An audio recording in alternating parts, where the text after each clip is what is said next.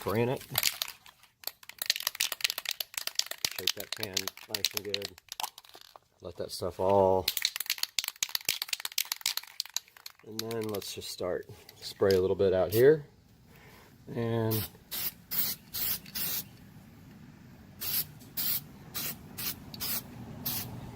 just like that.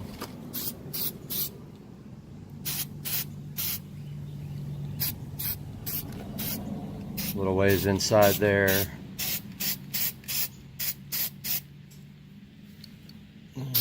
Can't really see up, but get that anyway. And that takes a little while to dry.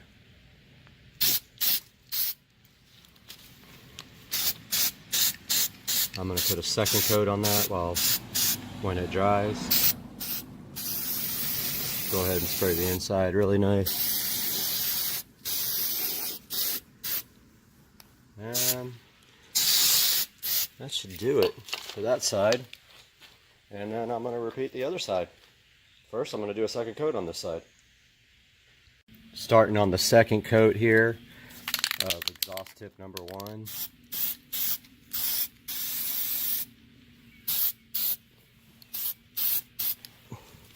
Pretty simple process. And that is it, my friends. There you have it. That's how you do your exhaust tips with DEI high temp silicone coating. Stuff prefers to be baked on, but it lasted as long as I had my SL65. So that's funny, it's coming out of that one now. I'm gonna go ahead and do the other side now. Hope you guys have good luck with this. I'll show a picture from when it's done. All right, I got 2 or 3 coats on each exhaust tip. But there's a good look at how that looks. Came out pretty good. Next shot will be without tape installed. All right, I believe that's enough coats. Taking off the tape here. That looks a little bit wet still, so yeah, gotta be careful with this. Yeah, that's definitely still wet. So you take it off, be careful. There it is. Black exhaust tips. That really needs to be painted or something. That looks bad. But there you have it, my friends.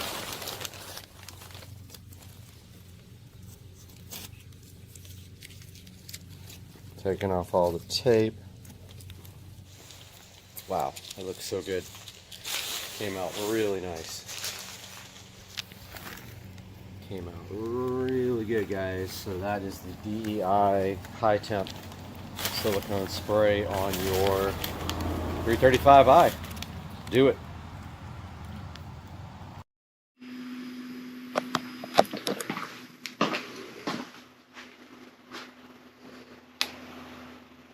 Power on. Bluetooth mode. Connected.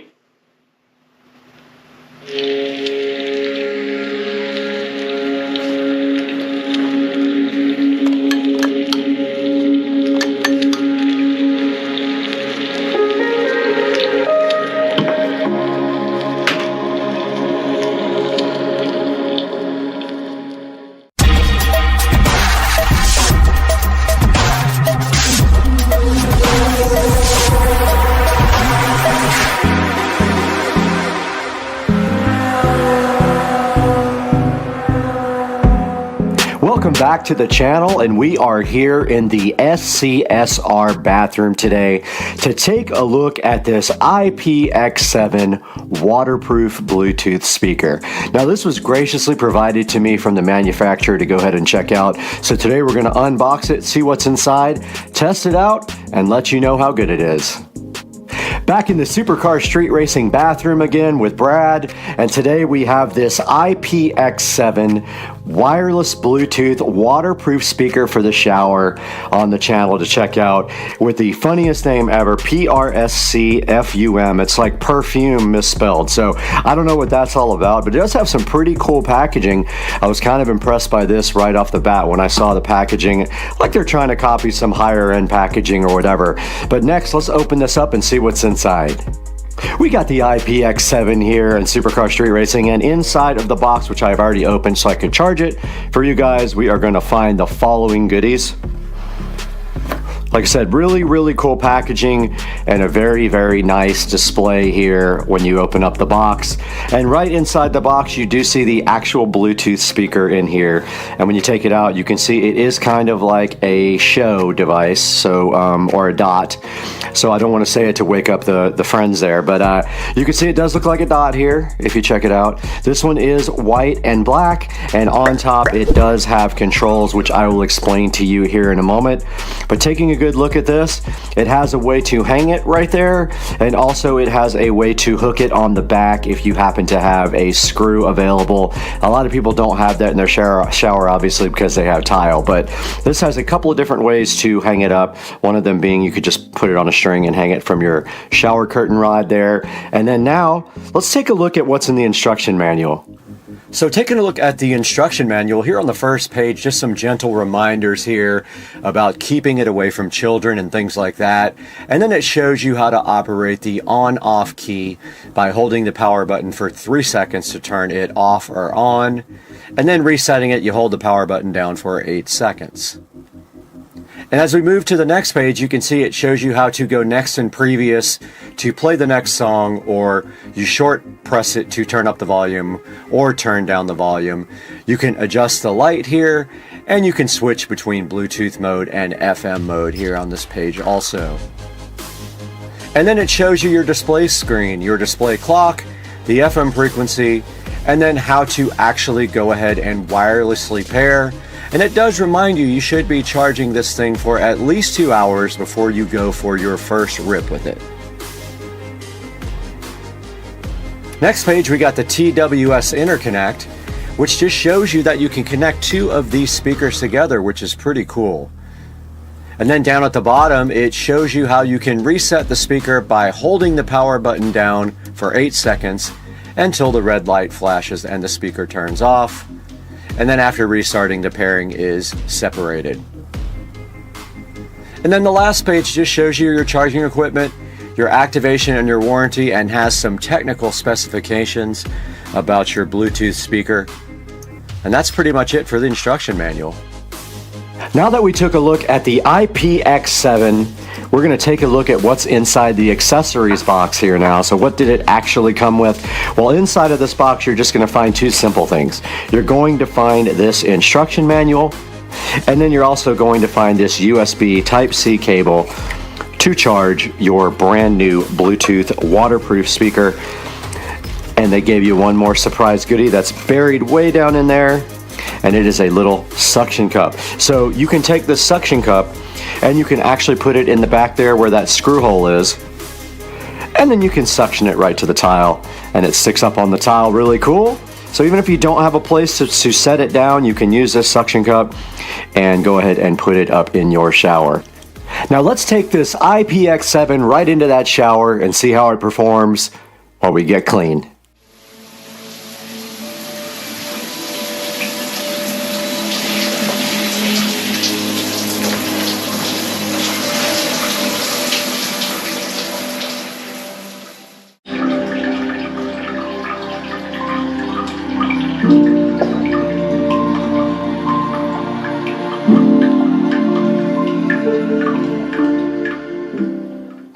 Here's a good close-up look at the front of the IPX7 and a good close-up look at the box here that it comes with. But I wanted to show you guys the controls here. So basically we have the power button right here. You hold it down. Power on. Bluetooth mode. And then there are different ways for actually pairing it, but it did just show up When you hold down the power button initially and keep holding it down, it is ready to be paired, and it come up as S3 on the phone. And then once you are connected to the device, this is your volume up and your volume down button. This button here controls the lights. So right now it is just on an endless cycle. But if you do push this button again, you can go to a solid color, and it'll go right through all the solid colors until you get right back to the cycling of the LEDs. Now, my one question was how to set the clock, and I did look in the manual for a while for that. But as soon as I connected it to the phone, the time did update. So I guess it gets it from Bluetooth would be my guess. Now, once that is all connected, then you just have your other device, your phone or your tablet, and once you're paired to the S3, you can go ahead and play music from it from there. Okay, you just saw how this IPX7 performed in the shower, and I got in there and it sounded really good. We were listening to no copyright music. Now let's take this thing over to Brad in the Supercar Street Racing 4K production studio to check it out on Amazon.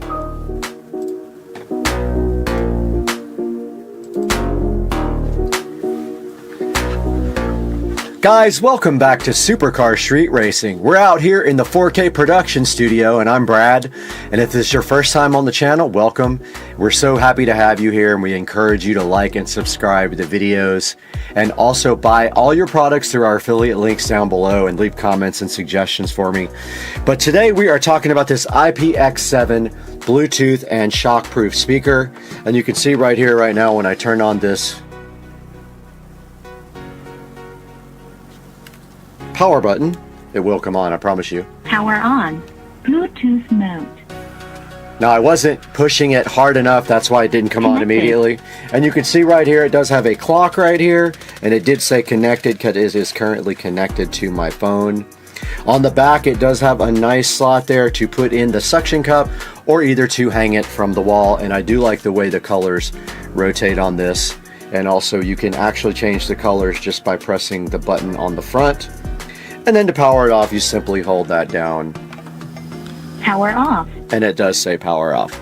Comes in this stylish box with a USB Type-C charging cable and a suction cup for the back. And taking a look here at the reviews, it does have a 4.9 rating, which is actually really good. 37 ratings, and it is rated at a 4.9, a 95% rating.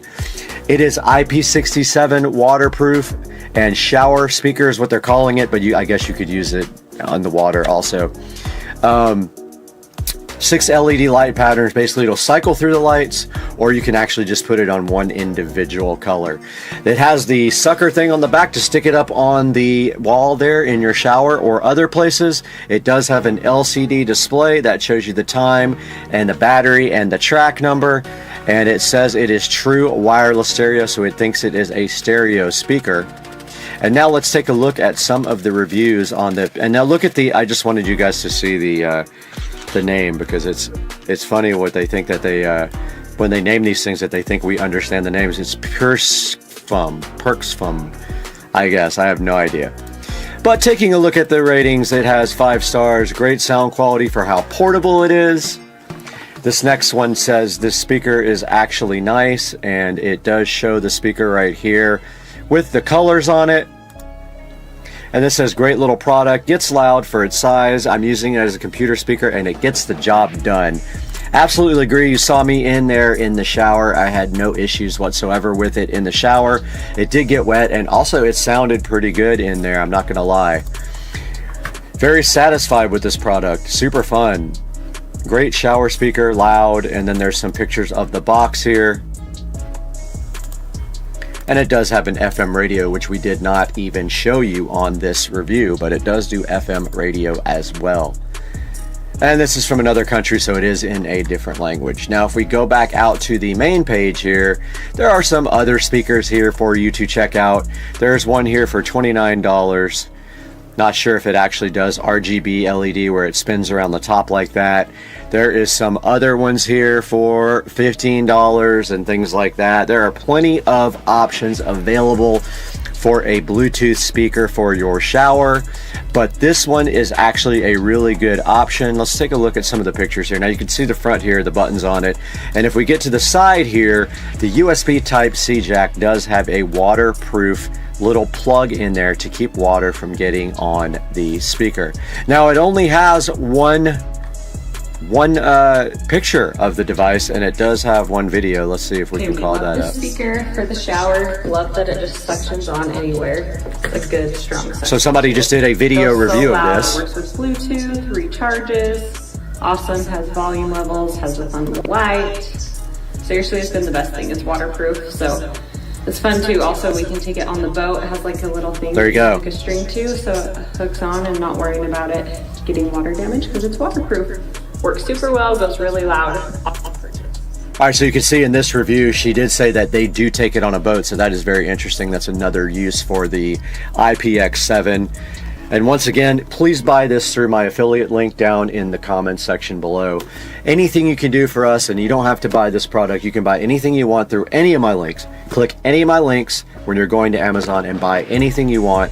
And that gives me a little help with the channel because we do lose money. Now this one was provided for us, so we didn't lose anything on this, but it still helps the channel greatly if you could buy through our links. And please like and subscribe and hit the bell icon, and we'll see you next time. I don't have to take a shower, but I'm peace out.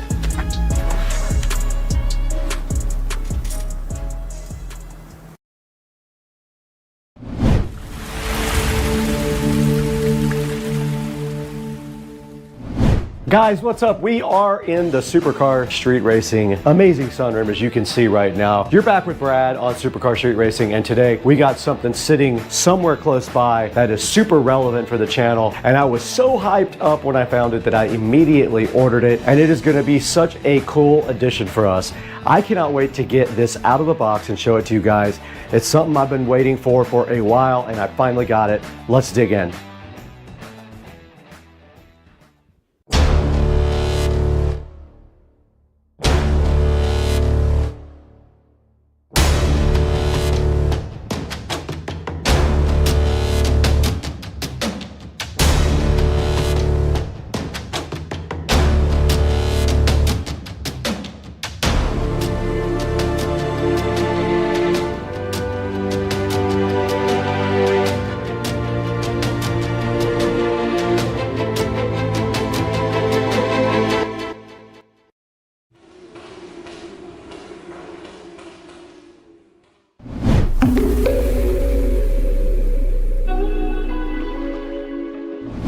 Guys, we are in the Supercar Street Racing sunroom right now. You can see outside, it is a beautiful but windy day in northern Florida. And here we are with a special project for the channel. Now, I've been trying to get something like this for the channel for a while, and I see other channels that have them, and I was so jealous. So I went ahead and pulled the trigger and bought a special treat. It is not sponsored. It doesn't mean it won't be sponsored in the future, but for right now, I paid full price for this object that is sitting so fresh and so fly right next to me in the box here.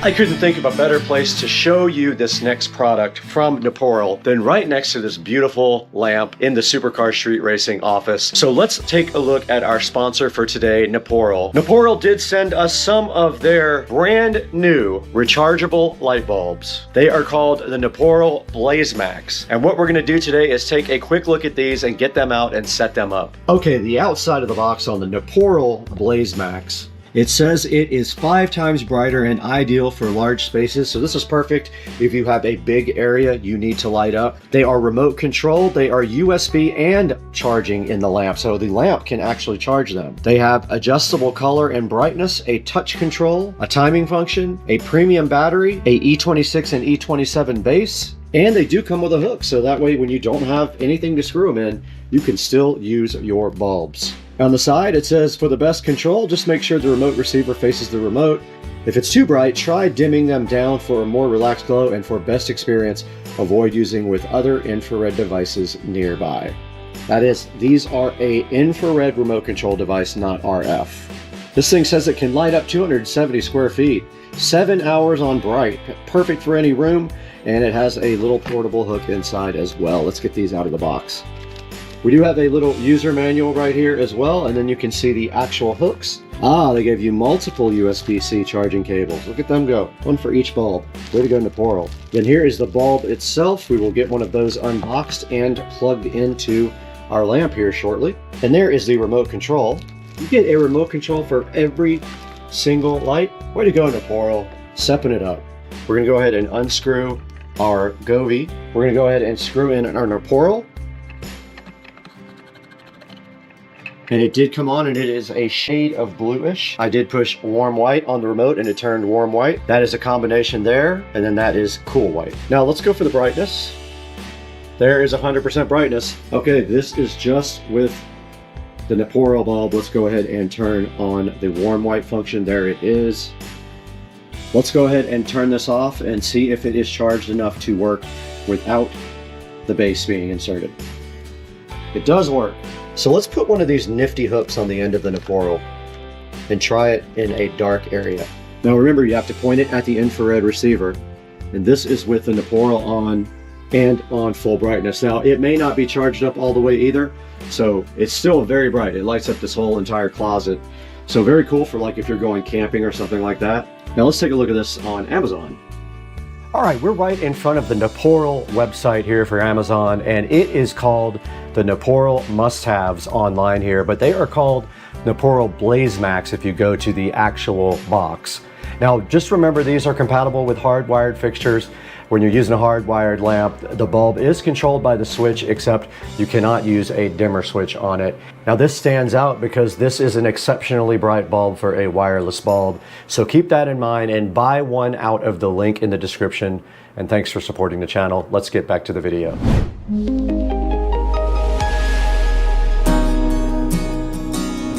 Inconspicuously marked from Switzerland is a fire looking box right here that got kind of beat up, but hopefully it is fine. And our first mission is to figure out how to open this.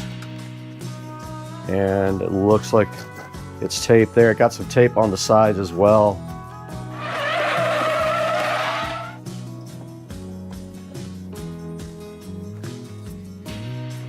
And looking inside the box, here is my order details. And right on top of the box right here, it says VEB Projects, which is the company that I did order this from. And inside some nice packing stuff. Nice label there for VEB Projects, I like it. And it did just come off without even ripping, so I will keep that. Nice packaging, great looking packaging. All right, let's get this thing right out of the box.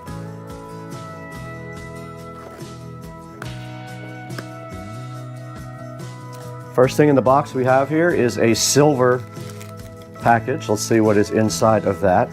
This is a bunny rabbit of some kind. Don't know what that's about. This is a USB cable. Yes, we did get a VEB sticker. We got some, looks like chocolates. That's really nice. Nice gifts from VEB. And then inside the box a little bit further, we will see exactly what we have. We have a thank you card from VEB Projects right there with a little URL there to go to set up your device. And then all the way inside we have our nice, there is what we bought. There is our device there. And if you're wondering what it is for, you will have to wait till I plug it in so I show you. It's about the right size that I was hoping for as well. And if we look on the back, all it does have is a USB. So this will require USB power from somewhere, just like that. So that is the device. Now let us go see exactly what happens when we plug this guy directly into power.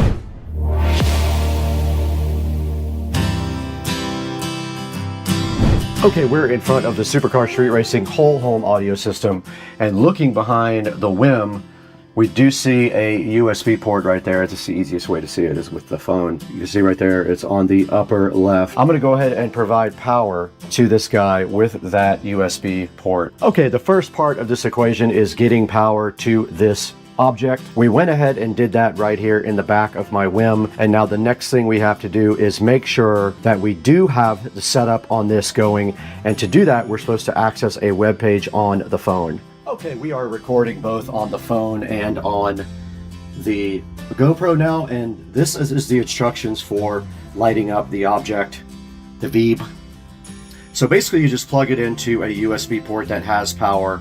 You go ahead and scan for Wi-Fi networks inside your phone, and you join the Wi-Fi network that says VEEB projects. Once you do that, it takes a couple of minutes, but you have to might have to press log into the network if it pops up, but mine popped up after about a minute. I went ahead to that page, and then I will put in the information now. Basically, you manually type in your Wi-Fi network to it, and you manually type in your password. There is no drop-down scan thing. You just do that. And that's all there is to connecting this guy to Wi-Fi. Okay guys, we did get our awesome YouTube subscriber counter, video counter, and view counter all done and connected up. And I noticed something really cool about this thing, and that is that it does keep the numbers even when you disconnect the power. Now, part of this is already built into the screen. The part that says YouTube and the part with the red square is built into the screen already. That is not part of the graphic. The Supercar Street Racing, the numbers and the videos and the views are part of the counter that actually makes up the screen. Now, I did think it might light up. It does not look like it lights up. That's fine too. It's got a, and there it is booting up actually. Now, when it boots up for the first time, you will see it go through this little process here of doing this flashing. I thought something was wrong with it at first. And also a big deal, if you get this, is when you first connect this device, you will not see anything on the screen. Even when you power it up, you'll only see the red square and the YouTube logo on the screen. You will not see any graphics, even while you're connecting it to Wi-Fi. Now, this is initializing right now, and there it goes. It is fully initialized and up, and that part of the project is basically almost done.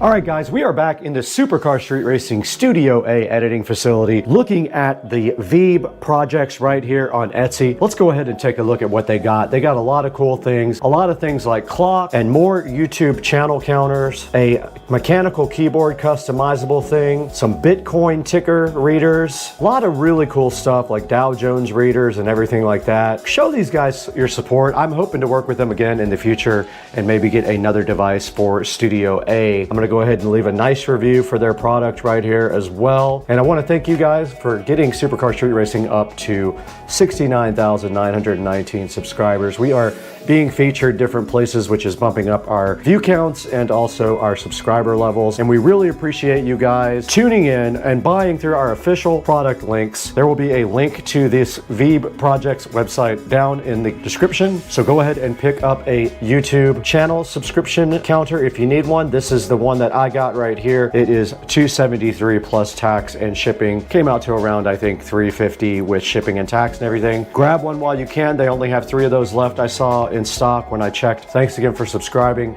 I got to get out of here. I got to eat some chicken soup real quick.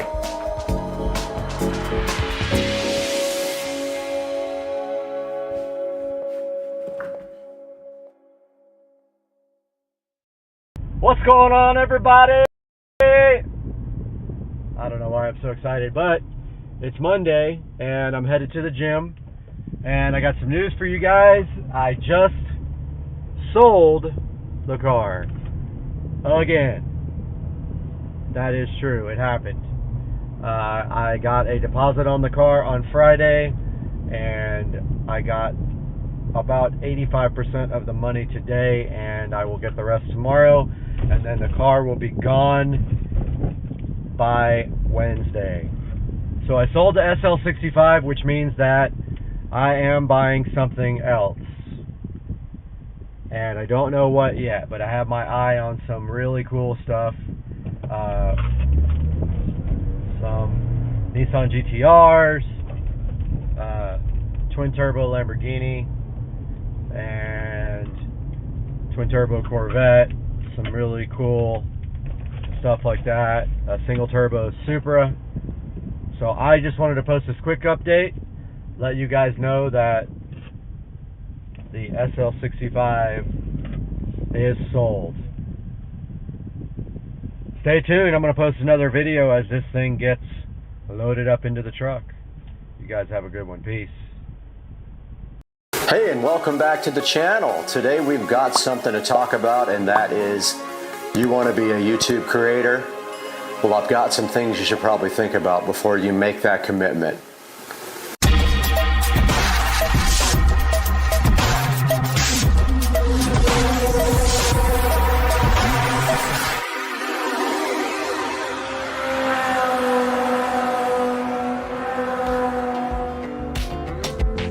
So let's talk about the first thing you're gonna have to be a successful creator on YouTube. So YouTube recently raised the stats for becoming a creator and making money with YouTube videos. They now require 1,000 subscriptions. So I know you might be thinking it's difficult to get your first 1,000 subscriptions. It is very difficult, but there are options out there. There are paid subscriptions where you can pay people to actually boost up your subscriptions. Places like Upwork will do that for you for a minimal fee, and it can get your channel started on the way to 1,000 subscriptions. Other ways to do it is just social media. Put your channel out there on Twitter, put it out there on Facebook, and word of mouth, and people will subscribe to your channel. They'll help you out tremendously. So the second thing you're going to need is 4,000 watch hours in order to monetize your videos. That's in 12 months' time. Now I know that might seem like a lot of watch hours, but that can be done pretty quickly. If you take your time and make great videos, you can get to that 4,000 watch hour mark quickly. Again, there's other ways to get it done though. You could actually pay someone to boost up your watch hours to 4,000, at which time your channel might take off and start earning revenue. So the next thing you need to be a successful creator on YouTube is a plan. Now, when you have this plan, all you have to do is just stick to that plan and come up with something that people are interested in hearing about. It might take you a few videos, but maybe one day one of your videos will break out and go viral. I know I have several videos over the 40,000 mark, and that's the only way you're really going to make money on YouTube, is if you get videos up there in the 50,000 mark per view. Those people with million hit videos are making quite a bit of money on YouTube. So I know what you're thinking. How much does each video pay on YouTube? Well, there's a lot of factors that go into getting your videos monetized and how you get paid. And a lot of them have to do with ads. And how many ads you place on your video and how much people watch all the way through your video has a big effect on the amount of money you get paid per video. So as you can see here, planning your ads in your video has a big effect on your pay. So how much does each video make on YouTube? Well, I can tell you from experience that a video that gets over 40,000 hits will probably make you around $120 to $140. Now again, it depends on your mid-roll ads, your primary ads, your secondary ads, if people watch all the way through your video and other factors like that. But as you can see here, a video with over 40,000 hits is still not going to make you a lot of money. You're going to need to get into those millions of hit videos if you really want to start thinking about retiring. So your next challenge is going to be coming up with ideas for your videos. To be a successful creator, you don't necessarily need to upload videos every single day. But when you're starting, it certainly helps. The more videos you upload, the more chance you have of becoming a successful creator that makes money on YouTube. Now, all your videos might not strike it rich, but having a lot of videos out there increases your chances of a video going viral, at which time your channel could take off. I have several videos with over 30,000, over 40,000 views, and as soon as I started getting those kinds of views, my revenue increased and my subscriber count increased. So try to make as much content as possible, but also try to make it very, very high. So how long does it take a channel to really take off and start making money? Again, that's going to be up to you. First, you've got to get that 1,000 subscriber thing out of the way. Then you got to get that 4,000 watch hour thing out of the way as well. Once those two things are done, you can start monetizing your videos, but you also have to create a Google AdSense account so you can get paid, and YouTube has to approve your account. Now, getting your account approved can be tricky. They have done some things with certain people's accounts saying that they had copyrighted material when they didn't. They have flat out denied some people's accounts, and they can take your monetization away at any time if they feel like it. So go ahead and get these things out of the way, and you're well on your way to being a successful YouTube creator who makes money on their content. So how long did it take me to start making any kind of money on YouTube? Well, I'll tell you right now, I've been at it for years, and I still don't make enough money on YouTube to even pay for the channel. It's a bummer, but you gotta start somewhere. And I have hundreds of videos from years back, some of which were not monetized until recently, and so I haven't made a lot of money on YouTube. I only really ever recently made any money that can even be counted towards anything. So you're gonna take a loss in the beginning, and especially if you have to buy equipment. You need things like cameras, you need lights, you need editing equipment, you need mics. And for that quality to be high, you're gonna have to spend some money. So it's gonna take a while for you to start rolling in the money on YouTube, but take a look at some of the things here that you're gonna have to have in the minimum to make some high quality video productions. So let's go over some of the things you need in the long run, once again, to have a successful YouTube channel and make some money as a creator. So the first thing you need is the 1,000 subscribers. That has to happen. YouTube will not monetize you without 1,000 subscribers. The second thing you need here is 4,000 watch hours over the last 12 months. You have to have at least 4,000 watch hours or YouTube will not even accept your application for monetization on your channel. After they accept your application, you're going to need a Google AdSense account to get started getting paid. And YouTube does report to the IRS. So you can expect them to send all your information to the IRS with your social security number. You need a plan. What's your channel going to be about? What kind of content are you going to focus on? Are you going to have more than one area of focus in your content? Make sure that plan is good.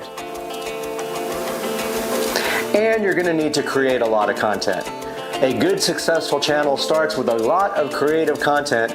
Eventually, when you have your 1 million or 2 million subscribers, you can step that content level down and just focus on the main things that make you money on YouTube.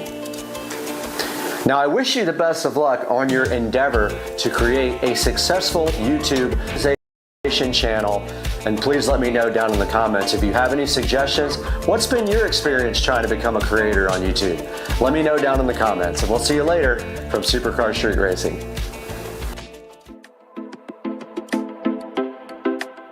The YouTube Partner Program, or YPP, gives creators greater access to YouTube resources and features.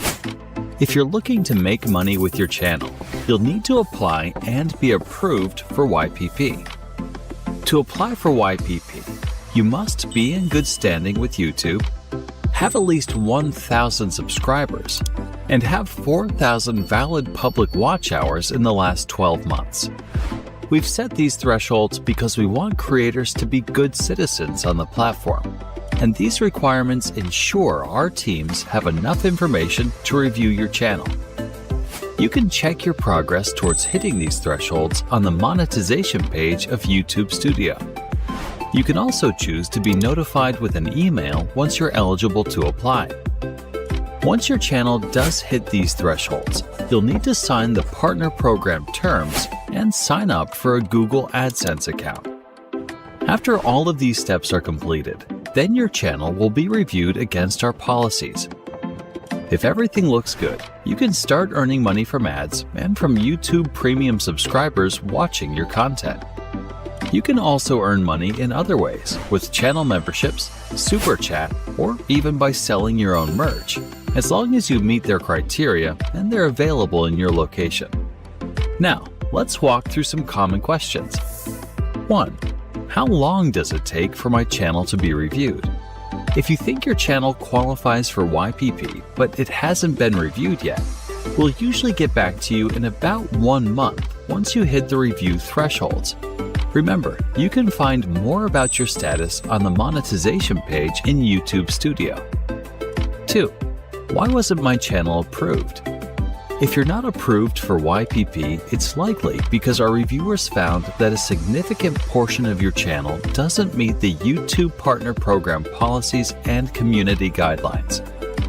Some of the most common reasons for not being accepted are regarding the AdSense program policies, specifically related to reused or repetitious content. This is content that is very similar or exactly the same across videos and channels. You can reapply again in 30 days, as long as you still meet the watch hour and subscriber thresholds. Before you reapply, we suggest you read through these policies and edit or delete any videos that violate those policies. 3. Do I have to meet the threshold every year? The short answer is no. However, you do need to stay active with uploads and community posts. If you're inactive on your channel for 6 months and fall below the threshold, we may remove your channel from the partner program. For more information on applying to the YouTube Partner Program, check out the resources in the description below. Thanks for watching.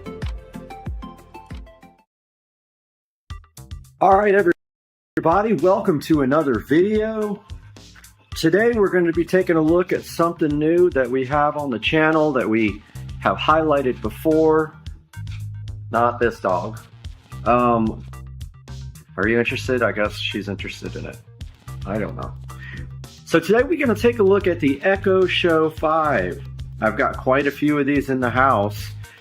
And what I ended up doing is when I bought the skin for the Echo Show 5 for the new theater room remodel, it simply was junk. It literally was just a sticker that you place over the top of the Echo Show 5, and it didn't even cover the front of the device. I absolutely hated it. So I ordered an Echo Show 5 in charcoal. Now this would be the first one that I have that is charcoal, but I needed something in the theater room that would not look white and reflect light. Still have not got my tripod in that I ordered, so I'm still waiting for that. So I'm still one-handed when doing all these opens.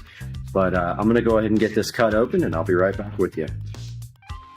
All right, once we get the packaging open on the Echo Show 5, now this is a refurbished model.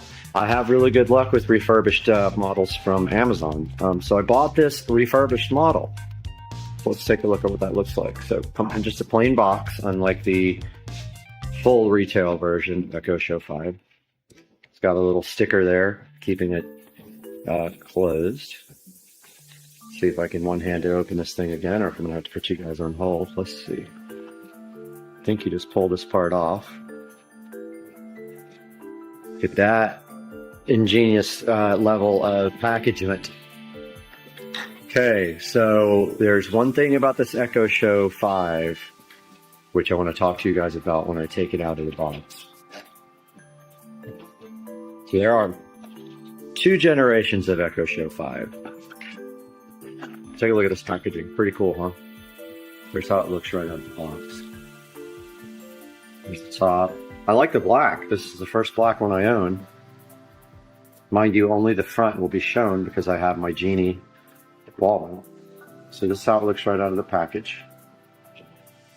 Let's go ahead and unpackage it all the way.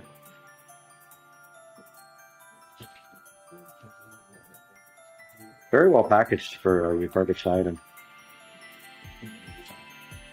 Amazon does a good job with that. Probably difficult to have so many products refurbished and have like an operating methods, procedure, or whatever for getting them all done correctly. It must take a lot of manpower.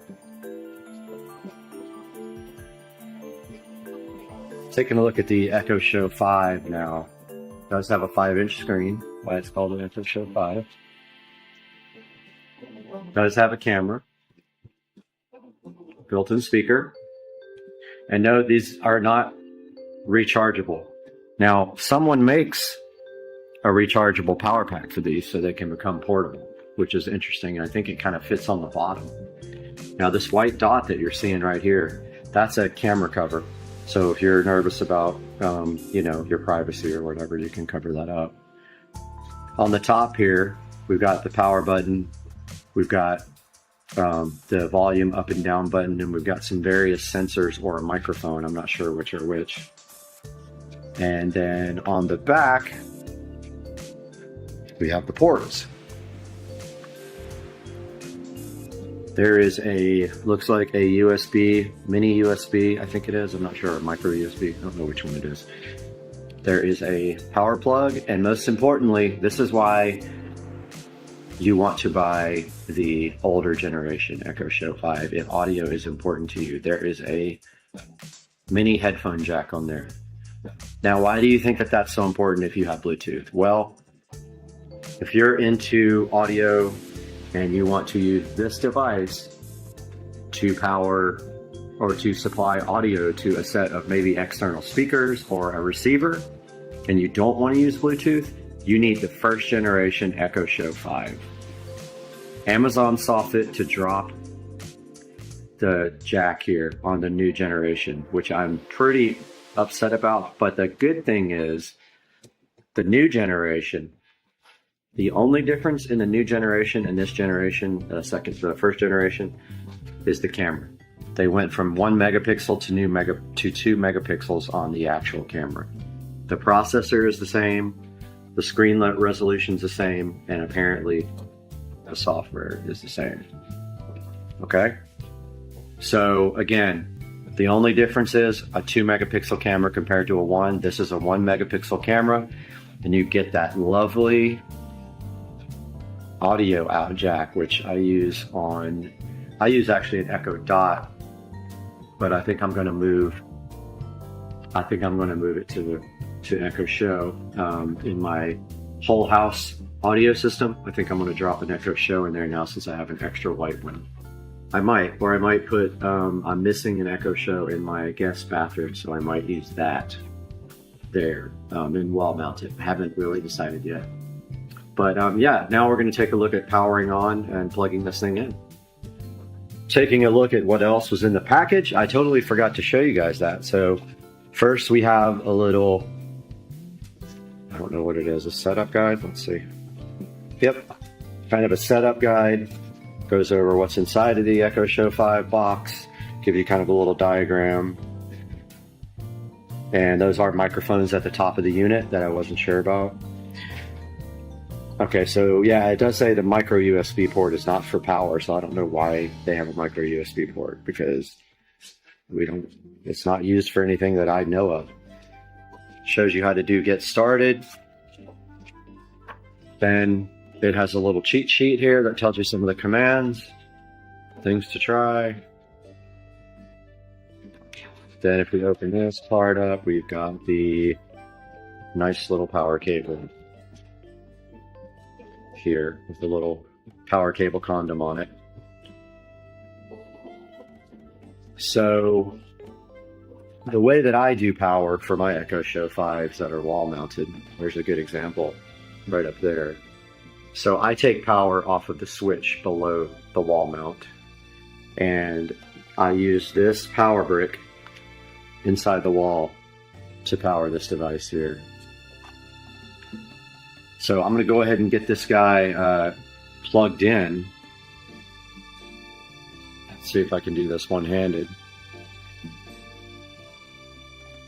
Okay. I'm doing okay at it. Okay, yeah. I was able to actually get it. Let's go ahead and plug this guy in. So what you do is power adapter goes right there. Got the guy plugged in there. 5 gigahertz network before, where I had too many devices on it. If this errors out again, then I'll connect it to 2.4. Yeah, I don't know what's going on with that.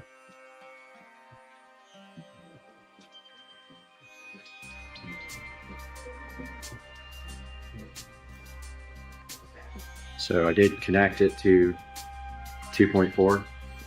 I know that's the right password, and all these other devices are connected to the 5. So to device options, you go down to where it shows you the operating system.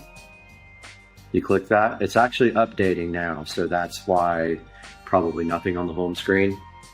You see it's on 41%. So it's getting the software updates now. So I'll be right back when it's done downloading. All right, so the device just got to the home screen, and I'm not sure if it updated, but you can see right there it has a clock and a date on the home screen. Let's go see if it's still working on the update. It is. It's still only 71% done. It will time out from this screen.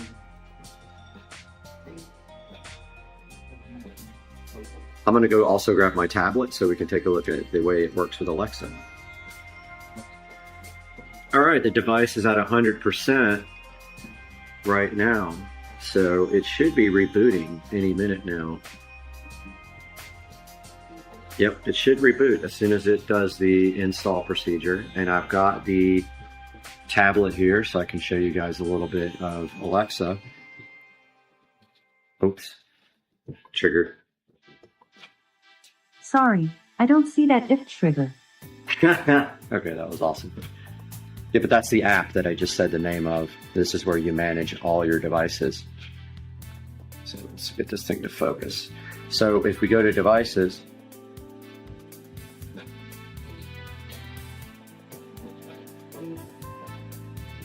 and it's going very slowly.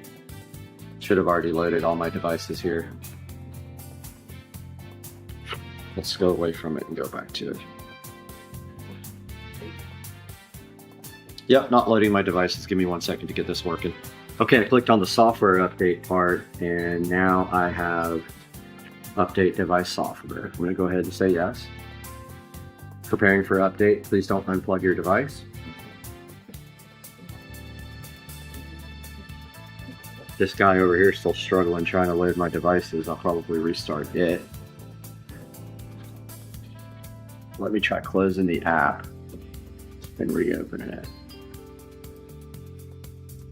So let's go back here to Alexa. That one's rebooting. Okay, so my home screen comes up fine. Let's try device again. There we go. Don't need to add new devices and groups. So now that we're in this screen with your devices, if you press this Echo and Alexa,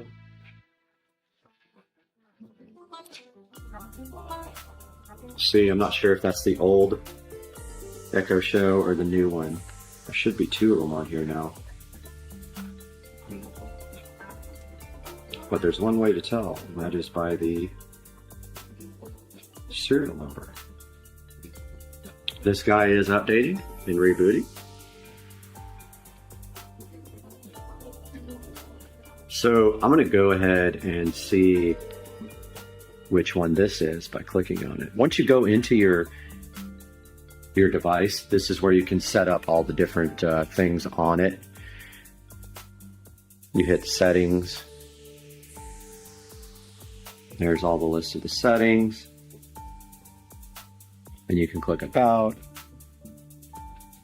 And then that's where it shows the software version and the serial number and everything. Okay, this guy's still going. I'll be right back when this guy is updated. All right, the device just rebooted with a new software install. I did go to the old device and rename it to Extra. And so it now has its own unique name, and this will become the one for the home theater room. But yeah, if we go back into the actual app here on the tablet, you can see that this is where we can set audio settings. We can set up like Bluetooth devices to connect to it, the sounds, the location. We can do a lot of things on the device from the actual app.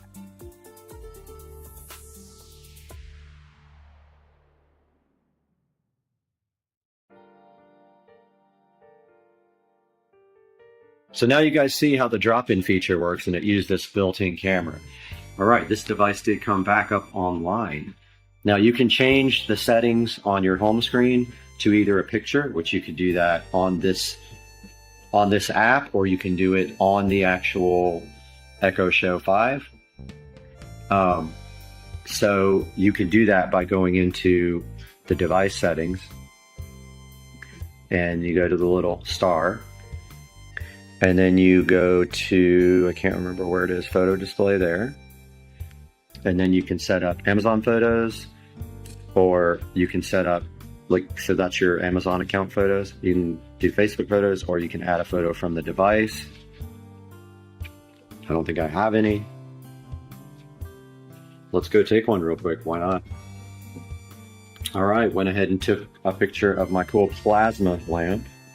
Let's see if we can make that. So it is, you know, obviously a 16:9 screen, so this picture is going to be cropped. But let's go ahead and set that up. So it's uploading it. Downloading it on the device. Now we should see that translate after it goes back to the home screen. So it says it's being downloaded.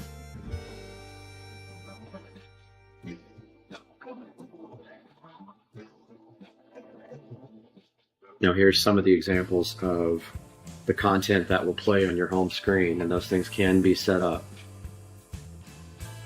You can enable or disable the different types of content. It still says it's being downloaded to device. So one of the good things about having these devices all over your house is that they can also play audio through the actual device. So you can make these guys part of a group, and you can play audio with any of your other devices, or they can play standalone audio. So if I say Echo, ooh, I don't know what the wake word is. Alexa, play Soma FM Deep Space One. Soma FM, Deep Space One from Bradman's TuneIn.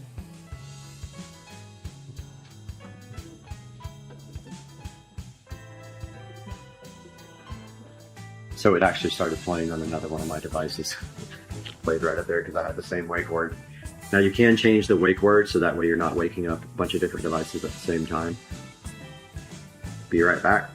Okay, we do have finally, after whispering its name, we have the audio playing on this device. And I want to show you guys about skills, because that's basically what this is using. So this guy seems to be stuck uploading our little picture. This guy went back into updates, and it does have an application update.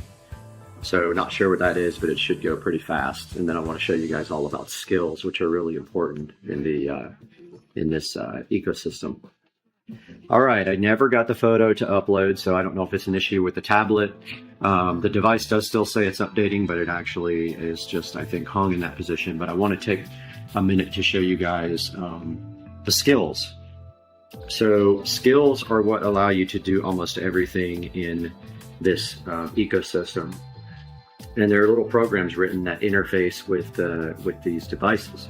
So let's say, for example, that you have a thermostat that you want to control with these devices. Well, they can't natively do it without someone writing an interface for it, and that's called a skill. And so if we go into the app here, and we go to skills and games,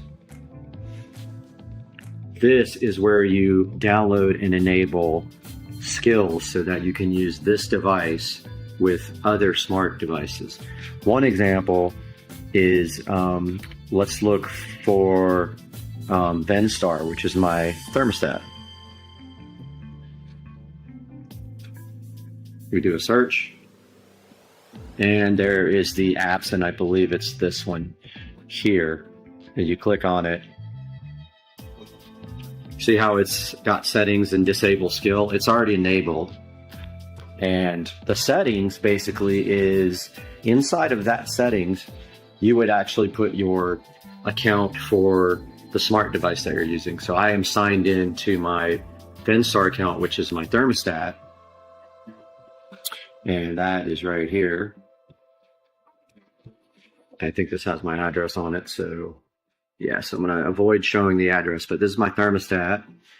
So this skill is enabled, which allows this app to interface with this device or all my devices. And so then I can use commands and voice commands to change the temperature of the house. Alexa, set Brad's house to 70 degrees. The heat set to 70. There you go. So that is how skills work, and there's skills for a lot of different things, not just running smart devices, but there's, you know, anything that could be a program can also be a skill. So they have like joke skills and other things, and we'll just have to like look through it. But taking a look back at the home menu here, you swipe down. Here's where you can set up your alarms, your do not disturb, your brightness, notifications, communications, music. You can also join, like you could join this phone as a Bluetooth device to your speaker here, and you could play audio through it. Now, once this is set up, you can then add it to a group with the app here. So if you go into the app and we go to devices at the bottom there, it shows you all your devices, and then you can create groups. And like, for example, you can make audio groups, you can create home theater groups, but like I've got a garage audio group that plays everywhere. It plays actually on the whole house audio system, and it plays on the dot in the garage. So it plays audio in both places when I command it to play on the garage audio group. You can do things like combine lights and combine, you know, you can create groups with different objects, different smart devices. You can also do what's called a routine. Routines are very cool. That's where you can create multiple commands, and the device can do all these commands with one action. And so, like, for example, if I say good night, it then does a series of things. And it does all these commands, which is very cool because I only have to say one thing and it sets up my whole house for good night. Now, this display is interchangeable. You can actually change the clock to different formats. You can move it around. And if we go back to our menu here, if we go to settings, here's a look at some of the settings in the device. So there's where you connect the Bluetooth. Obviously, there's the Wi-Fi. Here's where you can set up your photo display on your device or change your clock content to a different type of clock. So let's see. You can also set up like predetermined themes by them with your clock. But yeah, there's clock photo display. And then you can also set up your home content. So you can toggle off all these different things that you can have rotate on your home screen. Like if you don't care about scores for your local teams, you can switch that off. If you don't care about her giving you hints on that disease, we can push that off. Any of the stuff you don't like, you can turn off of your home screen content that rotates. I kind of like the rotating content. Some of it I don't care for, but I haven't gone through and really done that. Now here's where you set up your display. You can set up your slideshow preferences for photos, your brightness. You can make it adaptive so that when the room brightness goes down, the brightness on the screen goes down as well. And when it goes up as well. So before alarms, you can make it look like a sunrise, and then you can dim the screen to save power. Going back here to settings, and we go to sounds, you can set up your media sound. There's an equalizer built in, which is pretty cool. So you can, you know, this has a little speaker in it, which sounds pretty good, but you can set up bass, treble, mid-range. Make your alarm go up in level so it doesn't, you know, knock you down. You can do custom sounds in here. So these are your custom sounds. And you can do request sounds from the start of when you do something and the end of it when you're asking it something. There's a good example of the weather popping up on the screen. Now we have a whole nother sounds. Oh, we already did the sounds, sorry. You can set up the kids. You can set up a do not disturb for different times. Your camera. You can actually set up remote access to the camera stream, which is very cool. If you press learn more. Home monitoring. So there's a good write-up on how to use the cameras in the devices.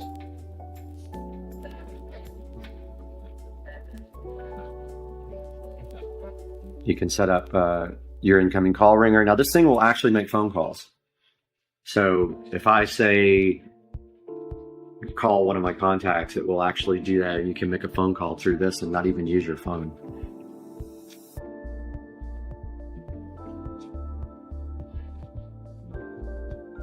Hopefully I edited that part out. But there's where you set up sidewalk, your web options. You can set up a remote. This is where you can pair another gadget, check for your software updates. And it keeps saying that I have, okay, it finally says I have no updates. Oh, wonderful. Reset it to factory defaults and show the serial number of the device.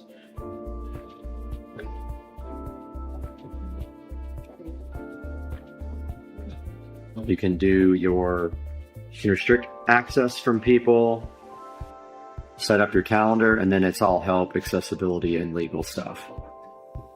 And then it shows you where to go to the app to link your accounts. So yeah, that's a good look at the device there. I am going to go ahead and now get this traded out because it is black and the one in there is white, and I'll show you guys that now. All right, we are in the newly remodeled 4K home theater room. Notice I removed the ugly skin that was on there, which was terrible. Now to take this out, it's so simple. It just literally pops right out. And why you should buy the one with the audio output if you're really interested in doing audio to another device and not using Bluetooth.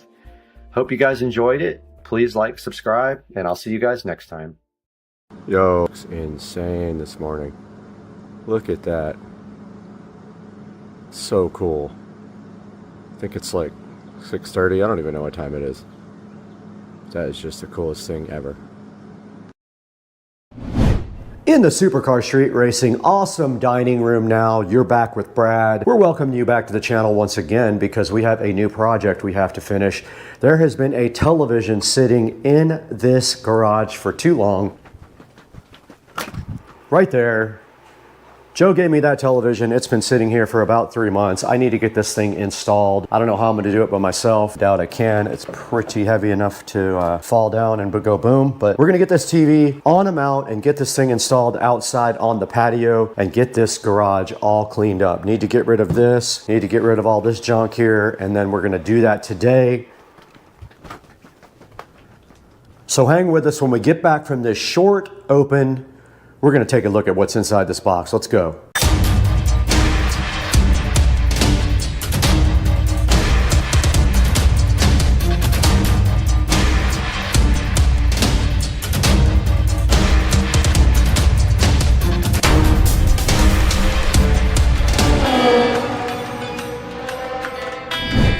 Back in full effect at Supercar Street Racing inside of the lovely dining room next to this 12-string guitar. And inside of this box is something we need for outside on the patio. This is the USX mount XML008-1K-01.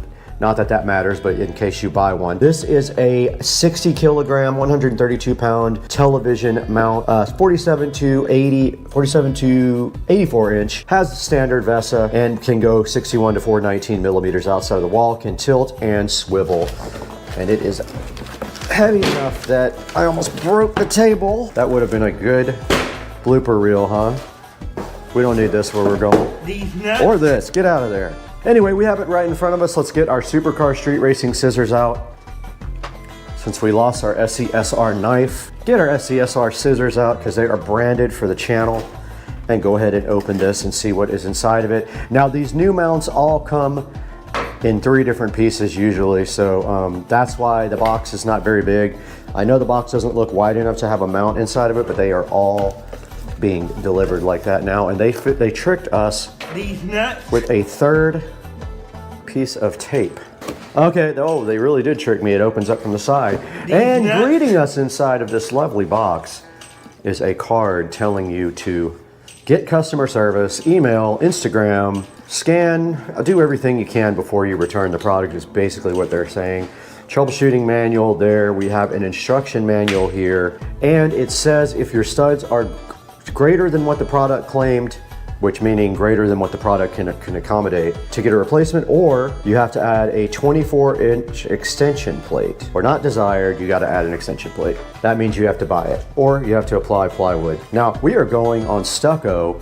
None of that will apply to us. Now here is a lovely cord organizer they give you. They give you a level also, those two whatever things they are. And then we have some cardboard here with the VESA mounting arms inside. We have a bunch of screws and some washers in case the screws do not actually fit. You can add washers to space them out. We have more mounting hardware here, a nice set of Allen's key, and then inside the box we do have the actual mount.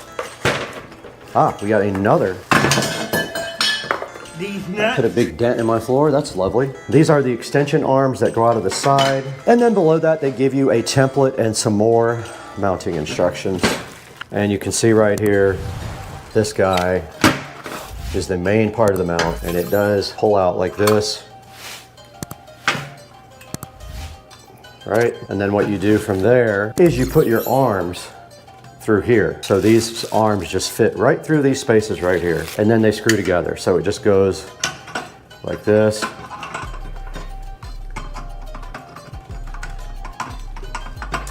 Am I doing it upside down? Yes. And you just bolt this to the wall. Now the next step is actually going to be removing everything from the outside, but I do want to get that TV in here and up on the table so we can actually work on it. We're gonna put this fuzzy blankie. Let's see, this is big TV now. Now you can see it does have a mount. Why am I not using that? Because it does not offer enough flexibility. Let's go ahead and remove the old mount. Boy, this mount is way different than what we're putting on.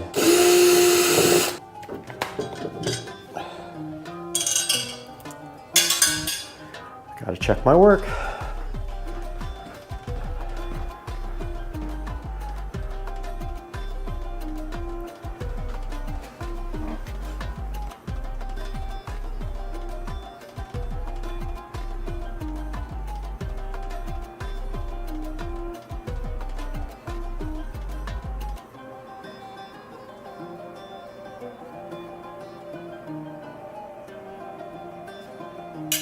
This has low mounting holes here, so the holes go towards the top of the TV, and we use the bottom mounting point. Yep, I can't go any lower than that. I'm gonna use the same screws.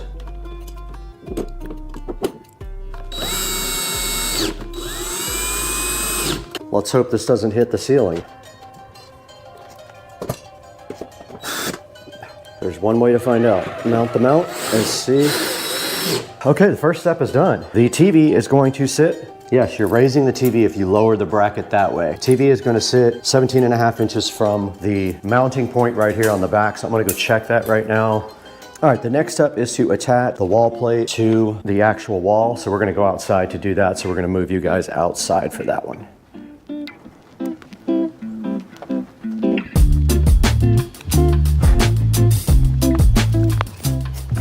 All right, we are out in front of the TV now, and we have to disassemble this whole entire thing and take off all these old zip ties and everything. I'm gonna get my gloves on. This is nastiness.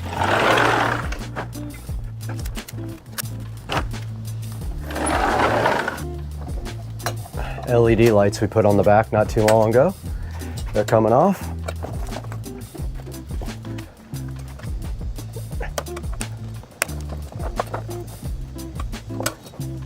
These are just wrapped around, no biggie. And this plug is not removable.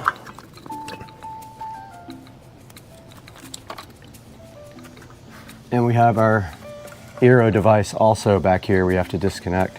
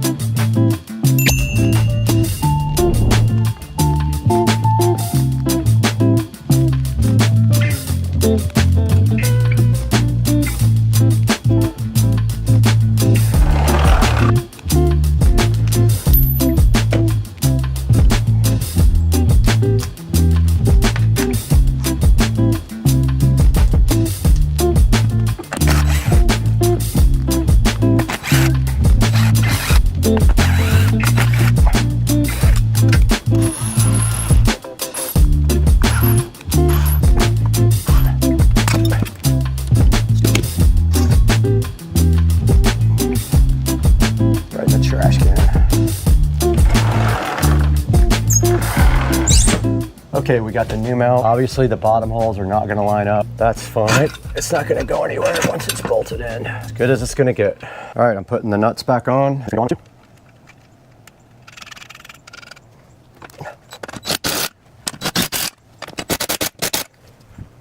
Guys, I did get the new mount installed. I only used 2 of the 4 bolts because the other 2 don't line up.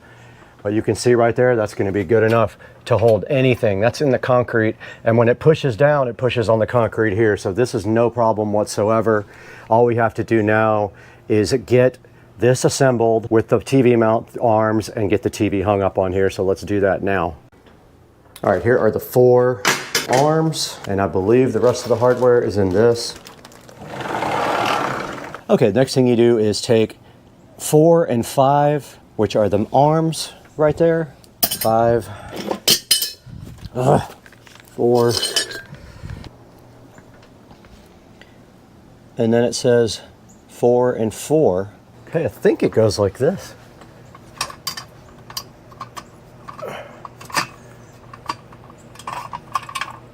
Just like that. And that would mean that this one goes like that.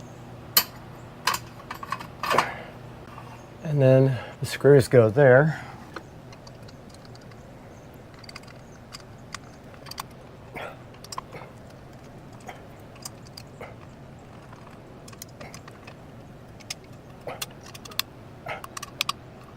So I'm gonna pull this all the way out like that, aim it this way a little bit, push this guy back, try to get this TV hung. Let's see what happens. Hopefully it breaks. Wait.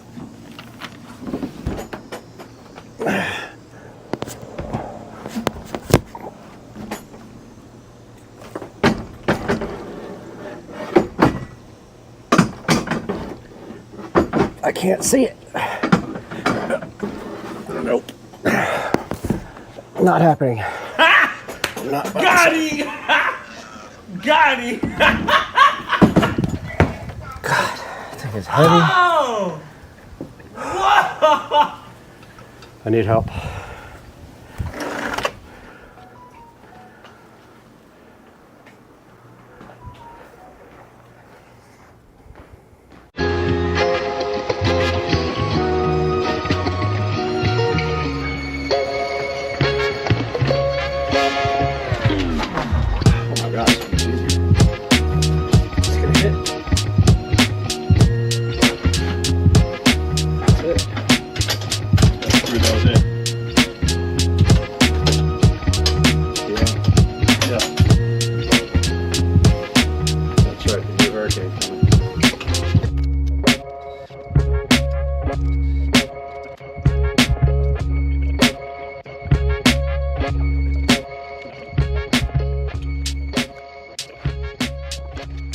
Okay, Joe and I did get this TV hung yesterday, no problem. We have some work to do now though to go ahead and get the back of the TV all good. So what I am going to be doing today is getting the wiring done, getting the neon lights rehung, getting the access point mounted back there for my Eero, and just generally buttoning everything up. And I gotta fix this pin that I bent. So that's what we're doing right now. We're gonna be out here working on this while we do our daily workout. We'll keep you guys along for the ride. All right, we're back out behind the TV now, and we're going to start tying up some wiring and also going to be demildewing some of the existing equipment that's been out here for a while. But our first step is literally just to start tying up wiring. We did forget a part of the end caps on the TV mount. They just literally go like that, screws over them.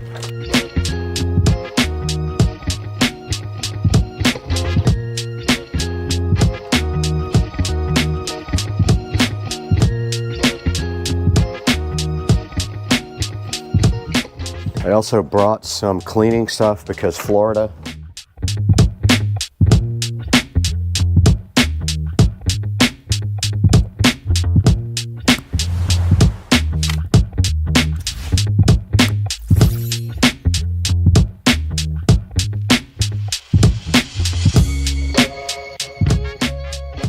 Now this LED light is going to be on a power strip that is on a smart plug. So that whole power strip is smart plugged.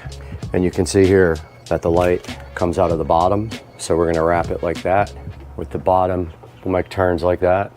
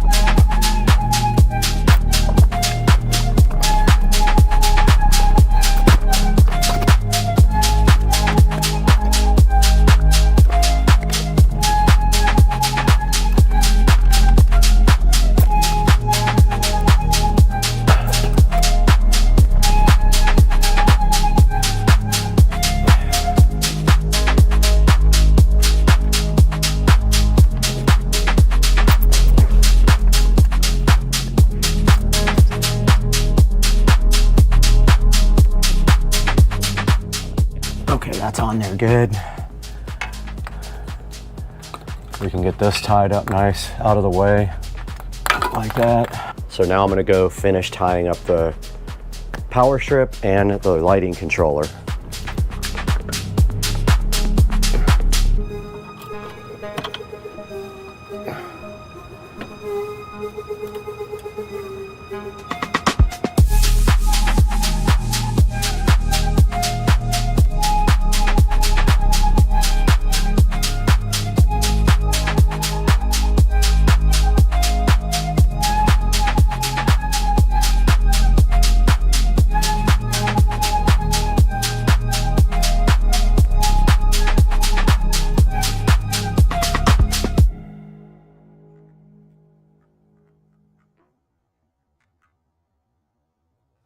All right guys, a little bit of an update before the SD card runs out. I am finished with the television project. I just have to clean up now.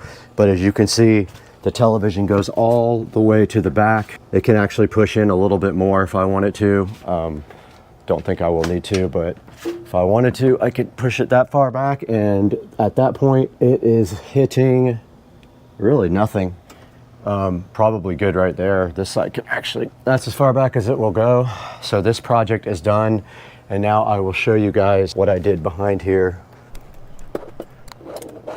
This is what I ended up doing. You can see I tied the TV up nice here, the LED light strip and everything. And then this power strip up here is switched by this smart switch.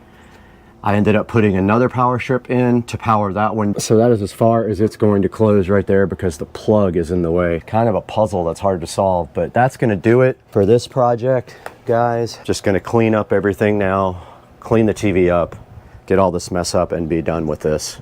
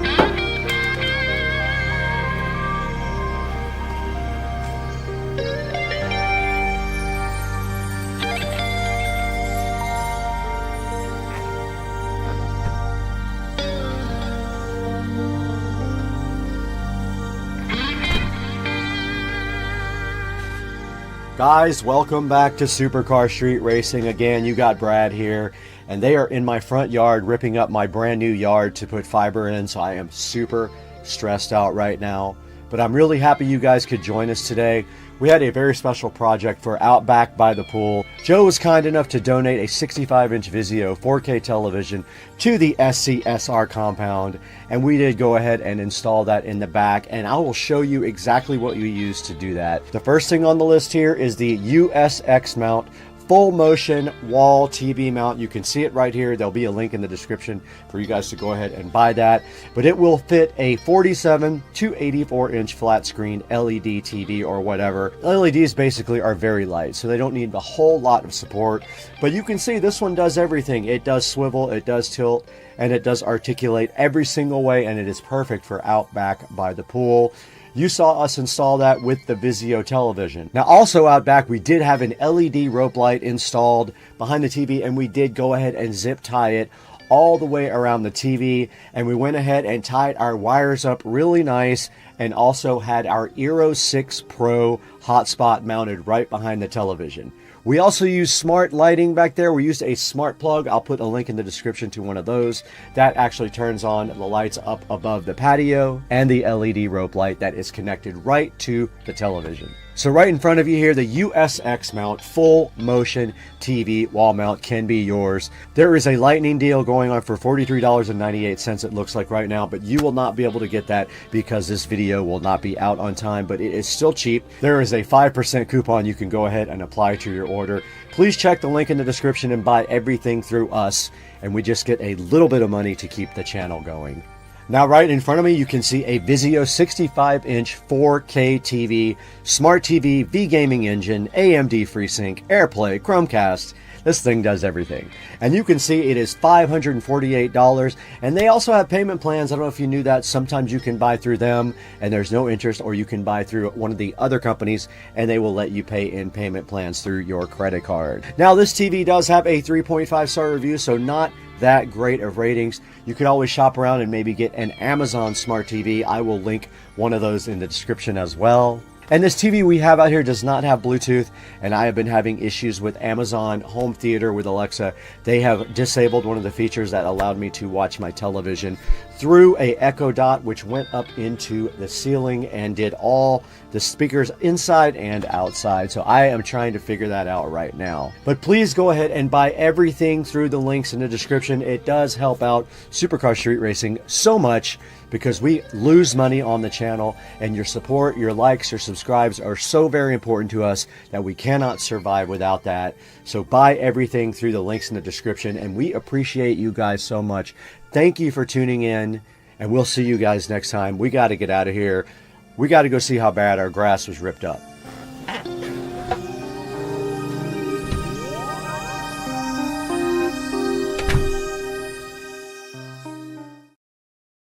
Alright, welcome back to the channel, guys. Supercar Street Racing and Brad here. And today we have a tour of the golf cart audio system.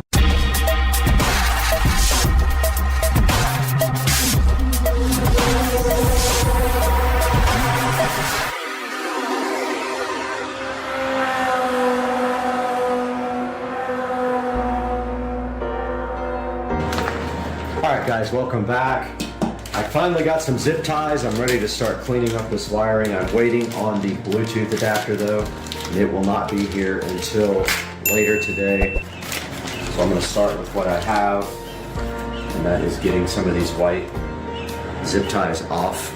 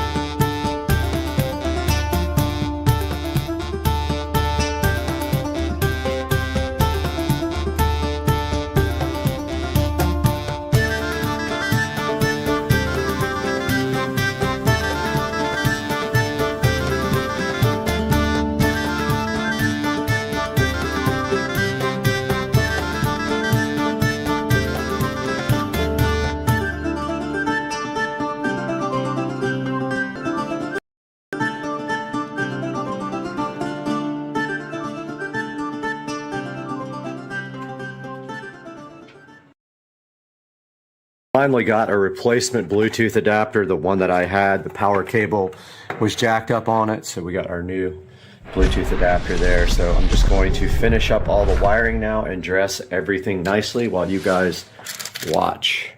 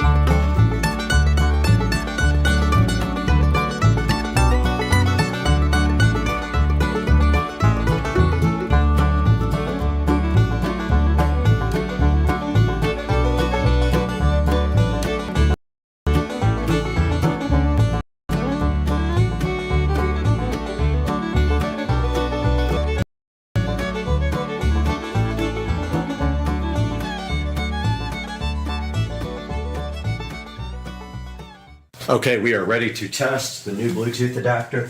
We are connected to Wi-Fi here, and we got YouTube. Let's see.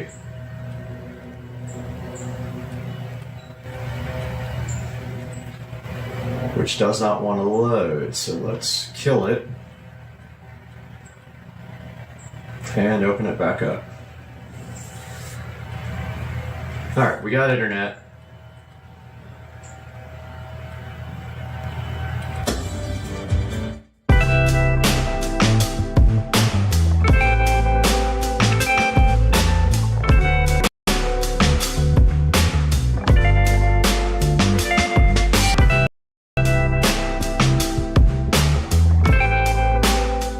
Alright, I just finished redoing again the entire audio system back here, all the wiring. I was having a little bit of OCD about it, so I went ahead and redid it all with less connectors. I figured out a way to use less connectors and redid all the tubing and all that. One thing I really need to do now is throw a zip tie around this guy right here to clean it up a little bit. But that's about it. I just wanted to give you guys a good look. We've got the inverter there. We've got the 5-channel amp there, the epicenter on the back of the back seat, the relay or the circuit breaker for the amp is there, and the voltage reducer is there, and the Bluetooth adapter is there. So I am going to go ahead and button all this up. It works perfectly now. All the channels are correct now, and I'm happier.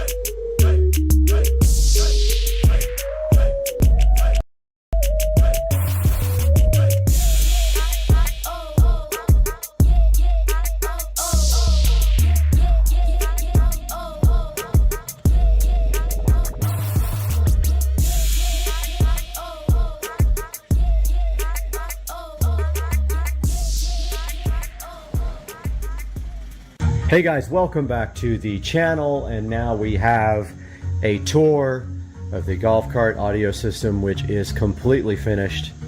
And we will start here in the back where we have a 12-inch woofer here, and this is a SCAR audio dual voice coil, 4 ohm per voice coil, paralleled for a 2 ohm load. We also have a quick disconnect here made of just 2 plugs that I fabricated so I can take the box out easily. It's just a regular electrical plug. The enclosure sits facing the inside of the cart there, and the little cover inside there is off to help the bass transfer. I do have to do more wire tie I see right here, but this is the amp rack. Yeah, it looks like I missed tying up some wires into there. Just totally missed it. But this is the amp rack, and on top you can see we have the, I'm going to do this over. Out here with the hurricane in Jacksonville, Florida, and we are streaming live on the channel. If you guys want to check it out, go to my channel, check out the live stream. Guys, welcome back, and you are here once again in the SCSR beautiful bathroom that was remodeled not too long ago. And right in front of us here today, we are taking another look, yet another look at some different types of on shoes. And today we have the Cloud Go Wide in size 9 male on Supercar Street Racing.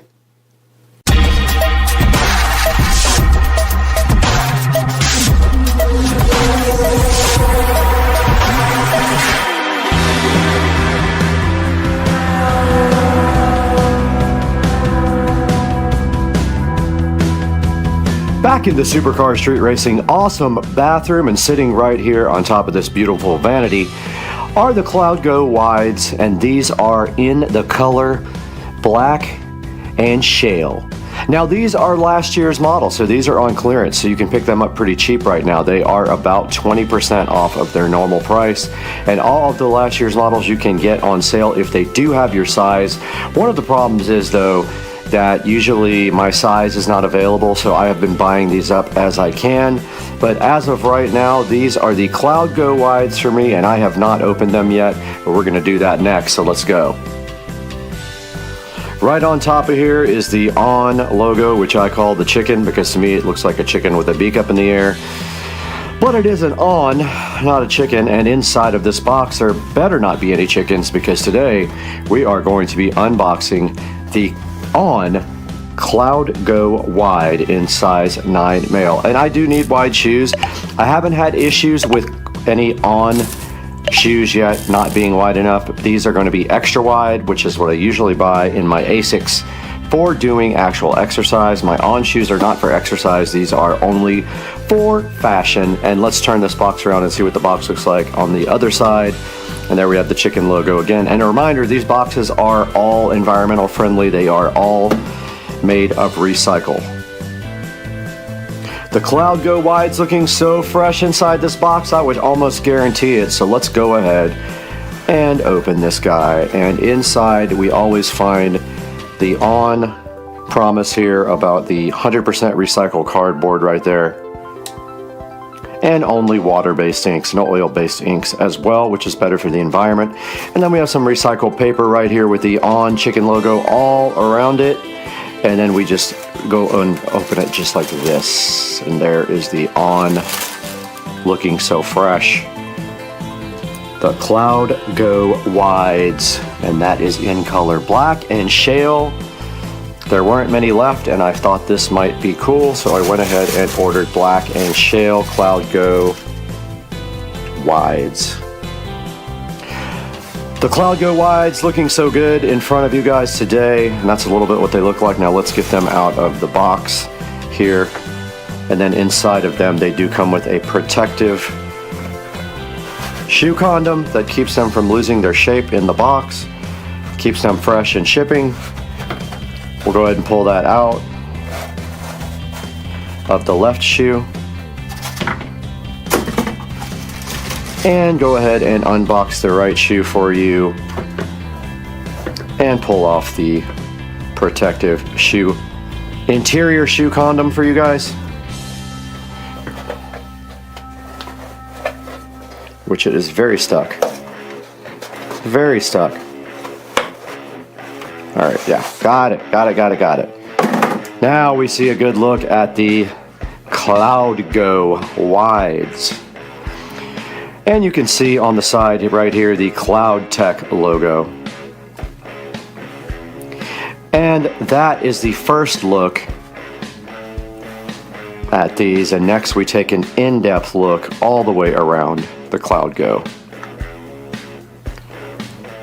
Starting at the front of the Cloud Go, we can see the ON logo in a silverish white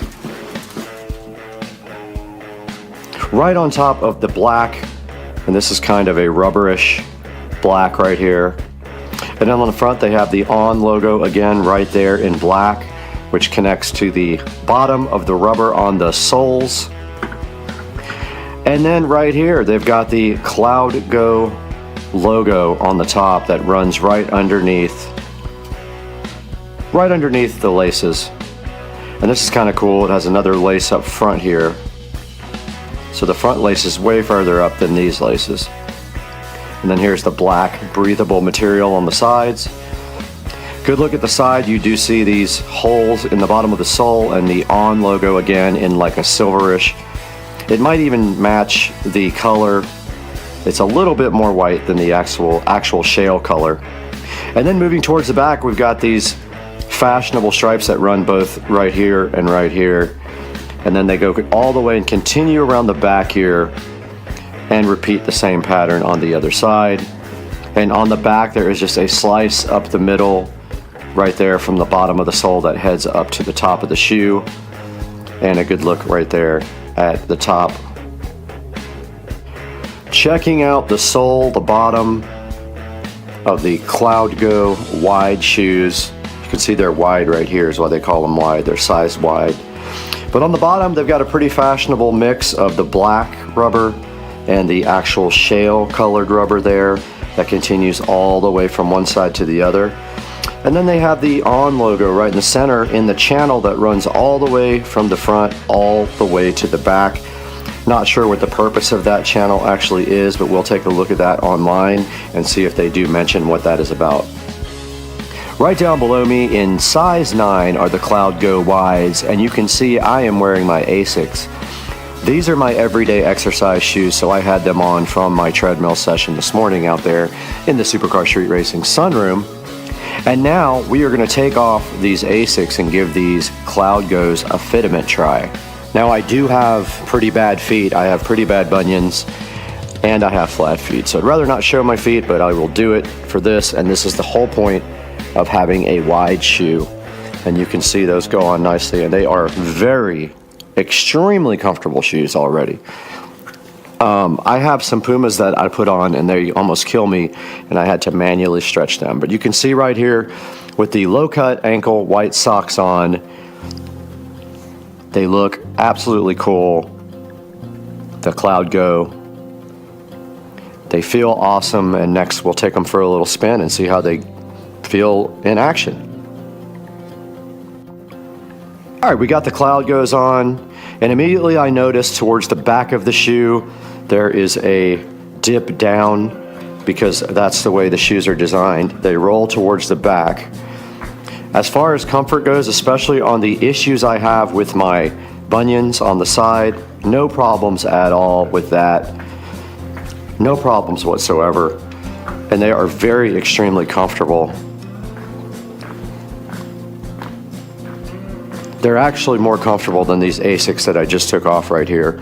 Those ASICs are about $45 shoes. These are $150 shoes if you pay full price for them. Very much different price point there. And these are extremely comfortable. And that's the treadmill I usually get on in the morning. But I do wear my ASICs on the treadmill. I will not be wearing the ONs. I guess I could try them, but I am pretty comfortable on the treadmill with my ASICs. But after walking in these for a good couple of minutes, they don't even feel that they will need a break-in. They just feel like very comfortable and ready to go. And I'm sure that you guys would love these if you get them, because I actually love them already. So let's throw them in the Supercar Street Racing studio closet and add them to the collection. Back inside the Supercar Street Racing closet, and you can see here the On collection is actually full. The only way we can add more to this is to take these hucks and take them down and put them here, or we have space over here with the other boat shoes. Plenty of space right here. So that leaves us space now for the Ons over here, so we can increase the On foot collection. Let's go ahead and remove these guys and get them added to the collection. That means we are only 2 pairs short from filling up 3 shelves. And there we have the On shoe collection. There are 7 pairs right here, and then my flip-flops up on the top. And then over here on this side, we have the Puma collection. All Puma shoes, except for these are Guess. But all the rest are Pumas there. And now let's take it back to the 4K production studio and see what Brad has going on in there with these On Cloud Go shoes.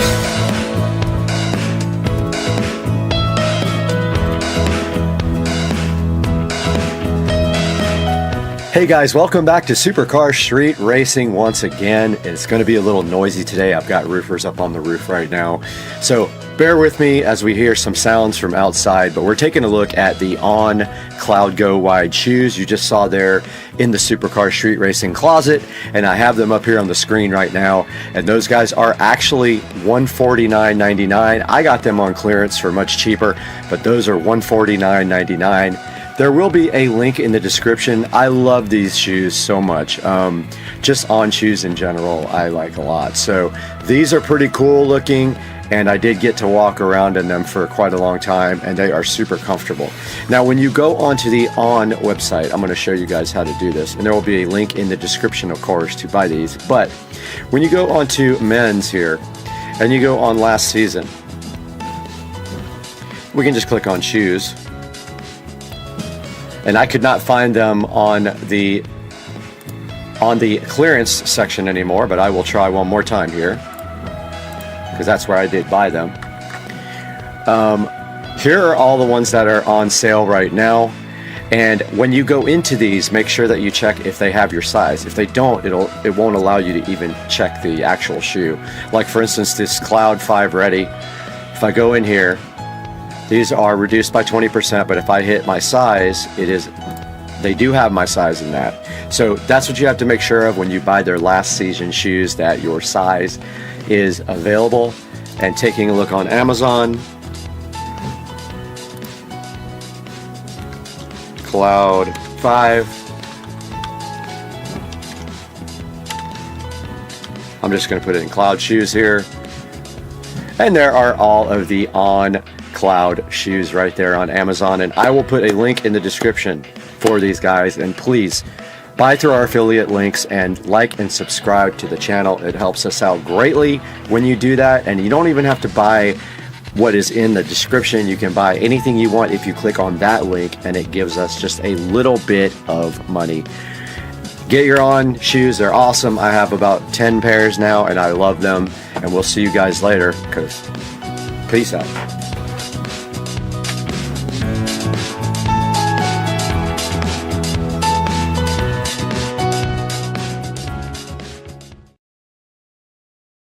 Resistance is futile. The line must be drawn here. 173467321 Charlie 32789777 Tango 732 Victor 731178888 732476789764376 Lock. Oh, yes. I hate this. It is revolting. More? Please.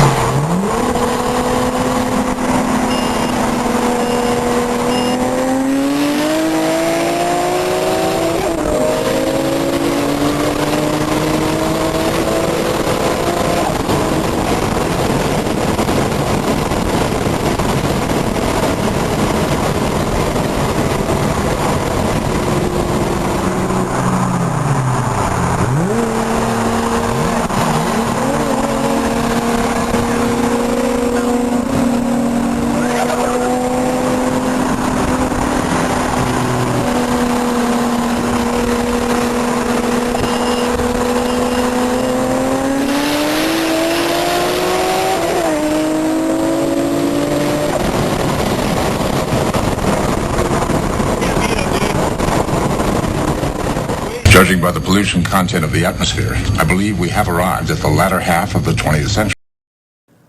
Guys, welcome back to the channel and welcome to the 4K production studio at Supercar Street Racing. Today we're upgrading this very device here that you see me on right now, so hang out and let's have some fun.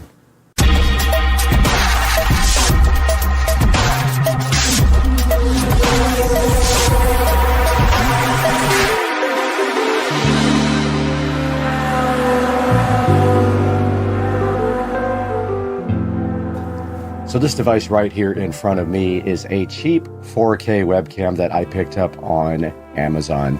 Today we have the new Logitech Brio webcam to go ahead and install on the channel, and it complements these two lights, the Litra Glows from Logitech that we just installed on them the other day. And this is the Brio here, looking right out of the box as fresh as possible. And today we're going to unbox this and see what it's made of.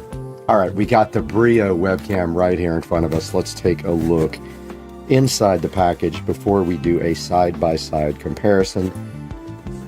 That's what it looks like right out of the box. Now you notice this current webcam has a lot of issues with autofocus. It's trying to focus back here on the television and me at the same time, and it's not doing a great job. So today we've got this Brio to see if it performs any better.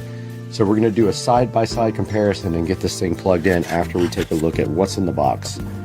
Now straight out of the box it does come looking like this, and this cool packaging. See how it's in this plastic packaging here? It just does pull straight out like that, and then it's got some peel satisfaction. Nothing really a whole lot to peel on there. And I'm going to go ahead and just open this real quick. And it looks like there is a standard stand. Now there's a peel sat right here on the front, which we will do that on a short instead of on camera here for some peel sat. Hey everyone, thank you for the impromptu meeting. Let's go over our agenda. Jenny? Yeah? Is that you, Jenny? Yes, it's me.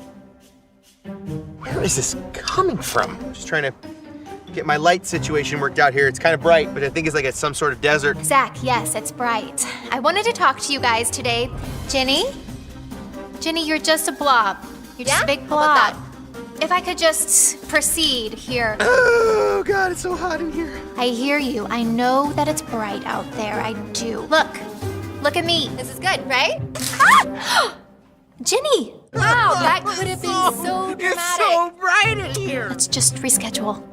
Look great in any light with Brio, featuring advanced light balance, facial recognition with Windows Hello, and 4K Ultra HD and 5x zoom.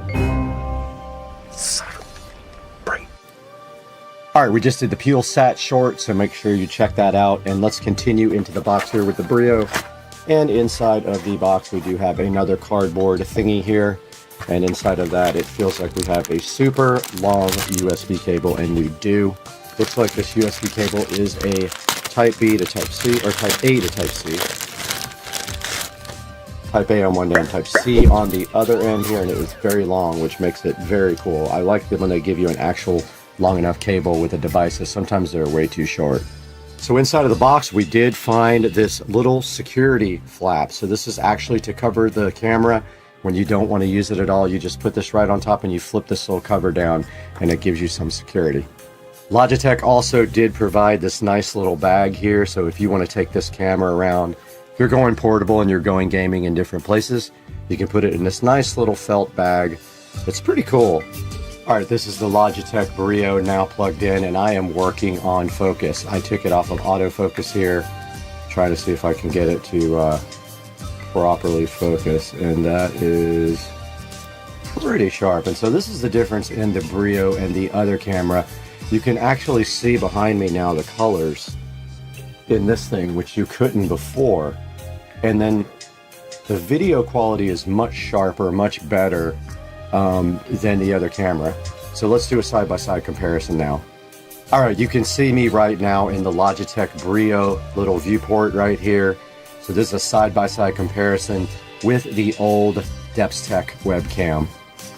How does it look?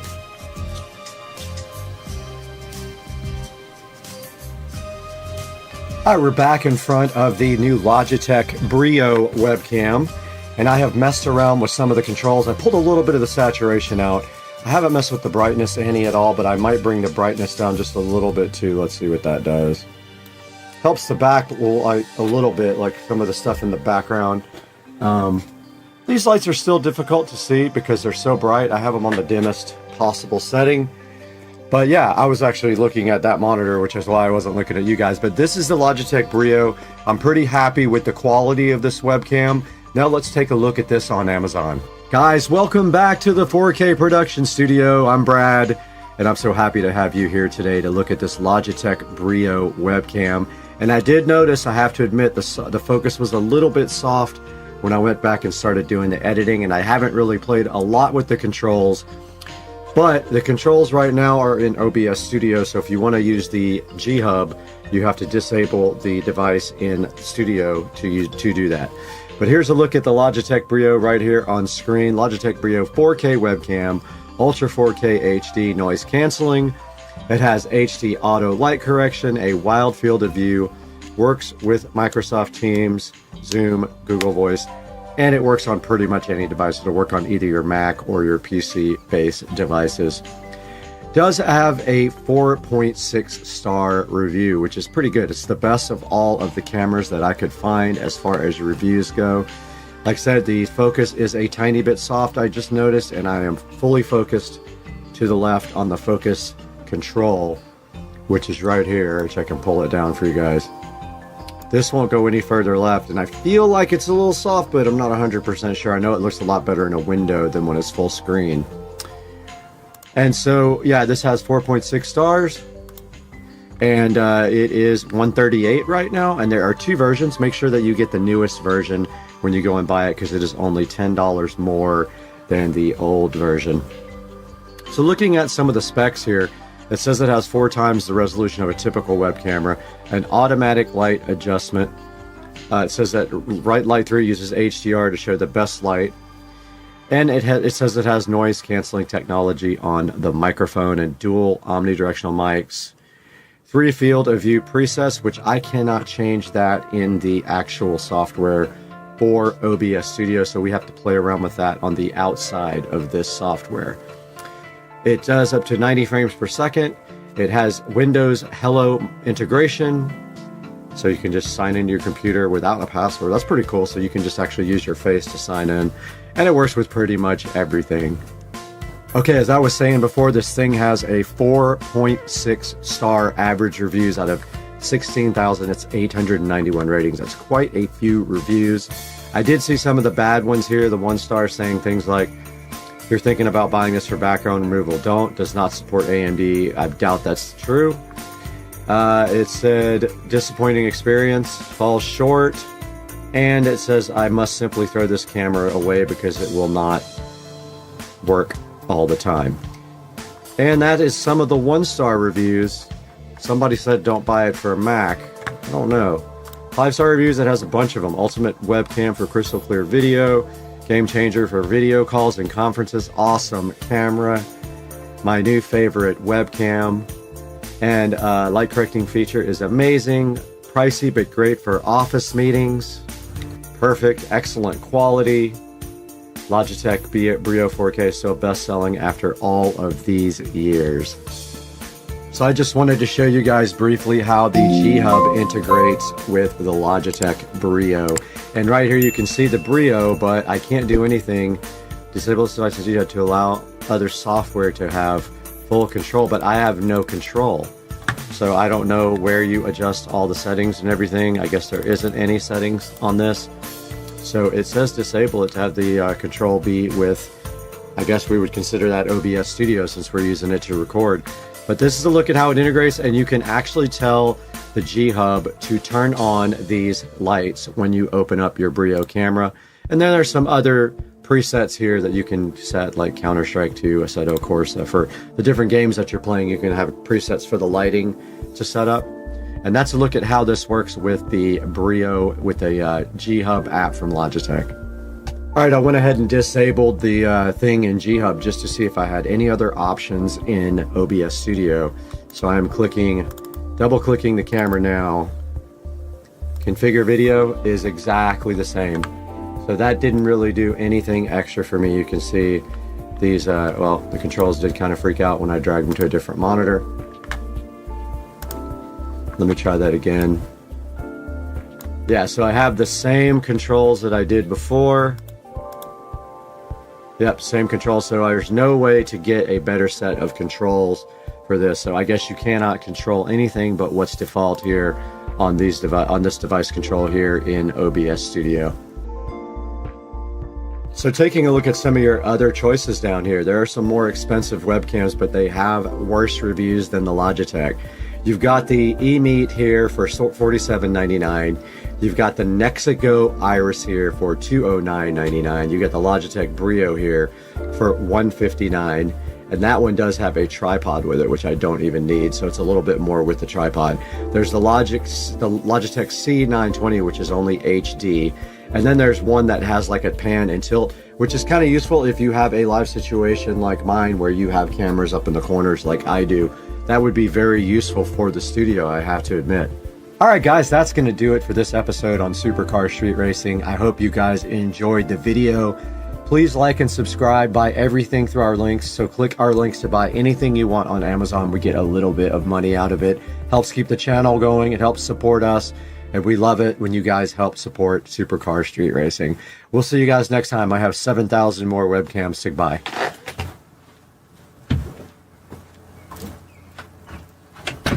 Alright, the video after the video, because I found the settings. When you open G-Hub, if you double click the camera, not the gear icon, you then have the settings, but you can't do it while you are in the OBS Studio doing anything. So I can't show you all the settings, but basically you have all the settings for video and camera here available in G-Hub. And it does have some different exposure priority versus other things versus frame rate and camera modes like this. I can't change that right now because I am in OBS Studio. But there are the controls in the Brio app, guys. We got this Kingston HyperX microphone. We got this brand new webcam. We got the microphone and the webcam and the peel satisfaction. Let's go. Guys, we are here today with only one mission, and that is to finish our WOW Light Smart Light RGB project for the other side of the fence. We have the second part of the equation right here, so let's get busy and get to work on this.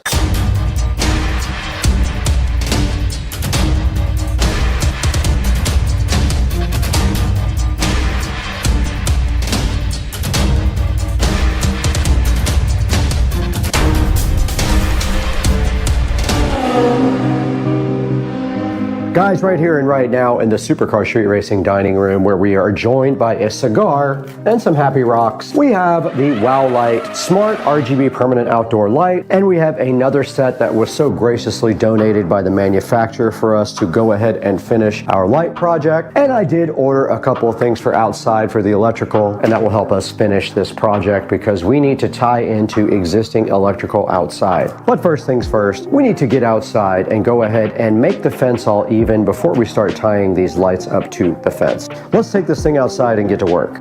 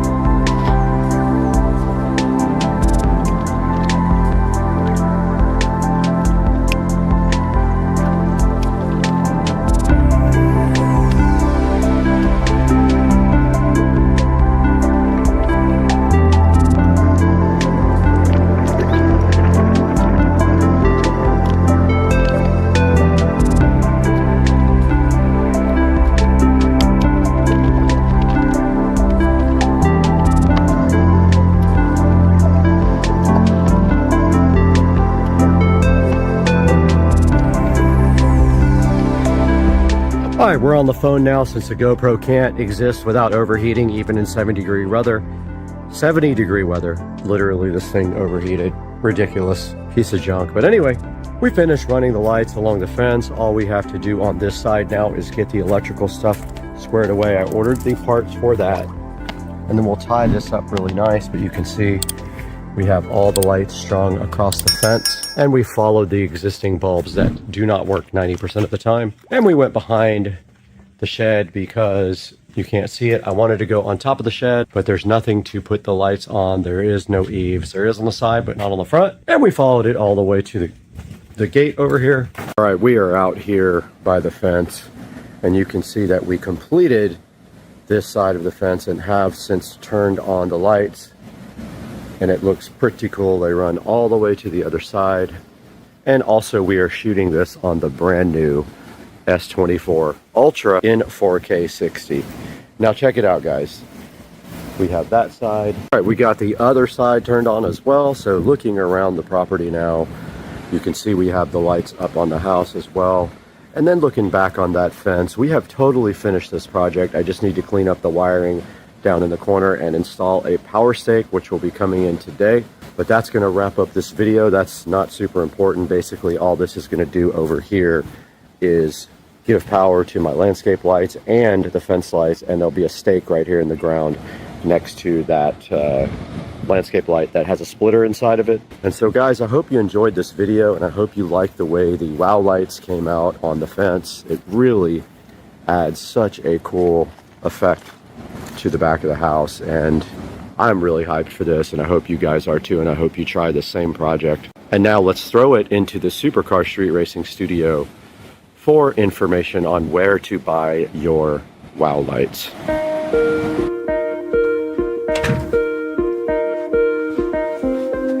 Welcome back to the channel, guys. Supercar Street Racing, Brad here, and today we are back again with the wow lights permanent outdoor LED lights, your alternative to the Govee permanent outdoor LED lights. And this is the second set we've had, and we came here today, right here and right now, to finish our project for lighting our fence. The first set went on the left side of the fence. If you're facing the outside of the house towards the pond and the pool, it would be on your left side. The second set here goes on the right side of the yard, and this was offered up to us by the manufacturer at a discount price. The first set we got for free, and the second set we got for about half price. And you can see right here and right now, we did take the second set of outdoor permanent lights from Wow Lights, and we put them right on the fence on the right hand side of the fence, and we showed you what they look like at night. They use the Smart Life app to control the lights, and we probably tried to sync them up, but I recorded this part first, so I'm not sure if we were able to do that. And I hope you guys will support Supercar Street Racing by buying these wow lights through our link in the description. Everything you can do for Supercar Street Racing helps us because we lose money on the channel. And right here and right now, these have a 4.4 star review, so people do enjoy the wow light permanent outdoor lights in their yard or on their house. I might be the first person in the world to put them on the fence, but I'm not on the fence about the wow lights. I absolutely love them. Please support the channel by buying anything through any of our links. It doesn't have to be the exact link for the product. Click any of my links and buy anything, and it helps the channel out greatly. We can't hang out a lot today though. We have a lot to do. We've got 75,000 other things to review, but stay tuned. We got another great video coming up soon, and we'll see you guys around.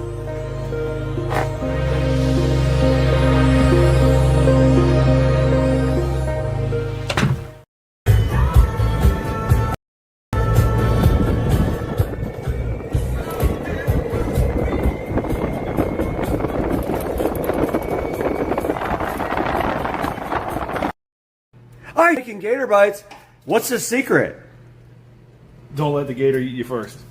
What, did you actually catch these gators? Yeah. Right in your backyard. Let's go.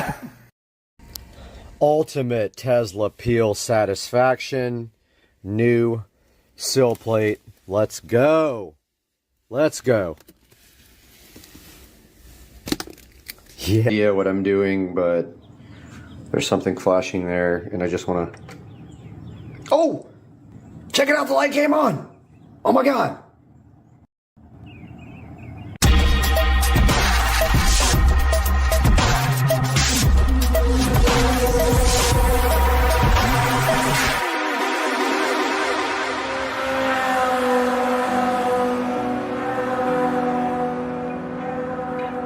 Guys, welcome back to Supercar Street Racing. Today we have what you see on the screen right here, the Philips Smart Sleep Wake Up Light Colored Sunrise and Sunset Simulation. Now, I was in the thrift store the other day and I had no idea what this thing was, but I am super fascinated by things in the thrift store. And I found this guy right there. You can see it in the background, sitting on the shelf, and I was like, what is this thing? Didn't care though. I bought it anyway and brought it straight home. Now, I had no idea that this thing actually was selling for about $193 and is actually still selling, as we can see right here on the screen. So this is the 5 natural sound FM radio and reading lamp.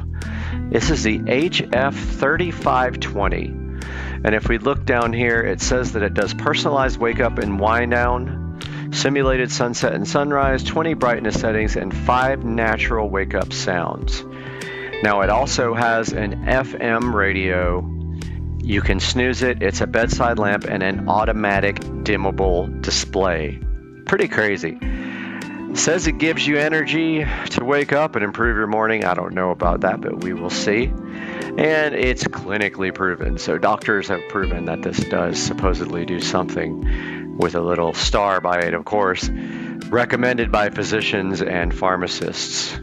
Now, this thing does have great reviews. It's got 13,000 reviews for a total of 4.4. Taking a look at some of the pictures here, that is exactly what you're seeing back there on that speaker over there. And here is the light. And it's supposed to simulate like a sunrise to wake you up. You can actually do that on the on your show device as well. And check out how it is a midnight light as well there. And as we scroll down here, we can see that other people have copied this device and selling it for much less. And there are some with colored LEDs, and I believe this one just does one color. As you can see here, there's one design here that has a hole in it, but we have the one that is a big globe. Now, it doesn't change colors, as I know, so it just looks like it does only the sunrise color. And then down here we have a bunch of videos here where people have reviewed it, and a bunch of questions here as well. And then all of our 4.4 star reviews for this Philips amazing smart sleep wake up light. And then I've never actually known how to operate it. I just got it and kind of just turned on the light and just leave it there. But here is the actual operation manual that we can actually go through. So it tells you here what's in the box, just basically the lamp and the cord.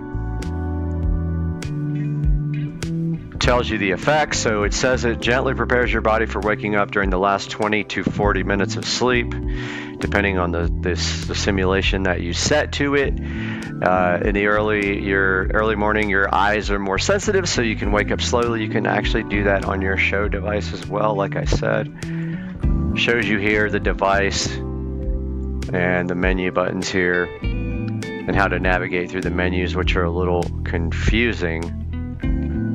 So it wants you to place this between 16 to 20 inches from you on the bedside table. And then here shows you how to set the clock time, which we can play with here in a few minutes. Then you can select your wake up profile here. You can wake up at 2 different times. You can set your sound to wake up to FM radio or built-in natural sounds, which I have not attempted. Here's how you adjust your clock times and your display contrast, switching the lamp on and off. There's actually a little light on top. That is the one thing that I did figure out. And how to do the brightness, I did figure that out. There's how you turn the FM radio on and off. This is a rather large alarm. This is the fall asleep. So you can fall asleep with a timer. Your dawn duration settings here. A demo mode, which I did not know, which we will try that.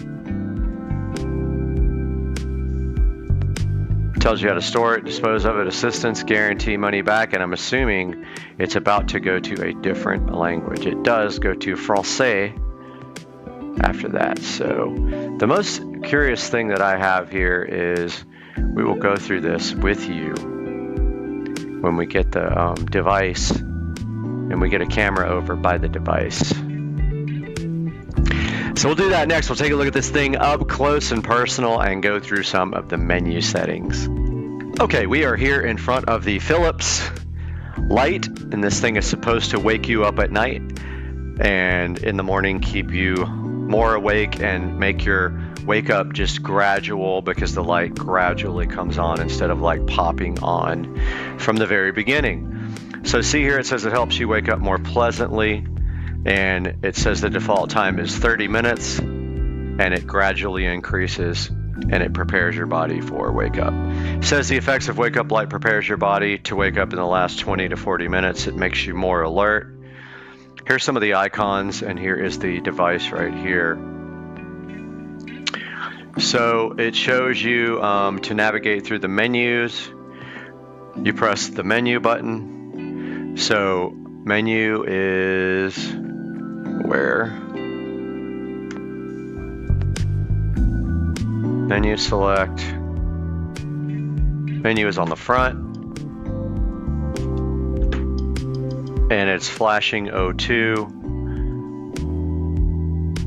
And it looks like this is where you set the time, I guess. I'm not sure. Yeah, it looks like that's the time set on this thing. You can see here it says 6:40. To exit the menu, you press the menu button or wait 30 seconds here. All right, so it says to set the clock time, you have to set the clock time when you plug the appliance in for the first time and when there's been a power failure. Let's hit menu. This has a short in it.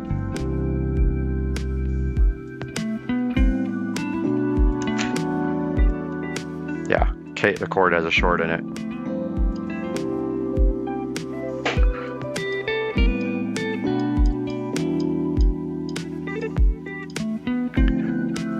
Okay, so it's not on the time set part.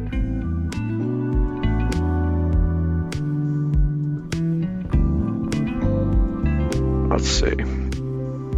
Let's see if it'll come back up flashing.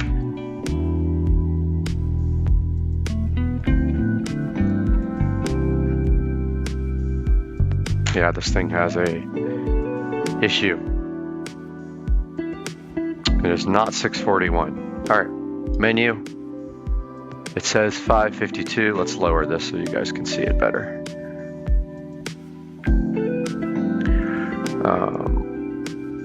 Menu. Okay, let's get out of it. Menu.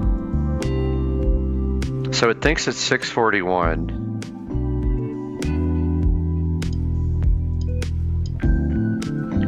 Let's select that. Yes, 6:41. Let's see, it's 8:18.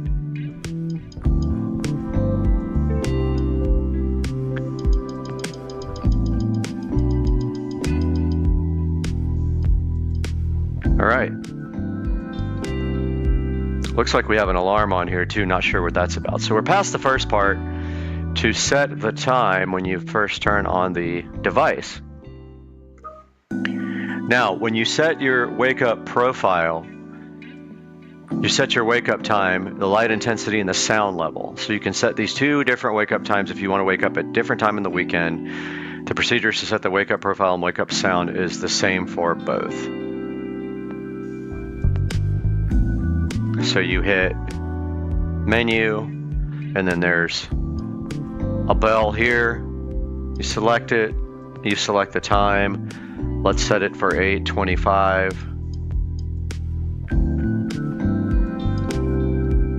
Whoops.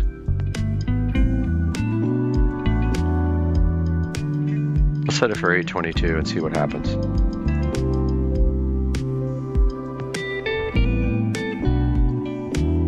It may not work because we have to have 30 minutes. And then I guess this is the, let's see, time, and then this has the brightness level, it says. And this is the sound level, I take it.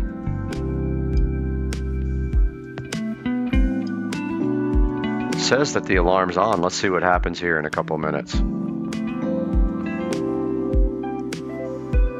I went ahead and turned the camera back on because, as you can see, we're already getting some sunrise wake up action. So this is how this light works. It slowly comes on to wake you up.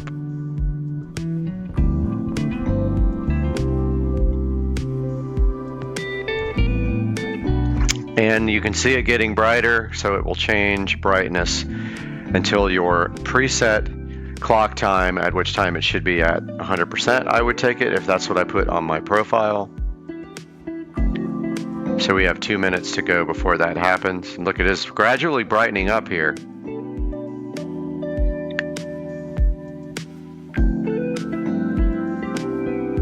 And we still have actually a minute to go. So let's go down the menu. So you can actually choose different sounds. When you put on, it looks like when you select, when you're going through the alarm settings, there's a little note here to select where you can do, it says it has 5 natural sounds. One of them looks like a bird, one of them looks like the radio, then there's some music. We got 1 minute to go before we get woke up here. Let's see what it's actually set to. Might be able to go in and look before it gets...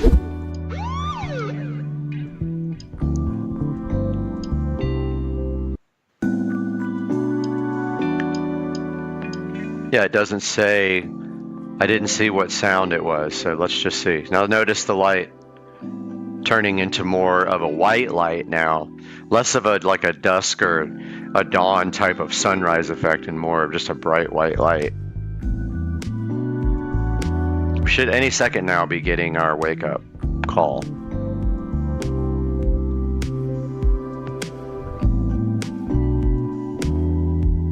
Come on. There it is. It looks like it's set to radio and the volume is probably turned down or it's not on a station. So yeah, that is the alarm.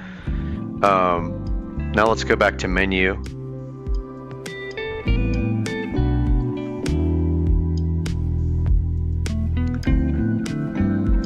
It never showed me like where to set the sound type. That looks like volume. But nowhere does it have what type of sound. Let's see. Menu, select. All right, menu, select.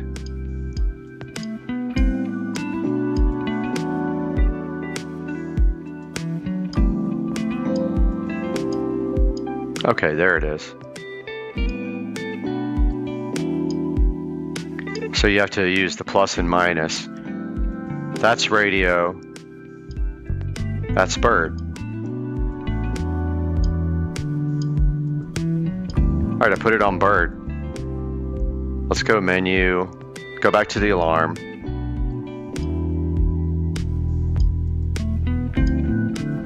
Eight. Ah, dang it. 8. 24.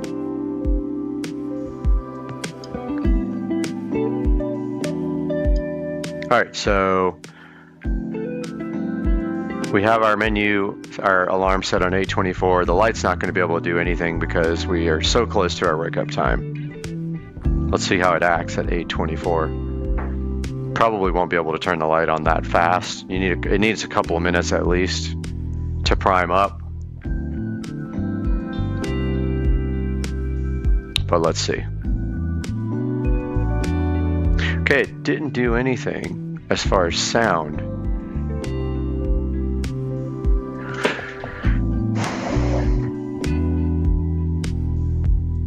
Yeah, it didn't do sound.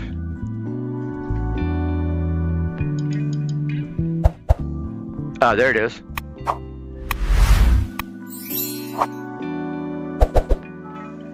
Aha, we found the sound. All right, let's hit the snooze. Okay, I think we hit the snooze button on the side. It looks like a little bell here.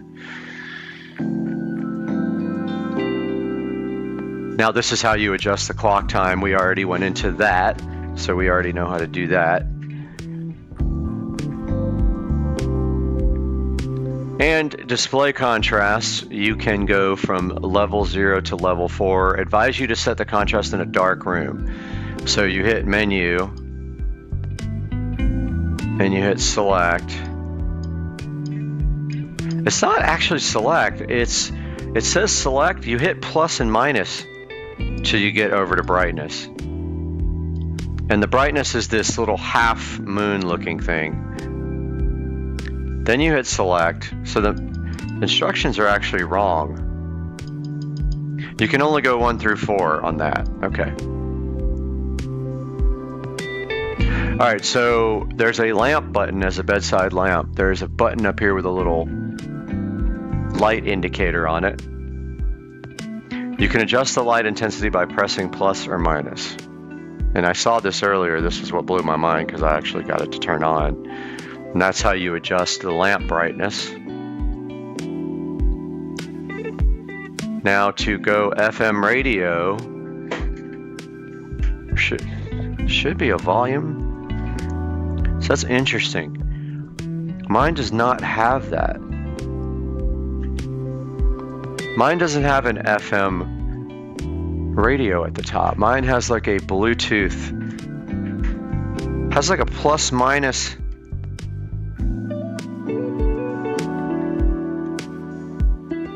Okay. There it is. All right, so mine is different. Mine doesn't say FM at the top. It just has a plus or minus track thing for like changing tracks. But I did find the FM radio there. Here's how you switch the alarm off or on. There's a little bell icon right here on the side, as you can see there in the instructions. All right, so to snooze, you can tap the front of the wake up light to snooze. So you just touch that to get that done. So to do the fall asleep function here, to press the fall asleep button to switch on the fall asleep. The fall asleep time flashes on the display for a few seconds. Where's the fall asleep button? Over here? Yep.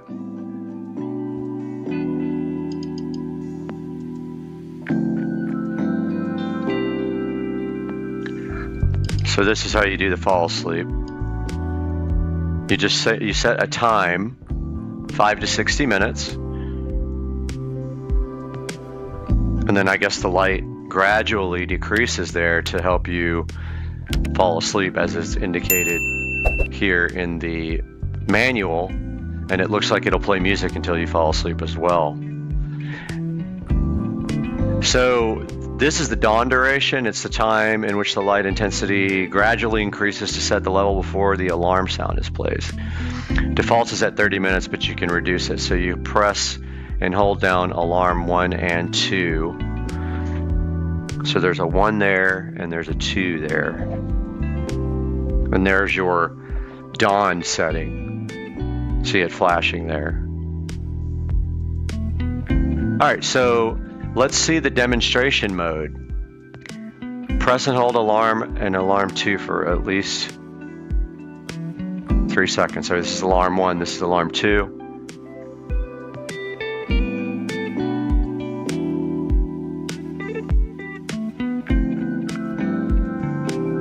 I guess it's on, I don't know.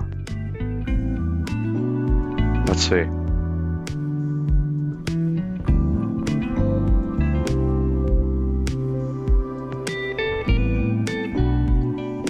I can't tell if it's actually on, but it looks like the light is decreasing.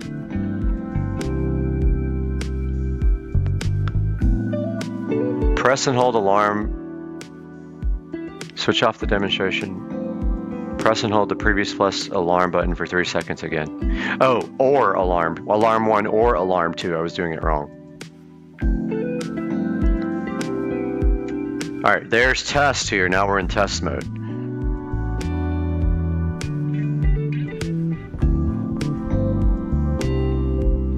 There it goes. So it's gradually lighting up there. So awesome. Pretty cool gadget. Something that Techmoan would love, I'm sure.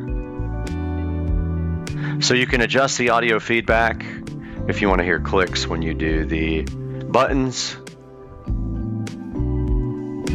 Menu buttons have a backlight. If you move your fingers close to the buttons, the backlight lights up. That's pretty cool. I mean, I don't see it happening, but that's pretty awesome. Oh, there it is. These light up automatically when you get close to them. These menu buttons. I'm wondering if you guys are seeing the camera reacting to the LED. And that is the Philips wake up light, which I had no idea what it was until I grabbed it at the thrift store. And here comes our lovely music again to wake us up. And I just turned off the demo mode. Guys, I hope you enjoyed this look at the Philips wake up light. It is quite an interesting device. I've never seen anything like it before, and pretty cool. If you guys have any comments, throw it down in the section below the video, and please like and subscribe. We'll see you guys on Supercar Street Racing.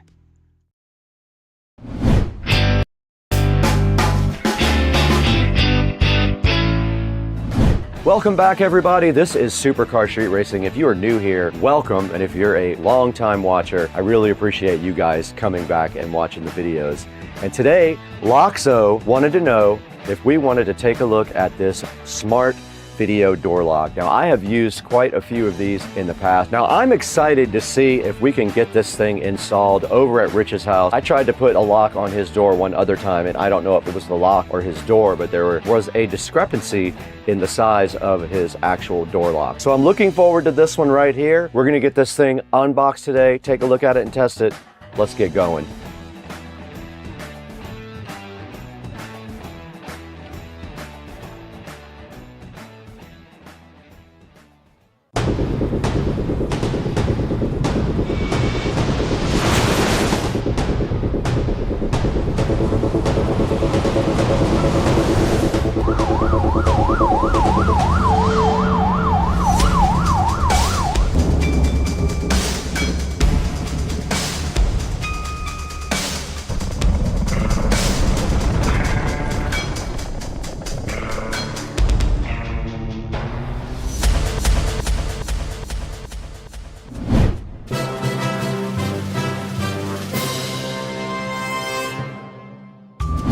Today we're out in beautiful Studio A at Supercar Street Racing. This is our main editing facility, and I built it myself not too long ago, and there's some interesting videos of that. If you're interested to see how I built this whole entire thing, I did almost everything myself. But what we're working with today is this Loxo 3-in-1 security lock. Now what this is a video doorbell lock, and it is awesome. It has multiple different ways for you to be able to enter. You can actually use a keypad on the front of it. You can use the app, you can use voice control, or you can use a manual key. It comes with that as well, just in case something happens with the battery. And yes, you can have multiple people registered in it to do biometric fingerprint entry. And this is it up on the screen right here. You can see how cool looking it is. And this thing is actually rechargeable. So all you do is take the battery out and put it on a USB Type-C charger, and it will charge in a short amount of time. It does have motion sensors built in it as well, so it can warn you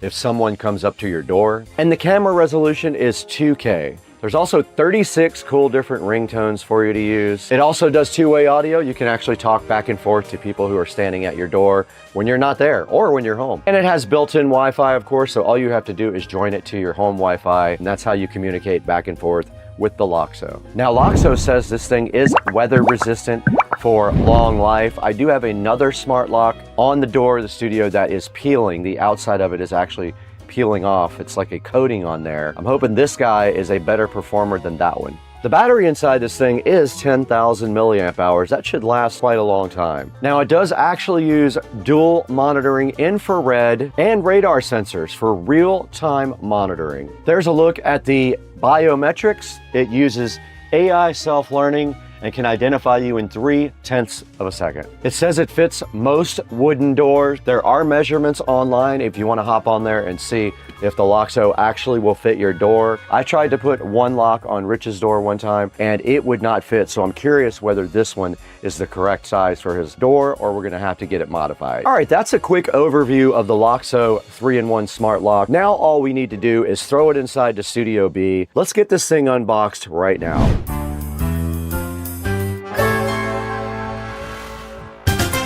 Guys, right here in front of us is the Loxo 3-in-1 video smart lock. Loxo did reach out to us and ask if we wanted to take a look at this, and of course I did. And my plan is to install this on Rich's front door if it fits. I see no reason why it should not. This is the AL501 Smart Life Security at your fingertips.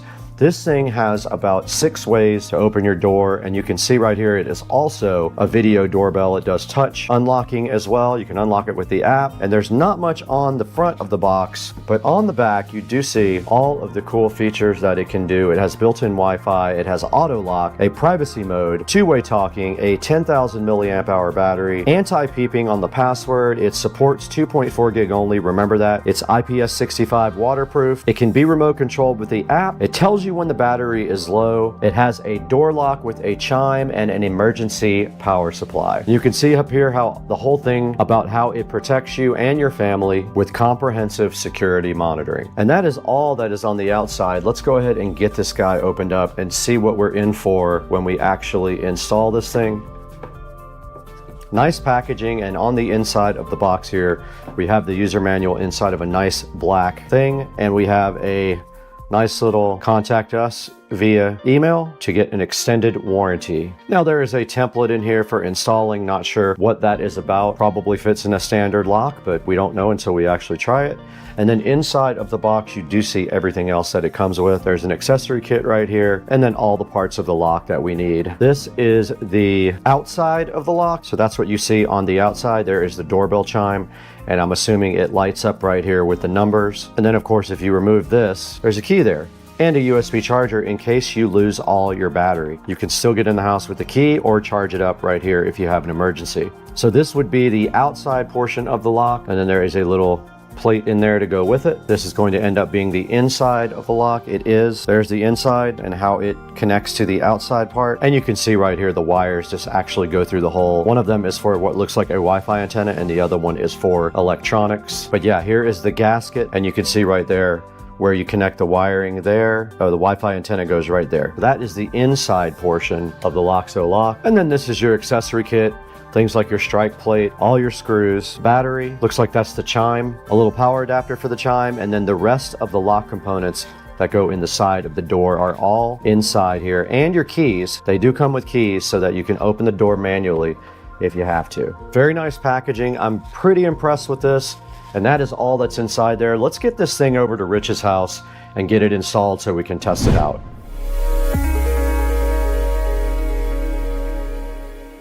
What's up, guys? It is Saturday morning and I am in the SCSR kitchen, and I am on my way over to Rich and Trish's house to get this Loxo lock installed. I've been wanting to do this for a while, but I've been feeling kind of sick, so I wasn't able to go over there till today. But we're gonna walk across the street. I have my bag full of tools right here. So I'm gonna carry my bag full of tools over in my tripod and all my camera equipment, and we're gonna go ahead and install this lock, hopefully over at Rich and Trish's house. And let's go do that right now. But first we got to get the lock out of the closet. It is in here in storage, ready to be used. The Loxo is right here. All right. I have not looked at the instructions yet on how this works, so I'm going to do it over there at their house, and let's get over there.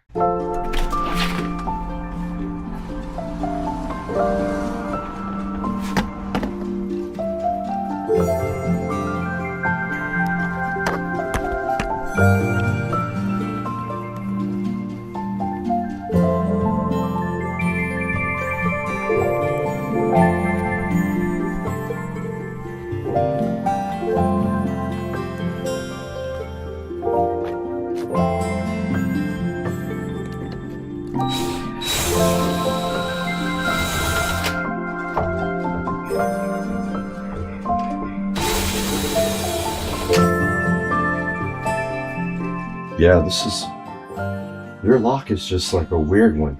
Same thing? Yeah, it's a tiny hole. I've never seen anything like this.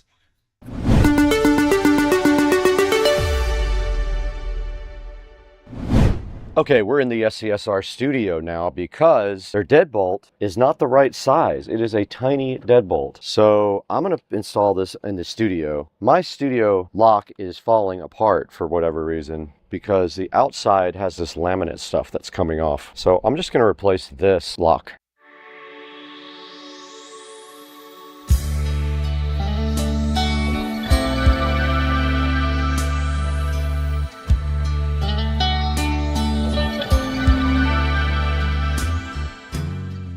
We are recording on both the phone and the camera, and we got to find the Tuya app. Tuya is installing now, and the lock will be ready for a nice hookup to Wi-Fi. I was finally able to get that working. I had to put a little bit of shade over the camera for it to scan, and now I'm going to name this the studio, and let's see if we can do anything with this thing. It says connecting this is the screen we have now for the lock, and we need to actually install the Loxo chime. Okay, so I plugged in the chime. Let's see if that actually works without having to pair it or anything like that. All right, the chime works, and we got another video call. Now we're going to add a password and a fingerprint. It said connection failed, but now it says put your finger on the fingerprint. Please move your finger. Please put your finger. Add succeeded. Number 050. Okay, we successfully unlocked our new Loxo lock with the fingerprint, and we did put in a code as well. This thing is done. This project is successful. We are done in here. Let's throw it into the studio to show you where you can get your own Loxo lock just like this one.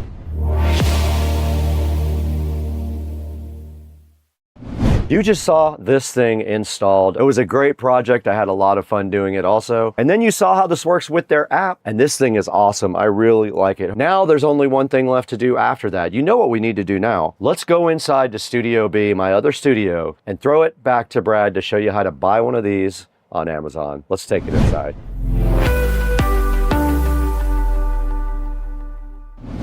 Hey, what's up everybody? Welcome back to Supercar Street Racing, and we have awesome Loxo lock up right here. The smart lock that gets you in your house 5 or 6 different ways. There's so many ways to get in. There is the keypad, there is the fingerprint reader, a manual key, and also the app. Awesome lock. I can't say enough about it. I do love it.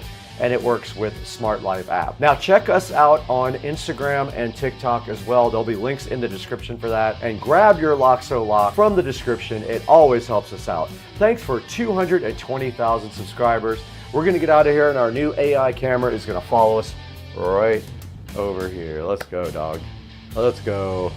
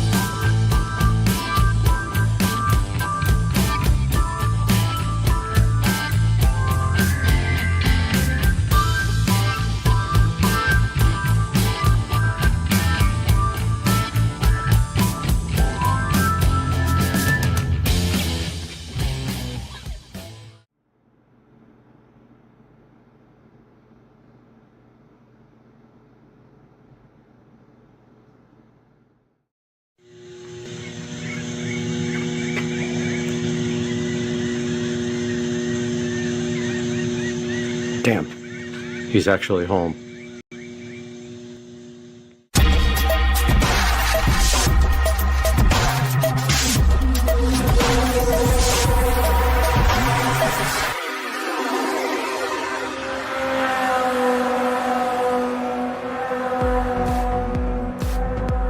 Hey guys, welcome back to the channel, and today we have a special treat for you because in the mail today, this beautiful box came in and it had this lovely case that says Tesla, and we're going to look at that right now on Supercar Street Racing. Welcome back to the channel, and today we have this Tesla mobile connector straight from the wonderful company of Tesla to my doorstep, and now it is sitting right here, right now on this table, ready for us to crack open this beautiful upholstered condom and reveal what is inside. So let's go ahead and do that now. And inside of the Tesla mobile connector container here, this does not come with it. I got you guys. I tricked you. I put this in here. This is a J1772 to Tesla adapter that I will keep in the car because my other J1772 adapter is currently in use on the split volt level 2 charger. This does not come with the Tesla mobile connector. Yes, it is called a mobile connector, not a charger. Tesla chose to do that and also to mess with your brain in the process. And inside of the lovely packaging, we have the NEMA 5-15 adapter, which we will open here shortly. And then we also have a NEMA 14-50 adapter here. Let's get those open and take a look at what those are. We have opened the packaging, this plastic condom that was covering the NEMA 5-15 adapter, and here you see it in all of its glory sitting on top of the case here. What is a NEMA 5-15? Well, that is the standard US wall plug right here.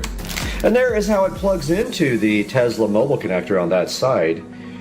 You just plug that bad boy in, and that gives you the ability to charge with a standard household jack. And if you are not driving very much, if you're driving your car once or twice a week, this is fine for you. It might not get many miles per day, but it will be enough to get you by. Or you go somewhere that does not have a charger and you need a few extra miles while you're sleeping, this NEMA 5-15 outlet is what you want in your life. And then we have another adapter here. It is a NEMA 14-50 outlet. A lot of people get a 14-50 installed at their house. So should we open this and take a look at what's in this plastic condom? I think we should. Let's do that on the right now. And just like that, we're back with the NEMA 14-50 adapter. And what this allows you to do, if you have 50 amp service on a plug at your house, is charge your vehicle at approximately 50 amps, and I don't know the actual maximum. It's either 40 or 50, but this will get you up there towards 40 to 50 amps, and that will charge your car much faster. And if we see the front of the amazing Tesla mobile connector here, it's very simple, very clean, just the Tesla logo here on the front, and then this is where you actually plug in the adapter for either the 14-50 or the 5-15 plug. Tesla decided not to give you anything else besides these things. I guess they figured if you are smart enough to buy a Tesla, you're smart enough to figure out how to operate this device, which is basically plug it in and start charging. And so let's plug this into the car and see what we get from the standard plug here. I'd be interested to see that, would you? And we hear the mighty hum of the club car charger charging up this beast. However, the batteries are on their last legs. So we are going to have to get this upgraded very soon. Within the next month, we're doing lithium and a AC conversion. And regardless from that, we have to plug this guy into the wall in order to charge. So let's get this guy plugged in. Oh, I don't have any free plugs. I mean, my neighbor's got some outside.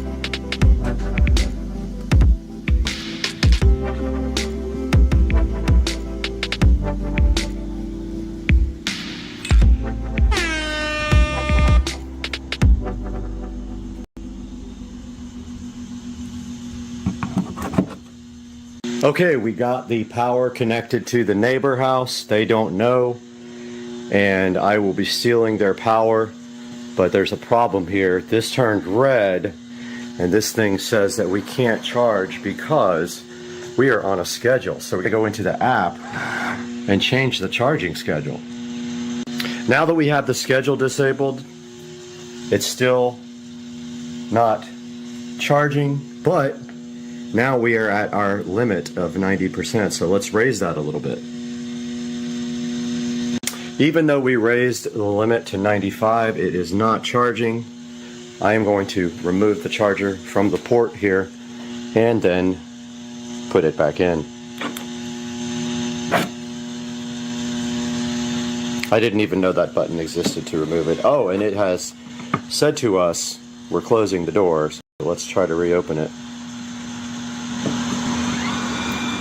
Let's see if it'll charge now off the neighbor's power. Turned blue. Now red. We have a problem. Charging stopped. 90%, huh? Okay, let's see why. And now we have moved power off of the janky extension cord to power inside of the house. And you can see this green light come on. And it is charging now. There's no indicator on the screen. Now it is. And we can probably see what the charging rate is going to be here momentarily. Back in the Tesla app, and we do see now that it will take us 3 hours and 20 minutes to reach the 94% limit from the 90% limit using the 110 volt adapter here at the house on the Tesla mobile connector. We cannot steal neighbor power. It will not let us do it with this extension cord. Alright guys, we are back here with the Tesla mobile connector, and we have proven that it does not like this extension cord for whatever reason. It may be that there's no ground. It might be that the cord is too small to handle the load. We were not able to steal power from the neighbor, unfortunately, to charge. He's still there too. To charge the car.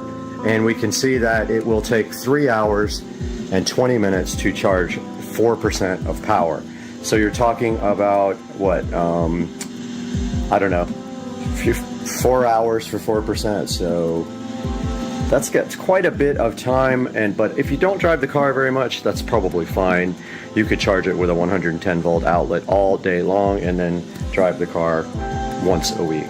So that's it for today's video. Hope you guys really enjoyed the Tesla mobile connector, and this mosquito's trying to bite me as I'm doing my outro. But we'll see you guys next time on the channel. Hope you enjoyed it. All right, this dude cooks his brisket, and you guys don't know how to make it at all. What'd you do? What's so special about it? I cooked it. Long and slow. All right, let's see the first cut. We only got 5 seconds. Let's go. Yeah, look at that thing. So juicy and great. Welcome back to Supercar Street Racing.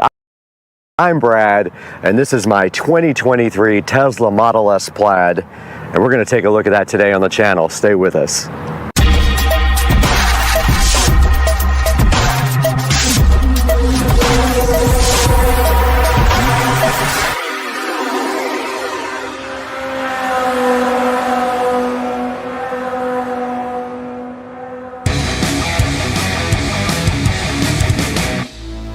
Welcome back to Supercar Street Racing. My name is Brad. Hopefully you are tuned into the channel for more than the first time, but if not, welcome. And today we have my brand new 2023 Tesla Model S Plaid sitting here, and we're going to tell you all about it today. Now, the car was purchased back in April. It does have some modifications to it from stock, and we're going to show you that all today on the channel. You're checking out the front of my 2023 Tesla Model S Plaid, looking so fresh out here in the middle of the parking lot. And I wanted to take some time today to show you guys the front of the car, some of what has been done to it, and some of the unique features of the car. And of course, the first thing you can see here on the car is that the car is wrapped, completely wrapped in a satin wrap. Now, you can also see in the front of the car that the headlights are also wrapped in satin, and I was a little bit concerned about that, but actually it has not been a problem. They're actually really bright, and it did not affect the brightness of the headlights at all. Taking a look at the front also of the 2023 Tesla Model S Plaid, there are a few other modifications here. You can see right here that we have the carbon fiber front V right underneath the modified black Tesla logo right here, and then down below that we have the carbon fiber splitter down here, and that thing is called an apron, and it literally just sits right on top of the regular bumper and gives the car an enhanced look as well, a more sporty look, and it does match the carbon fiber rear wing that we will show you guys. Carbon fiber rear spoiler we'll show you guys here shortly. That is the extent of the modifications on the front of the 2023 Tesla Model S Plaid. Now let's take a look at the side of the car. This is my 2023 Tesla Model S Plaid. I'm happy to have you guys here on the channel checking it out and taking a look at the side of the vehicle. The first thing you will notice probably right away, if you're familiar with Teslas, is that I do have aftermarket wheels and tires. Immediately, the first thing I did when I bought the vehicle was go ahead and order my wheels and tires. Now, I did get the car with the 19-inch Tempest wheels and tires because I didn't want to pay the upgrade for the 21s. I figured I could take that money and use it and get whatever I want. I did end up ordering the BC Forged HB04s in matte black.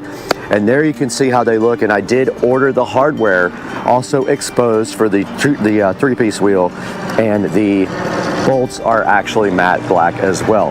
And apologies, I'm in a flight path right now, but that's just what happens. Now keep on looking at the side of the Model S Plaid. You'll see some other cool features. I do have the hardware 4 version of the Model S Plaid, and so this has more cameras and no sensors whatsoever, all camera based, and that is what you're seeing right here is the hardware 4 camera. And if you notice, right on top of the hardware 4 camera, we do have some carbon fiber camera covers, which I think add a nice accent to the side of the car here. And then moving down the car a little bit further, and you can see it just opened by Bluetooth, we do have the carbon fiber mirrors as well, looking really good, and they do also match the carbon fiber camera covers here and also the carbon fiber that you're about to see in the next picture. All right, we're towards the back of my 2023 Tesla Model S Plaid now, and you can see right there that the door handles did pop open because of the Bluetooth phone. And here we have the carbon fiber caps for the Model S handles, and they look awesome. And back here you can see the 295/35 ZR21 Pilot Sport 4S's with the HB04 BC Forged wheels. And that's going to round out the side of the Model S Plaid. Let's take a look at the back now. All right, here's a good look at the back of my 2023 Model S Plaid. You can see the tail lights looking great. I don't know if they were resale for 2023, but I did forget to mention that the front headlights were restiled for 2023, and they are upgraded laser headlights. Here in the back, nothing really to show except for the fact that we removed the Tesla logo here completely when we did wrap the car, and also in the front, we also removed the front license plate.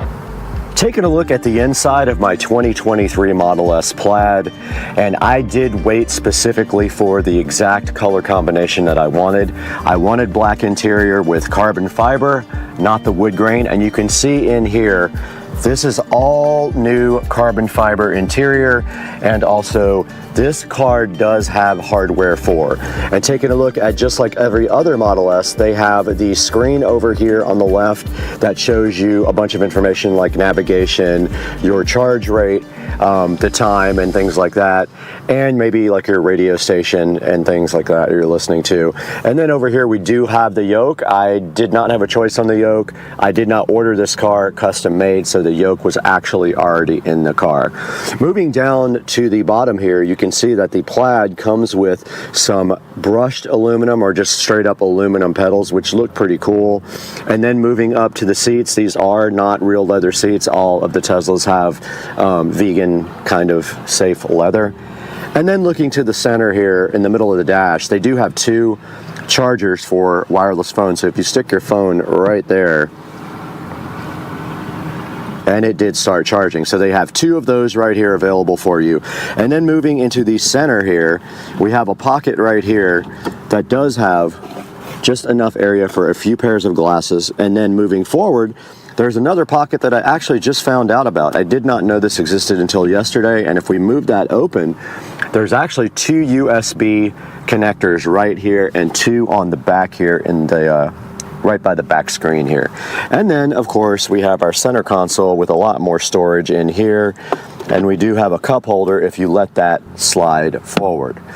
Moving up to the center of the dash here, I'm sure you guys are all familiar with the Tesla display, and if we go to the home screen here and we go to the actual vehicle down here, and the software, you can see this is a Model S Plaid with 903 miles on it for supercar street racing. It does have the VIN there. It does have a full self-driving computer. I did not purchase full self-driving, and we are on 11.1, 2023, 26.9 software.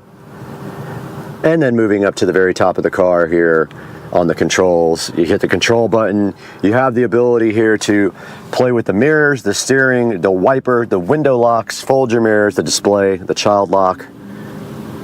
And then at the top of the screen here, you can see LTE. You can move the display towards you or away from you with this button here. And then of course there is your brightness control, and this button here pops open the glove box over here. Moving down to pedals and steering, you can see this is where you choose your acceleration, and that basically is how the pedal reacts to your foot. And you can see here we have chill, sport, or plaid. And then of course if you want to do drag strip mode, you can check that out in my other video when I did that for the first time. That is your drag strip mode, which puts the car in cheetah stance and then allows you to launch with the most possible power. And then also your steering mode can be set to comfort, standard, or sport.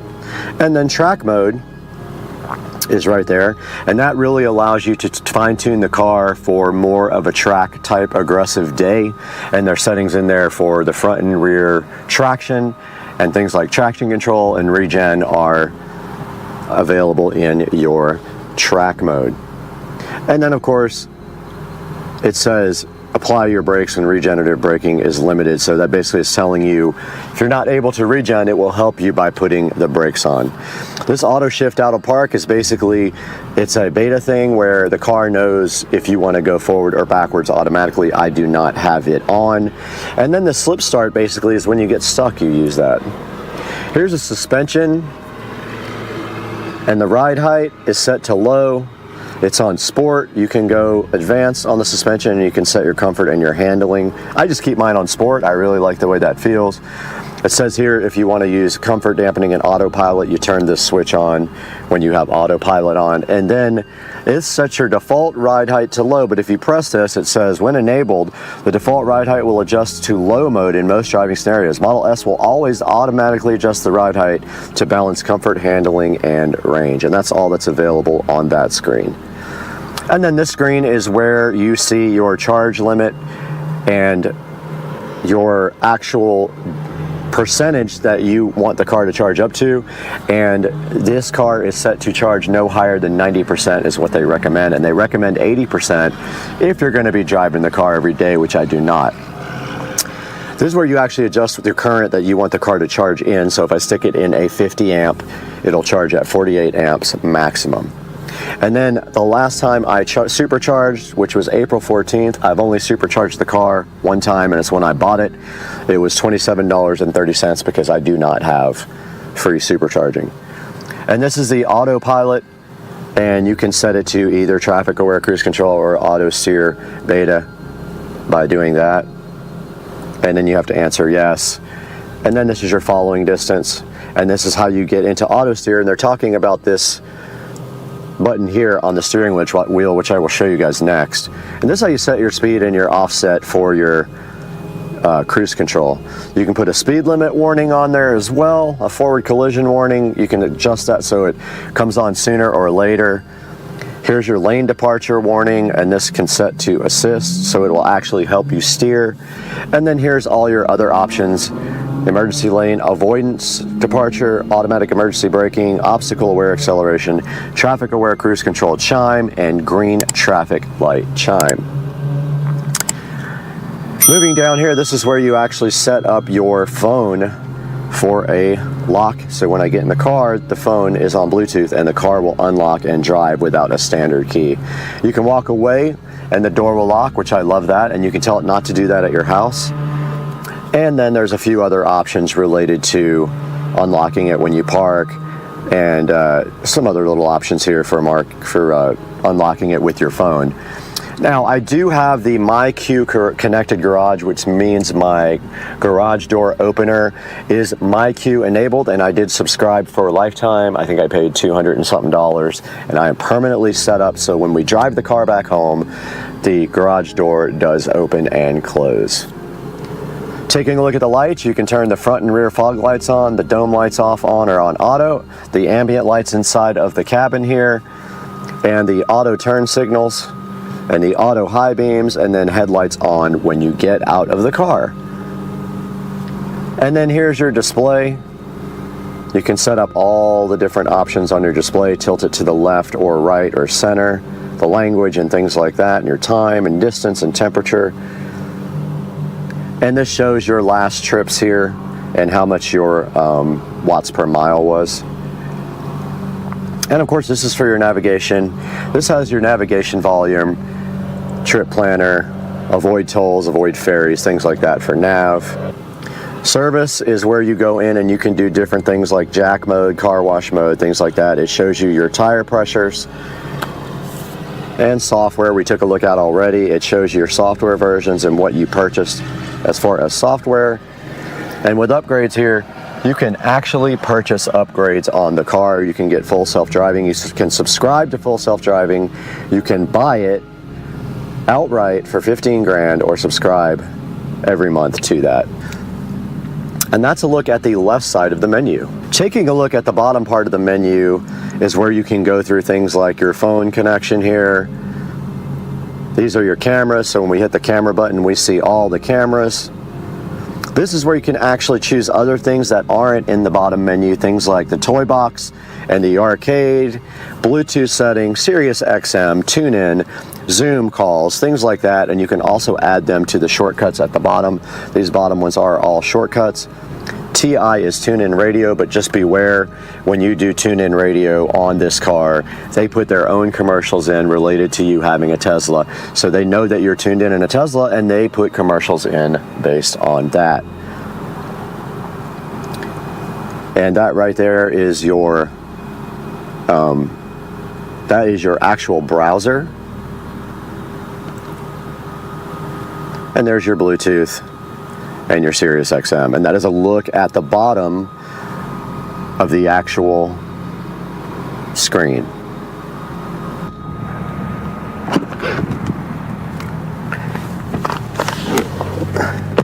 We are now in the back of my 2023 Model S Plaid, and I'm telling you, the back seat of this car is absolutely awesome. They redesigned the back now with a screen for the rear passengers, and the rear passengers now have control over their own climate control, and they are able to actually watch videos back here. Now you can see right now I just powered on this, and I will show you some video of this that I'll cut over. But you can hear that the AC is now on, and also I will run you guys through the whole entire thing of this screen here momentarily. Also, let me turn this off.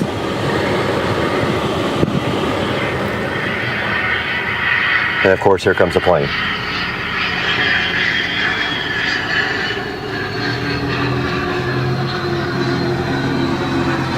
I'm literally in the flight path. My God, ridiculous. Jet.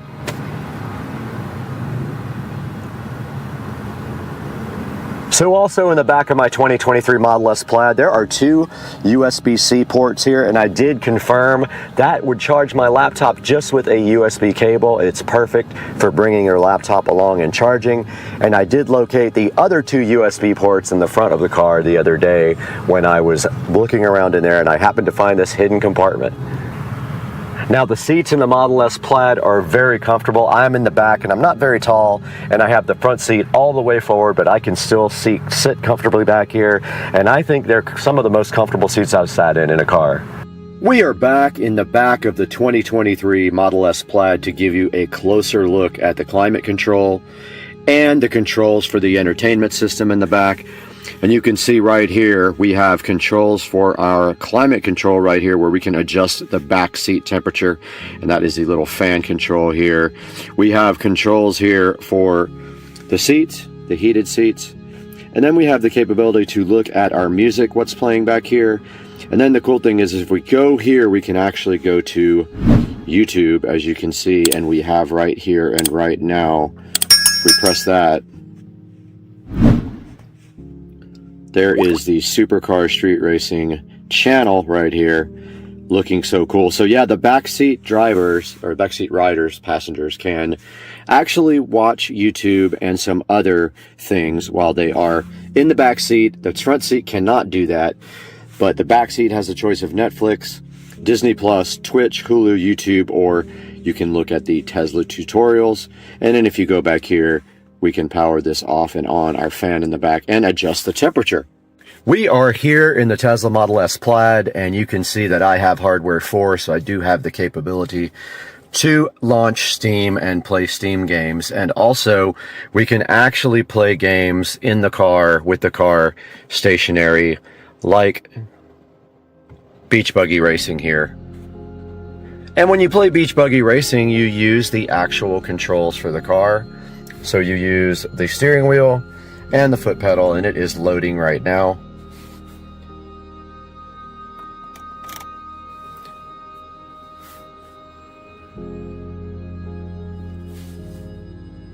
And I am trying to figure out why there's no sound. But the sound isn't what's important right now. It is important that you see that this plays with the stock factory steering wheel and gas and brake pedal. You can see here I am steering this guy with the car, and I do have my accelerator pedal. So that is how you play games while you are sitting still in the Tesla Model S Plaid. All right, we are back in front of the Model S Plaid screen here, and you can see that we are in the arcade.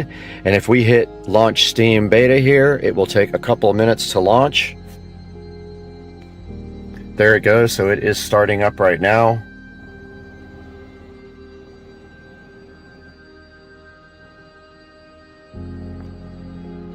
And this is actually real time of how long it takes to launch Steam. So it has been about 25 seconds since I did it. There's the Steam logo. And here we are in front of the screen, and you can see right here, we can actually install all the games that we have inside on the PC in the car and play them with Steam. So I just wanted you guys to check that out real quick, what that looks like. This is a look at the front in the Tesla Model S Plaid. Nothing much to see here. I've only been inside here one time. The only thing in here of note is a tow hook and the ability to change your washer fluid. Nothing else to see. Very clean. The probably first or second time I've ever opened it. All right, we're around back at the trunk of the Model S Plaid, and I purposefully left everything in here so you guys could get a good idea of the space that this thing has. And you can see I have a large Walmart box in here I have to go return. I have my camera equipment here and some shopping, and my charger right here is right underneath these clothes. And I do have the Tesla wall connector there, the Tesla mobile connector, sorry, not the wall connector. And that is what I use if I have to charge, which I really never have because I don't really drive the car that much. But that's a look at the back of the car. You also have the switches for the back seats right over there on each side of the seats as well. All right, guys, I hope you enjoyed a look at my 2023 Tesla Model S Plaid. And we hope you guys will like and subscribe to the channel, and stay tuned for all the fun things that we're going to be doing with this car on Supercar Street Racing. We'll see you next time. Today we are in the Supercar Street Racing garage.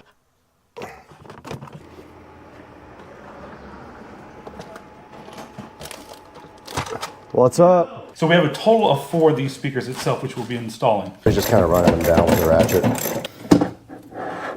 It's not gonna fit.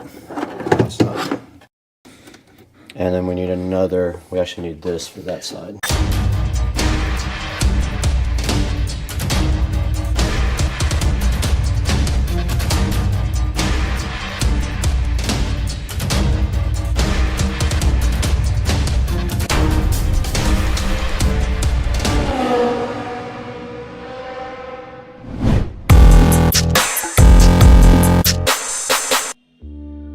All right, guys, we're back again with another episode of the Golf Cart, and today we are in the Supercar Street Racing garage waiting for Joe to head over. But meanwhile, I am setting up here to go ahead and check and see what wiring I have. I'm going to get out all the wiring and go ahead and lay it out right here for you guys. We're going to get it all organized and look at it and see what we got right now.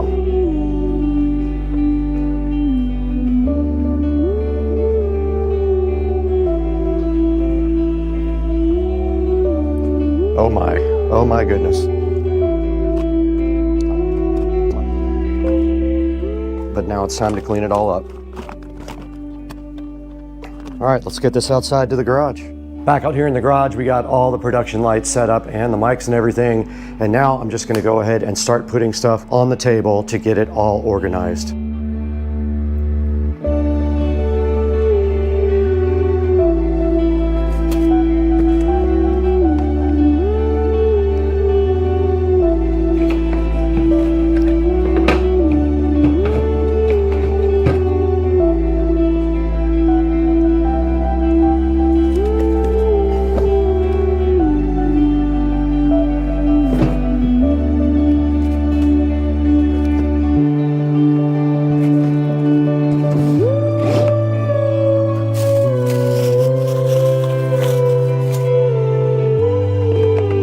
Okay, directly in front of me, you guys can see Joe's 4 new speakers for the golf cart, his old voltage inverter, and his old fuse box. And then right there is the new voltage reducer, 60 amps for the new system. Let's go ahead and get his dash out of the kitchen as well. So here is the new dash and the new digital display, which we haven't figured out what we're gonna do with that yet. This new dash is already prepped for speakers. You guys saw that in the last video. Put that there. And now let's go ahead and get our connectors and everything out that we're gonna need to actually do the wiring.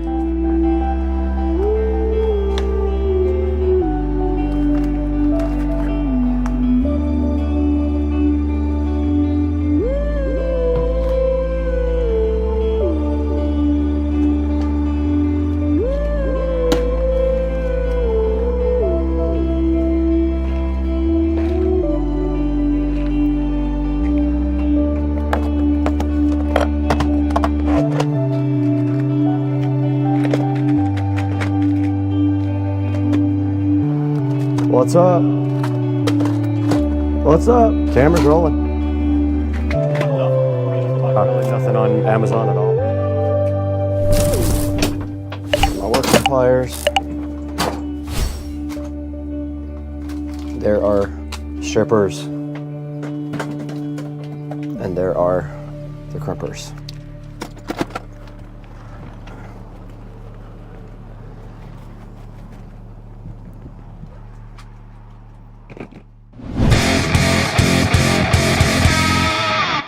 All right, we're back out here with Dukes of Duval, and we are in a brand new day and the next video. And as you guys saw a few minutes ago, I went ahead and got everything laid out on the table and got the garage set up for work. So we have all of our wiring connectors here and all of our wires in somewhere in here maybe.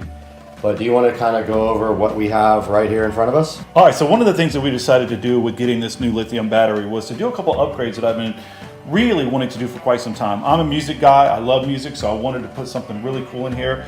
In one of Brad's videos, we did a full audio build out for him, and it was a great design. It sounds amazing. So I wanted to kind of mirror that. Pretty much the same thing is going to happen with this particular golf cart, where we're going to be adding a new dash. We're going to be adding 4 6.5 speakers along with an amp and a subwoofer. So pretty excited about this build out. On the table, we have most of everything that we need. There might be a couple of items that we're still lacking, but for the most part, everything that you see is going to be a part of this full build out. So the first thing that we did is I went on and found myself a new dash. That's a replacement for the club car itself. On here, you see that it has 2 speaker openings, has a couple of cup holders, has a little dash insert here for you to be able to hold stuff in there, and then of course a little coin tray.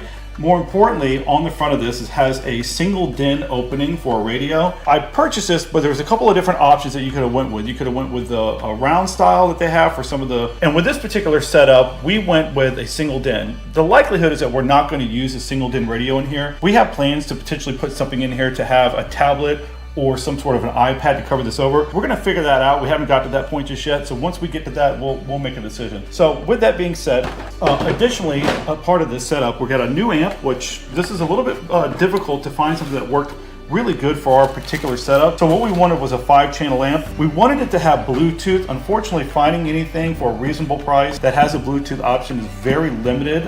We searched Amazon, we searched local radio shops. I mean, I went through and through to find something that made sense. So I went with this Boss audio option for us. Everything that I read online for Amazon says it's got good ratings.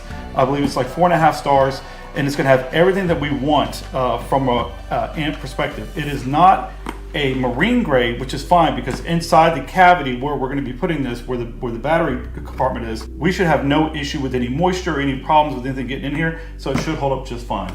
Along with that, we have a couple of other items that we bought specifically for the radio. So I went out and found these on Amazon as well. These are 6.5 full range SCAR audio. These are weatherproof, and the reason that we want marine grade weatherproof is because this will be on the exterior, so it will be exposed to the elements, unlike being inside the battery compartment itself. These are great speakers that we found. They have really good ratings on them. We kind of opened them up already to start doing a little bit of work, but I just wanted to show you guys real fast that one thing is that it does have a single tweeter in the front. Yeah, so these are great speakers. They are marine grade, so you can fully water them down when you're cleaning your golf cart, so you don't have nothing to worry about that. And that's the biggest thing for me, is if it's somewhere in a compartment that I'm not concerned with getting to the elements, then I don't go marine grade on anything, or I avoid it if it's at a cost. For this, I did pay the money to get a marine grade, and these are solid, really heavy speakers. I have a good feeling these are going to sound amazing in the golf cart. So we have a total of 4 of these speakers itself, which we'll be installing. So we decided to upgrade this. This is basically the converter. This knocks down 48 volt down to 12 volts. Most of the accessories and the radio and the stuff that you use all runs off 12 volts. So you have to have something to step down all that power. This is a much better voltage reducer than the last one I had, so it's going to have a lot of ability to run power. So one thing to know is that we could easily hook up to one 12 volt battery when you have a multi-battery system. In this particular case, we have a single 48. So you don't really have that option. And even with a multiple battery setup, you never want to run off of just one 12 volt battery because that's draining from one 12 volt. So you want to share the load over the entire 48 volts. So that's why you use a step down from a 48 to 12 volt. It makes the ability for it to have a longer lasting power, and it's not pulling off of one particular battery. So this here is an inverter, and what this is going to do is take our 12 volts that's going to be coming off of this knockdown to a fuse panel and convert this over to 110. It's going to allow us to have a couple of outlets here.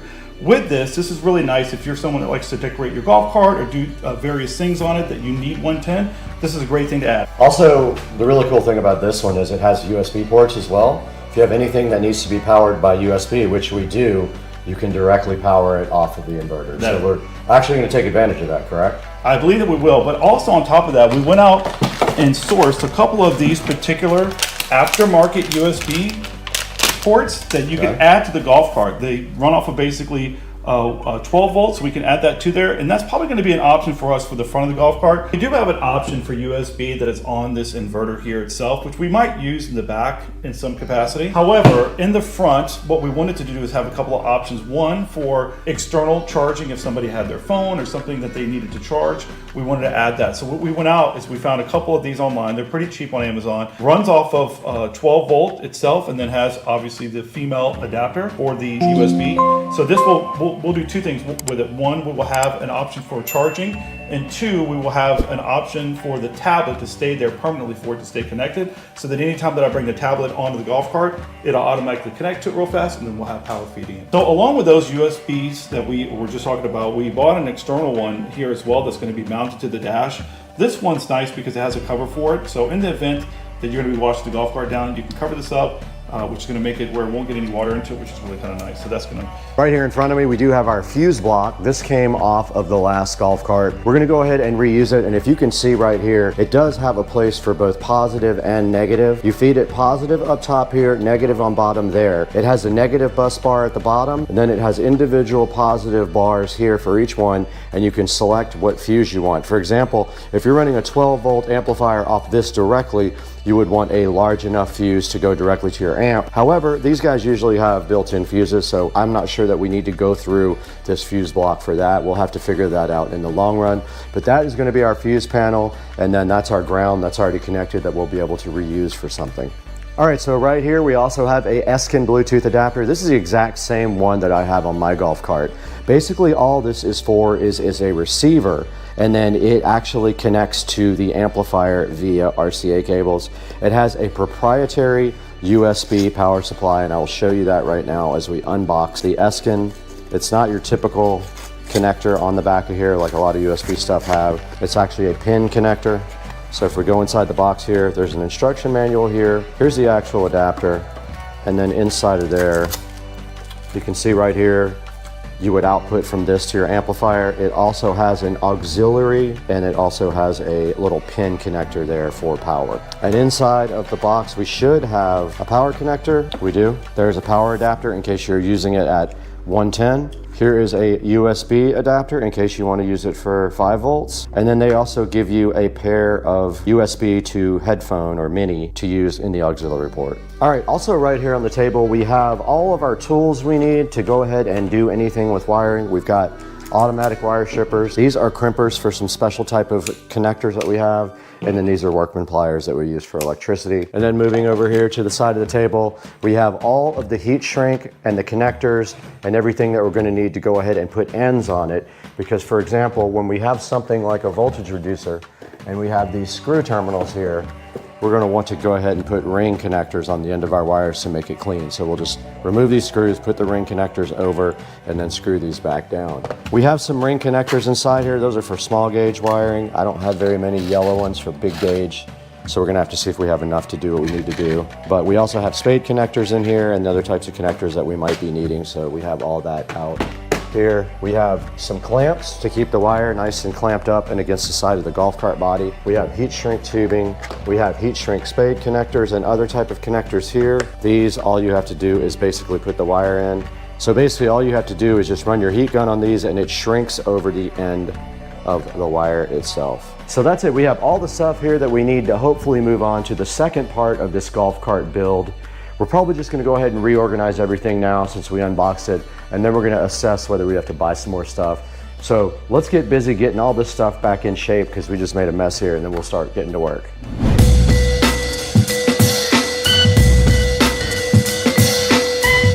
All right, so after doing a little bit of engineering, so to speak, to remove some of the plastic, the battery is in now, fits very snug, but what we need to do is get it bolted down. So the way that it's set up now, we have it pushed over to one side. The only issue is that it does have a couple of spots on each side for you to put bolts on to get it to obviously strap down, so to speak. But here it's very, very tight. So what we have to do is try to figure out a way that we can mark the spot where we need to drill because we're going to through bolt it. And it's going to be a little bit of a challenge to try to get down a socket down in there to hold the top of that bolt down, but I think we can get that done pretty easy. So we're going to take the time for a couple seconds, figure out exactly how we're going to get that bolt to get in there and make the hole, get the hole cut, and we should be able to get this thing fastened down pretty quick. Okay. Do we need to take the battery out? Yeah. So the first thing we want to do is obviously on this side, we want to make sure that we can get the socket down in there to hold the head of the bolt. Okay. So I need to grab a socket. Yep. So we're going to grab a socket. We're going to make sure we can slide it down there. If it won't, we're going to have to just budge this over just a little bit. From there, once we know we can get our socket in there, we'll make a mark so that we can drill a hole. And I think for this particular setup, we're just going to concentrate on one bolt on this side and put a couple on this side, and that should be more than enough to hold this down. Perfect. Let me go get the sockets and we'll do that. Okay. All right, so what we wanted to do here was to make sure that when we go to bolt this in, because it is pushed all the way to the side here, that we have room for our socket to go in. So just added the socket for the bolt that we're gonna use, and then just test to make sure, and it went down, no problem. So our biggest issue now is gonna be to find out exactly where we're going to be bolting this down. So what I'm probably going to do is take this extension right here, and I'm going to put something on the end of the tip of one of them, and I'm going to make a small dot right where we're going to drill our hole, which will be easy enough, it should be, and then we'll be able to pull the battery out, see where I marked, drill the hole, and then from there on this side it will be much easier because it's all exposed.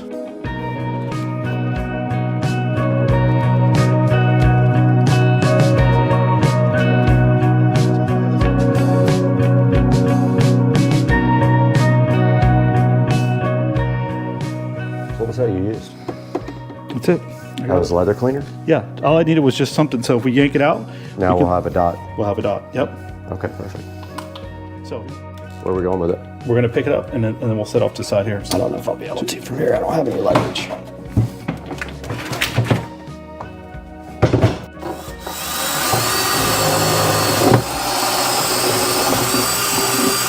So it is on one of those ribs.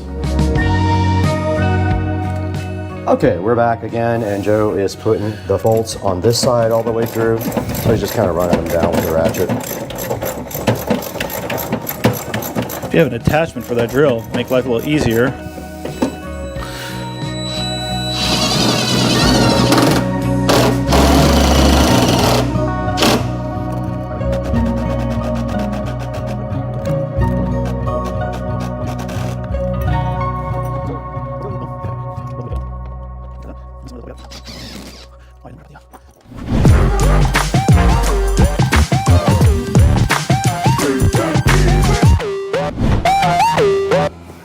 All right, guys, we're back and we just got the battery mounted. Now we're here with the voltage reducer and the voltage inverter, just laying out just a rough layout of where we're going to do everything. We're trying to plan for an amplifier, so we want to make sure that we have enough room at the bottom. So we're thinking of putting the voltage reducer somewhere right in here. That leaves enough room for an amp to slide underneath this if it had to. Plenty of depth, like height. Then we can get our wires directly off here, come over to our inverter and down to our amplifier, so we could just come down.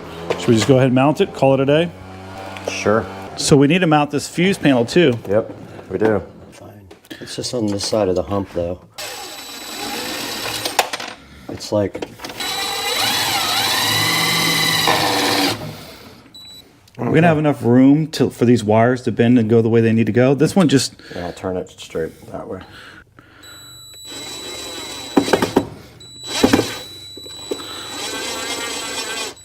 Good? I think it's good. Okay. Here you go. Yeah. Good. Okay, I am working on the wire that's coming from the voltage reducer to the positive side of the battery. So I have put a ring terminal here for the voltage reducer side, and it will go just like that. And I got my crimpers here. I'm going to go ahead and crimp using the yellow.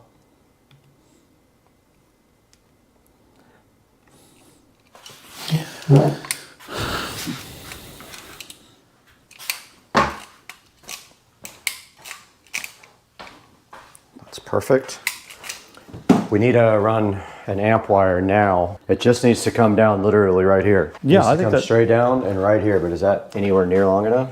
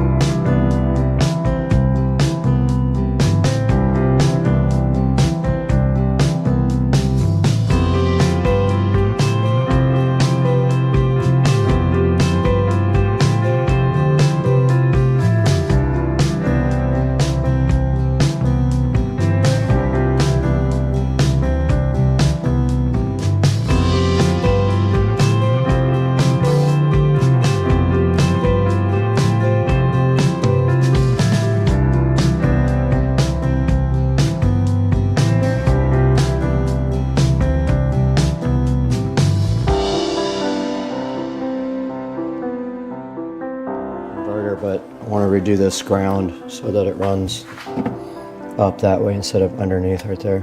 Up and over? Well, it's got room behind it. It's got a... Well, now I was thinking this side up. Oh, shit, right there. All right, guys, welcome back to the channel. Supercar Street Racing here. Today we have a product here we're going to take a look at, see how it works for us. It is the Orion MotorTech fluid extractor. We're going to get this thing opened up and see what is actually in the box.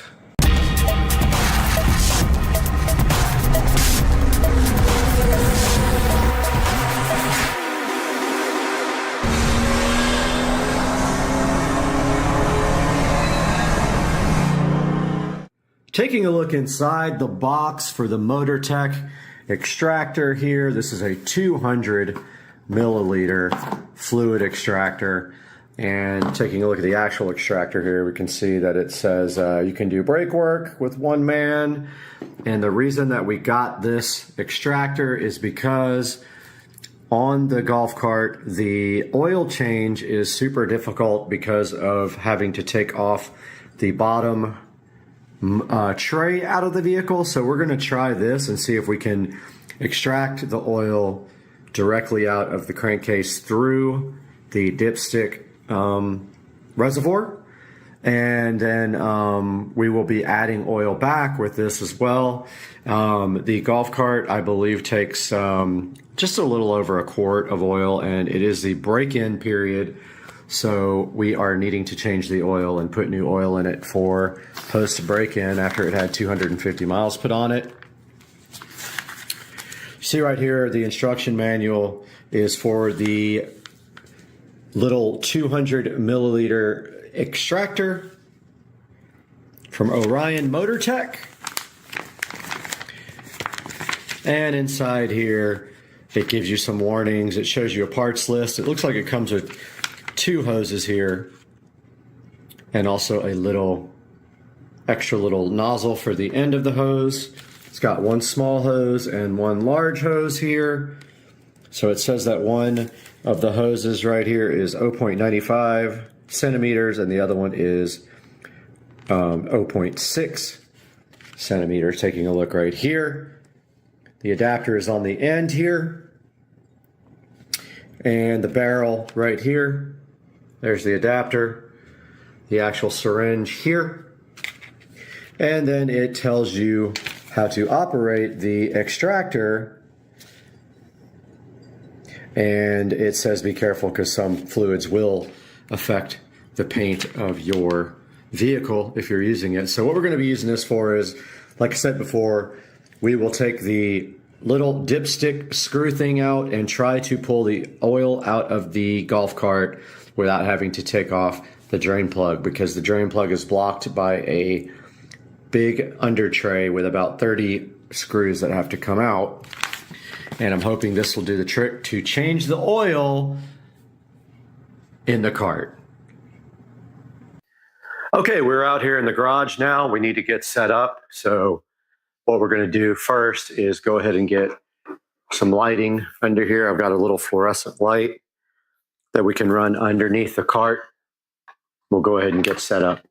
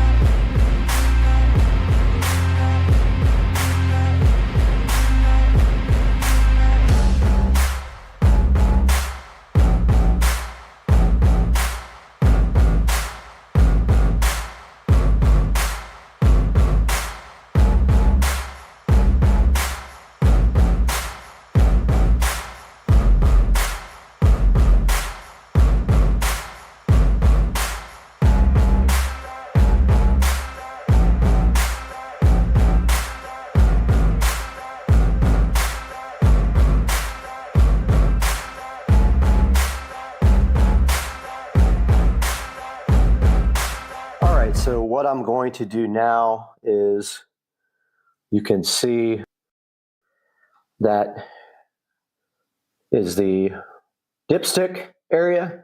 I'm going to get our extractor here and try to extract from that dipstick and put it into this 2-liter bottle that I got right there. Now notice that I did put the cart up on the ramp on this side so that all the oil would flow to the dipstick side of the engine.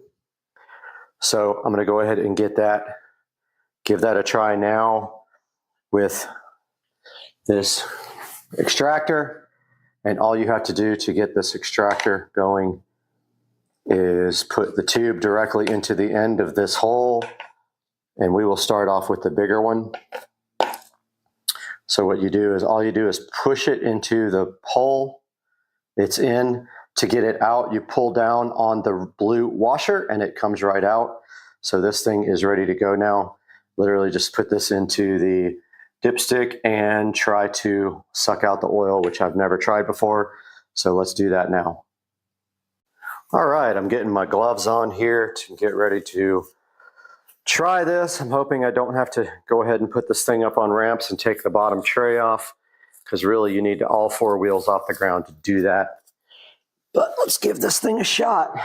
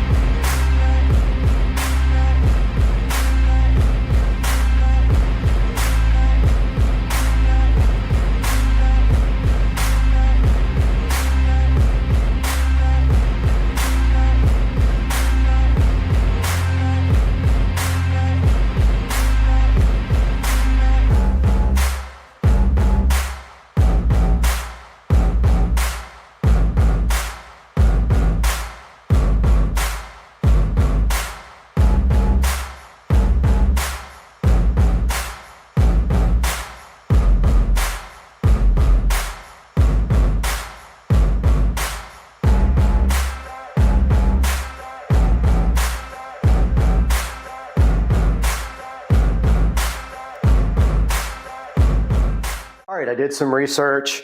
One place says 14 or 1.4 liters. The other one says 1.1 liters. So I don't know what the correct is. Literally says two different things. Engine oil capacity, which is 1,100 milliliters or 1,400 milliliters. At the same time, it says to fill the oil up until the oil is on the 4th mark here, which would be 4 from the bottom, I'm guessing, because they don't say, which is basically halfway. So I'm going to start with 1,100 milliliters, then check the oil and see if I can even see it, because I couldn't see it last time. So I guess we'll need to get our squeeze bottle out to put the oil back in and start doing some oil, or we can use our new extractor to do the same thing. This is hilarious, Haggard stuff. My funnel is way too big to pour into this bottle, so I'm using this oil filter removal tool because it has a little hole at the bottom. So we're going to see how big of a mess we make with this. We got to make sure we don't overfill. And we are using fully synthetic SuperTech oil from Walmart, which is just as good as any of the other brands that we've done some research on, and we know this stuff is good oil, if not better than a lot of the synthetics that you buy off the shelf. So far, so good. We only need a little bit more. Oh, we got close. We got close. We got real close.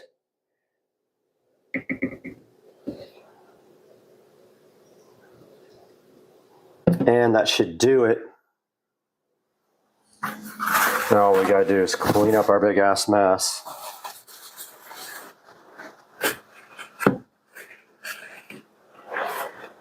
Should be about 1,100. The difficult part's going to be checking it after, because you can't really tell on the dipstick what is what. It's very hard to see.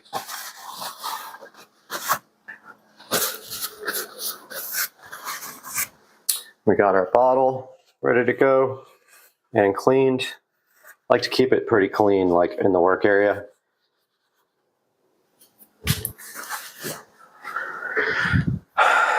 And this is how we will be adding oil back. It is to the top. It couldn't be more full. Actually dripping out because I squeezed it. Don't squeeze the bottle while you're working on it. Okay, this thing's ready to go. Let's head back out to the garage. One thing I didn't even think of, this bottle is going to be able to actually get in there and inject this oil. But we're gonna find out right now. I think we're okay. There is a exhaust right in the way.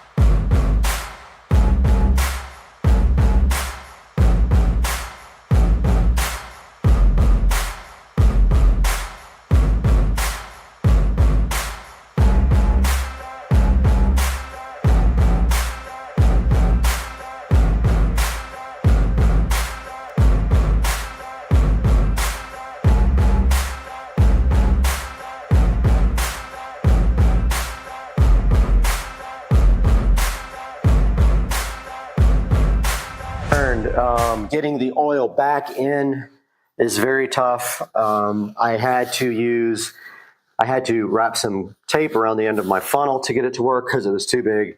I did eventually get most of the oil in there with the funnel. However, I couldn't tip the bottle up enough to get the last little bit in, so I used the extractor and pushed the oil back in. And now the oil change is done. We have to check the oil though, and if it needs any more, we'll have to get it out of the quart bottle the 5 quart bottle that we got inside of the oil. Now there is a procedure for checking the oil here, and it says that we have to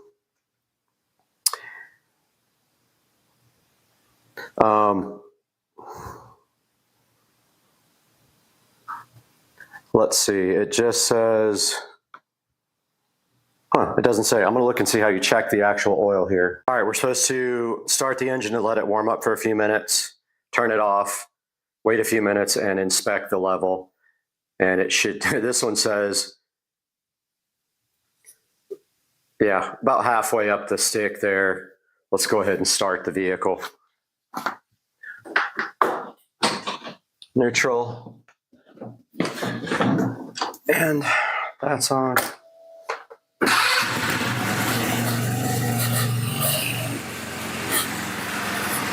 All right, we're gonna let this warm up for a couple minutes, then check the oil. Okay, it's been sitting for a few minutes now. I'm gonna go ahead and see if I can check the oil level, which I tried once before, and it's kind of difficult to see on the dipstick. It's really a dumb kind of system. But I'm gonna go ahead and take that out. Oh yeah, that's hot. That's me getting burned by the exhaust, which is right next to the oil drain plug.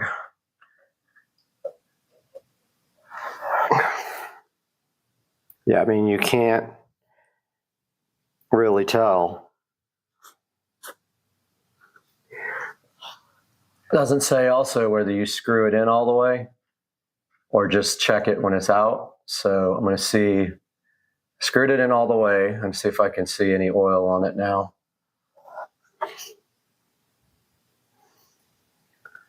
Yeah, I mean, you can't tell at all. It's just ridiculous. It's got oil on it even when you don't screw it in all the way. I'm just going to leave it like that. I'm not going to add any more oil. I only put 1100 and it says do not overfill. So I'm going to go ahead and leave it like that. And so that's going to do it for this video. And this is the extractor that we use. This is the OMT fluid extractor we use to change the oil. And I would highly recommend it. It works great. Did the job perfectly, actually. So yeah, go ahead and pick up one of these if you can, and we'll see you soon on Supercar Street Racing. We're getting ready to put in these really cool lights that my brother sent me. Okay, we're getting ready to start this project. We're starting on the corner where our power supply is. Now we're getting ready to get this awesome piece of equipment out.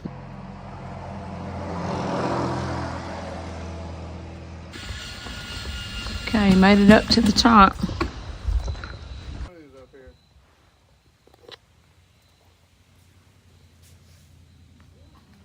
Hey everybody, we're getting ready to put in these really cool lights that my brother sent me.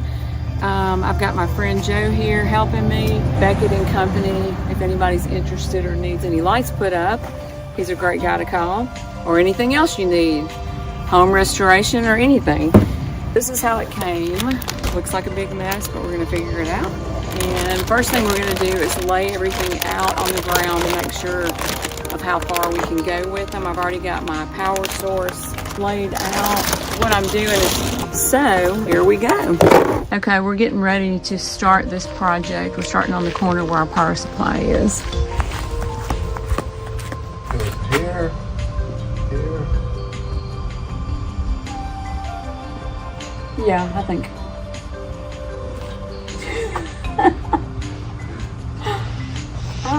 Yeah, I'm thinking right there and then just go up from there.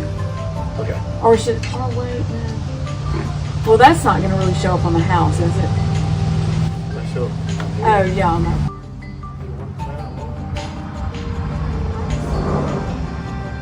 Yeah, let's start right there. See, I'm afraid to go too far around the corner because I don't want to use up too much of it in case we don't have, 150 foot of it. Why not just start right there on the edge? Yeah, let's start on the edge, like what you're saying. No, I'm talking about up on the... Well, it's got to be on that under part. It's got to be, 3 inches from the house. So, I get it. Yeah, I think that's, yeah, just do that. Yeah. Well, 2 or 3 yeah. inches, that's about 10 inches. Yeah, do about, yeah, right there.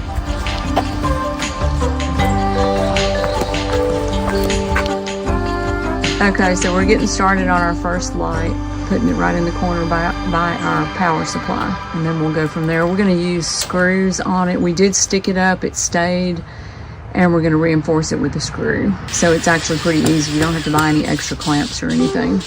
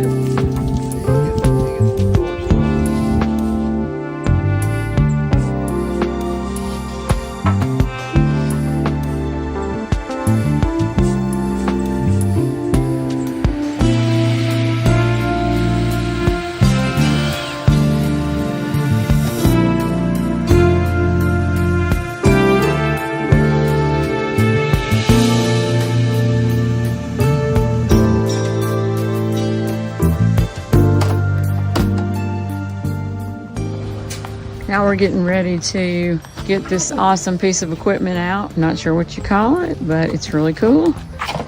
It's called a lift. It's called a lift. And that's, it's kind of like a mini crane.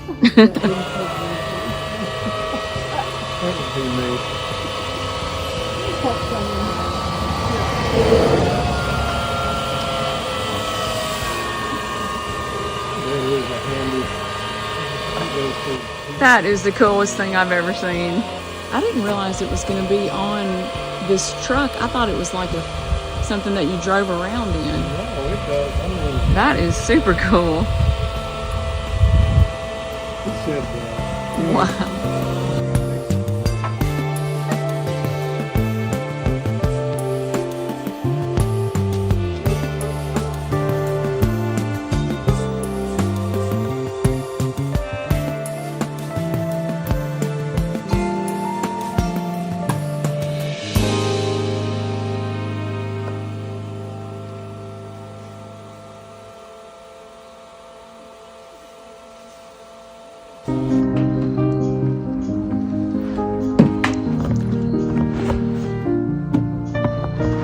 Would it help if one of us got on the ladder and pushed that up for you?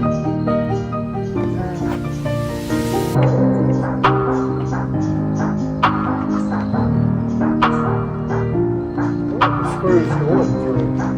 It's got a little tab. Oh, okay. So, yeah, pretty cool.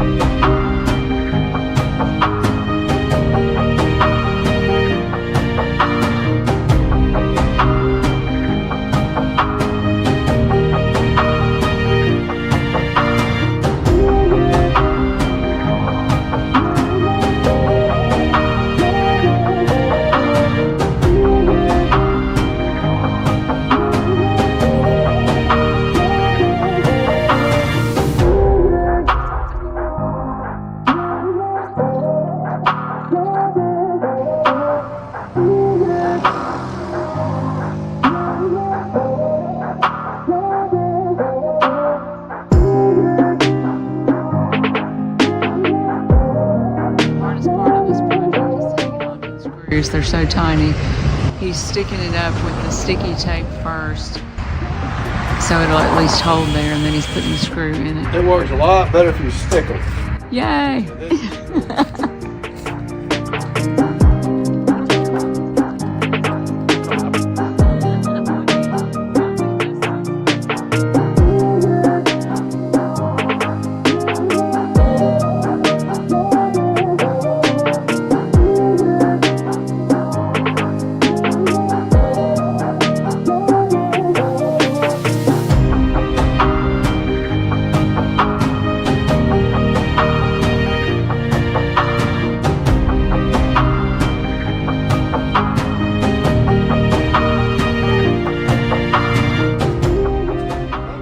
This is the best part of it all. Cal, I can go upstairs and hand them through the window. I can hand them through the window upstairs. You're only getting one more try. Throw it in the plant holder. In the window box. Oh no. Throw it in the window box. Oh no, now it busted open. It busted open. Okay, made it up to the top.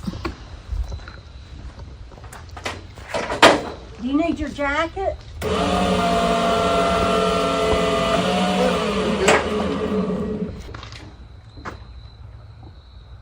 We can train a bird up here. It's dark out, but we're making progress.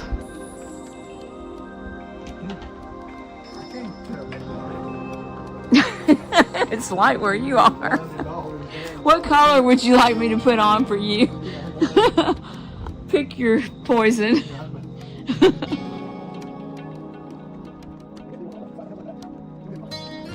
I think we're gonna have to, don't you, to get them up there, or what do you have another idea?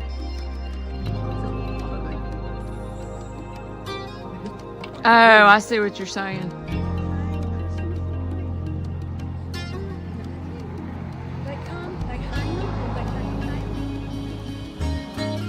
All right, it's nighttime and we're still working, but God, it looks so good. It is beautiful. Beautiful, beautiful.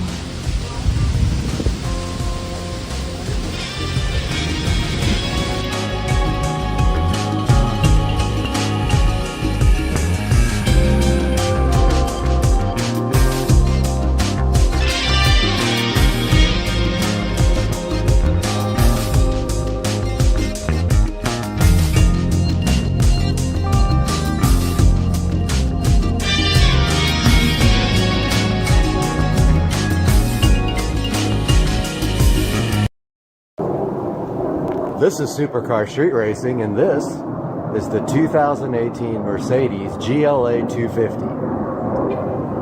And we're going to review it. Take a look at the front of the GLA 250. Check out this stylish silver grille that Mercedes added. Down here, it has fog lights. This is almost like the grills on the SL65 AMG. The front has a pretty aggressive stance, as you can see here.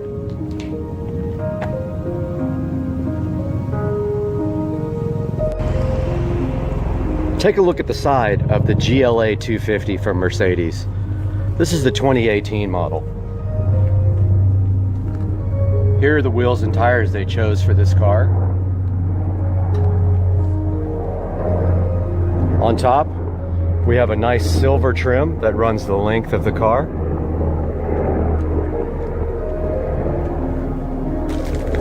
And here's how it looks like from the other angle.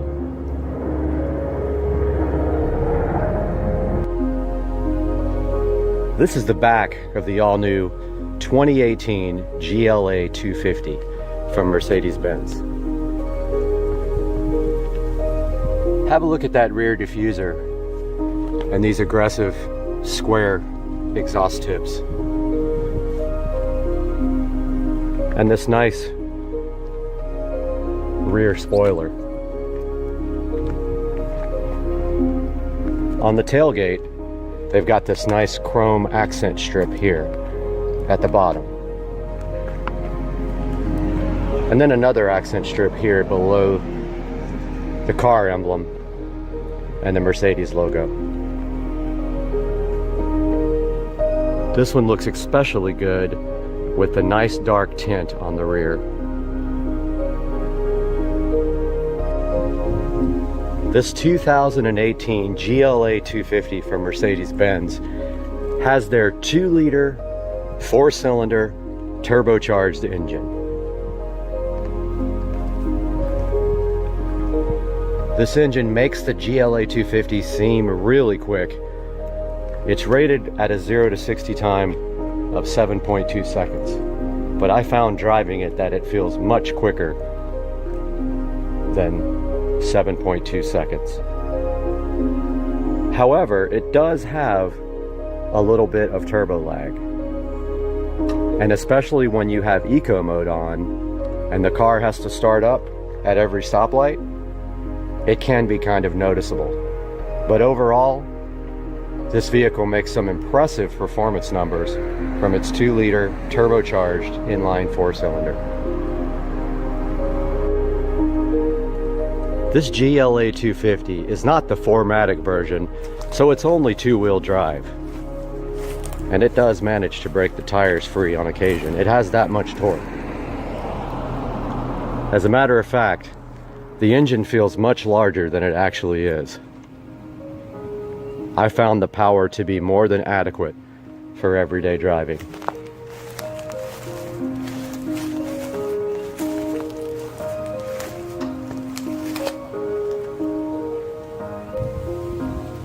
Moving to the inside of the GLA 250, on the door panels, we have the typical door controls. Here's the lock and unlock feature.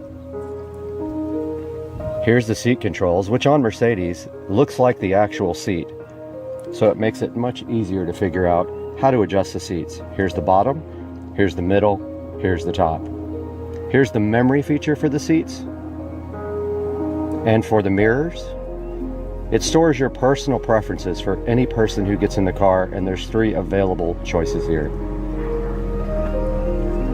Here's the window controls and the mirror controls and the rear hatch opening control. Here's a good look at the seats on the GLA 250 from Mercedes-Benz. This leather reminds me a lot of the leather in BMWs. This particular vehicle has all black interior, which I think looks rather nice. The back seat of the GLA 250 is very roomy. You can see here there's plenty of room for 3 people to sit. And on this base model, there's not many controls back here. But right here, we do have a 12-volt outlet for your passengers in the back.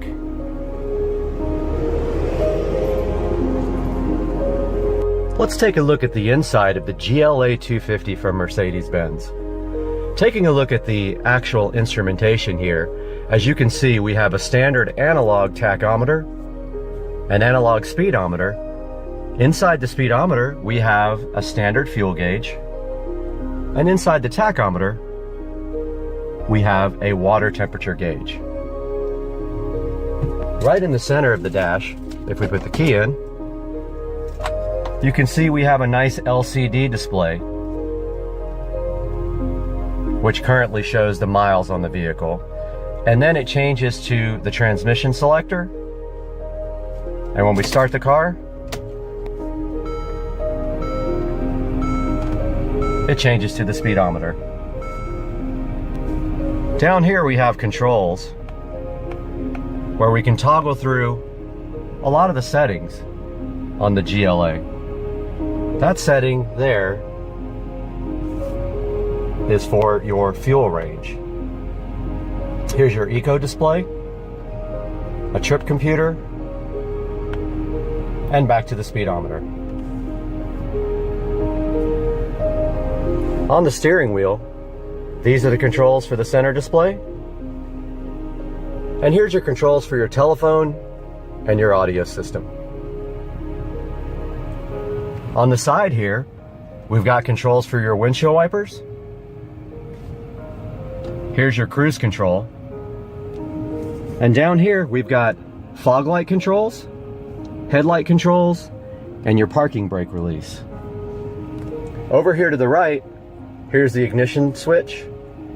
And this car has no button to start, just an ignition switch. Let's take a look at the infotainment display on this 2018 Mercedes GLA 250. One thing I don't like about this display is it looks like it's just tacked on. It really doesn't look like it was well thought out. It almost looks like somebody took an iPad or an Android pad and just literally tacked it to the dash. Starting here on this display, here's the vehicle settings.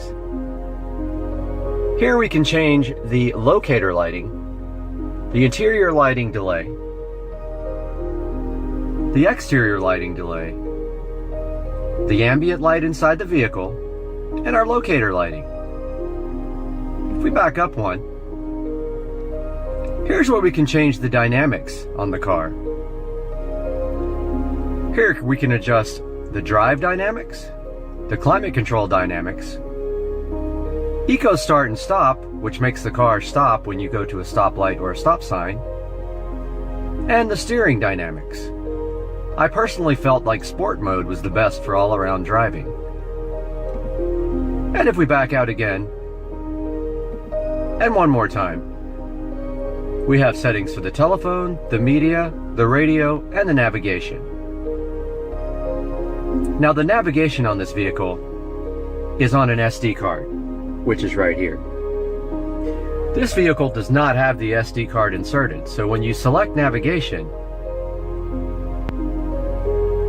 you'll see a slight pause, and then it's going to say there's no memory card inserted with the navigation software. If we back out again, we can take a look at the radio. So there's the radio. There's the volume control. And there's our selector.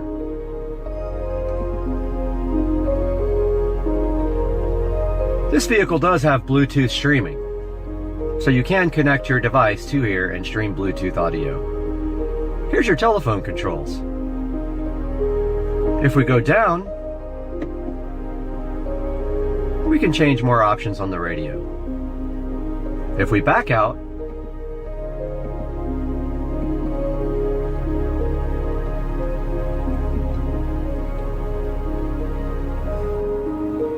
pressing the star button on the control gives us this menu. It has icons for everything you can select.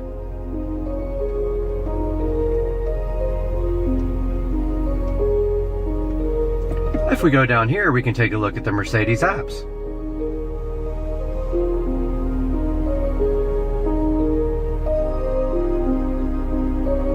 I've enabled the Mercedes apps function. It wants me to subscribe for a trial period, but I'm not going to do that.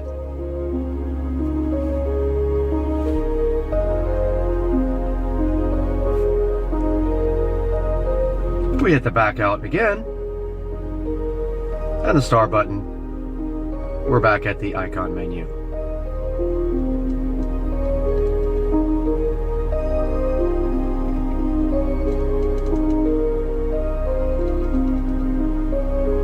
So there's a look at the infotainment system on the 2018 GLA 250 by Mercedes-Benz.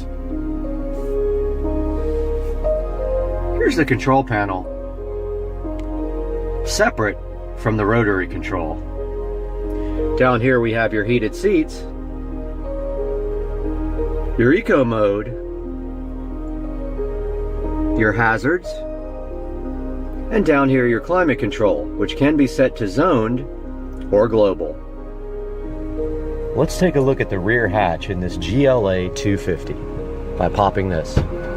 And the rear hatch just opened. Here in the back, we've got ample room for luggage. A couple of cargo nets here and here. Inside here, access to the lighting.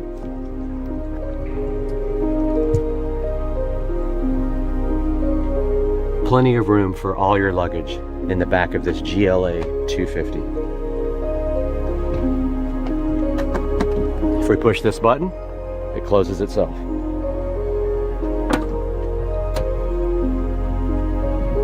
And it locks itself.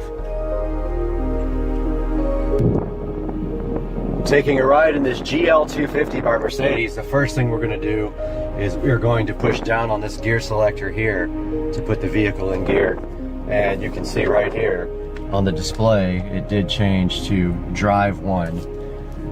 Now this car also has paddle shifters, which are pretty fun right here on the steering wheel. So as you can see right now, to go up into reverse, we have to press up on this.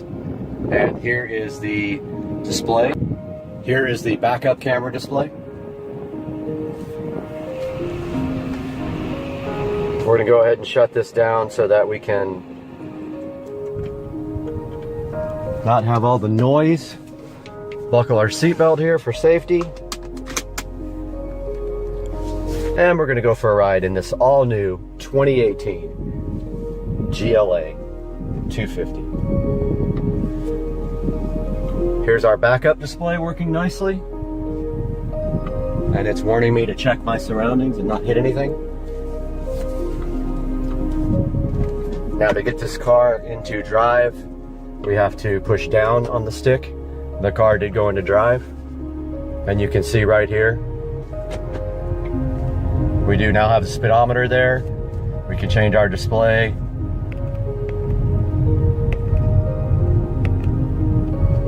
To the eco display if we want to. There's our range. Now the first thing you're going to notice here is that this vehicle is set to all sport. I actually prefer that setting better. To me, the vehicle just rides and performs great in the sport mode.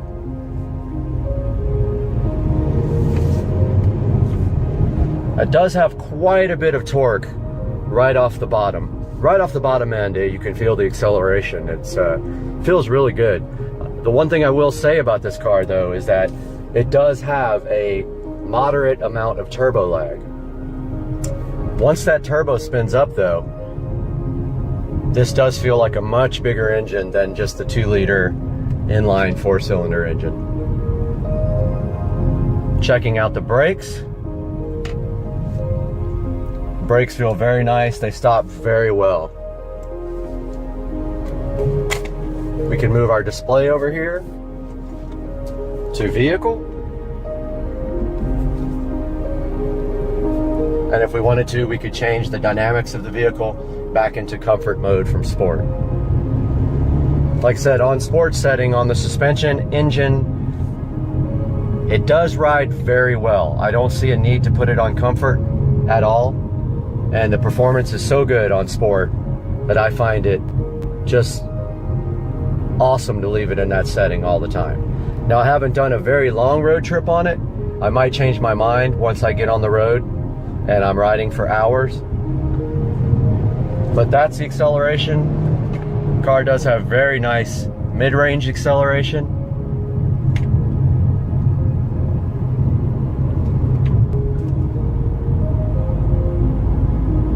Very nice car to drive so far.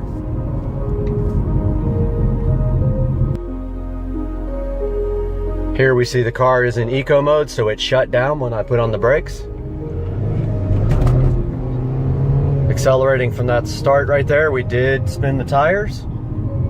It does have a great amount of low-end torque, which causes that to happen. And remember, this vehicle is front-wheel drive. This is not the 4MATIC. Taking a look here at the stop sign. The car did shut off. It is in automatic mode. I'm going to turn that off. Car did start back up. Accelerating from the stop sign. Feel a little bit of turbo lag there. But it is worth it in my opinion for the amount of power that this GLA 250 has after that initial turbo lag. Got the speedometer up right here. I'm gonna show you guys 0 to 60 now. See if we get a little wheel spin in the process. We are spinning the tires. There is 60 miles per hour. So I will say that right off the line, there is quite a bit of a delay from the time you hit the accelerator pedal until you get that nice delivery of power. Next, we're going to take a look at the mid-range acceleration of this GLA 250. So we are at 40 miles per hour now. We're going to do a little 40 miles per hour to 70 miles per hour as soon as we round this turn. Just accelerating here with a slight amount of throttle feels very nice. It does respond very nicely to the mid-range throttle input, but right here around this turn we're going to go 40 to 70. Here we are at 40.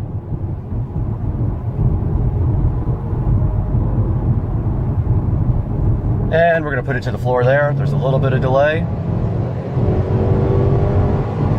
There is 70 miles per hour. 80 and 93. Braking from 93. Very good.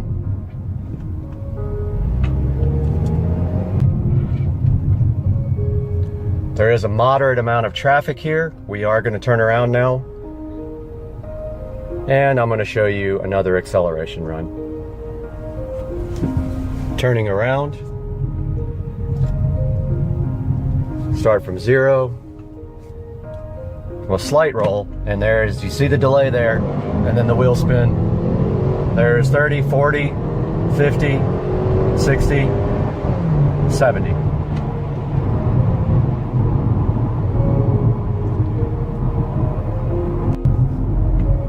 Cruising along at 38 miles per hour, this car feels very composed, very comfortable. I see no reason why you wouldn't want to take this car on any number of long road trips. And I just might do that this weekend. So as long as you keep this GLA 250 by Mercedes-Benz in the power band, it performs very well and there's very little turbo lag. However, if you let that turbo spin down, you will be waiting for it. Pulling back up in the driveway here. From a nice drive in this GLA 250. Final thoughts on this Mercedes GLA 250. This is the brand new model from Mercedes-Benz, the 2018 model. This is the non-4MATIC model, so this only has front-wheel drive. As you saw from the video earlier, this car does break traction quite easily in the dry with the amount of low-end torque that it has from this turbo inline 4-cylinder engine. My review of this car, I'm going to give it a 7 stars out of 10 rating. The reason it doesn't get higher, a couple of things. The turbocharged 4-cylinder engine has quite a bit of turbo lag. There's almost a 3-second delay from a dead stop if you hit the throttle full. If you let this vehicle get out of the turbo range, it is kind of laggy. So I give it that rating. Thanks for watching, everybody. We'll see you next time with more reviews. What's going on, guys? Long time no update. So it is Monday and come to a decision. And you guys are gonna think I'm crazy, but that decision's coming up right now. All right, guys, it is now Friday morning. I decided to finally finish this video. So I have come to a decision regarding this vehicle, and that is I have sold it. I know. What the fuck? I am selling this car after putting a little bit of money into it and a little bit of time. And there is a reason for this. Because there is such a small aftermarket available for this vehicle, I decided that I no longer want to deal with it. It is becoming a problem getting basic parts for this car. Not repair parts, but anything aftermarket. It is a very, very expensive car to maintain, which I'm not that worried about that part, but I can't work on the car myself. There's no room in the engine bay. I did research this vehicle before I bought it, and I did feel that there was an aftermarket for it, but now that I'm actually trying to get things done, there is absolutely little to no aftermarket available, and the stuff that is available is 10 times the cost of what it should be, because they just don't sell very many parts. So, what's coming next? Well, I will give you a clue, and that is that I did own one in the past. So if you know me or know anything about me, you'll already know what's coming. Stay tuned. More info coming very soon. And maybe some clues. Oh yeah, that ain't gonna work.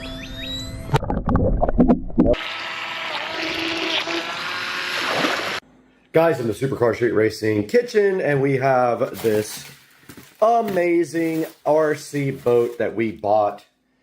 And we did buy two of them, one for me and one for Joe. And we are going to be unboxing this today and having a blast with this. I know it's going to be fun, and I am super hyped. Let's get it done.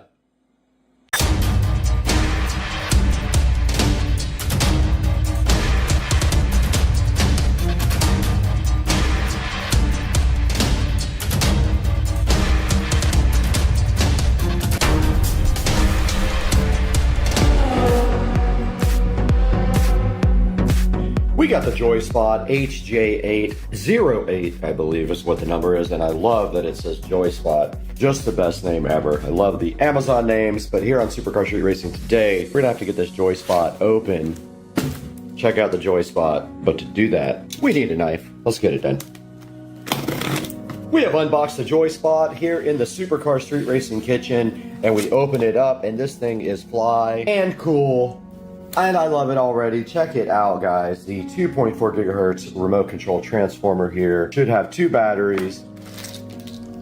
Has something right there. I don't know what that is. The charger. It does not have a camera or an SD card, but I am going to mount the GoPro to the top of it and rip this thing in the pond. As much as it sucks, it's going to happen to not have a camera. But I looked everywhere. They don't have cameras on these things. But that is the Joy Spot boat ready to be charged. Let's get the batteries on the charger. Deeper into the package for the Joy Spot boat, and we did find the boat stand. We got a boat stand, guys. I'm hyped. And we got the battery plugged in. And I don't know why this indicator light's on the bottom of the USB, but it is. And there is the battery looking so fly plugged in, and the boat stand. And now you take your boat and you simply place it onto the stand, and it looks bad to the bone. Guys, check that out, man.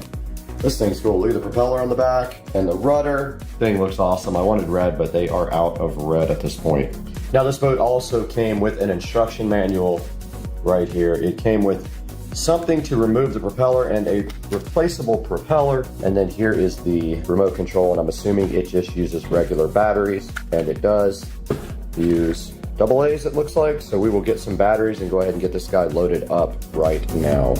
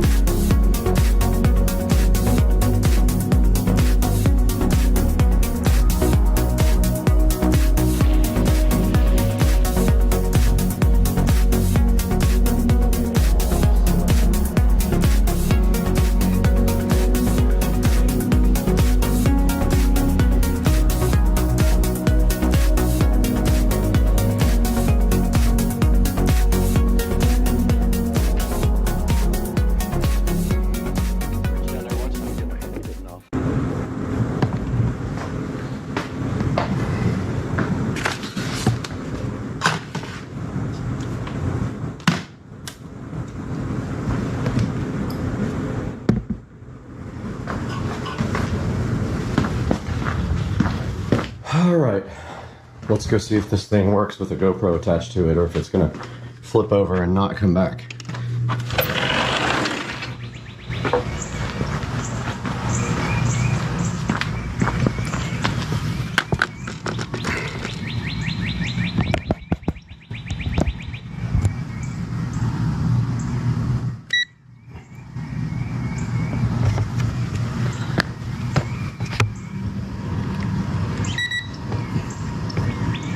Oh yeah, that ain't gonna work.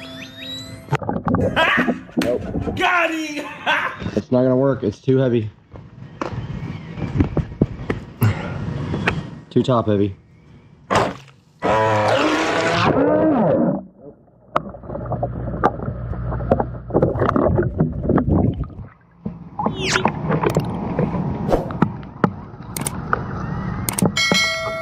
thought that would be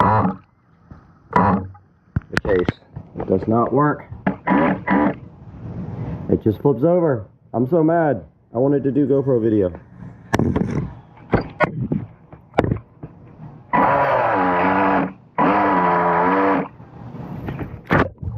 Yeah, this isn't gonna work.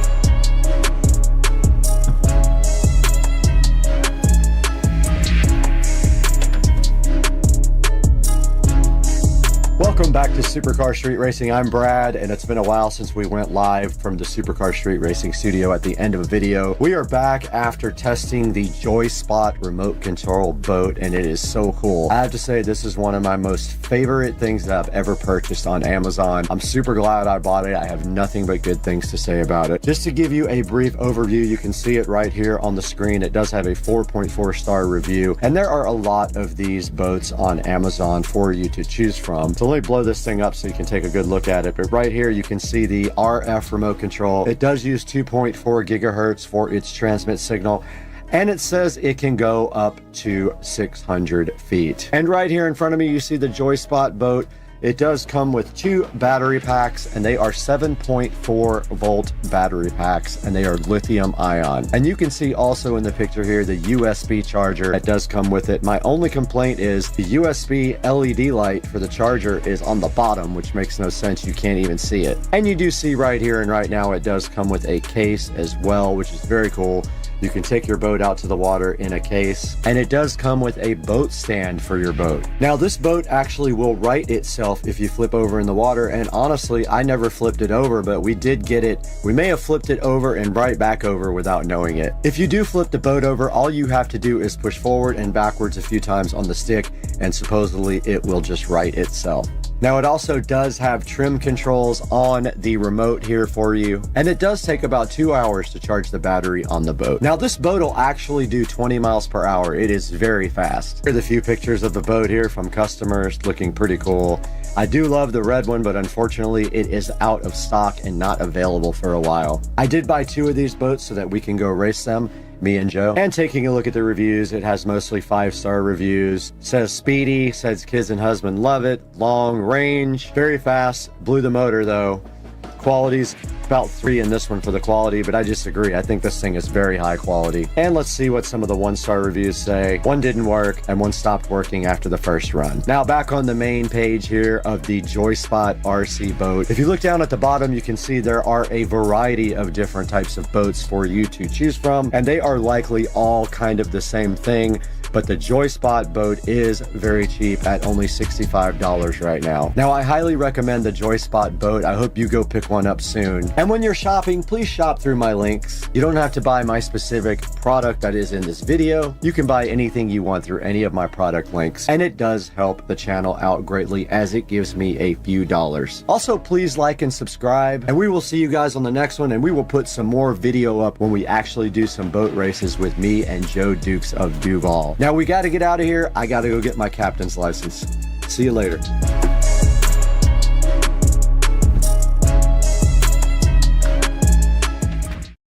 What's up, everybody? Got the AOR day or R day or whatever it's called phone tripod because the last one broke because it was so crappy.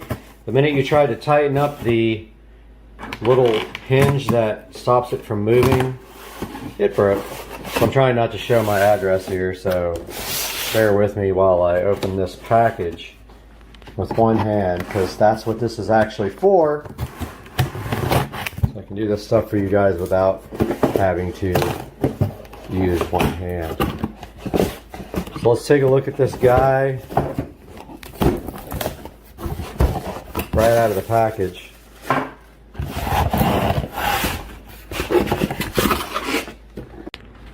Got the box within a box. Man, it is really hard to open these things with one hand, but that's literally what this is for.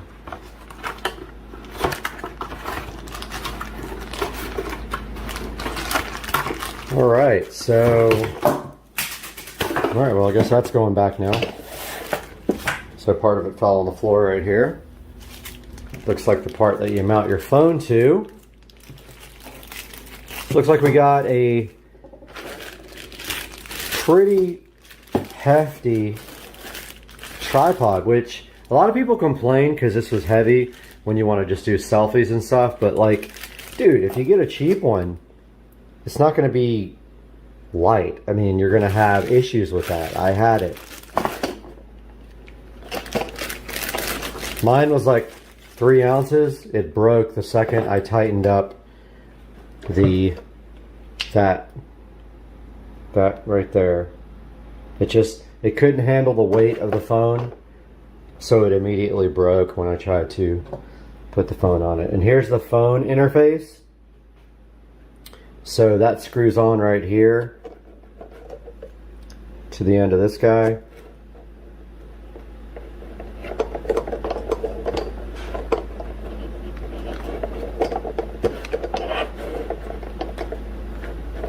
And then once that's tight, so I do mostly landscape stuff.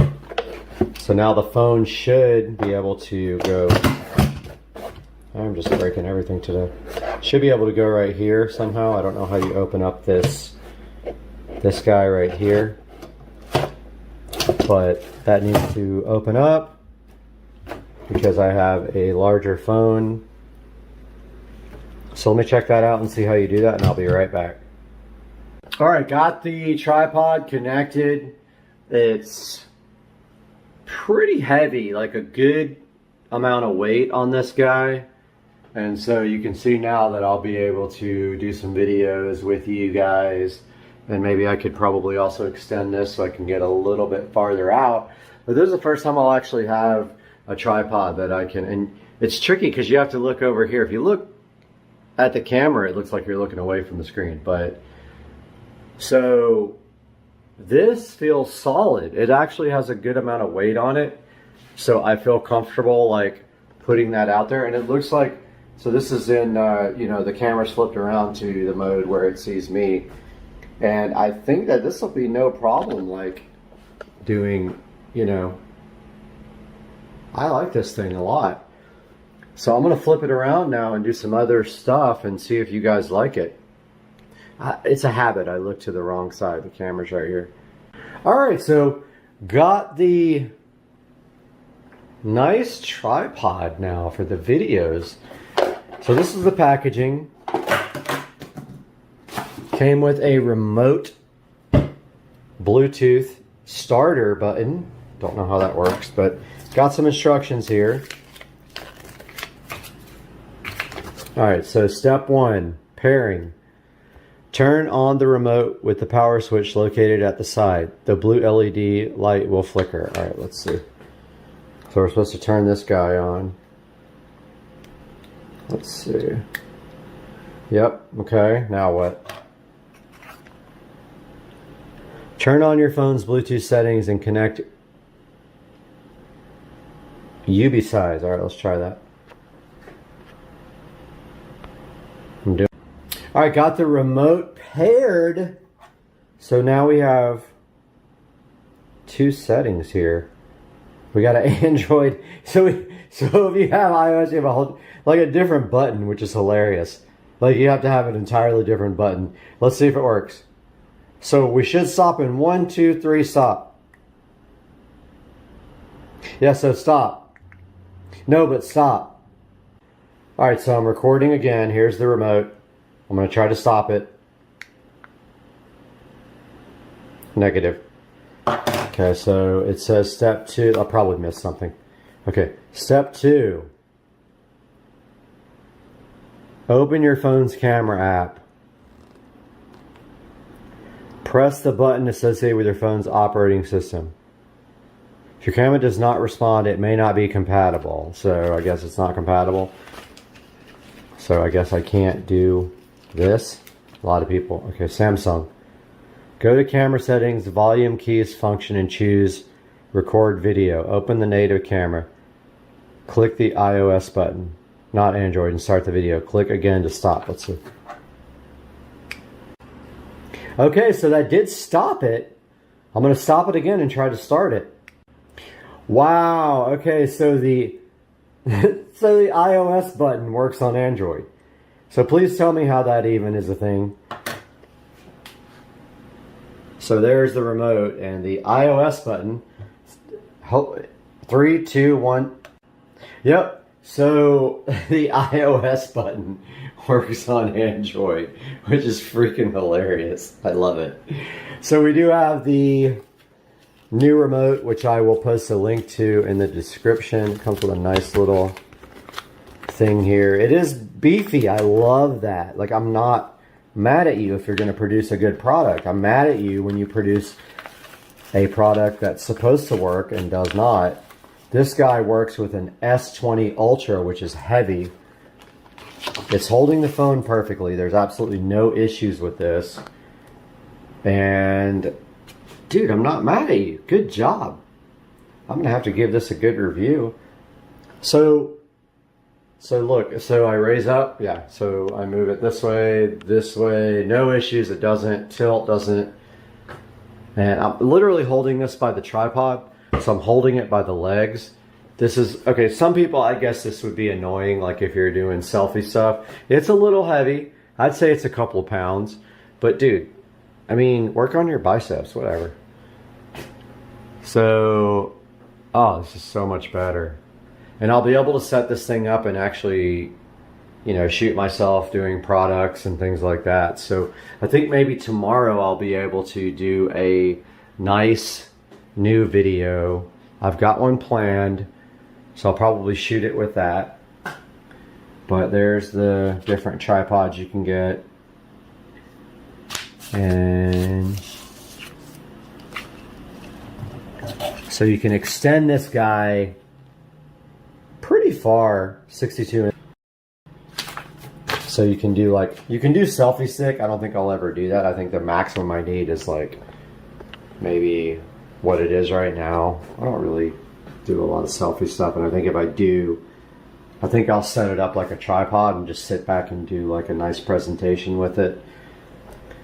So I'm going to put a link to the description, in the description for this guy, and I hope you guys try it if you're into using your camera for video. I mean, let's take it out here. Uh-oh. We might have a he Karen showing up for motorbike boy. But yeah, this thing is awesome. That's what it looks like in Florida at 71 degrees. There's the beamer.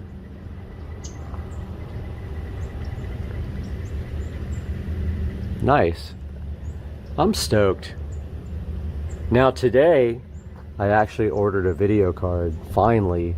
So I've got a video card coming for editing, which I'm really happy about because I've been struggling with my existing machine. I haven't really had a decent graphics card to do video editing, so I ordered a Quadro, and that should be here any minute. So I'm stoked about that and doing a video about that and getting that installed, and I will see you guys in the next video. Check out this tripod though, it's bomb. What are you guys doing with Cat TV? Bubba? That's a squirrel. And it's bigger than you. Bubba, get it. Cooper, get it. Hey dude, get some birdseed. There's two. Mama Cardinal left, but there's two on the feeder now. Yeah. I wish that one would come back. Wow, the water looks crazy.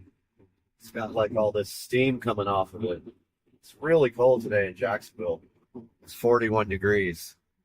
I just drove all the way to the Best Buy out by the airport. It's about the same distance as the other one to get some thermal paste, and of course they didn't have any, even though they said they did online. So now I'm headed all the way to the town center to try to get some thermal paste.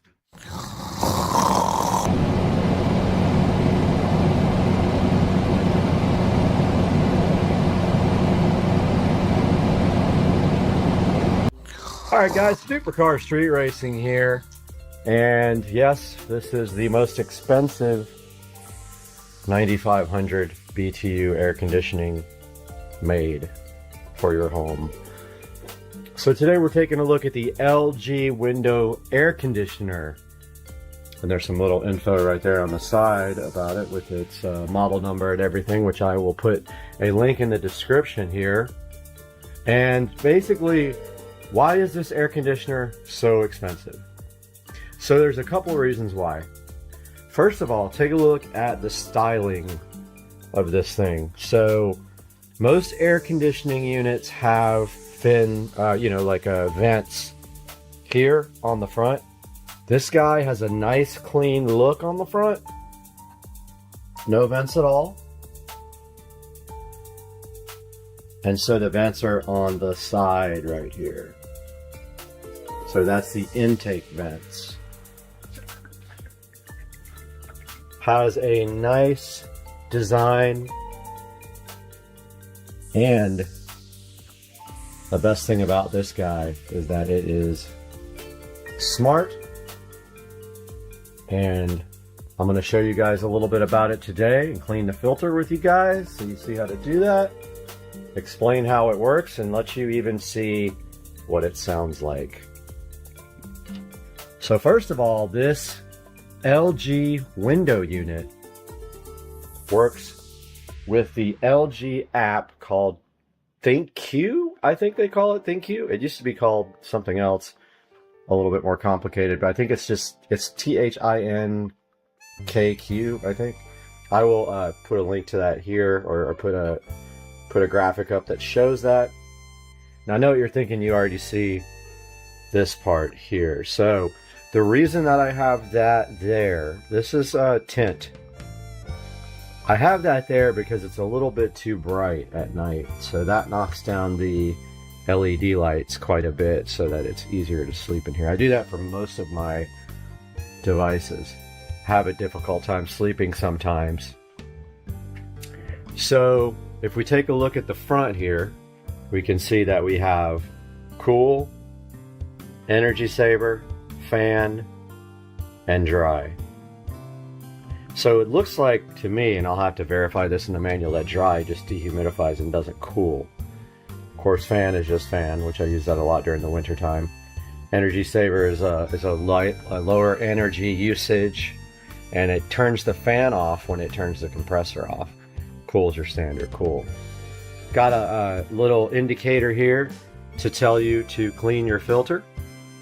There is a sleep timer. This is how you know if you're connected to Wi-Fi or not. And then last one is just a regular timer. This guy here adjusts your fan speed. And then this guy here, your temperature up and down. So this uses the app, the LG app. And I will kind of show that to you guys after we take a look at the filter, which does need to be cleaned right now. So there's the filter there. And the filter light warning light is on. So let's go ahead and get that clean. All right, to get the filter out on this guy, you just kind of like, well, thought I knew how. Take 7. Kind of just slides out there. Take that guy to the kitchen sink in here. Give it a nice wash. You see already, it's getting it really clean. And so every couple of months, if you use this every day, you're gonna have to clean this, maybe even more than that. So you see the dirt coming off?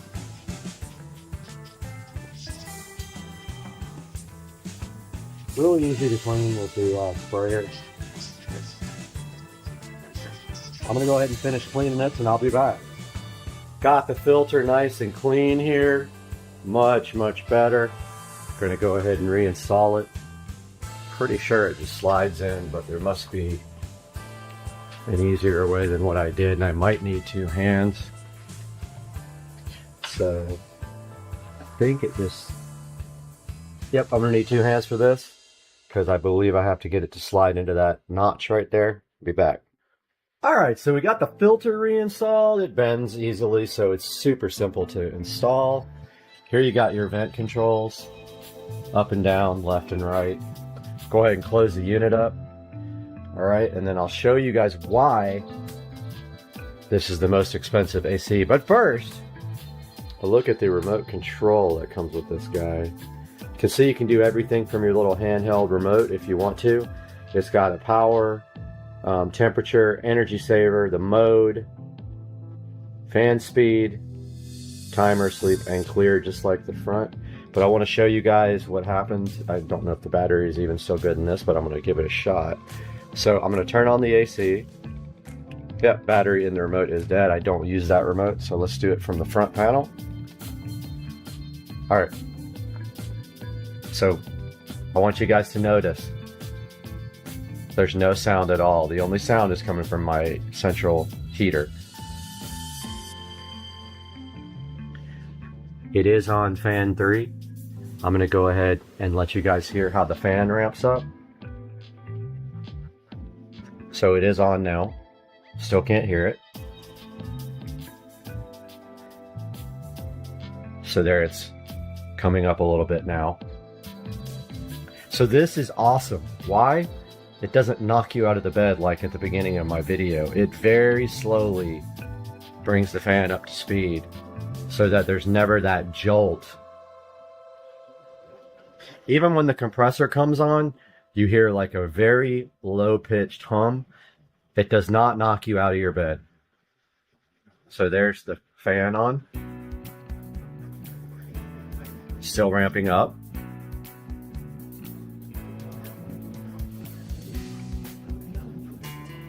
Very quiet. I think it said 42 decibels is what it is. So that's probably about full speed. Now let's go ahead and change the mode to cool so you can hear the compressor come on.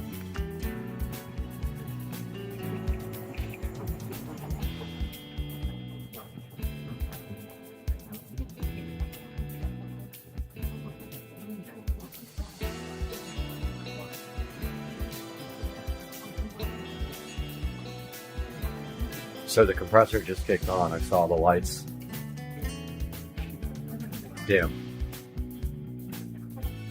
That's how good this air conditioner is. You don't hear it, it doesn't knock you out of your bed when it goes off and on, like when you're staying in those hotel rooms and the thing like comes on and you're up 45 times a night. So this thing is on cool now. It's set to 60. The air is very cold coming out of it. You can hear the compressor now. It's a kind of a lower frequency, and that is what the dual inverter runs. This thing's awesome, by the way. It keeps this room. This room's maybe 150 to 200 square feet. Keeps it absolutely cold at night, which I love. Go ahead and power that off. But that's full volume, full, cool, and you barely hear anything. But I like a little bit of sound. So now, when you turn it off, there you go. So it's completely off now. Now I know you're going to ask me, why do you have a window unit in your bedroom when you have central AC right there? Well, so long story short, it's about energy savings and comfort. I like it to be cold at night, and I don't want my whole entire house to be cooled to, you know, so I typically keep it between 65 and 67 degrees at night in here, winter and summertime. Now, cooling your whole entire house to 67 degrees is going to be expensive. This little guy is energy efficient, Energy Star, has all the certifications, bells and whistles, all that stuff. And it'll keep my room here at 65 to 67 degrees and will not have to cool my whole house down. Now I do also have a skill set up for good night with Alexa over there. She woke up. Never mind. So I have a skill set up, a routine set up, not a skill. This guy uses a skill to connect to her. I have a routine set up that does multiple things when I say goodnight. It, first of all, turns off the VESA thermostat, which is there in the hallway. It also turns off all the ceiling fans that are connected to Wi-Fi in the house.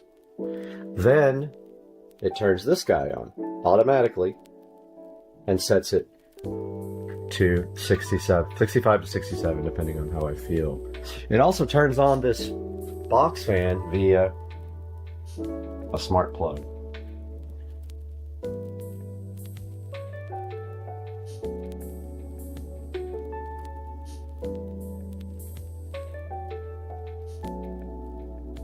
Alright guys, taking a look at the ThinQ app from LG, and we load that up. Had to blur out my email address, I guess, but let's take a look at this. You can see all my LG appliances are on ThinQ. You see my fridge there, Sub-Zero. You've got Fireball, my cooktop. You've got Plate Destroyer, my dishwasher, and you've got Luke Skywasher. At the very bottom, you've got Air2D2. That is the LG window unit, so let's press that. Now we can see here with Air2D2, tells that it's 55 degrees in my room. You can set a schedule here with the app, and then up here you can go ahead and power Air2D2 on. It is on cool. You can see here we can walk into the bedroom, verify that this guy actually did come on.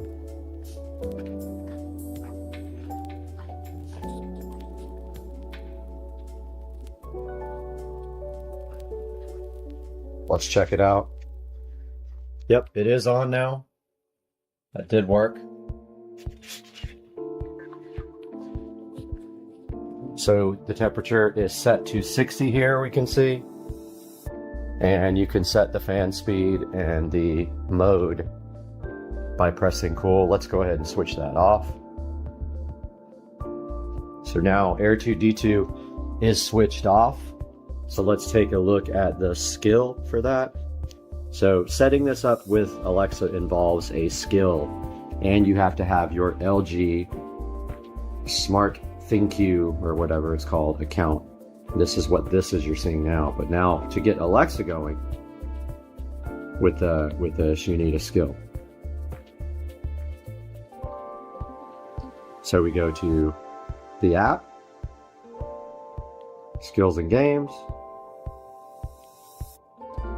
search for LG. It's confusing because several of them come up, but here's the ThinQ Basic. You go into, now it's going to be disabled if you've never done this before. You hit enable, and then you have to link your account to it from LG, and then that's how she will find your devices. It'll discover your devices on the next page, which I don't want to go through the setup again. But once it discovers your device, you can then use it for to be turned off and on via smart home. And now let's take a look at routine. So my routines are here.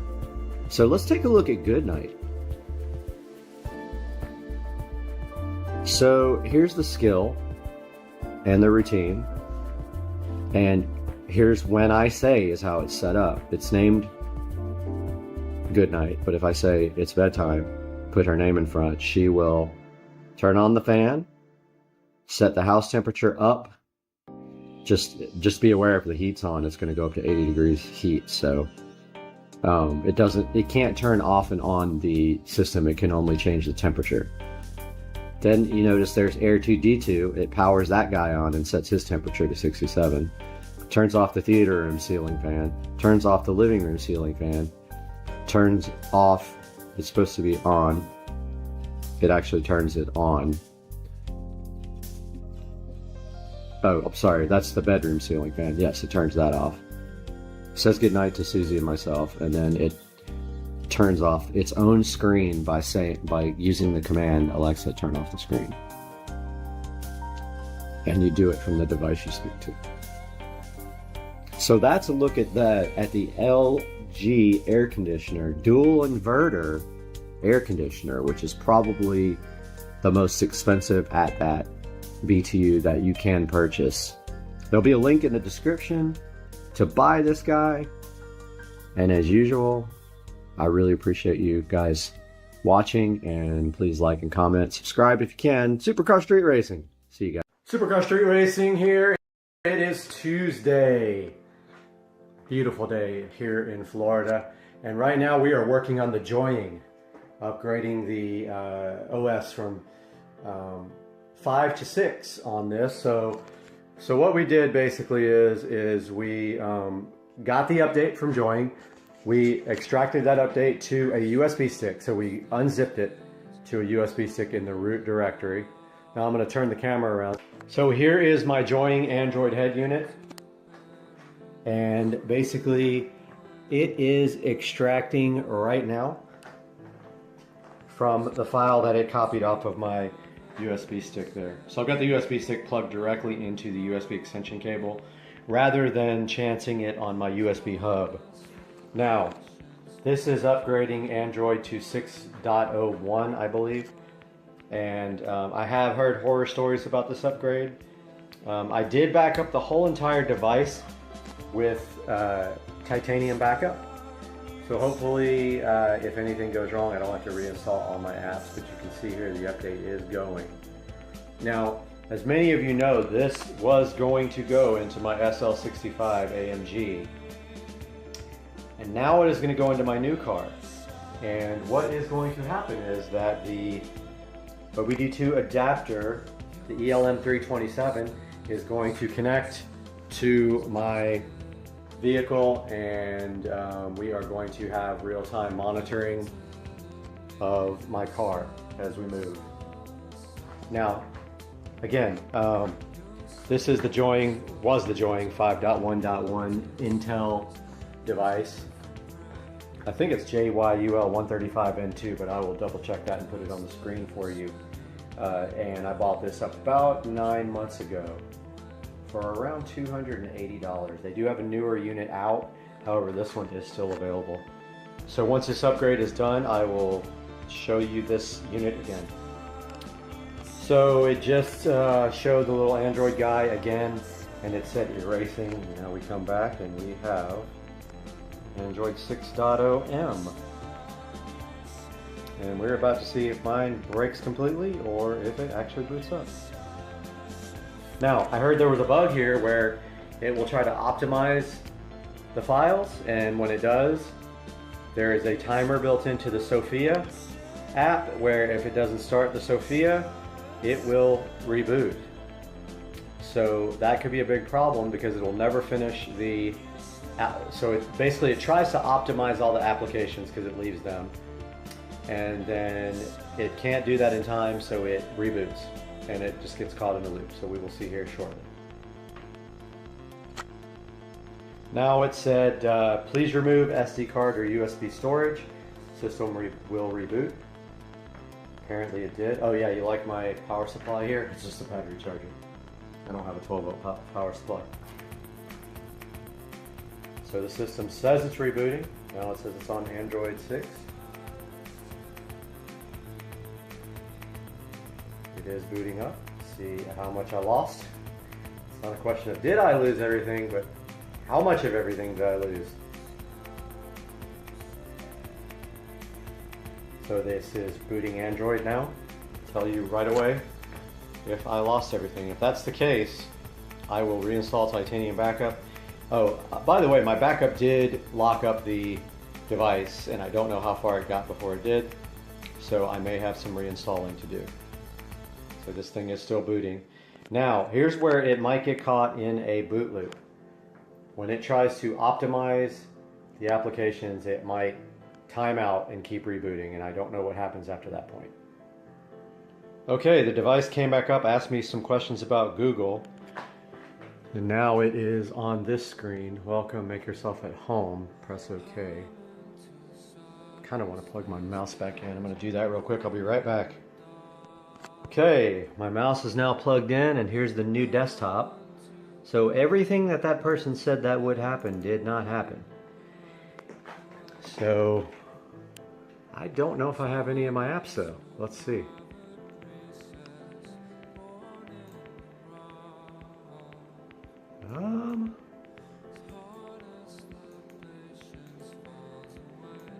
Let's see. It looks like I might not have my apps. I think it wiped them. Let's see.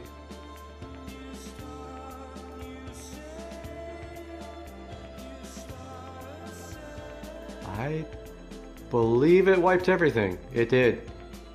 It wiped all my apps, so I'm going to reinstall Titanium Backup and see how much I have to do, because I spent a long time on this device. Okay, so yes, the upgrade did wipe out all my apps. Secondly, I lost root access. You will see how to get root access in the description of this video. Some nice gentleman on the Joining forums has figured that out.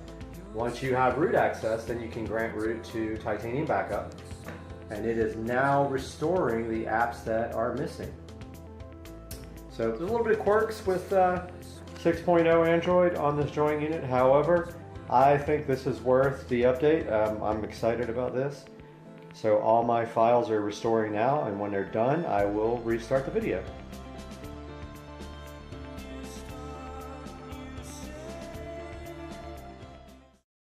Guys, welcome back to our street racing one more time. This is Brad here, and I'm so happy to have you guys with us on the channel in the Supercar Street Racing living room here. Today we have to fix a problem, and it's all because of this Netgear Nighthawk modem right there. That thing has been giving me issues for almost 2 years, but today that changes because of what's on the table right here.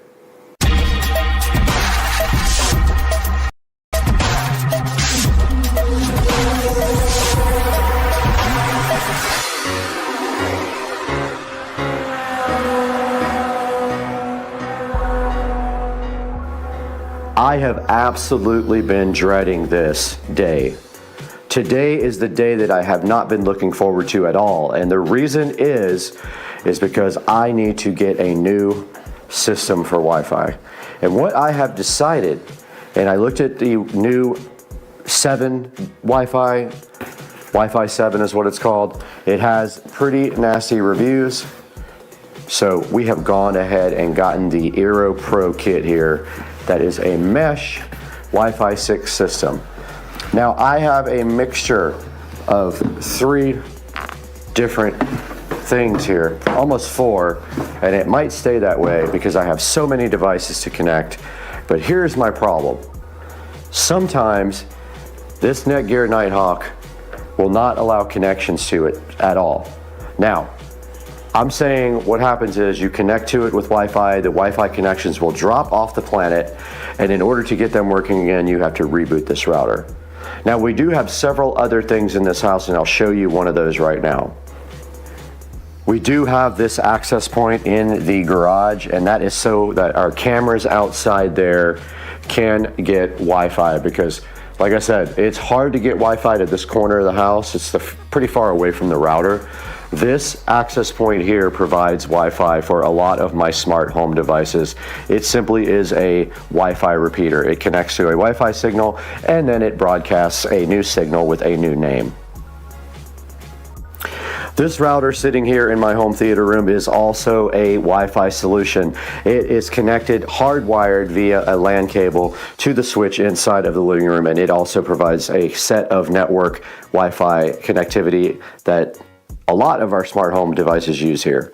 The Netgear Nighthawk modem here is connected to a switch which is located underneath this little cabinet right here, and that switch does provide LAN connections to my work area, to the studio, and that's what we're going to be replacing today. We're going to get rid of all this stuff and we're going to go with this, hopefully this ASUS surfboard modem and this Aero Pro 6E kit. Now the first step to this whole thing is getting this ASUS modem out and getting it set up. One thing we have to consider with this whole new setup is all our existing devices and what access points they connect to. Now, a lot of them connect to the main access point, and we know these Wi-Fi network names need to stay the same. That's the most important thing. When we set up our main router right here, we have a router here, we have a cable modem here, they are not integrated. This, we're going to use the same access point names, because if we don't, we have to go program probably 100 smart home devices and they will not be happy. They want the same Wi-Fi access point names, and they want the same, and when I say access point names, I actually mean SSID, which is the name of the Wi-Fi network. They want the same SSID, and they want the same passwords. Down here in the Supercar Street Racing TV stand, we have our switch, and we have our network, like it's a NAS drive, basically it's a Western Digital MyBook. It's pretty old, over 10 years old. But this switch is going to provide LAN because the new Aero only has 2 ports. One will go to the cable modem and the other one will go to my switch right here. We have the ASUS surfboard modem and it's so tiny, but if you think about this, this is not a router or a Wi-Fi access point at all. It's not a Wi-Fi router. This does not route, so you have to have an external router. Now what the router does, it acts as a gateway between the internet and your devices. And once this guy provides a signal to the router, which is one of these, this guy will do all the routing to your home network, and this will be your gateway. So the first thing to do is get the cable modem up and running and provisioned with Comcast, and I have heard that a lot of people have had issues with the MAC addresses here. So what we want to do is go ahead and get a picture of the MAC address on the bottom of this, just so we have it, and we'll do that with our phone. And in case we have to go to Comcast with problems, we want to have that ready. So it's also a good idea just to take a good idea and to file that away in your Google Drive or something like that if you have one, just to keep it on record. And so we did take a picture of the MAC address of that, and so now we can go ahead and try to get this set up. Now, one other consideration is your subnet. So your subnet, this gateway that I have now is the gateway address of the device, and this is your local LAN, not your WAN, not your internet, but your local LAN has its own subnet, and this router is on 192.168.0.1. My plan is to put this back on 192.168.0.1. Now what that means also is that this guy was actually passing out IP addresses to the LAN, the internal LAN, on that subnet. So everything in my house would be 192.168.0 and then a number between 0 and 254. We're going to reset that up now the way it is, just to stop headaches and lessen any chances of us having problems. Now if you notice on the back of the Nighthawk here, it actually has 2 LAN ports. Let me crank the lights up here. It actually has 2 LAN ports on the back that are occupied. One of them goes to the switch down there and the other one goes to something else. It actually goes to the studio. So the studio is taking one of the LAN ports on the cable modem. We will have to move the studio down to the switch down there. So yeah, first things first, we got to get this disconnected, get it out, and move one of these wires to the switch. We have a couple of wall boxes here that have Cat5 Ethernet run to them. One of them goes to the home theater room, the other one goes to the opposite side of the wall. And we actually have 3. One goes to the home theater room, one goes to the opposite side of the wall for the local office work, and the third one goes to the studio right here. They are not labeled. I'm going to go ahead and label those right now.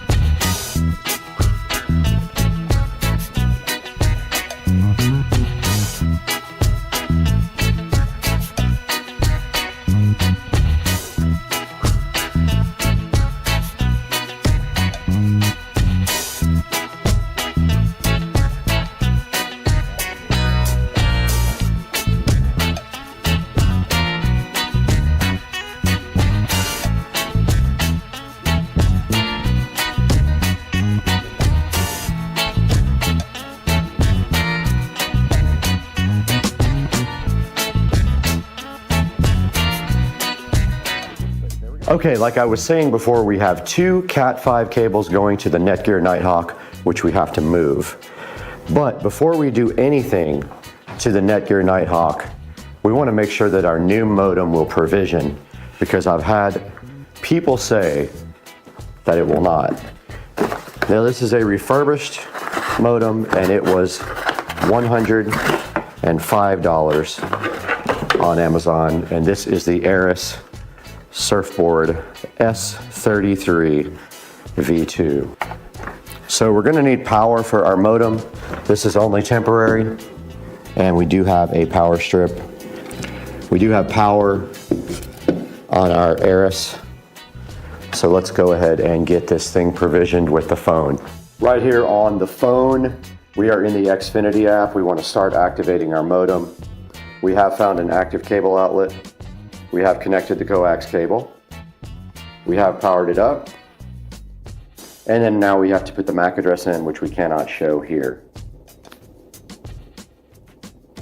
All right, so now the Comcast app is looking for the modem, and it says it will take up to 11 minutes. The modem is flashing green at this point. Now our ASUS modem has gone from orange to flashing green, and Comcast does say activating your service at this point. So we're waiting on that to happen.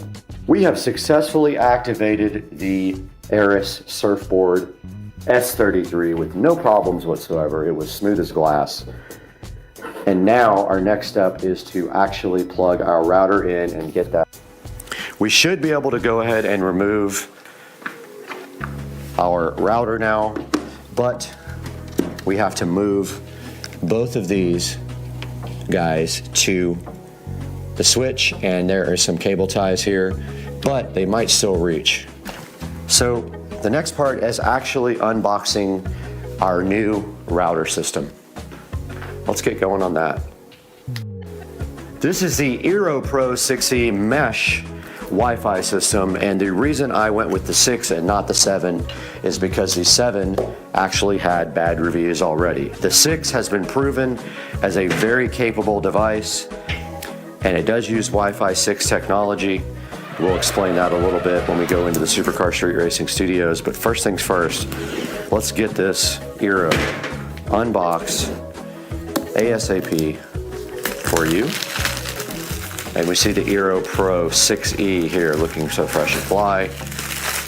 And I am hyped. And we're all done with the Aris. It looks like it was successful in setting up. We'll see if we have issues with that. But this is the Pro Mesh system, Eero Pro 6E with routing capabilities. It is a tri-band system, supports up to 2.3 gigabits per second. It has 2 Ethernet ports. It's a 3-pack, so I have 3 of these to put out. That means any of these 3 can connect to Ethernet, or they can just repeat the Wi-Fi system without that. So over inside the box, we have this Eero setup manual with 3 really nice looking power supplies. So we need to go ahead and get this Eero connected to a power supply. I have already downloaded the app in the phone, so I'm ready for that part. I'm gonna go ahead and apply power to the Eero, and I will be selling this guy. And we do have power for our Eero. All right, it says it found an Eero Pro 6E, so it says it's connected to the internet, but I have not connected the cable. We need the Ethernet cable. I was not able to connect to the internet. This is where my nightmare begins, so I am resetting the cable modem. If that doesn't work, I'm gonna move the Ethernet port to the other port and try again, and then if that doesn't work, I'm gonna call Comcast and see what's going on. Wow, I can't actually believe it, but we did get past that part now, and it is saying, where is your device located? It is in the living room. Now we have to set up our Wi-Fi stuff. We have to do that off camera, but it's asking for the Wi-Fi name. We're going to repeat what we have now. As you can see on the screen on the phone, we are fully set up now with the Eero. And we're gonna click finish setup for now because we don't have to do anything, but it wants to update the software. So we're gonna go ahead and let it do that on the device now. And now it says it's updating, so we'll get back to you guys when it is done. All right, we have a bunch of devices already showing up. I haven't touched any of the settings here. The Eero, I think, is ready to go. We do kind of want to play with the network though. We want to change the gateway and the network settings so that it passes out different IP addresses. I think, I'm trying to remember if I have anything that we need to do specific IPs on. I don't think we have anything with static IPs. Now we have gone ahead and changed our default gateway address to match the old default gateway because we have some devices with static IPs and it wanted to have the device on a different subnet. So we changed it and rebooted, and that's what we're doing now. It's restarting. Our Eero has come back online now. I'm connecting the switch to it. This provides wireless or wired connectivity to the everything wired in the house. So let's see what happens with that. We have connected wired. I'm gonna check a couple of the wired devices and see what happens. All right, I did check on my wired devices and they are good to go. This is a big bonus. Now our next device is going to go into the home theater room, and I made a tough decision about the many different networks that we have here. And we're gonna try to reprogram everything. This is gonna be difficult. I have a lot of reprogramming to do.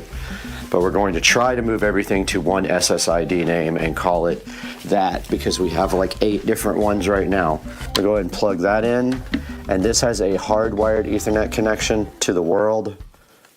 We have updated successfully the Eero Pro 6E here in the theater room, and I have decided to bite the bullet and just name everything on one SSID.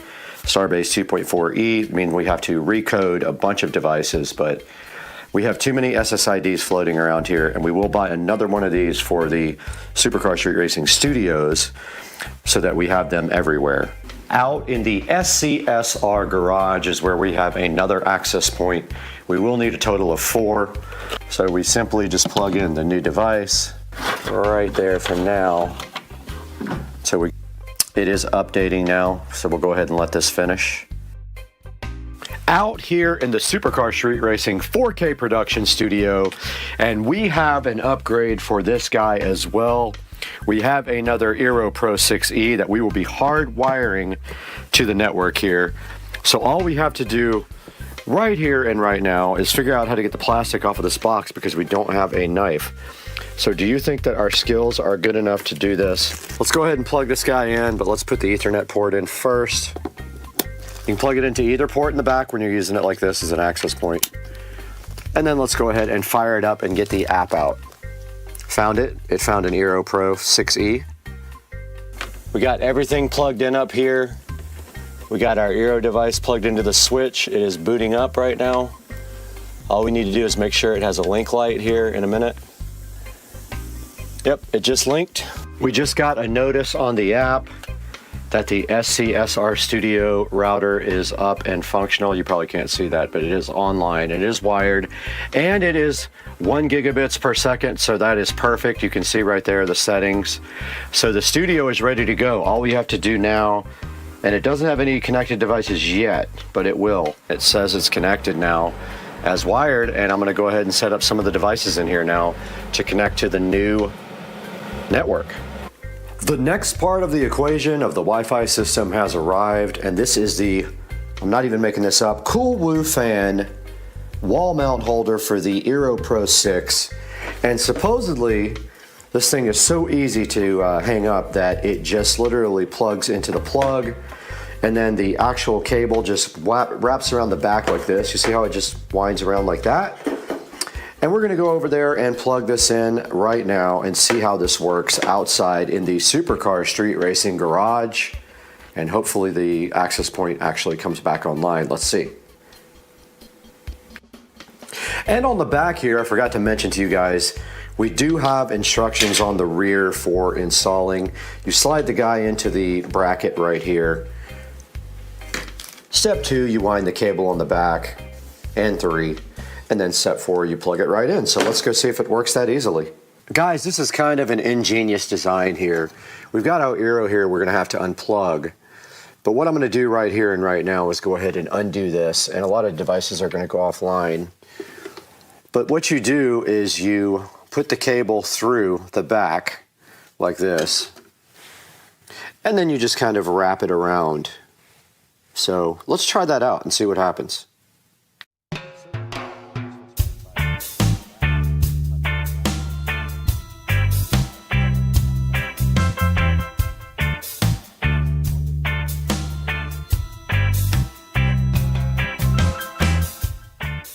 All right, we got the wire coiled around the back, and now we have our Aero mount there looking so fresh.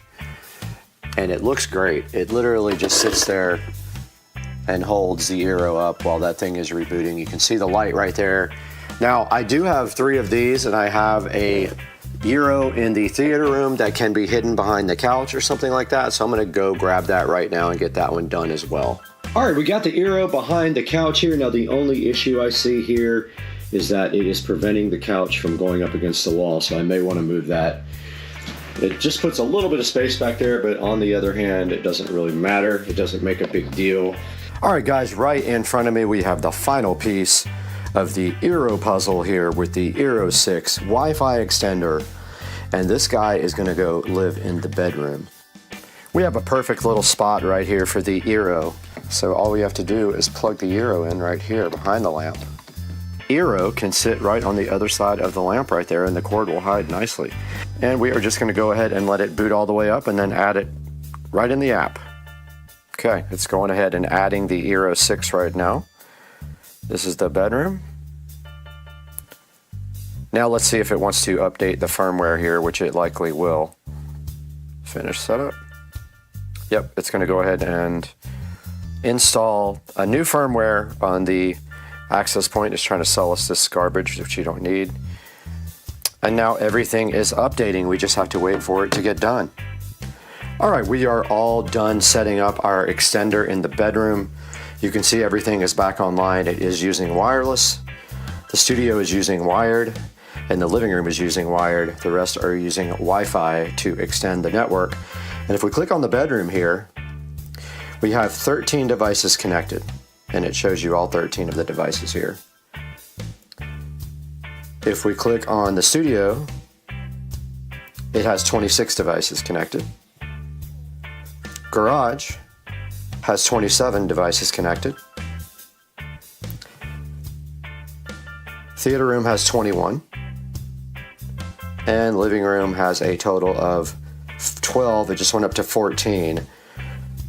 Now 13. So you can see how it redistributes the devices, the load on the network, depending on the speed where you actually are. But we are done with this project. Let's toss it back into the studios with Brad and take a look at this online on Amazon.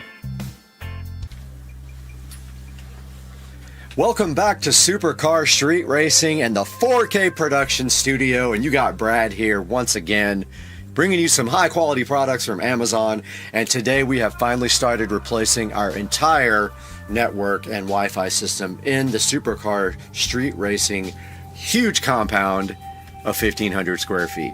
And we're taking a look at one of those devices right here. This is the Amazon Eero Pro 6E Mesh Wi-Fi system. Now this is the one that comes with 3 devices, and any of them can be the gateway that connects directly to either your existing router or your cable modem to your existing network. So there is the 3 device system right there that is on sale for $439 right now.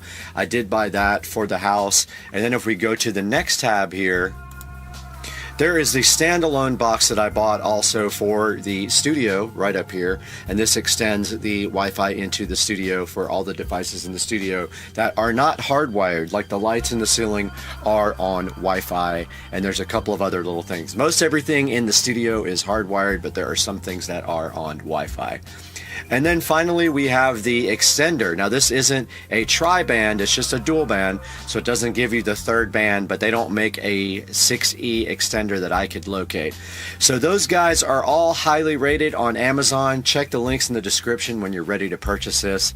And I hope you guys enjoyed another video from Supercar Street Racing. I am out of here. I gotta go shopping.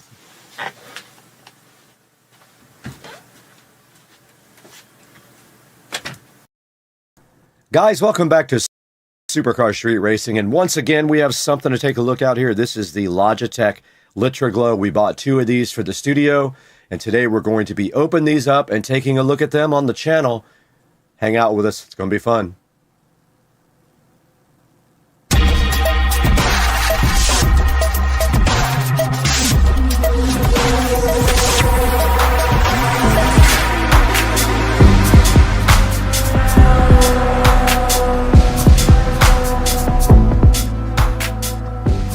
Guys, welcome back to Supercar Street Racing once again, and today in front of us we have the LitraGlow light, and this is a light designed for creators like myself to light up your face, and it literally mounts directly to the monitor there.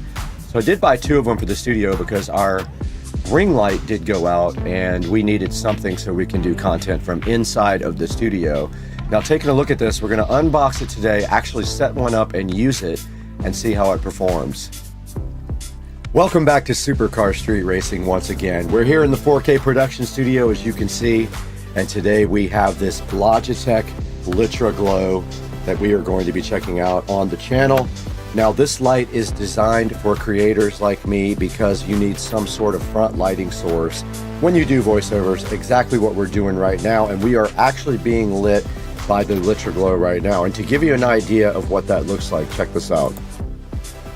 So right here in front of me we have the LitraGlow, and we are recording in OBS Studio, and that is lighting us up from the front.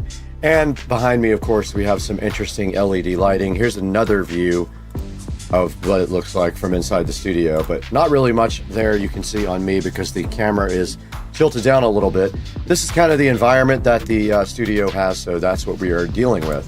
Now, the light that we were using before, the ring light, did die, so we went ahead and got the LitraGlow. We actually ordered 2 of these. We are currently being lit by one. There will be one on this other monitor here if I go ahead and show you one more time the view here. We're going to put the other monitor the other light right on this monitor here, so we have two of them. We're back here again in the front camera, and we have the LitraGlow in front of me, and we have not opened this one yet, so I wanted to go ahead and open it with you guys. Let's do that now. Right in front of me, we have the Logitech LitraGlow, as you can see right here. We haven't opened this one. I wanted to do it on camera with you guys so you can get a look at the packaging and everything. And on the back of the packaging, it just says it has an adjustable mount, TrueSoft technology, and adjustable brightness and color temperature on the back as well. There are controls on the back for all of that. You can make it either warm or cool light by pressing buttons on the back of the actual LitraGlow by Logitech. This is how the packaging looks. This is how it comes right from the factory. There is the LitraGlow looking so fly inside the box. And when you pull it out right here, you can see that it does have a long stand to keep it pressed up against your monitor. And then this part is like draped over the top. It does have a USB Type-C connector here for power. So when you guys power this up, you can power it up with any 5-volt USB adapter, that as long as it has a USB Type-C. And they do give you a USB Type-C cable here in the package as well. And to use this, you simply do like you use any other USB device. You can plug it in any USB outlet that provides power. And then on the back of the light here, there is the USB Type-C. You just plug that in. And this is a look at the Logitech LitraGlow and how it attaches to the monitors.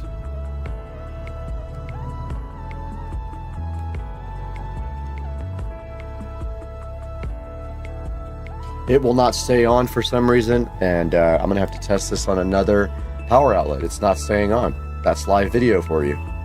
So interestingly enough, my receiver's USB power would not power the light. It did fine on my old ring light. For whatever reason, it doesn't like this one, but here I have it plugged into the actual PC power source, and you can see there it is very bright. So I'm going to lower the brightness on the back and show you that's lowering the brightness. And then this here is the color temperature. You can see it go cool there. And now what we're going to do is put this up on the monitor stand and see how this looks with actual video.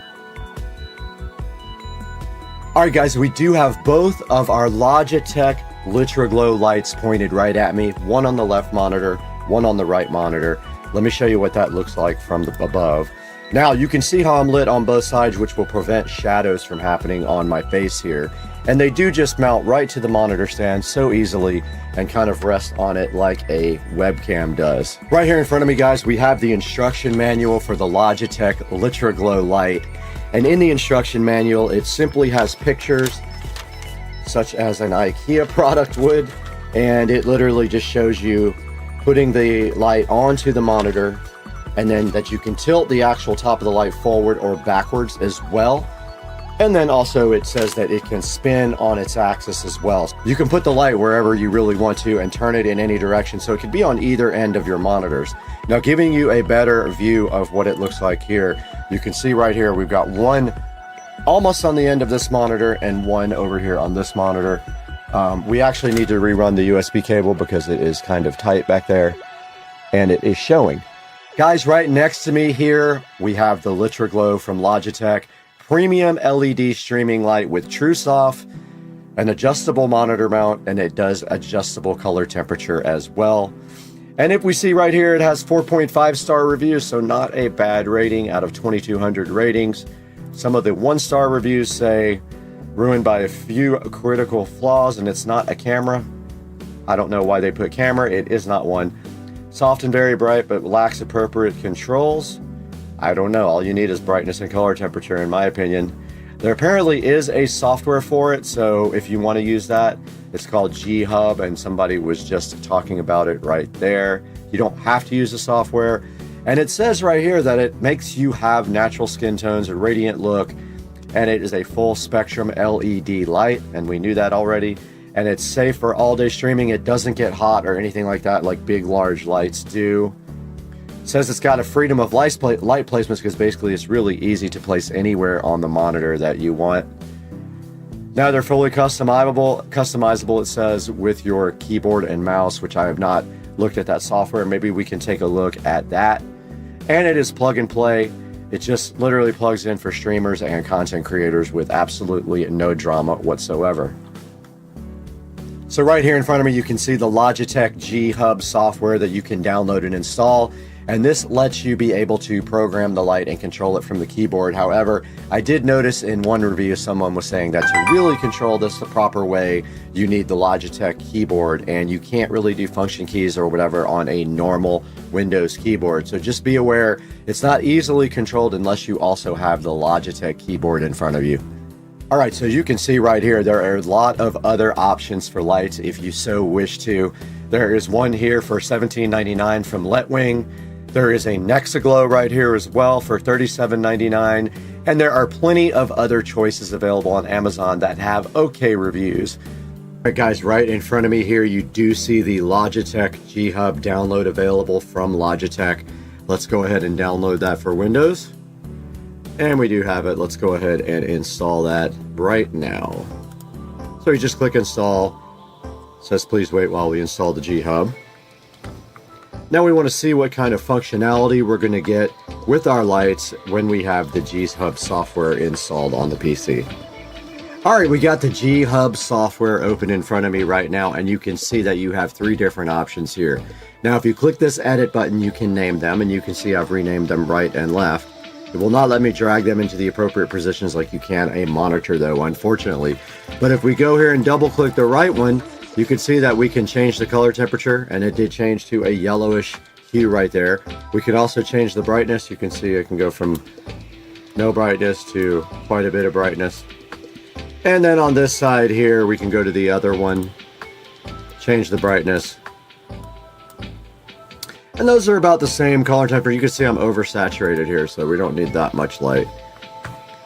Let's go back and lower the brightness a little bit. And that's better, but still a lot. The camera seems to be oversaturating the brightness levels when I crank up these. Now you have this activation with camera here. You can turn on the lights whenever you get your camera turned on. And it does say camera depth tech webcam. We can choose which camera we want this thing to bring the lights on when we turn it on. And then you can change the tile view, or you can change to a list view here. And then you can actually create an account with Logitech to go ahead and log in. So there's no way to set this up with a keyboard or anything like that. You can see if you double click it, there's some manual adjustment here where you can just pick your colors instead of using a slider. But you can see there's no way to associate this with a actual keyboard shortcut, so it just does it automatically. So yes, the camera is in use with another application, which is actually why we can't see it. So yes, the camera is in use with another application, which is actually why we can't see it. Guys, next to me right now, you can see the Supercar Street Racing channel, which is growing greatly, and I really appreciate all your help and your viewership. But I just want to ask you for one thing, if you could please like and subscribe and click the bell icon so you get notified when I put out a new video. I do try to do daily videos. It doesn't always happen. Sometimes there's not enough content, but I really strive to do daily videos. And do me a favor, when I give you an Amazon link, go ahead and click through it. Let's give you an example. So if we go into YouTube Studio here, and we just go to one of my videos, and inside of my video link here, there will be a link to something like these Hexaglow lights. Now, you don't have to necessarily buy the Hexaglow lights. Buy anything through that link, and it does hook me up with just a tiny amount of money to keep the channel going and to keep bringing you guys great content from Supercar Street Racing. I'm really happy you guys joined us today, and we will see you next time. We got to get out of here and go find something to do on Christmas.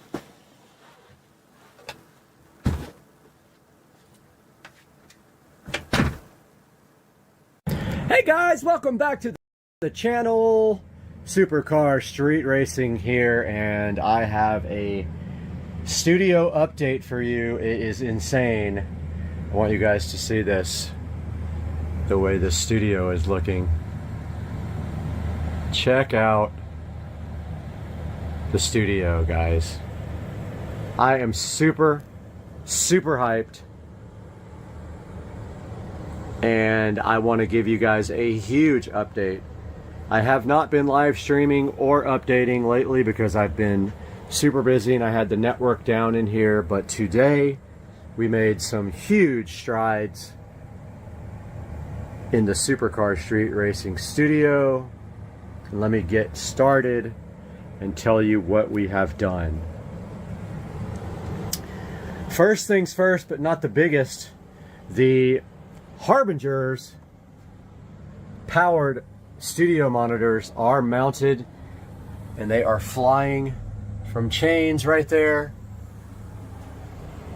Got that done today all by myself. I don't know how, but there is the other one. Alexa, set the office lamps to 100%. There is the other Harbinger flying from the chain and angled down at you for goodness. On top of the Harbinger. I haven't quite figured out how or what I'm going to do with this, but this is my 20 something whatever port. I don't forget how many ports it has. Netgear switch.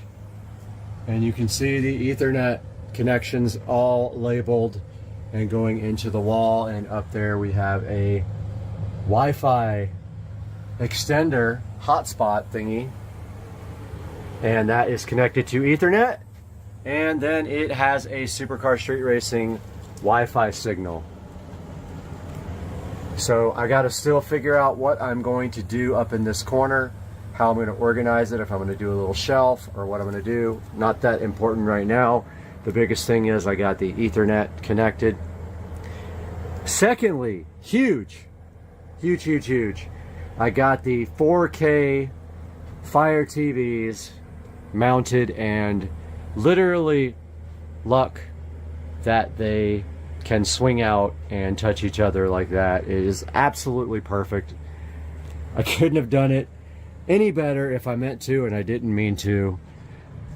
And they are on these, they're not horizontal like usual plates or mounting plates, they're vertical, and they swing out and they are tilted down at you, and you can see right now they are playing 4K video from YouTube.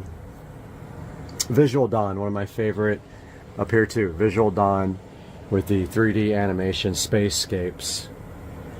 So we got the 50s mounted. I ran out of Ethernet cables, or they would all be connected to Ethernet. This one is connected to hardwired Ethernet, Wi-Fi.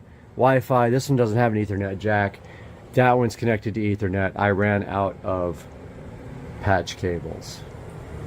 Next, we got the Marantz NR1711 receiver in.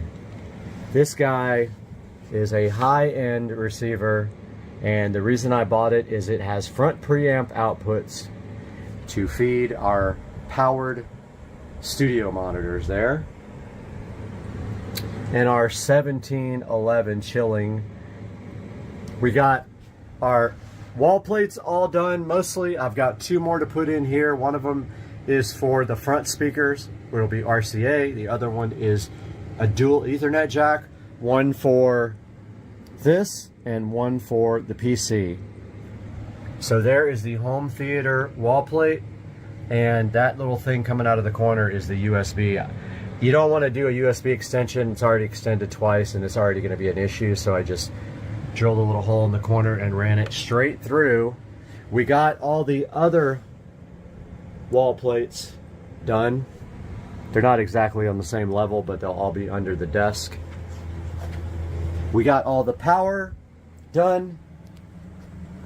The only thing I have to do over here is connect the subwoofer plate for the sub that is going to go somewhere over here. I'm not quite sure yet because there's not much room right here. And we got all of the wall plates done behind the Fire TVs. This HDMI wall plate here feeds down here. So if you want to connect a laptop or a tablet or anything else to that guy here, you can do it right there. I have not connected the HDMI here to the TV yet, but that will be next. Same thing over here. This HDMI wall plate feeds this guy here. There's also network down there, so if you want to plug a laptop in and work on this 50-inch, you may do that via that port right there, HDMI. There's power there, power there, power there, and power there that I installed today. And I did the power and the wall plate with the USB, HDMI, Ethernet, and coax. We're not using the coax. Those are behind every television. There is one back there as well. It's hard to see. Every place that you can possibly sit. Here's another Ethernet and HDMI. HDMI feeds the 32-inch, and you can connect a laptop or whatever here and have Ethernet. Every place has Ethernet. 1, 2, 3, 4, 5, 6. There's another jack there for just straight Ethernet. If you want to work right here on the couch, you may connect your laptop to Ethernet. If you want to work right here, you can connect your laptop to the 43-inch and you have Ethernet. We've got the Echo Show 15 chilling flush mounted. Completely flush mounted into the wall. First one I've done like that. So this is not a completed tour. When I am done, I will give a completed tour. I wanted to do a little update. Oh, also got the Govee recessed lighting installed. All of it. And it is all controlled by Alexa. Set the studio switch lights to purple. And there we go. They are purple. And I have power there subbed out and power there subbed out. It is permanently on power, and that is for lighting for shooting videos. Most likely we'll have a light pointing down here at the desk and one up there pointing down here at the desk, and I just don't know yet quite how I'm going to do it, but that is an update from Supercar Street Racing Studios. Big update. I'm so hyped to start doing videos here. We'll see you guys soon. What's up, everybody? It's Saturday, or sorry, afternoon. I totally lost track of time. It's a good look at the backyard back there and the pool and stuff. I'm just chilling out in the sunroom, and wanted to let you guys know that I got in text from the seller. We had some issues with the first transportation company. Their truck broke down before they even picked up my car. Wouldn't you know it? So we had to cancel the delivery with the first company. The seller did order a second transport company. I got some pictures yesterday afternoon of the car being loaded up on the transport and making its way to Jacksonville from Chesapeake, Virginia. So I did try to call the trucking company this morning. I got no answer and the voicemail was full. So I don't know when the car is coming, but it's supposed to be tomorrow or Tuesday is what they're looking for. But hopefully tomorrow. It's not that far. It's about an 8.5 hour drive. So I wouldn't see why they couldn't get the car here tomorrow. But that's what's going on. The first truck broke down before they even picked the car up. It set us back a couple of days. But pretty soon, the brand new car will be sitting in the garage. I already ordered 2 parts for the car. They're cosmetic only. You'll understand more once the car gets here and I do the reveal. And that will be either tomorrow or Tuesday. I hope you guys have a good weekend, and we will talk to you soon. Supercar Street Racing. Later. Good morning, everybody. Supercar Street Racing here. Just wanted to give you guys a little bit of an idea of what XHP Stage 3 looks like.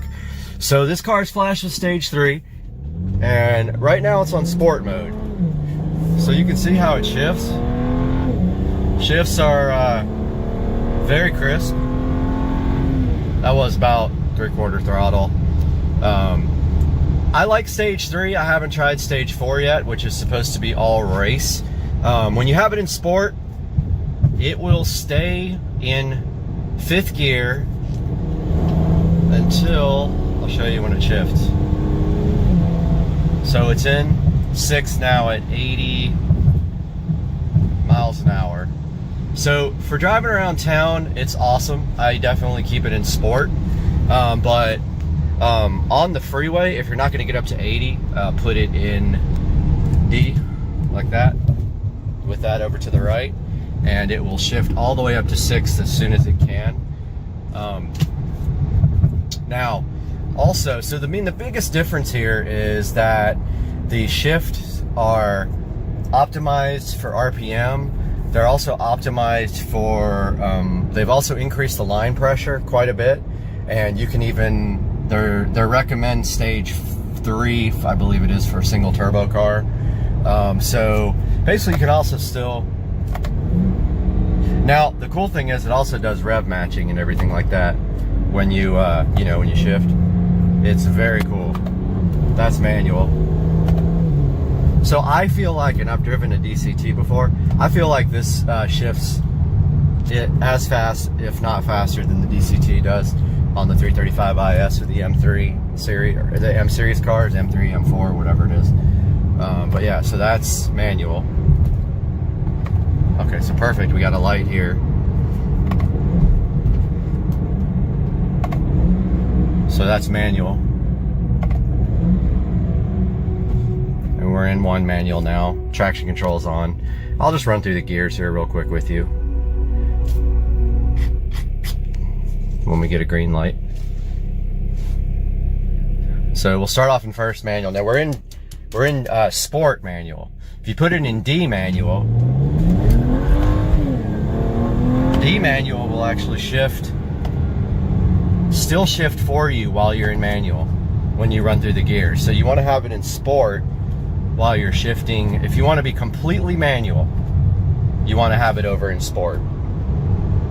Do I recommend XHP? Absolutely. I flash it with my Android head unit. Now, as I previously stated that you could flash the MHD with this head unit, you cannot. And I learned the hard way because I tried to flash with it and it reboots the it actually shuts down the navigation system right in the middle of a flash, which is so annoying. And I actually rendered my car inoperable. I had to go home, get my little flash cable for the phone.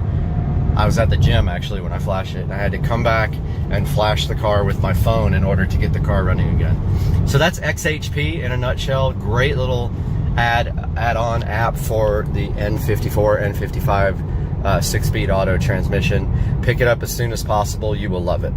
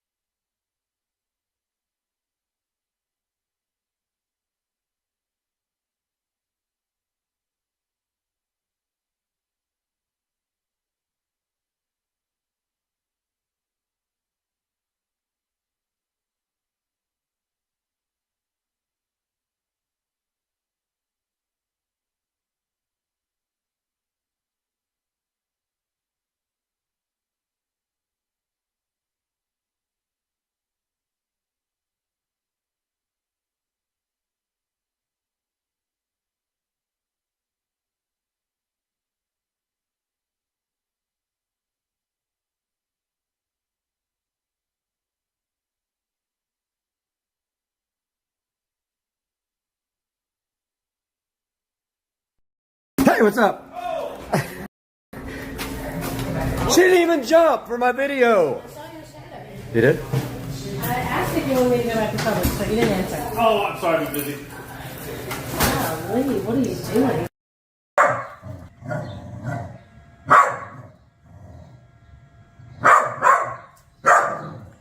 He's looking on the side of the screen. Oh my God, he looked to the next to the TV. Cooper's trying like that. Ooh, okay. Again, Coop. Why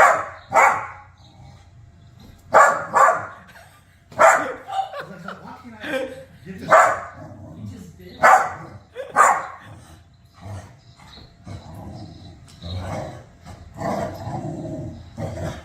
Bubba? This one is good. We have this front. This is where it's good, and we have this front.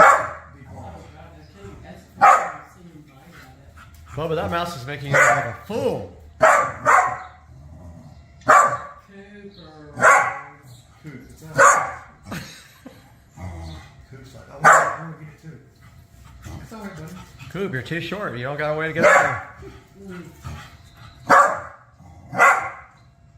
So loud. Dude. Cooper, that's enough, Coop. Coop. No bark. No bark. I want that mouse, and I want it. I know you want the mouse, but you don't need to be barking. Come on. Bubba, why does it keep going in? Come on. B's like, I don't care.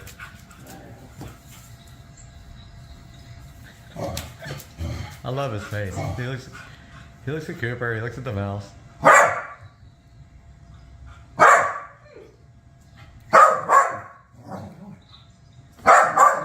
He is going to the corner. That's so funny.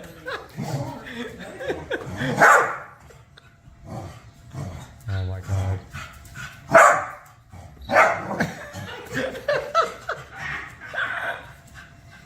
Your poor TV. The mouse runs how it's supposed to. It does.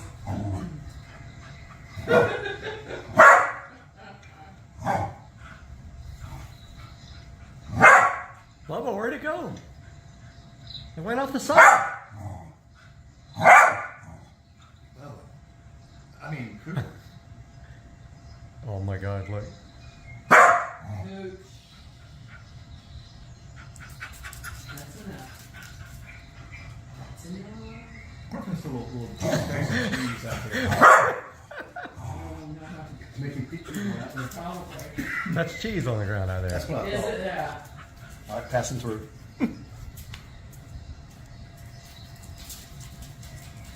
He is so, his tail's going insane. 90 miles an hour. Why isn't it moving, Bubba? Now it's just messing with you, Bubba.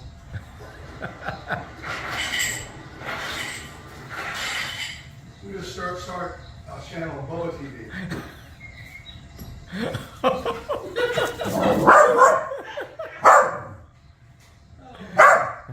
When Bubba jumps, Cooper's like, no. He's only got him. He's in the corner, damn it. Get him, Bubba!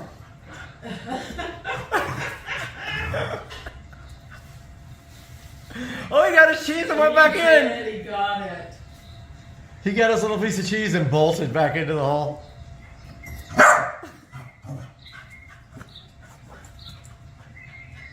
Cooper's on the freaking fireplace. Oh my God. All right, Creeper, you're gonna hurt. Pure entertainment. Oh, jeez. Passing through. Oh, look at the little oh! Oh, two! Cooper wants up there so bad. Yeah, he's trying to figure it out. Bubba, you got two to play with now. Oh, he's waiting. He's stalking for time.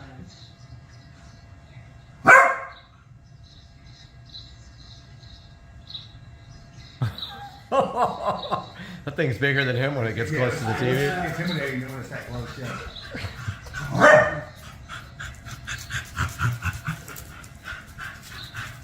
Cooper, goodness gracious. Oh, that thing bolted.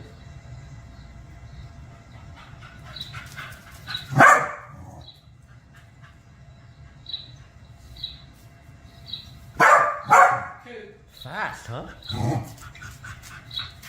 Where's the other one? Oh, there it is. There it is. Oh, There it oh. Double mouse. He's like, oh, there's two?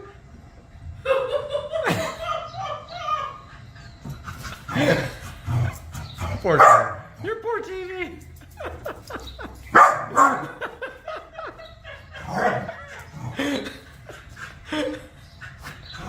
They're just fucking with you now, Bubba.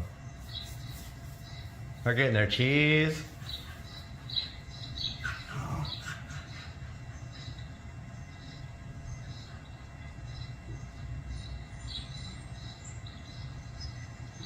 They're like, oh, cheese. That was not my turn. Yeah, they're tag teaming. Dude, it's okay. It's okay, dude.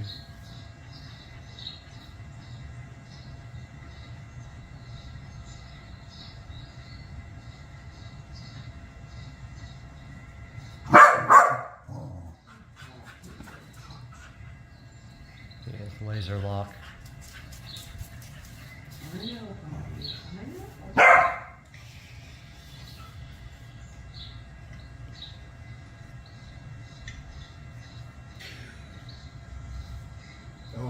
Oh, second angle.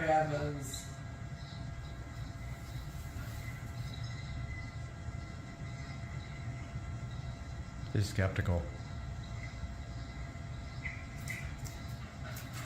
Bro, this one's skittish. Mm-hmm. Hang on, bud. What, you want it? Come. Where's your big chunk? There you go. There you go, there you go. Get him, Bubba. Get him. You let that guy go? He's losing interest. Yeah, it's waning. He's getting frustrated. I can't get him, so. Yeah. Well, Cooper, you almost got that fly. Good try. Oh, here we go. Yeah, but then he goes like, damn it, nothing's happening.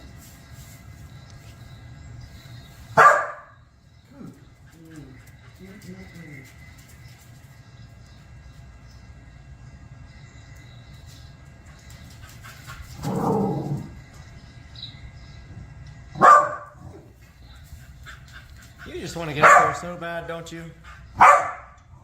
Buddy.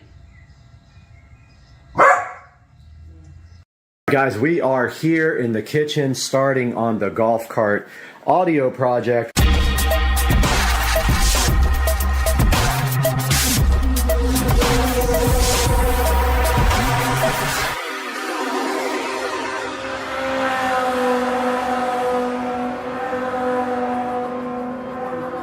We have everything except the front speakers, and the reason we don't have the front speakers is the speakers came in and they actually did not have grills, and so they were the wrong ones, so I sent them back and I ordered speakers with grills. So we are waiting on the front speakers before we can finish the dash install. We got the subwoofer here, we got the subwoofer box here, we got the amp and the epicenter here. We got the voltage reducer here, so this guy takes 48 volt golf cart voltage, or 48 volt any voltage, and reduces it down to 12 volts for the audio system and for anything else we need power for. Everything else is laying out here on the garage floor, and I've just been taking some measurements and doing some things, and it looks like the voltage reducer is too fat to fit inside here. The battery, it's just slightly, it could, I mean, another millimeter and it would fit right down there, but it just is too fat, and it's unbelievable that it also will not fit there, and I think it's because that's in the way. That's the charge port. So voltage reducer has to go elsewhere. It could go under the dash. Actually, there's plenty of space back there, inside there, tons of space back there, which means I would have to run a pretty hefty 48 volt line that way, and then 12 volts back to the back for the amplifier, so I don't know if I want to do that. It might make more sense to mount it back here somewhere. There is plenty of space inside this little cavity behind the golf cart. I still have to check that out, but for now we're just kind of looking around, trying to see where we're going to put everything. And we're not doing rear speakers at this time, but eventually we will pull this back seat off and do 2 more 6.5s right there in that position where those guys are. Okay, I looked at the box. I think the best place to mount the amp is on this back seat, honestly. There's plenty of space back there, plenty of room, and I'm thinking mount the amp in the epicenter there and run the wires down this like rail here and down with some tubing. Only problem is this bolt's in the way. Look. Or actually we could come to this rail, down the back of the rail, and go under there, right there with our wires. So really you would hardly ever see anything if we make a cross here with the wires. If we cross right there with some tubing and then zip tie it and then come down to this rail and go under. I think that's the ticket. And I'm contemplating taking this back seat off so I can get these speakers out. You can't get them out because the freaking screws are underneath. Like, I tried everything. It's just not possible without cutting them out. It's so close. I don't think I could even drill a hole in that rail and get them out. And I don't know if they're any good or not. I don't even know what they are. What do they say? TU? I don't know what that is. No grills either. So lame. But I think that's the deal. I think the amp's going on the back seat. I don't want it like out in the open on the back of the cart because I just know people will fuck with you like that. At least it's kind of hidden in here. Like we can put it right in the center and you'll barely see it. And then honestly, the voltage reducer could go back here as well. There's plenty of space for a whole amp rack back here. Literally everything. All right, I went ahead and ordered some cable clamps, the kind you screw on for wire organization, because I think we have a good plan now. We are going to put the amp and epicenter and voltage reducer on the back of this seat and just run everything down these rails and into the bottom of the cart. We can even mount our what is it called? Inverter, 12-volt inverter back there if we want to. And I think it's a good plan. It gets all the equipment out from underneath the cart. It keeps everything away from the back of the cart, and it also hides everything mostly. So I think that's the deal. The amp is actually too big, too wide to go on the enclosure. It would fit, you can make it fit, but you would have to, it's very close. The screws, you probably have to drill new holes in the amp mounting area to do it. So new plan is pull off the back seat, design a pretty cool amp rack back there directly to the seat, screw everything directly to the seat, and then run the cables really nice, and everything will be good and hidden, and that'll keep people from screwing with it when I'm out somewhere. And so that's the current plan. I am so glad I did not screw this woofer in. I don't have screws anyway. I'll have to go to the hardware store and get some drywall screws, but I forgot the polyfill.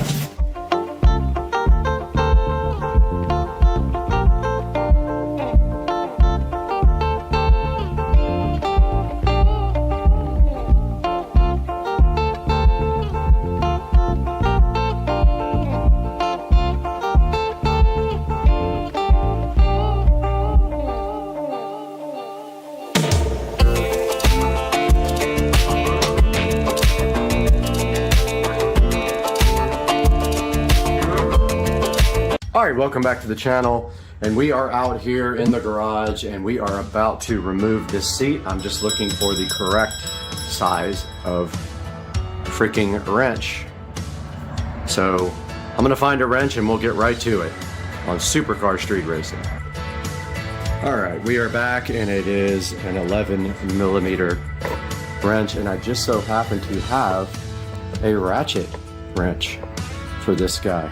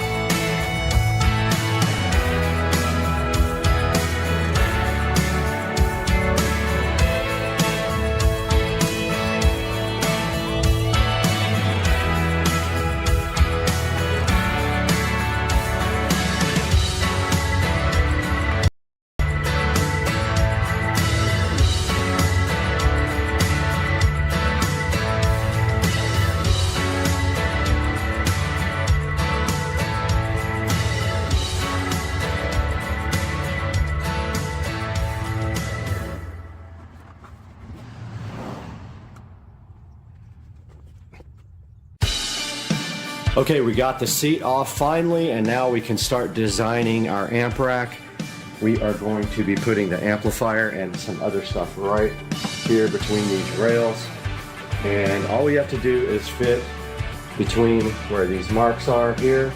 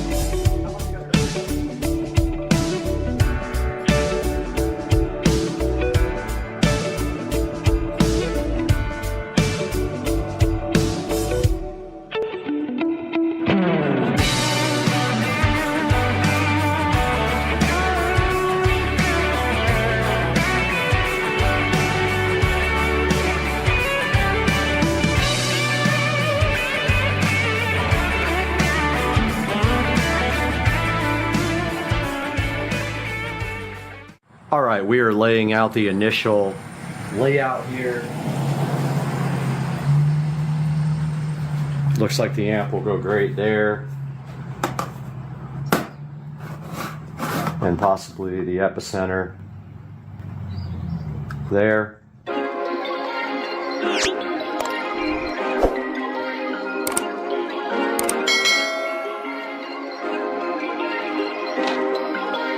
Perfect.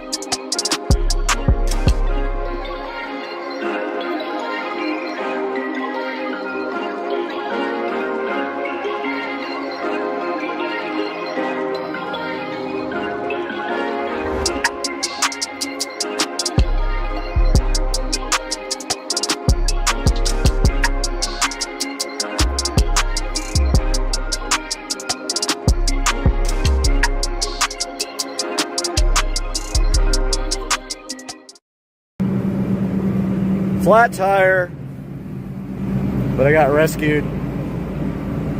There's a slice of metal somewhere in this thing.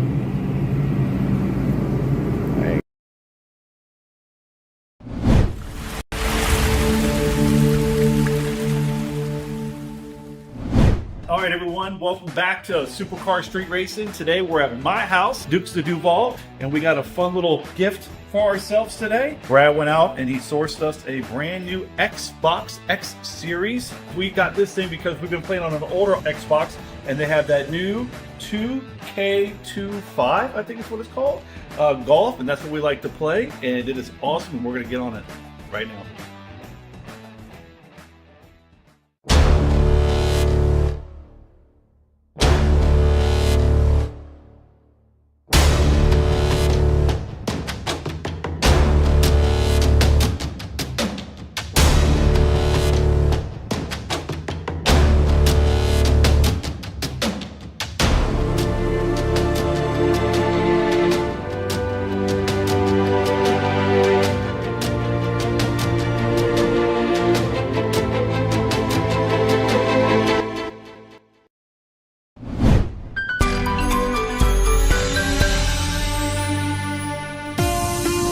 All right, everyone, welcome back to Supercar Street Racing. Today we got myself and Brad behind the camera, and we have this nice little Xbox X Series that we just picked up. Brad and I, on our fun time, like to play Xbox, and we have a golf game that we play, which is the 2K23 PGA.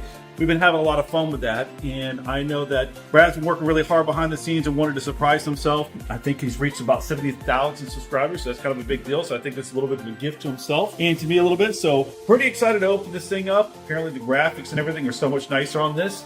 And we're going to take a few minutes to get this thing unboxed, looked at it, and plug it up and test it out.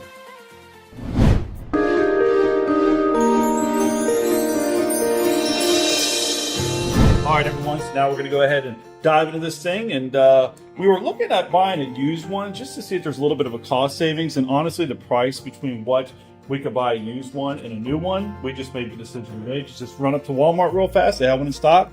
We're able to go to the drive-thru and pick it up in a matter of minutes. So it worked out really well. So look at this. Look at this boxing on this. This is sick. Man. Wow. All right. This is sick. First level there. Dang.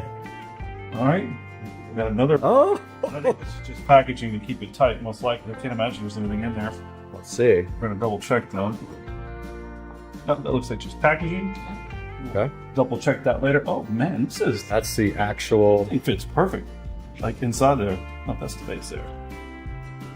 Okay, so that's the actual device. Oh, look at that, dude. Oh my god. Huh? That thing is so sick. All right, so this is the front. Mm-hmm. And this is the rear. All right, let's see what we got on the rear. All right, pretty straightforward, huh? Looks like we got a couple of USB 3 super speed ports. We got a HDMI, Ethernet. And it looks like this is a storage expansion slot, so I don't know if this is for additional storage. Yeah. So but it comes with 1 terabyte, right? Has 1 terabyte inside, and then here's your HDMI out. And that's power right there. So that is power. Imagine that everything else that we need, which can't be much, is inside of this box. See, there better be a controller in there somewhere. So we didn't get any extra controllers. We looked to ChatGPT to see whether or not the controllers that we currently have will work, and they say that they will work no problem. Oh man, feel the grip on that thing. That's nice. Is that better? Yeah, it's got like a... Oh wow, they even gave us batteries? Let's see, are these the best batteries you can get? Better be. Duracell, baby. Duracell. Yeah, let's go. Standard, I forgot what kind of cable that's called. It's an appliance cable. Yep, easy enough, right? Mm-hmm. And then HDMI cable. Yep, nice HDMI that came with it. And then just... that's it. There's really not much more that you need. What's the that green manual over there for, that green thing? About as easy as it gets, guys, you know? Yeah, there's not really much to it. You know, there's an application that you can download on your phone if need be, but put the batteries in, plug it in the wall, plug it in the back, get your HDMI hooked up, and easy enough. So apparently this is the fan. So if we look down in that little slot, you can actually see the cooling mechanism. This thing must be working pretty hard. Power button there, a little USB 3 port, and then what's that, a reset button? Well, this will be quick, so we can go ahead and hook it up, and then we can come back and crank it up. Yeah, let's do it. Let's hook it up.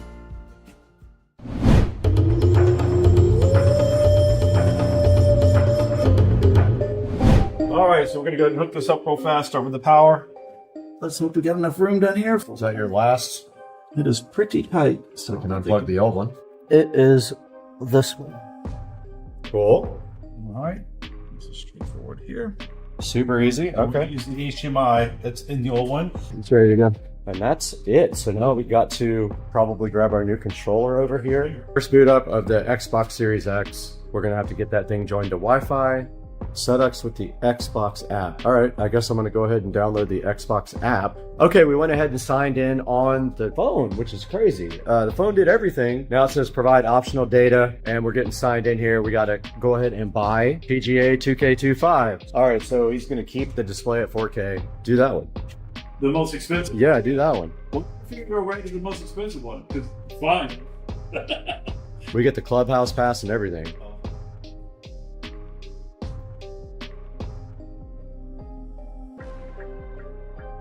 Work? 70,000 people might potentially watch this. Boom. Installing.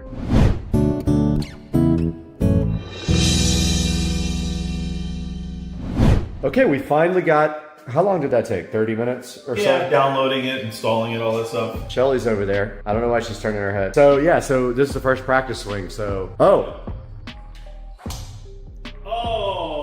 This is sick. So the difference is... Hole in one, here it goes, watch this. Not bad, dude. The graphics are way better. Yeah. Oh, were they them? Were they them? They them. How do you identify? He,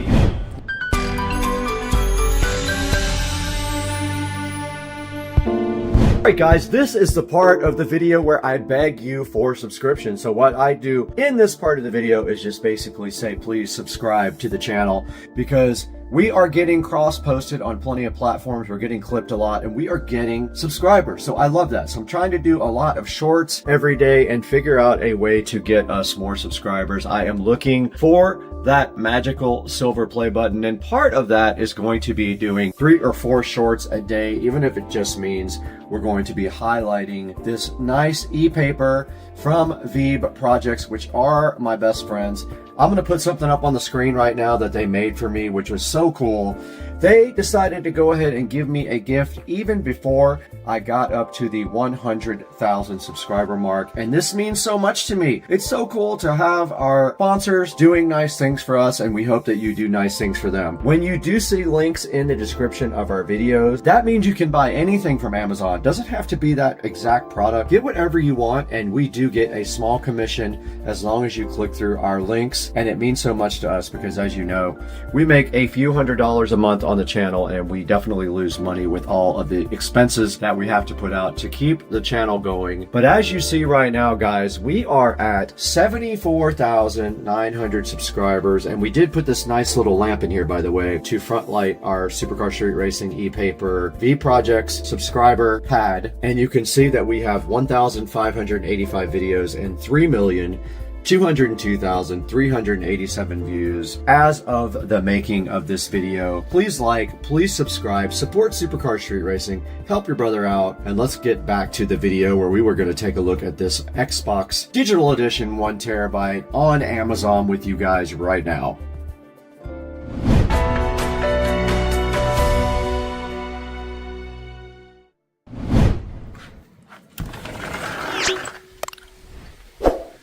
It is 60 degrees right now in Florida, and this pool is definitely full of leaves. This is not a good time for my pool guy when they want to come and clean my pool. Yeah, 60 degrees, and it is very, very pretty outside right now. The wind is blowing all the chairs down like crazy, and you can see out in the distance there, we do have some alligator action way back in the back there in the pond there, and also over here, if we take a little walk around the corner right here, check this out, guys. There's an alligator chilling in my neighbor's yard. Right there, he just jumped in the water when he heard me coming, and he is headed our way. This is Florida life, guys. One there, one behind him, and one out there. And here comes this dude ready to hang out with us. Now let's get back to the video and take a look at this Xbox Series X 1TB digital edition on Amazon. What's up, guy?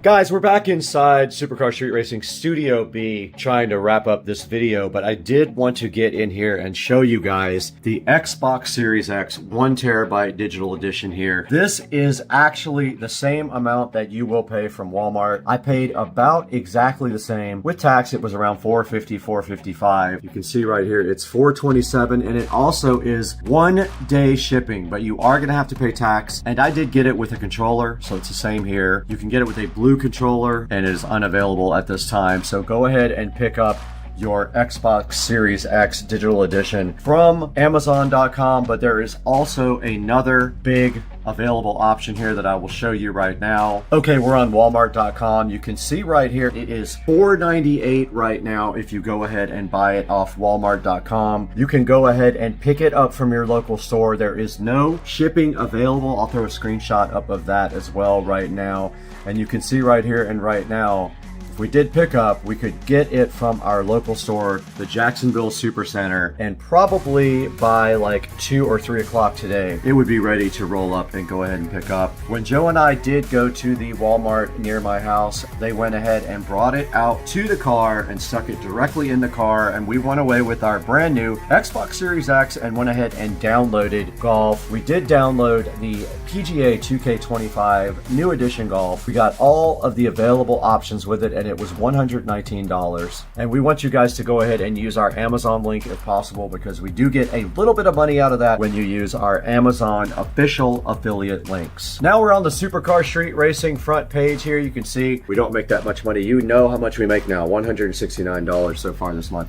Not enough to actually pay for the channel or even some of the subscriptions that we use to create the content. And you can see right here we have 75,052. We've had 13,209 in the last 28 days. A huge pick me up for the channel. And the last videos that are doing the best are the Rove 4K front and rear raw footage video. And you can see right here on our channel analytics we have 314,000 views in 28 days, 2.3 thousand hours of watch time, 13,000 subscribers. We only made that much money. That is the true amount of money that I made on the channel. There is no hiding the fact that that is what happened this month. So guys, please show your support for Supercar Street Racing. Go ahead and like and subscribe. Like every video. Subscribe to the videos. Click the bell icon so you know when I'm live. And go ahead and buy all of your favorite Amazon products through the affiliate links. But why don't you start with this nice Xbox Series X 1TB digital edition. There will be a link in the description for you to click through. Now we have to get out of here. We have to go. We have to get out of here. We're going to this place.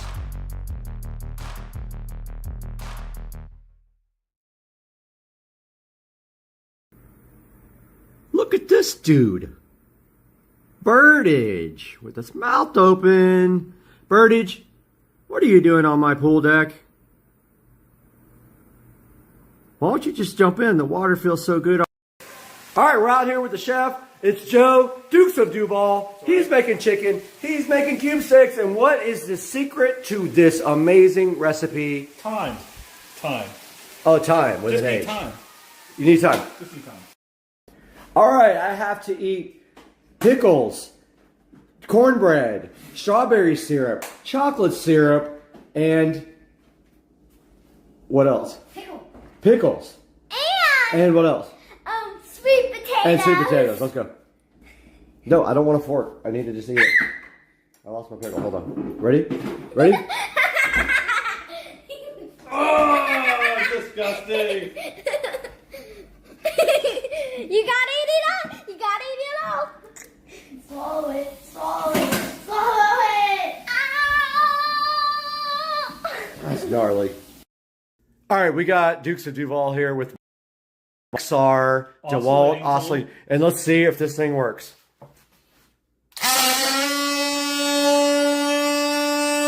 Doesn't work. This is how much rain we got. Check out the pool. It's like to the very top. I've never seen it like that. So I just turned on the drain, and it does drain back into the pond over here. Crazy. I woke up to this.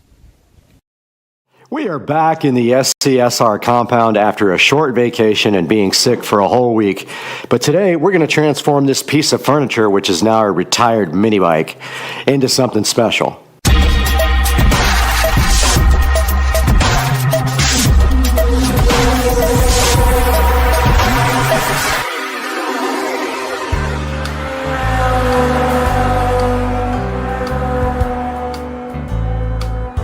Welcome back, everybody, to Supercar Street Racing. I'm Brad, and you know where we are. We're in the Supercar Street Racing compound right now, and I was gone for about a week on vacation, and I just got back last night. It took me like 3 hours to unpack, and I was sick the whole entire time.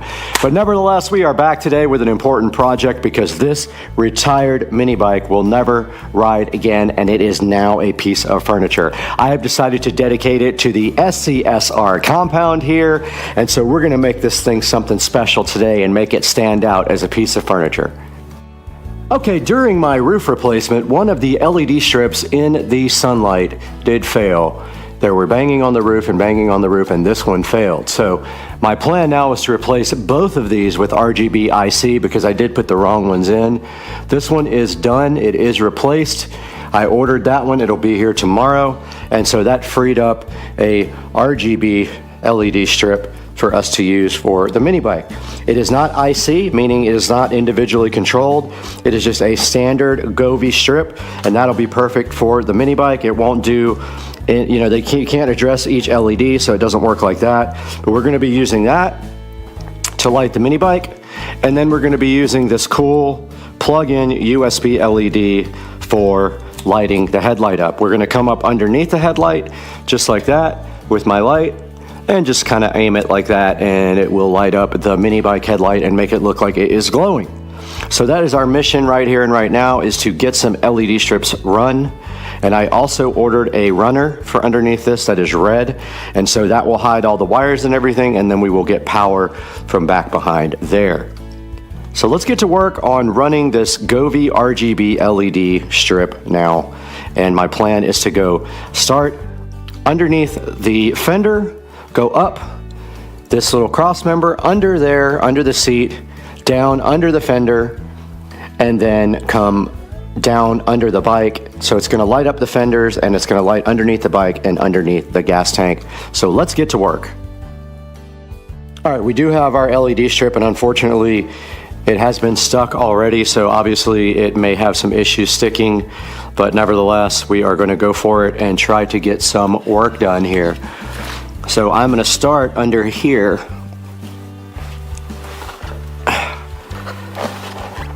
I want this whole thing lit up here. Now we may have to glue some of this on because it is kind of, oh, and it's dirty under there. I'm gonna have to clean before I stick this, or it's not gonna work. I do have some spray glue just in case, but I need to clean underneath this. Got our Windex here and our rags.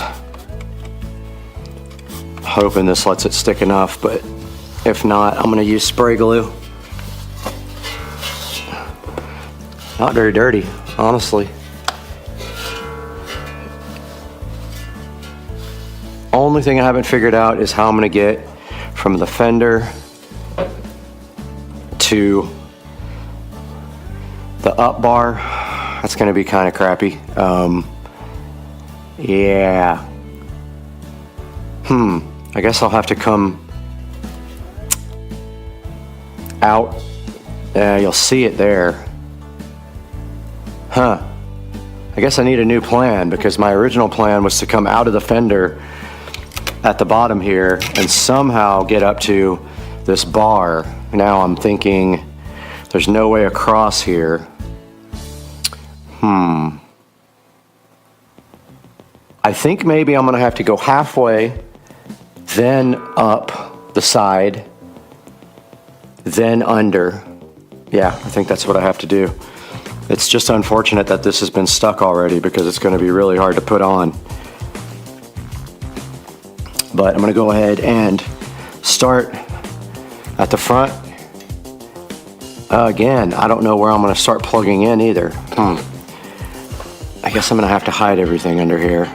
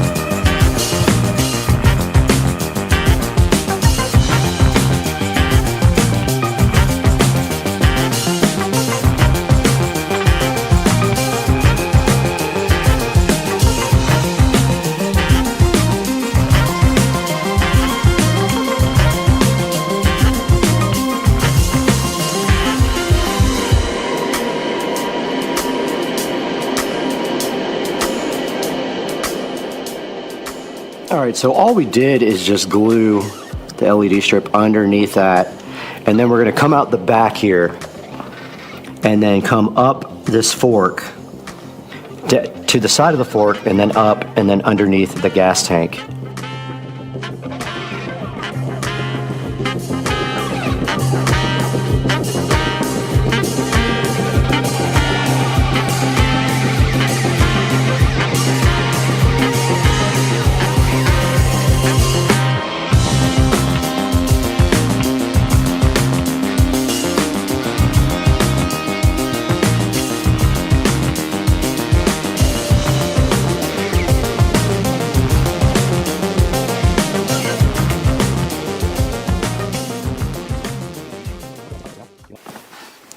Okay, so now we need to come up underneath the tank. There's already a black zip tie there, and there's some cables in the way. I'm gonna have to cut that zip tie. It's too bad I don't have any black zip ties. I gotta get some pretty quickly. There's a black zip tie already here for the cables. And that has been cut. And we're gonna try to stay on the back side so you can't see the LED making the run.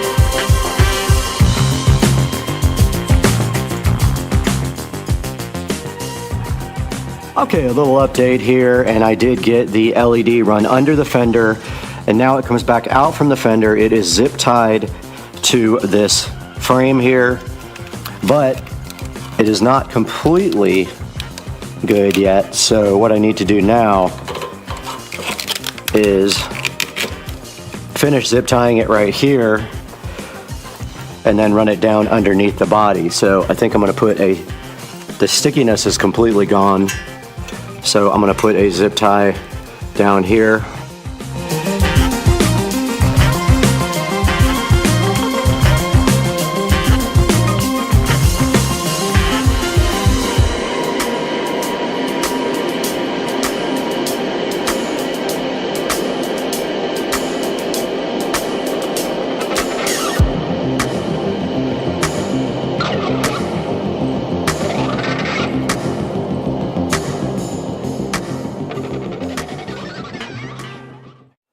Okay, we can go ahead and test this guy out. We just need to connect the LED strip to the controller over here. Let me go ahead and do that when I get my hands free.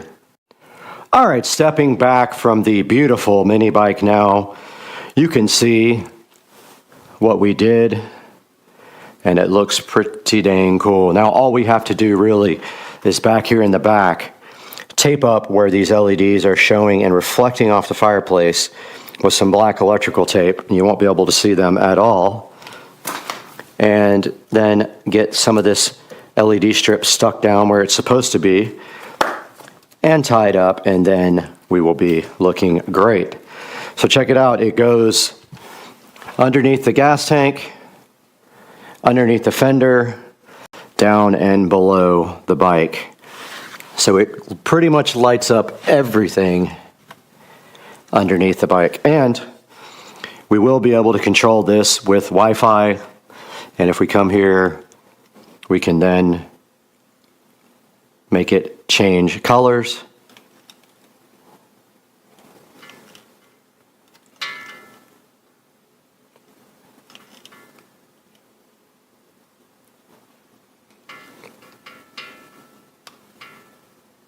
And that is sound activated. And so we can go into the app and do more things, but what we want to do now is get our headlight rigged up as well. Okay, we need a more permanent solution to mounting this controller here. So what I'm going to do is bring it out of the back and hide it somewhere back here and zip tie it up all nice. And so I think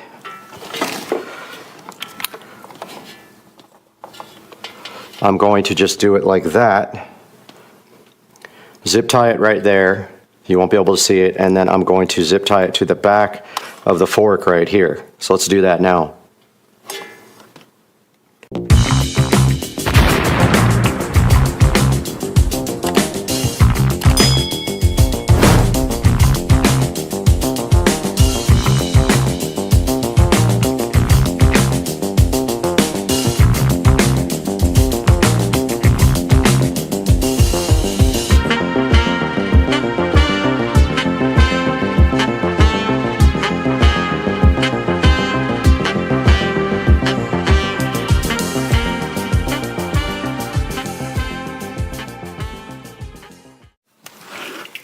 Our LED for our headlight needs to be mounted somehow, and it is directly powered by a USB brick here. So my thought was an extension cord hidden back here. Ouch, just banged my head. And then this guy just back here somehow, but I think you're going to be able to see the cord. So I don't know if that's going to work. I'm going to give that a shot and see what I can figure out doing. I really want it to be somewhere right in here. We got our extension cord tied up nicely with our little LED light, but the question is, can you see it? It's questionable until you get right up on top of it, so it's going to have to do for now until I can come up with another solution. Then the extension cord is going to run down the back and to the bottom, and then down there we will have a power strip kind of hidden, and it will get power underneath there behind this entertainment center, which we will grab from our huge power strip right here. Guys, we have finished our project 99%. All we need to do is get some black zip ties, our runner to get under there, and then we will update you guys when that is done. But we have finished all the wiring. We have our LED here for the headlight, which lights it up any color we want. It has a switch on the back. We have our LED underglow there, which is controlled with the Govee app, which I will show you now. All right, we have the Govee app open right now, and you can see that this is set on blue. We can switch it on green there, orange, or if we want to, we can go into a scene. Like emotion, we can go to enthusiastic, and we can go to happy.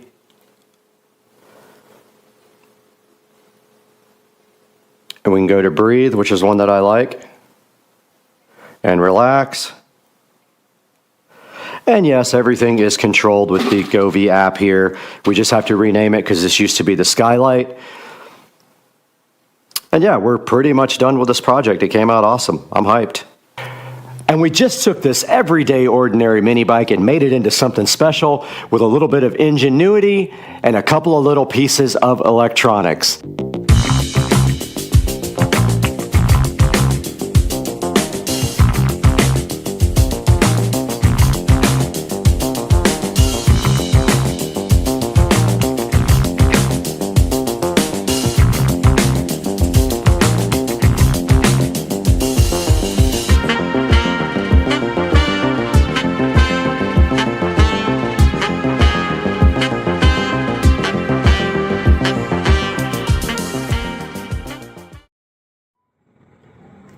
Welcome back to the channel, Supercar Street Racing here. Today we have a product here we're going to take a look at, see how it works for us. It is the Orion MotorTech Fluid Extractor. We're going to get this thing opened up and see what is actually in the box.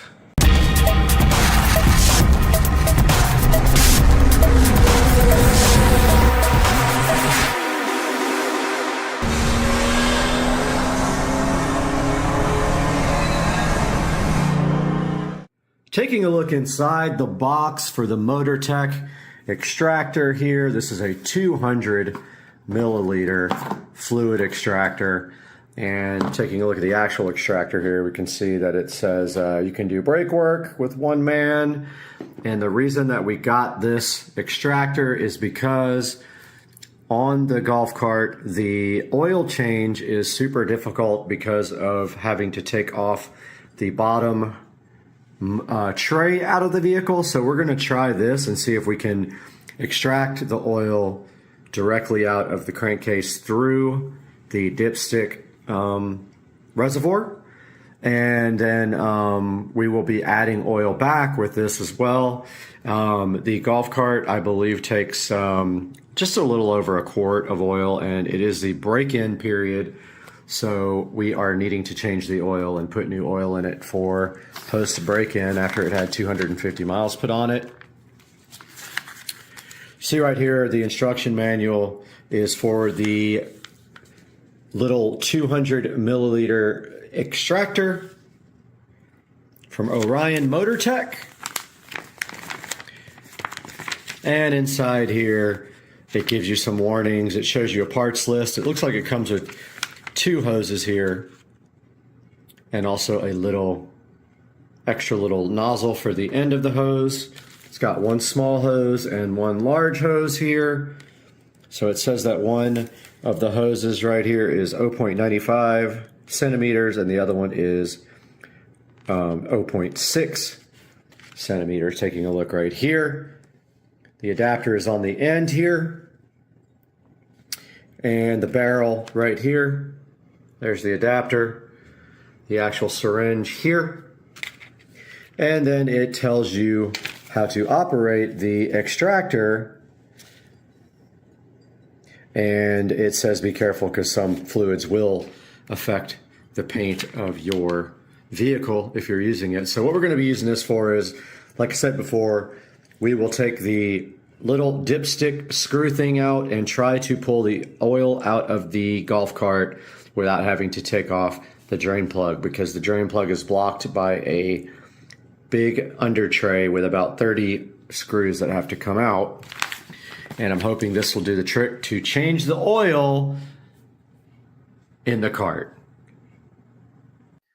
Okay, we're out here in the garage now. We need to get set up. So what we're going to do first is go ahead and get some lighting under here. I've got a little fluorescent light that we can run underneath the cart. We'll go ahead and get set up.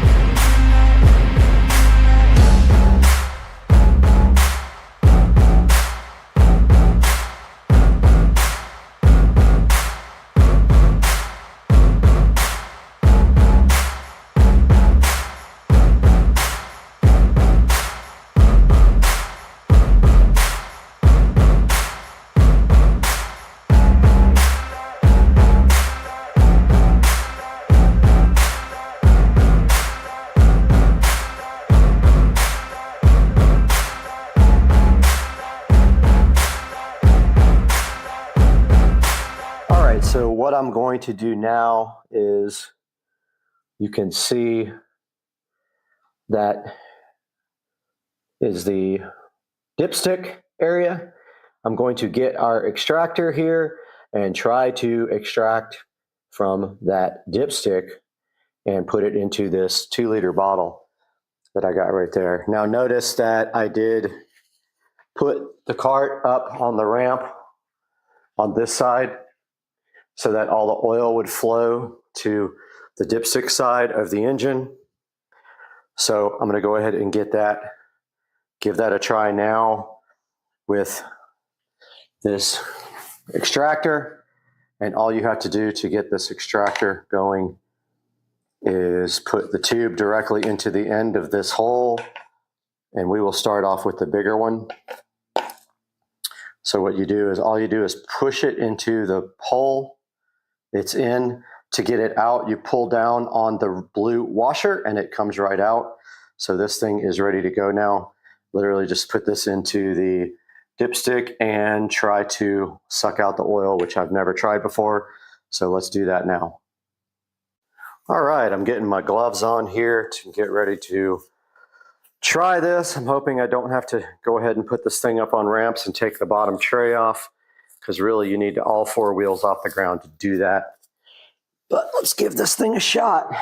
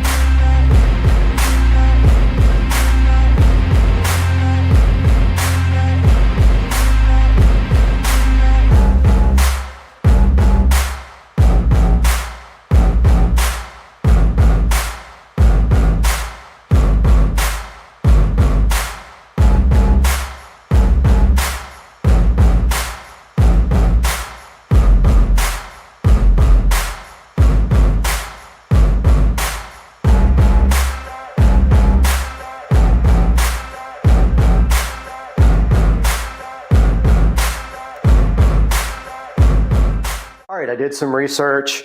One place says 1.4 liters, the other one says 1.1 liters, so I don't know what the correct is. literally has two different things: engine oil capacity, which is 1,100 milliliters or 1,400 milliliters. At the same time, it says to fill the oil up until the oil is on the 4th mark here, which would be 4 from the bottom, I'm guessing, because they don't say, which is basically halfway. So I'm going to start with 1,100 milliliters, then check the oil and see if I can even see it, because I couldn't see it last time. So I guess we'll need to get our squeeze bottle out to put the oil back in and start doing some oil, or we can use our new extractor to do the same thing. This is hilarious, Haggard stuff. My funnel is way too big to pour into this bottle, so I'm using this oil filter removal tool because it has a little hole at the bottom. So we're going to see how big of a mess we make with this. We got to make sure we don't overfill. And we are using fully synthetic SuperTech oil from Walmart, which is just as good as any of the other brands that we've done some research on, and we know this stuff is good oil, if not better than a lot of the synthetics that you buy off the shelf. So far, so good. We only need a little bit more.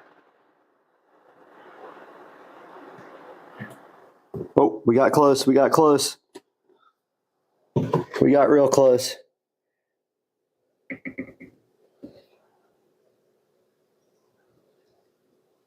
And that should do it. Now all we gotta do is clean up our big ass mess.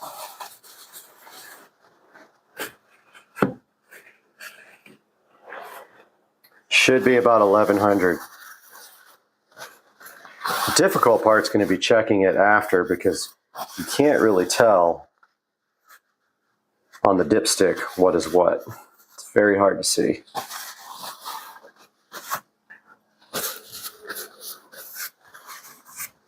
We got our bottle ready to go and cleaned.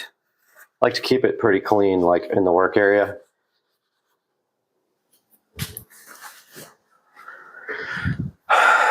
And this is how we will be adding oil back. It is to the top. It couldn't be more full. Actually dripping out because I squeezed it. Don't squeeze the bottle while you're working on it. Okay, this thing's ready to go. Let's head back out to the garage. One thing I didn't even think about is whether this bottle is going to be able to actually get in there and inject this oil. But we're going to find out right now. I think we're okay. There is a exhaust right in the way.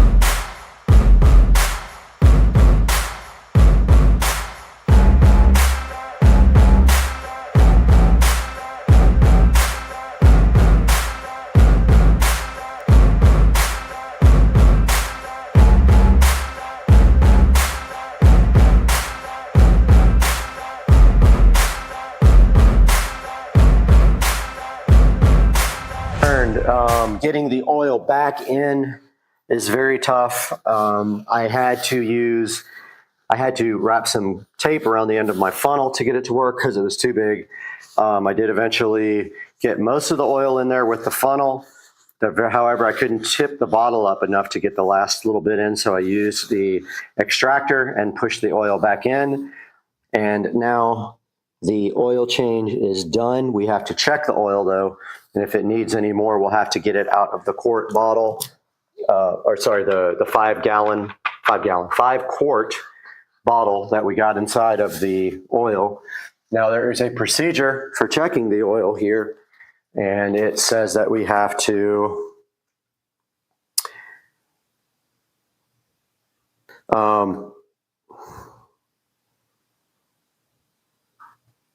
let's see, it just says, it doesn't say. I'm gonna look and see how you check the actual oil here. All right, we're supposed to start the engine and let it warm up for a few minutes, turn it off, wait a few minutes and inspect the level. And it should, this one says, yeah, about halfway up the stick there. Let's go ahead and start the vehicle. Neutral. And that's on.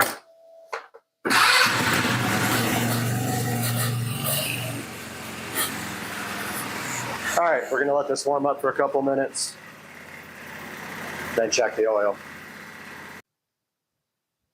Okay, it's been sitting for a few minutes now. I'm gonna go ahead and see if I can check the oil level, which I tried once before, and it's kind of difficult to see on the dipstick. It's really a dumb kind of system. But I'm gonna go ahead and take that out. Oh yeah, that's hot. That's me getting burned by the exhaust, which is right next to the oil drain plug.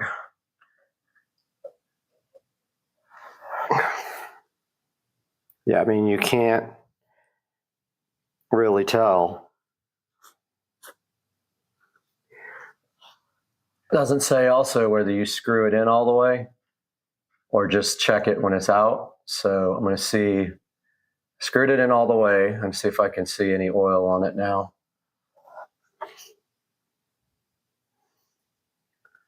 Yeah, I mean, you can't tell at all. It's just ridiculous.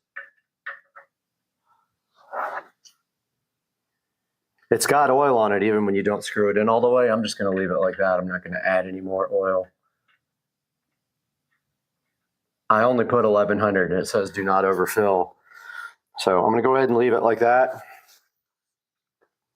And so that's going to do it for this video. And this is the extractor that we use. This is the OMT fluid extractor we use to change the oil.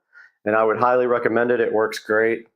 Did the job perfectly, actually. So yeah, go ahead and pick up one of these if you can, and we'll see you soon on Supercar Street Racing. Hey guys, welcome back to the channel. It is a beautiful but chilly day in Florida, and we can see the alligators out there chilling out in the pond right there. And today our main focus is this room over here.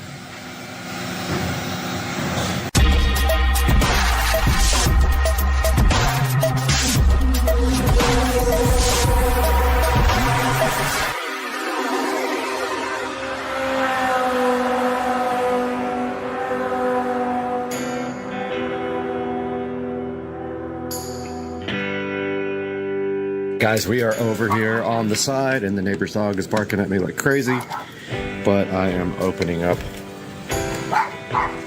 this area for you. You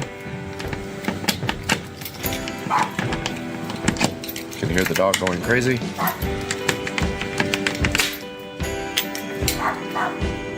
And here we are in the new shed to talk about plans for this room. Hey guys, welcome back to Supercar Street Racing. I hope you're having a great day today, and I'm so happy that you joined me to take a look at what we're going to do out in the shed, which is now becoming my studio. We have run out of places to record here. I need a bigger space with lighting and microphones and everything, and I cannot do that in my current master bedroom, which you are seeing right behind me here.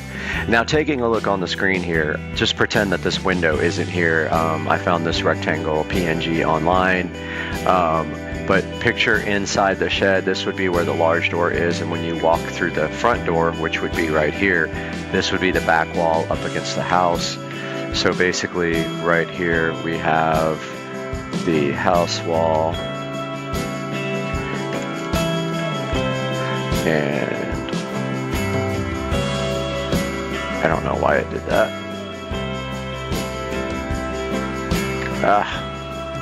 Struggling. Okay, so this one we want to transform this to make it bigger. So let's just put that right there. It just kind of shows us what we're dealing with here. This would be the wall that you look at when you walk into the shed. And we have options here for this wall or this other wall, which you can't see in this picture here, but my thoughts are this. Get to my clip art page. So I'm thinking this. So I know this isn't going to be correctly perspective because they're actually not facing the correct way. But imagine if this TV was facing this way instead of being, I might be able to skew it that way. Let's see. Not sure if I can make this actually look right. That's kind of fine. Yeah, that's perfect. So imagine this TV facing forward. Let's duplicate that.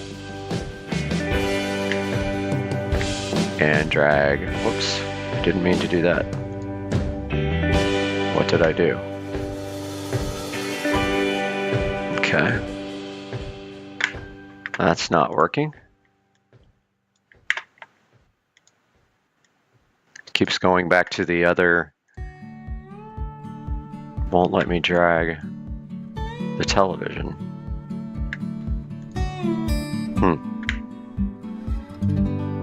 So let's just delete that layer. Try it again. It is not letting me drag that.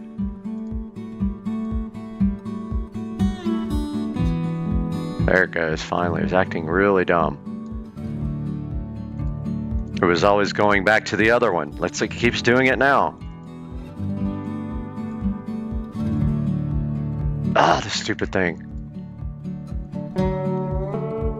Alright, fine. Won't let me drag that one no matter what I do. Okay, so after that frustrating, you can see where we have the two TVs. They'll actually be spaced out more than that. They're actually smaller. Let's see, transform, scale. This is just a rough estimation. And we'll do the same thing here. Edit, transform, and scale. It's going to be more like that on the wall, even though they are 50-inch TVs. And then I'm thinking like Govee lights in the center here. Like, I'll show you guys what I'm talking about.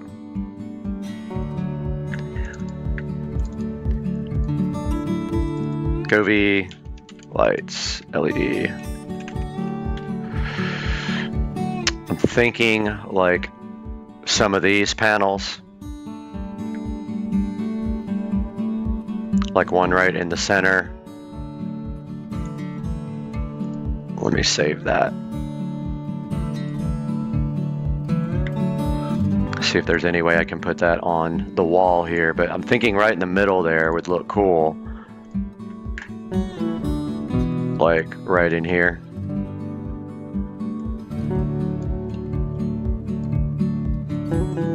Somewhere in there on the wall.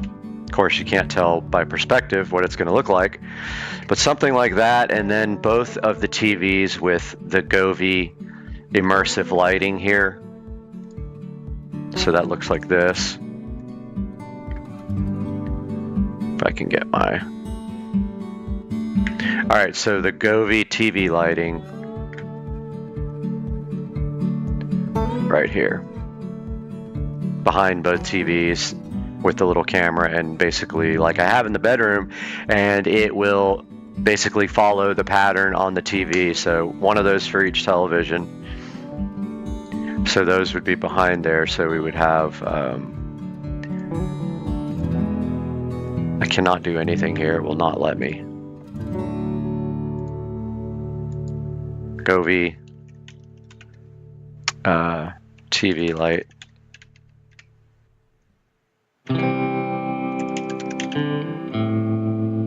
And edit, transform, scale.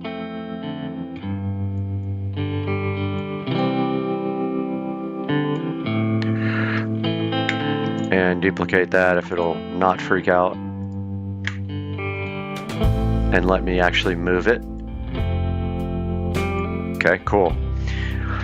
So that's the one wall there as you walk in and you're looking straight ahead, and I would have a desk right here, apparently, if I could find one here. Let's look for one.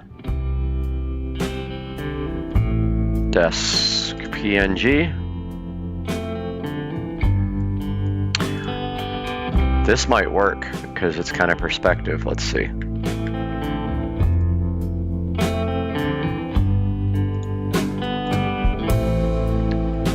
Okay, wrong place. Clip art. All right, so here's our desk. Let's take a look at that in clip art.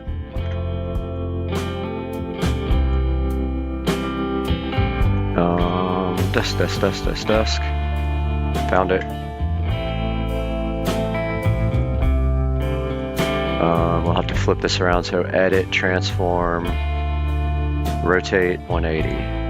Nope, that's not it. Undo. Edit, transform, rotate clockwise. No. Flip. Edit, transform, flip horizontal. Yep. All right. Again, not going to be perfect, but I'm thinking desk here. And desk here. And that would make up that part of the room. And then we could actually shoot on this part of the room. Let's save this. So let's do projects and let's make a new folder here for it. New studio.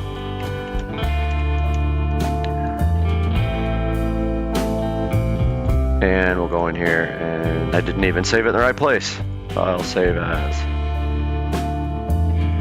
Oh yeah, I did. Okay. All right, so that's actually the first wall. So remember, this is the big door right here. I don't know if I can draw it. Let's see. How do I draw? Oh, well, you guys get the picture. Picture the big door here. And let's do file new. Get our room in here again. And this time we are going to switch it around. So let's pretend like this is the door. So let me see if I have a door PNG file.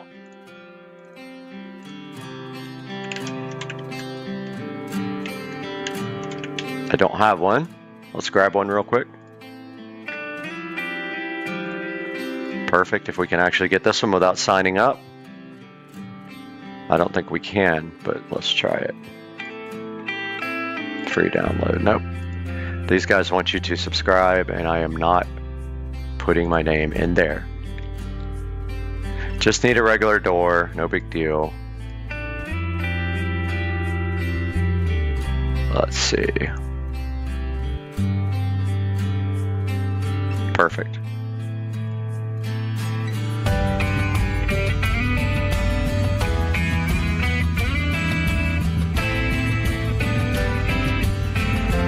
Download.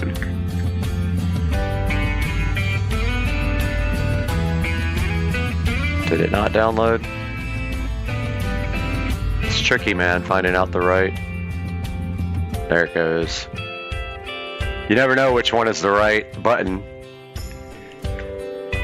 to actually download. Alright, so there's our door.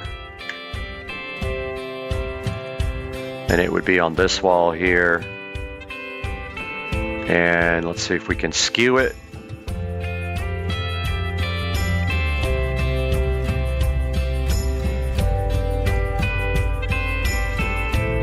Just like that. Perfect. So there's our door entering into the shed, our small door. Forget these windows, they are not there. Let's do this. Let's layer merge visible. Let's take a little section here. Actually, we can do a section here. copy, and paste, and move it.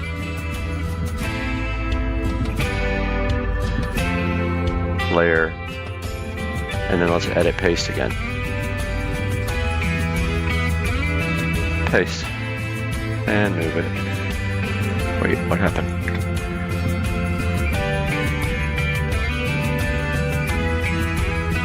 Edit, paste, move it. Dude, Photoshop is being dumb right now. Promise it's not me. Alright, so let's merge that down. Now we don't have our windows. Pretty cool, huh? Alright, so I'm thinking on this wall, maybe is where we actually do shoots. So we would have a TV here.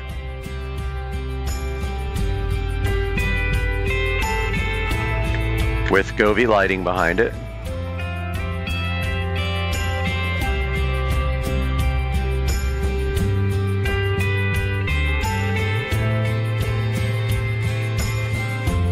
Just got to make it kind of the same shape as the, or the skew as the wall.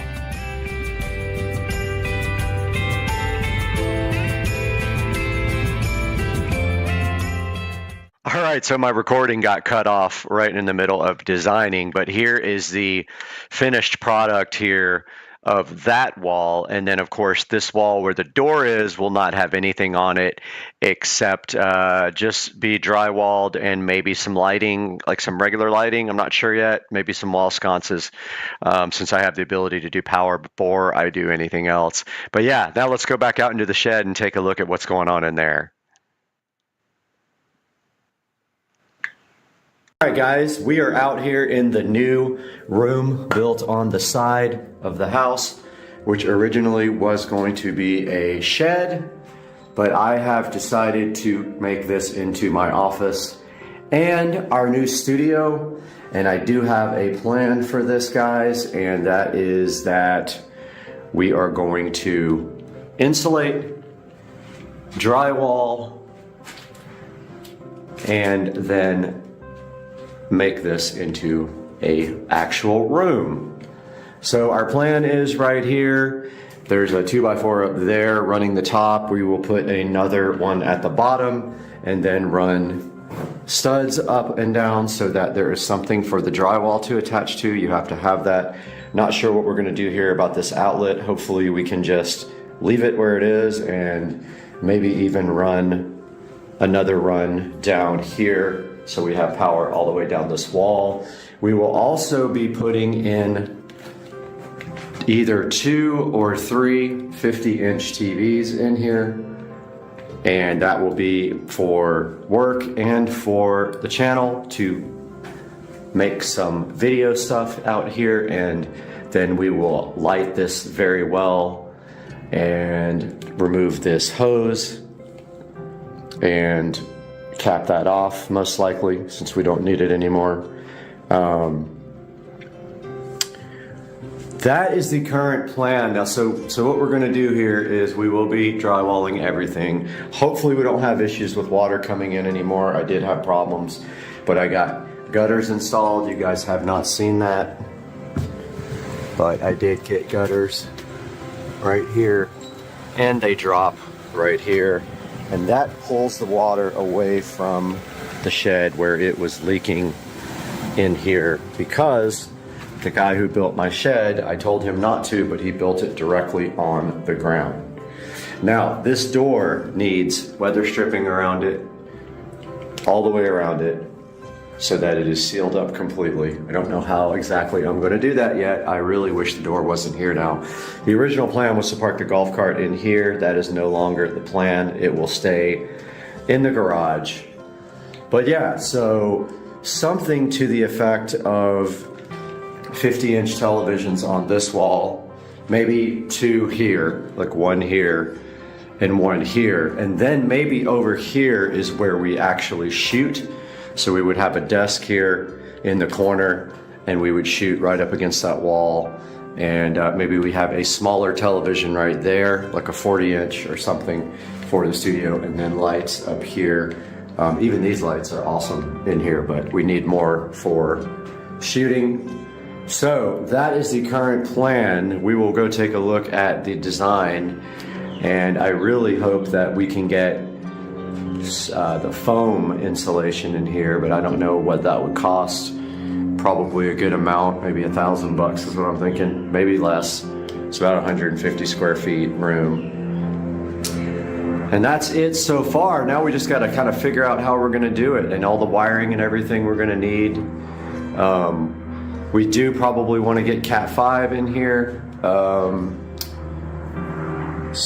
Cat 6, and run up, and we can't go into the house up there because we're up against the gutters. So what we'll have to do is put a conduit right there on the corner, and then just right up into the soffits over there and pull all the wiring through. Gonna suck because it's hard to get to, but that's just kind of what it is. Kind of want a big Supercar Street Racing logo out here. I don't know how I'm gonna do that, but I'm still looking into it. Fortunately, I did all the power ahead of time except for just this wall. I will have to run power on this wall on the outside, and then up to the televisions. And also we will have lights on the wall, so those will need power as well, so I'll be running those outlets as well. Still got to look into what kind of lighting I want to do. I do like those hexagon lights for the roof, like those hexagon light pattern lights would look awesome on the ceiling, although we don't have a very tall ceiling in here. And actually over here I can almost touch it, but it gets higher over here, which I like. But I'm thinking a desk here to work, like regular work desk for work stuff, and then that corner for shooting, or opposite, work desk over here and shooting over here in this corner, or on this wall would also be amazing for shooting, and we could put 150-inch TV right there. But that's the plan so far, guys. In the channel, guys, stay tuned for more as we build the studio.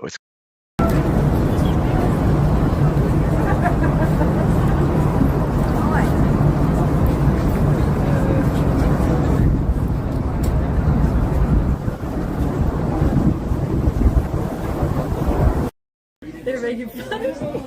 All right, we're at Hidden Hills right now with Marie and Joe, and Marie made this amazing, what is it called? I don't know. What do you want to call it? The Marie Special. The Marie This is Special. a Marie Special. Yeah. Joe, just drink it and love it. Good morning, everybody. It's Monday. I know you guys are all excited about being Monday, going back to work and all that great stuff. Today, we're going to take a look at the home theater in complete detail. And unfortunately, this video footage was lost somehow. I uploaded it to YouTube after I accidentally deleted it, and YouTube butchered it. And so I am shooting this from scratch again. So we're going to take a look at all the components of the home theater and show you on the screen what it takes to build a room like this. So first of all, this room was a spare bedroom that was never used. So I decided when I had 2 days off of work that I was going to build myself a nice theater room, because I had one in California that had multi-tiered seating. It had projector and LEDs and everything else under the sun. So I decided this time in Florida I wanted to build one, even though I didn't have the opportunity to do the leveled seating, or I didn't really have a big room to do it in, or the opportunity to build a room. So let's go over this starting from the front. First of all, let's take a look at the screen.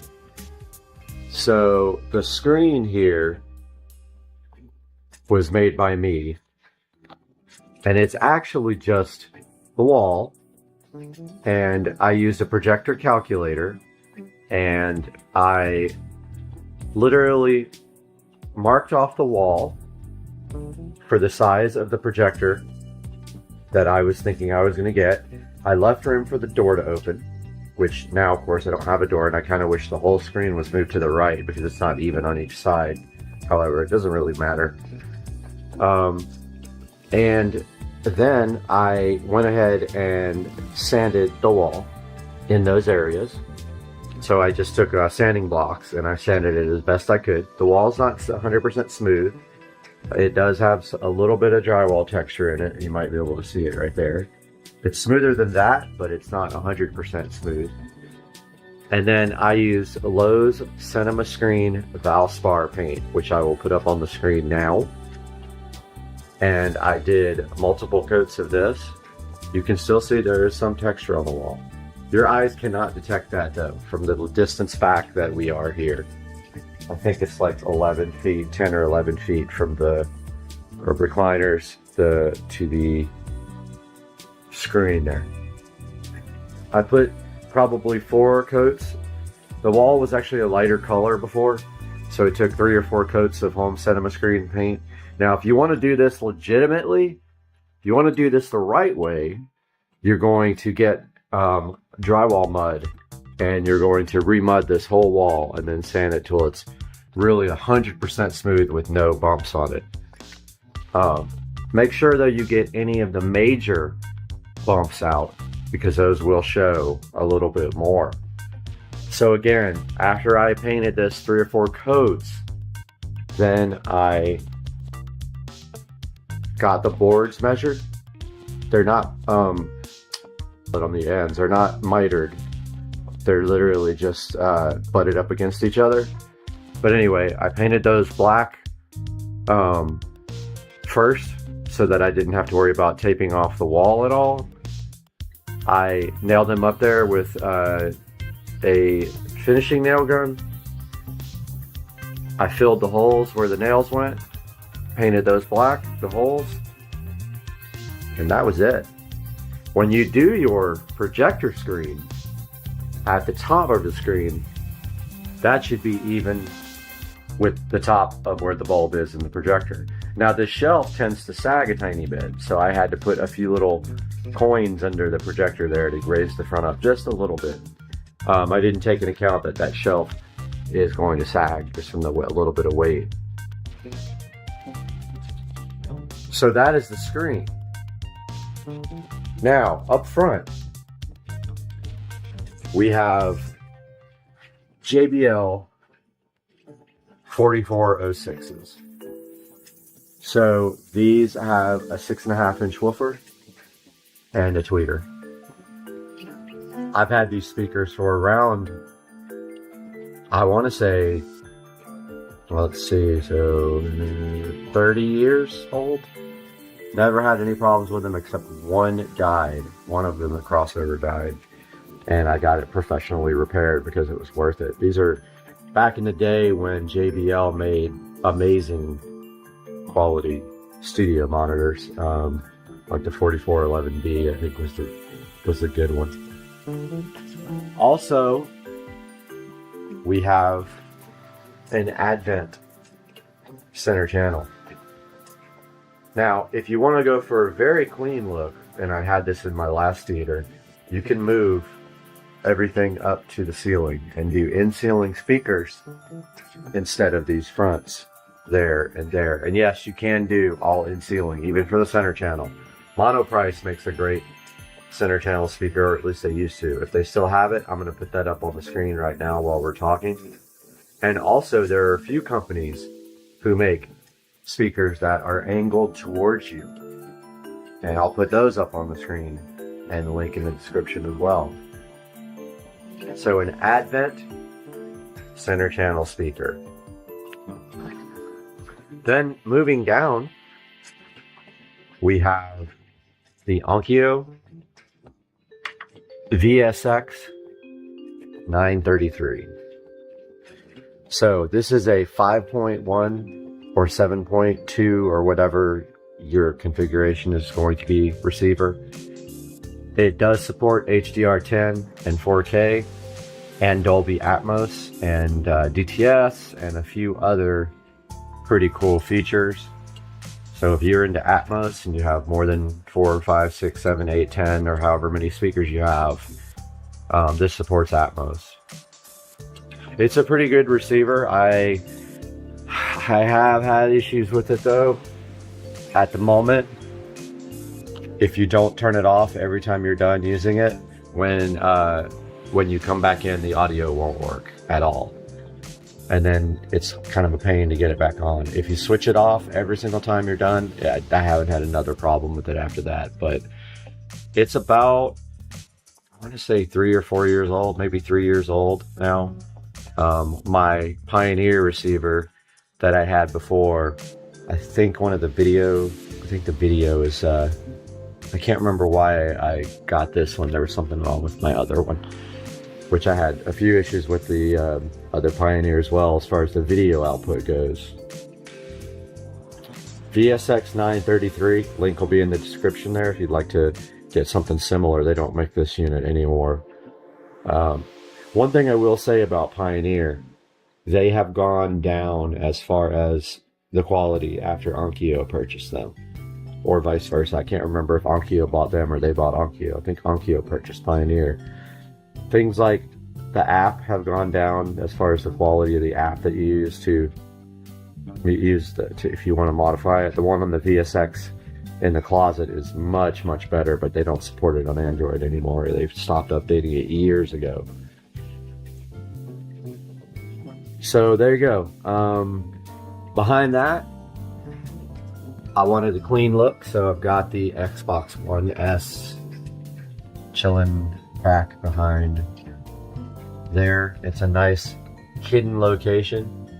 The Xbox One S does 4K, it does HDR10, and so we don't have to say much about that. It also allows you to do media if you want to. So yeah, just a regular Xbox One S.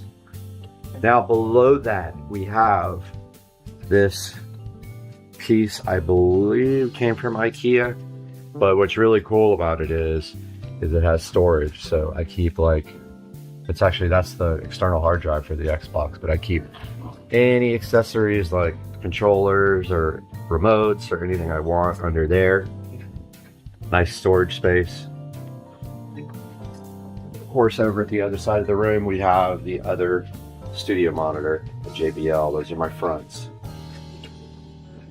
Moving to the center of the room here, we've got another storage table with 2 bins under, which you can store the remotes with. I have all the remotes out so I can explain those to you next.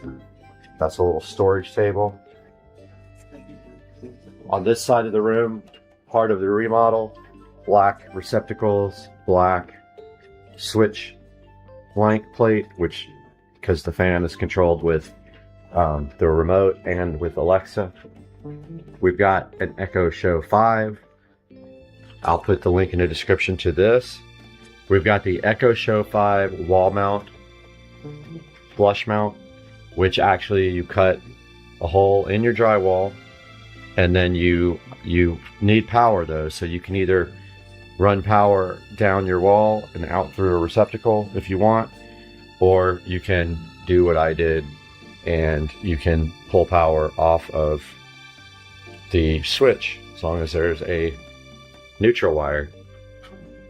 So I just, since this is not a permanent installation, it's not illegal to do a receptacle inside of the wall, so I just literally pigtailed off the receptacle off the switch that's in there and used the stock power adapter for this to plug into that. I just take a female part of an extension cord and I hardwire that to the switch, and then I plug in the Echo Show 5 behind that. Again, Echo Show 5, this is a first gen. They are on the second generation now. They dropped the headphone jack, so if you're wanting to use this for external audio to feed anything like your home theater system or anything, you will not be able to do that with the new one. You'll have to find a Gen 1 on eBay. I don't think they even have them on Amazon anymore. Make sure you get Gen 1 if you want the audio output.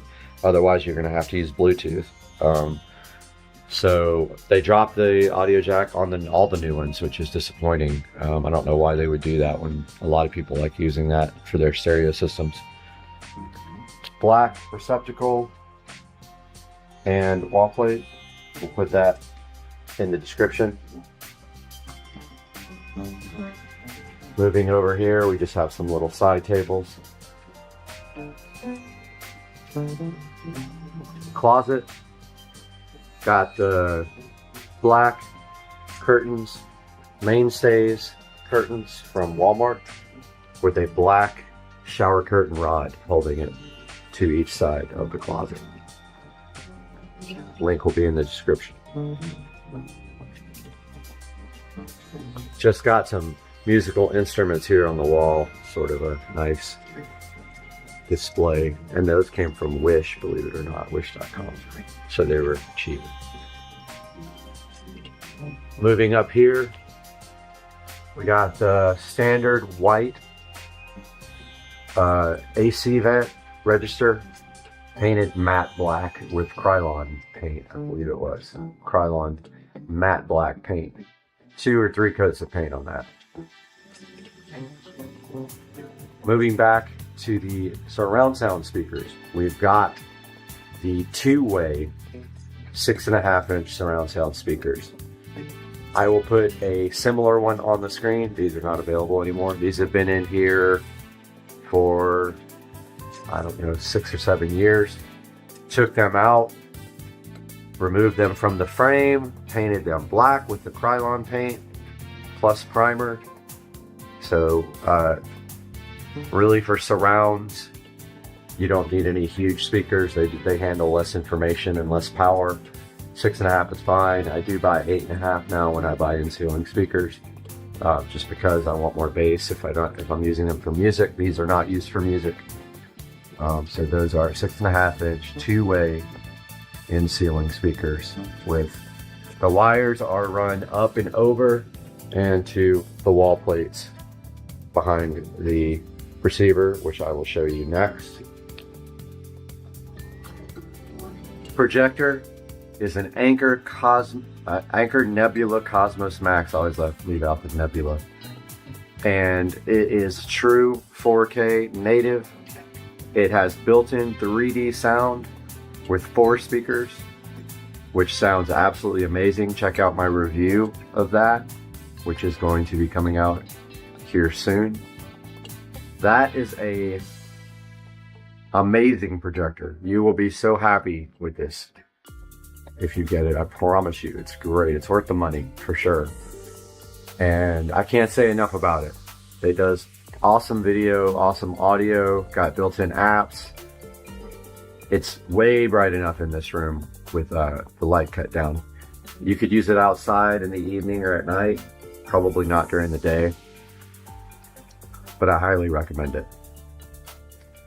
Moving down to, oh, forgot, we have a floating frosted glass shelf held by these little legs, and yes, I do need to get the paint better around the legs. I quickly painted that and it looks like a mist sump.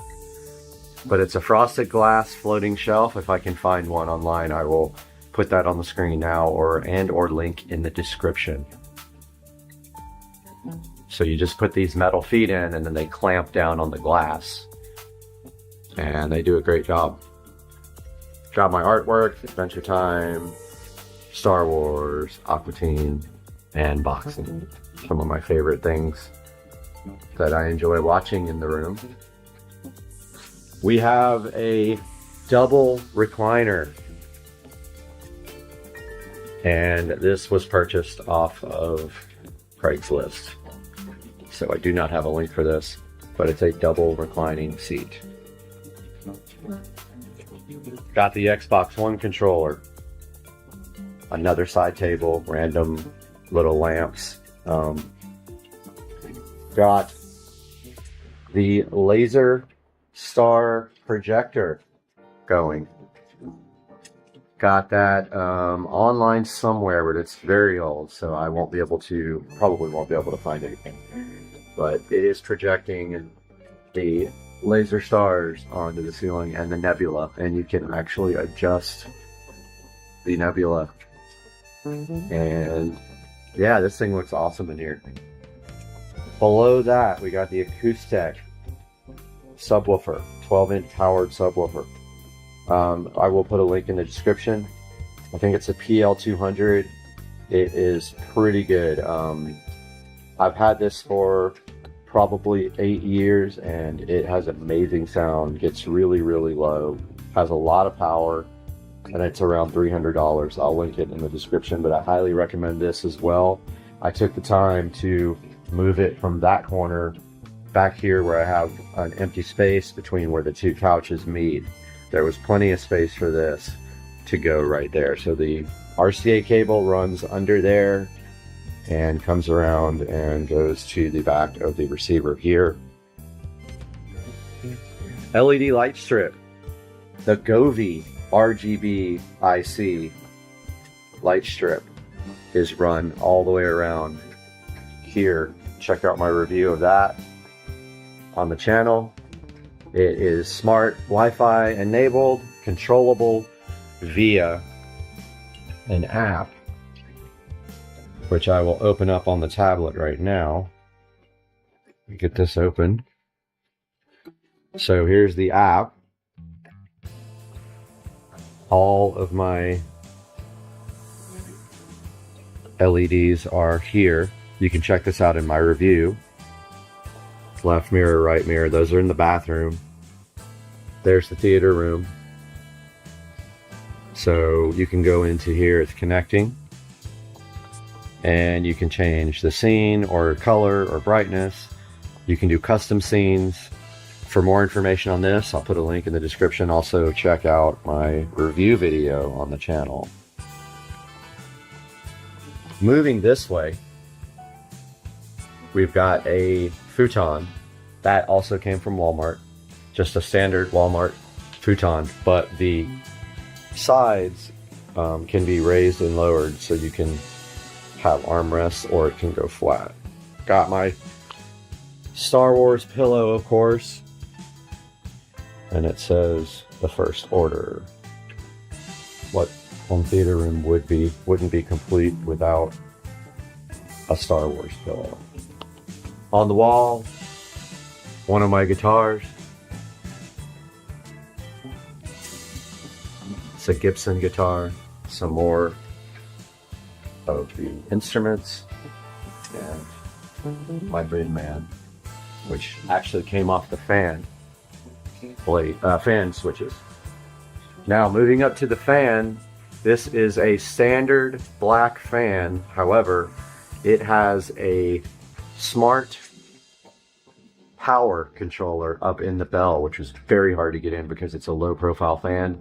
This is a lower profile fan than standard, and I did that so that it would not interfere with the picture right here.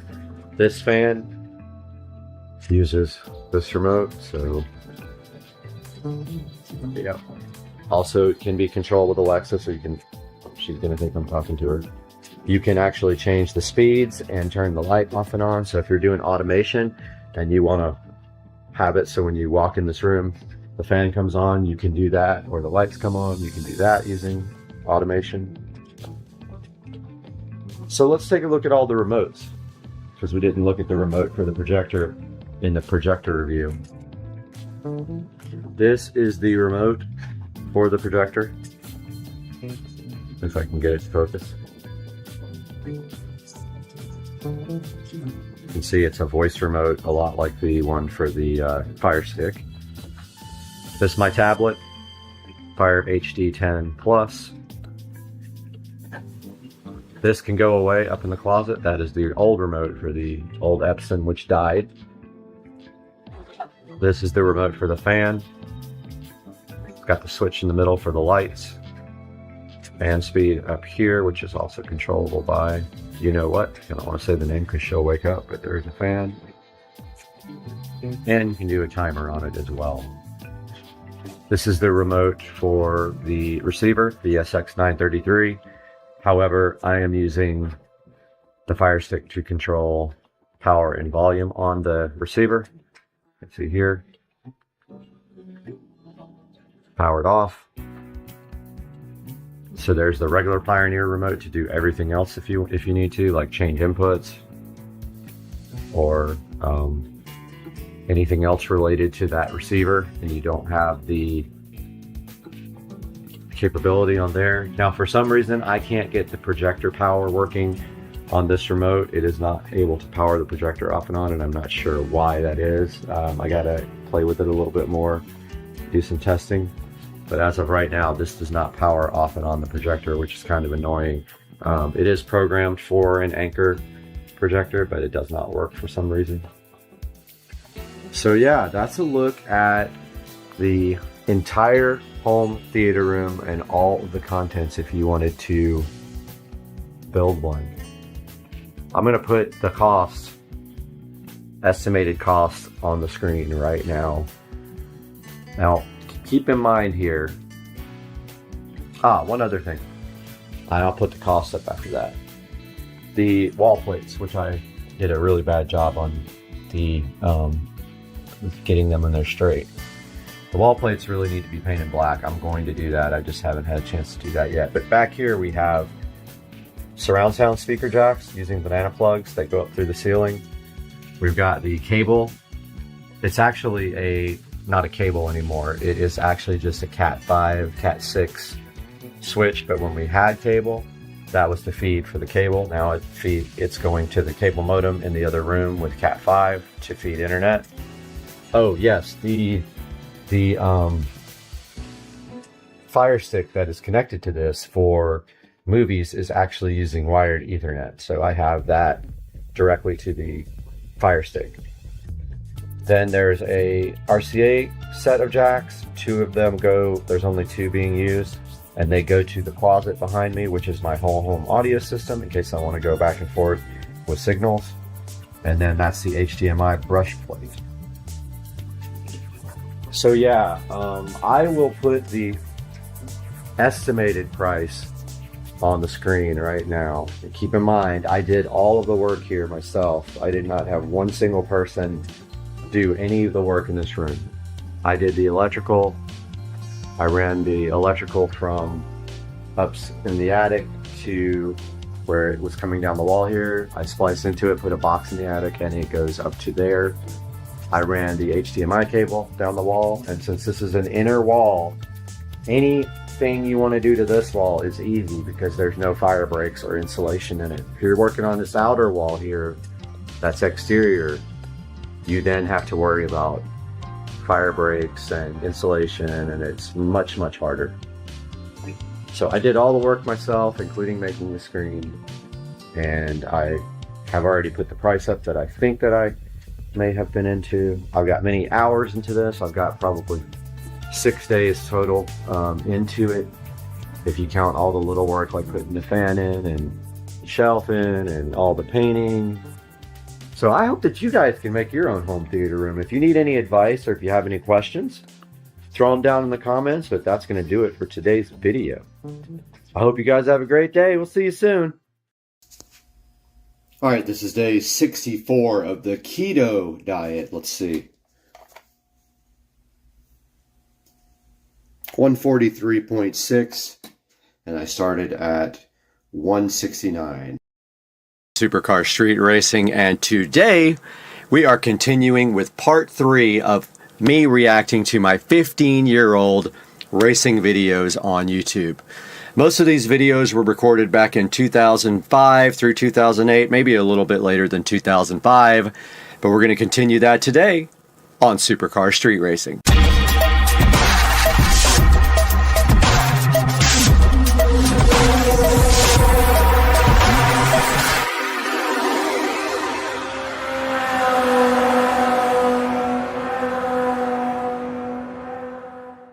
Guys, welcome back to part 3 of me reacting to my 15-year-old racing videos on YouTube. Today I've got 4 or 5 videos queued up, and we're going to take a look at those, and I'm going to react to them. I haven't seen them in a really long time, and you guys may have not seen any of them. Some of them are pretty cool. I had a pretty nice Supra, and I regret to this day selling it. So let's take a look at what we got first over here. Alright, so this says Brad's GT74 Super Crazy Burnouts at the Luxor Hotel. So basically what this is Supra's Invade Vegas. and everybody was egging me on at the hotel, and so I did some crazy burnouts there. And I do remember in this video, I believe the police come by at some point. So what we're going to do is listen to this, and I realized there was an echo when I had my mic on yesterday, so I'm going to go ahead and turn the mic off when we do this.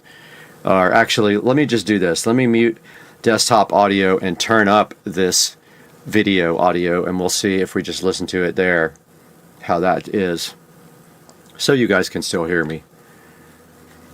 Alright, let's give this a shot.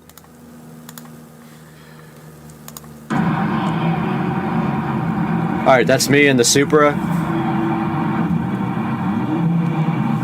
Somebody's pouring water on the tire to make the burnout a little better. This was fun, I remember this.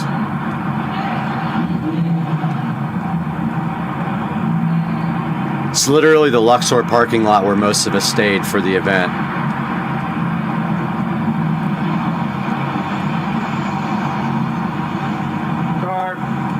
Car. Had to wait for a car to go by. I gave the thumbs up. And of course the play other video things came up at the end. There I go.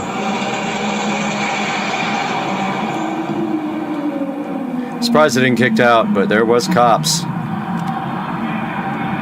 I believe there's a second view of this, and there was police driving by the second I did the burnout, so pretty crazy.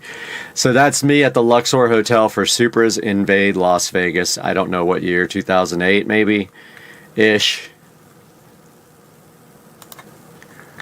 Alright, so this next video, I believe the audio was removed from. This is a 2005 R1 racing me, and my buddy David, I believe, was filming, and he kept dropping the camera, and I kept getting mad at him because it was a pretty rare opportunity to race a bike. So let's see what this is all about. Yep, the audio was replaced on this. This guy had 165 rear wheel horsepower. There's the actual bike. We stopped and talked to the guy. He was really cool. Really, really beautiful bike. Now the bike's so old. This one was modded, exhaust, tune, 165 at the wheels. Pretty fast for a bike. And there is me chasing the bike on the way to an Orange Park car show with my buddy David. Audio, of course, is removed because I didn't realize back then YouTube was going to start cracking down on the audio copyright stuff. And my buddy is freaking out because he's never been in a car. I'm like, dude, come on, man, get it on video. Terrible camera work. Also, the music is absolutely horrible on this. And I think that he tries again. Yeah.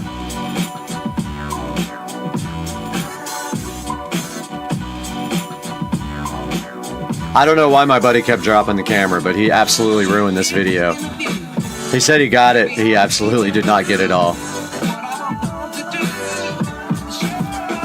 Then he hits it right here on the straightaway, and I try to stick with him.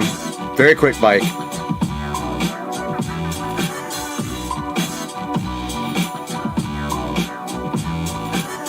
This had some Star Wars stuff in it, I know, because the bike was black and like it just reminded me of Star Wars.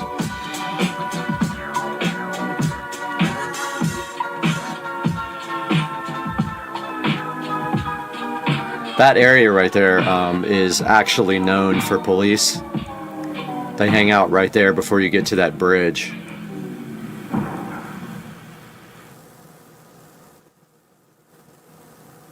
So I guess, I don't remember this part, but apparently his tire was shot. Yeah, he was riding on cords doing 170 miles an hour. Back then we thought we had to put that it wasn't us in the videos. We were so worried about getting busted by the cops. Worst cameraman in history, my buddy David, who's an airline pilot. And back then I was sponsored by MVP Motorsports with my Supra. We get really good discounts on everything. Alright, so that's me racing an R1 in my Supra. Now this actually is pretty cool. So guys, this is me in when we were filming Kings of the Street. So Kings of the Street is a guy who traveled around on a motorcycle, and he would only film or record cars that had more than like 700 wheel horsepower. He invited me out there. I did this run before we actually did the filming, and I had a thing of race gas sitting in the passenger seat at the time. But this is, you can barely see it, but this is GPS on my Pioneer AVIC, I think N1 or something like that. But it's GPS verified 170. Let's see. So there's my speedometer maxed out. Getting there, maxed out.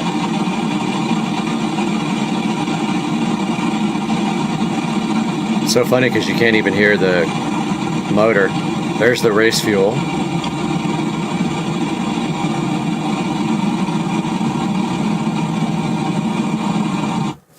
And then somebody stole this, so they dropped a advertisement at the end. They stole my video. So that's me going 170 on pump gas. I believe this one is my buddy's R6, and this was the last time I ever, I'm trying to get the words out. This is the last time I ever ran the car on the 67mm turbo. We upgraded to a GT74. We did bigger fuel injectors, and all that came after this video. This is a pretty cool video. Went to a car meet, and this is what happened. This might not have audio either.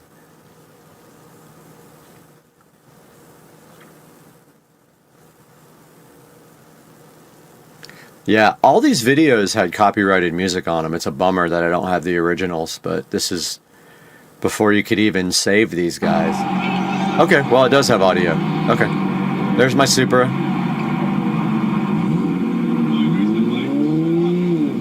Looking so good.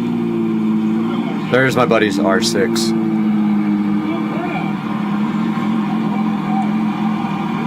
I think they were telling me to do a burnout.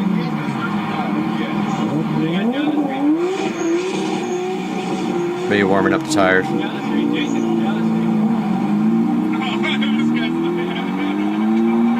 There's my buddy Dan. Miss that guy. We couldn't get quite started here. We had a car behind us too.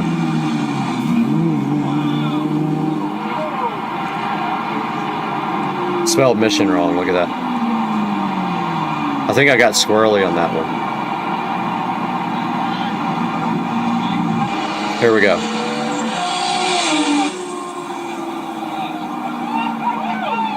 Pretty good run. It was a short, like maybe less than an 1/8 mile. Not too big of a run. By the time we would actually get started, we would be at the end of the road, or cars were coming. Here we go.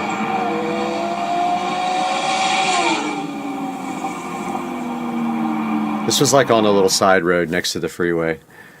And yeah, I was getting the car upgraded after that, so that was kind of cool.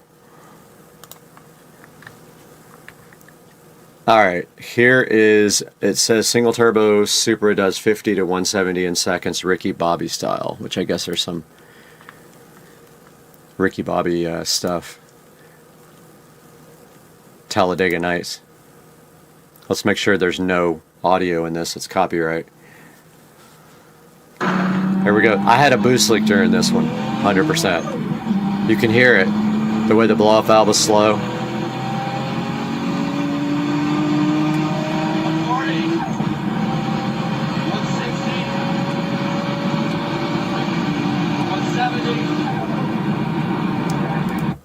So that's kind of, let's watch that one again. So this starts at 40 all the way to 170. This was race gas, 33 pounds of boost.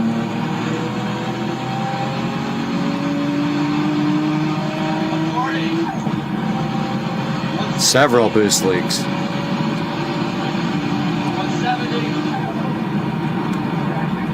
Car was insanely fast. Now this one we're moving on to, this was that same Turbo 350Z that I raced in the other video with my buddy.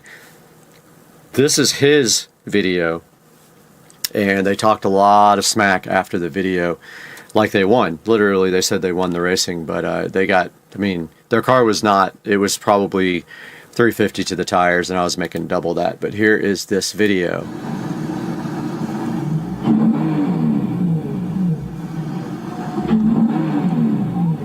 You can't even really hear the turbo on that car, but here we go. That's me pulling up beside him.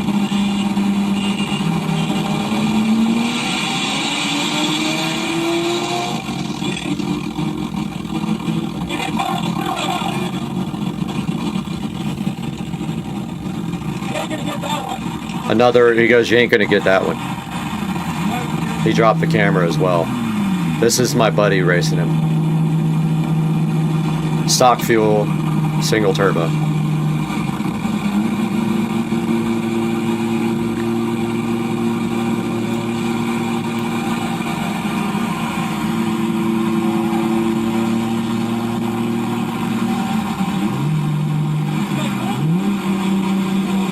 There we go.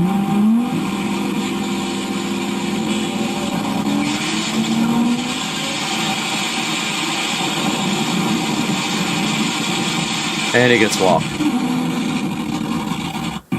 So that just goes to show you. Here's my buddy racing him again.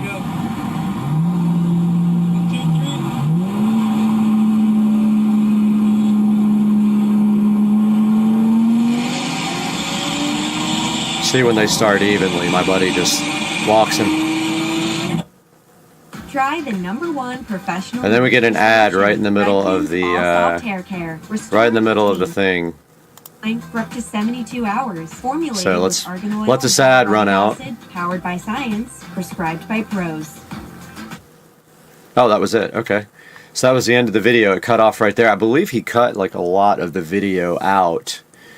So that was the next set of videos, guys, on me reacting to my old racing videos. I hope you guys enjoyed it. Stay tuned for the next part of this series where we'll go over this again, do some more cool videos on Supercar Street Racing. Hey guys, welcome back to Supercar Street Racing. We have something special for you today. I thought I would come on camera on the intro and talk to you guys a little bit about getting my garage floor shark coated. You can see right here in this first clip, we are trying to get the washer and dryer out. But before that, I did a lot of organizing and stuff. Let's get this started. I'm so hyped for you guys to see this. Let's go.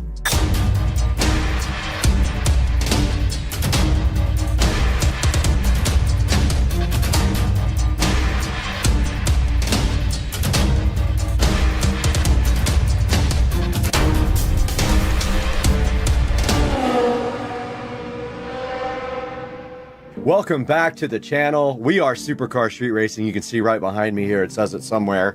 And today we have something special for you on the channel, and that is we got the garage shark coated, and you'll see what that means in just a little bit. But first we had organizing to do, so let's get straight to that. We had to get a lot of stuff out of the garage, and so we did it, and we moved stuff around, and we made it happen. Let's watch. All right, so what you're seeing here basically is me in the kitchen. And I have already taken the cabinet out of the garage at this point. So what I'm doing here is there's a space over my pantry where we were keeping the cleaning supplies, but I decided that I was going to put the car cleaning supplies in here instead, and then move everything from the cleaning supply area for the house underneath the sink. So let's watch.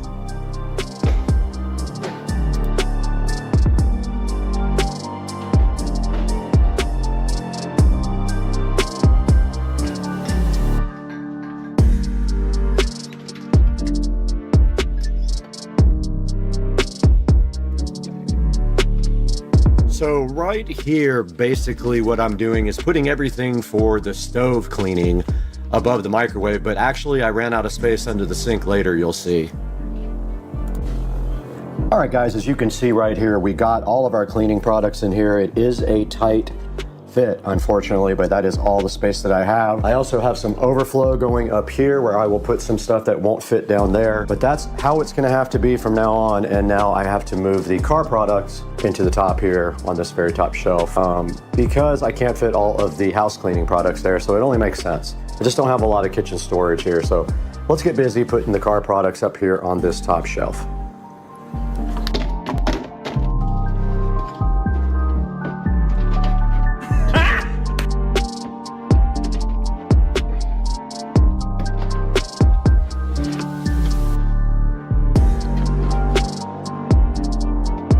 Okay, we have finished mostly cleaning up. No, we haven't. We gotta do the rags. We gotta do rags, and then we'll be done with this automotive area. Now, this is just temporary until we get some real nice garage cabinets installed. This is what I have so far. A lot of this stuff is really just in here for the moment, so things like that aren't needed can go up top. Then all my supplies for my car cleaning go right here. Now let's get all the towels folded up and inside of here as well.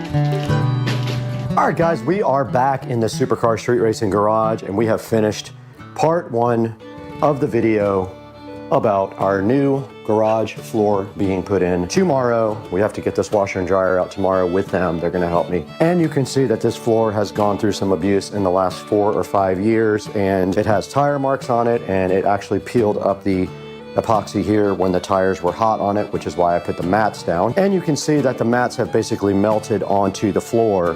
But as you can see, I got the cabinet out of here today, completely out. I got cleaned out underneath it. Unfortunately, we can't take out the hot water heater. I was gonna do tankless, but I don't have enough service. I think I only have a 100 amp breaker right here, and you need at least 200 amps.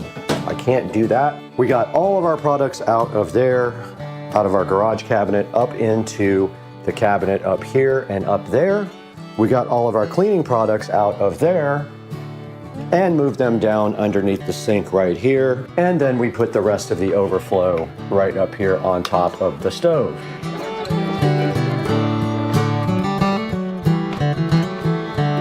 Now in this clip here, you can see the guys from Shark Coatings did get here pretty early in the morning, actually earlier than they were scheduled to, so I was kind of not ready at the time.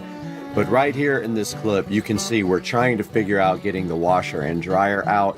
Now just remember, this washing machine is actually 2 washers. I do have the thing below it that's a small washing machine. This thing is heavy, and my hand truck has flat tires, so we did struggle a little bit getting this washing machine out. The dryer wasn't so bad at all, and we took those and put them on the side of the house because they had to be out for 48 hours, where we covered them up with a tarp.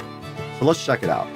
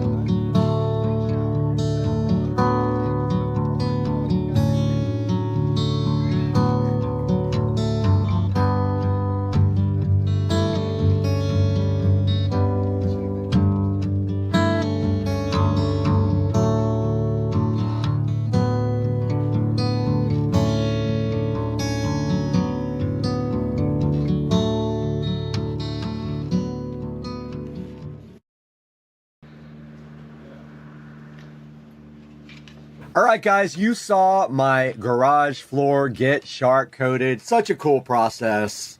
They had those huge grinders. They ground everything down, and then they put the surface coat on there. And now what you're seeing on the screen right here is me prepping this back wall. Now, I took the bench out, and the bench had electrical running under it, so that left me with an issue that I needed to put electric down closer to the floor and over by the wall for my sprinkler controller and my landscape lighting timer. So what you're seeing right here is me doing the electrical work in the back of the garage.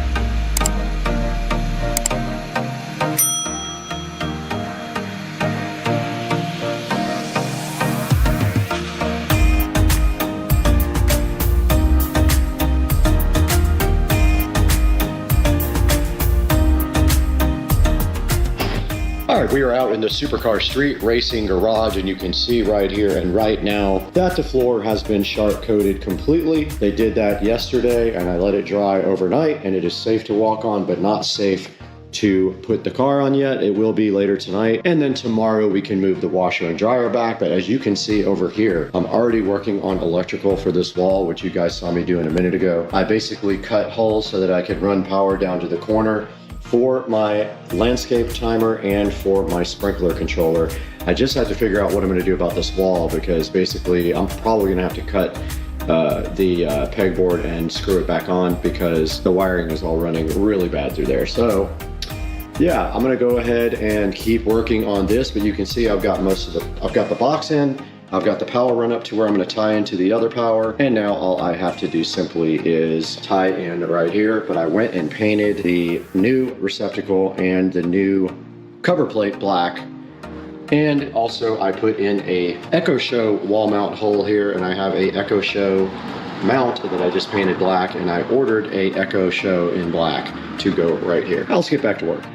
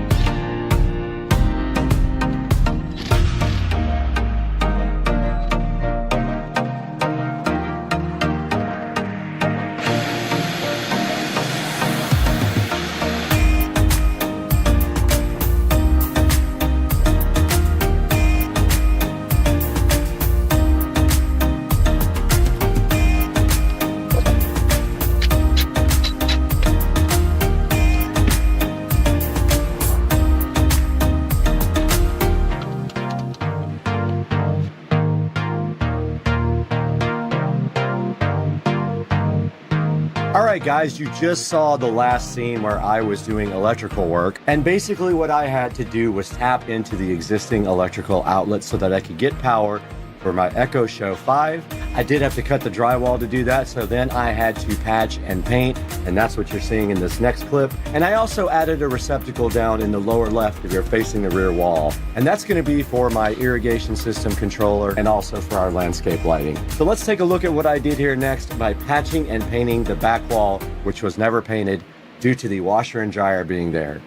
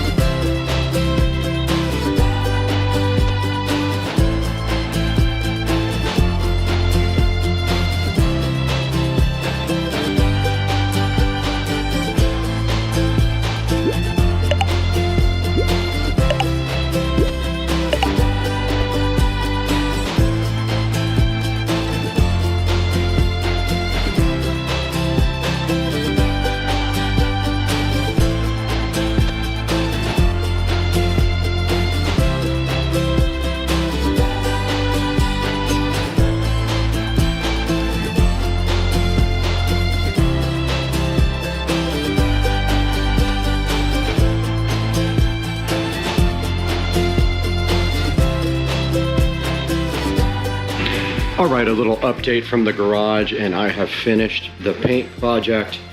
And let's take a look as we step back, and I'll go through everything that we did. Yeah, that peel satisfaction. We did have the floors shark coated, and then we put the washer and dryer back up against the wall here on the newly shark coated floors.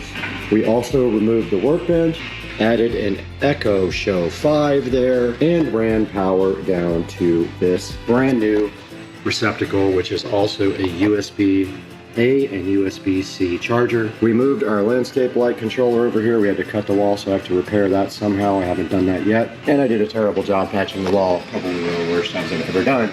However, there is a banner going right here that hopefully will cover most of that. So it's 4 feet by 3 feet. It'll cover a lot of it. And so taking a step back, you can see right here and right now how everything looks after the garage project. Now, I am considering getting a cabinet for right here.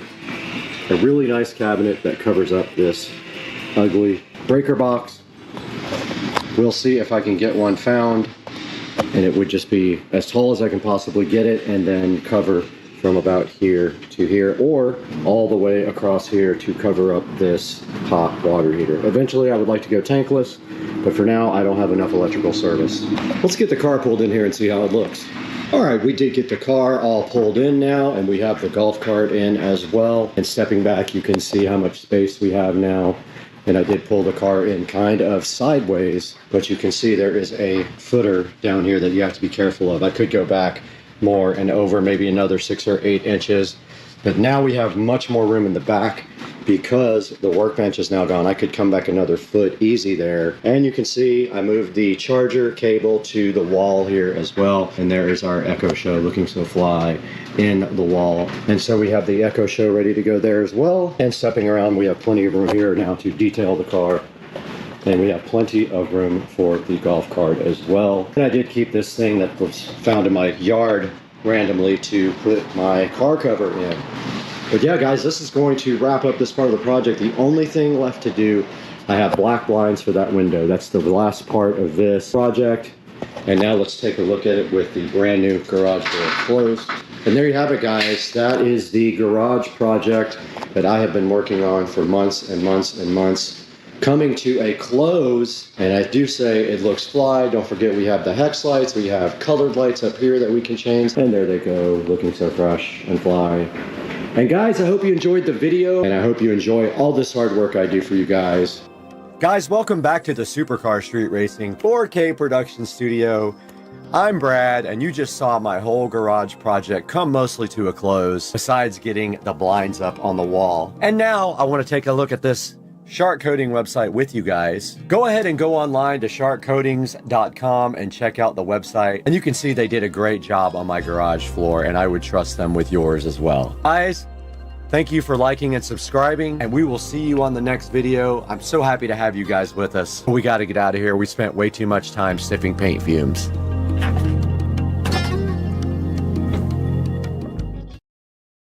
Dang! You got shocks, pegs, lucky. You ever take it off any sweet jumps?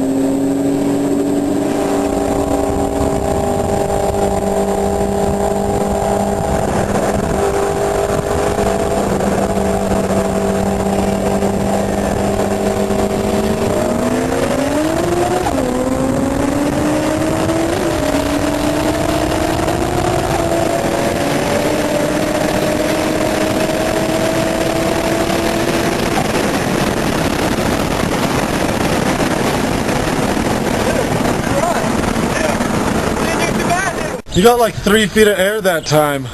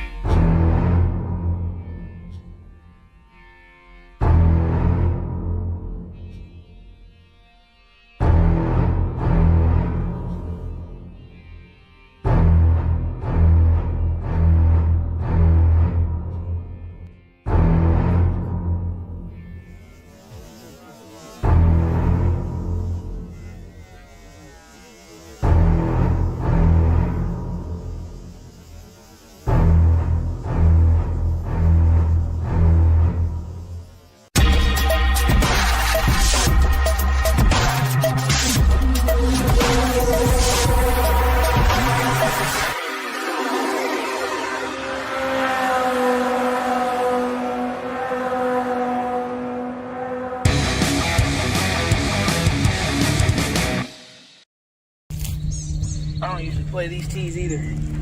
I'll take it. I want you, don't film me, please. All right, buddy, make it happen for video. No pressure, right? Nope, no pressure at all. Live, Zero. right? Yeah, we're live. We're streaming live. That's kind of loud. Sure we.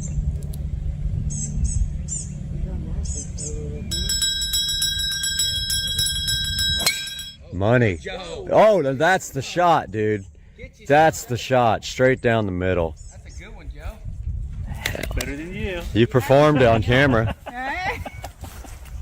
That was awesome. Guys, welcome back to the channel. On a kind of a bad note, I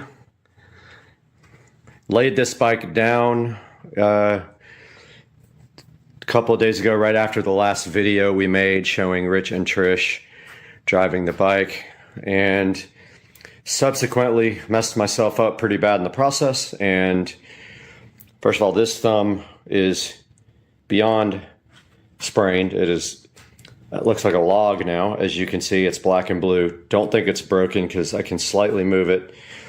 Does hurt like crazy. The bike took some damage. This headlight got pretty scratched up. I already touched that up with a paint pen. This fender got pretty scratched. The bike came down on this side and the peg got pretty scratched. This hand grip, this brake handle got scratched, and the tailpipe and seat got scratched. I already touched those up. I think this also got bent inwards, not sure. But I already know what happened, pretty sure. Basically, I took a turn a little bit too sharp and there was tire dressing on the edges of the tire. You saw me do it in the last video. Huge mistake. These tires are slick on the edges, and when I took the turn, there was some dressing on it, and the bike came right out from underneath me, and the resulting picture I will throw up here on the screen. You guys already see this thumb is jacked up, and yeah, so put the bike down. So my first Easy Rider experience, and now I have to work on fixing the bike. I ordered a new handlebar, brake lever for it. I ordered a new grip. I think I just need to bend this back out. And yeah, that is all. And then next I will tell you what the next modification is for this. Okay, so we have this battery, and that is going to be the next thing that we are going to install on the bike. I think it will fit nicely right there up against the motor with some zip ties. And I bought a switch for the handlebars with a little LED light. And then the plan after that is to basically charge the battery when I'm not using the bike with a battery tender. And I don't think I have one anymore. I think I gave it to the guy that bought the cart. Let's see.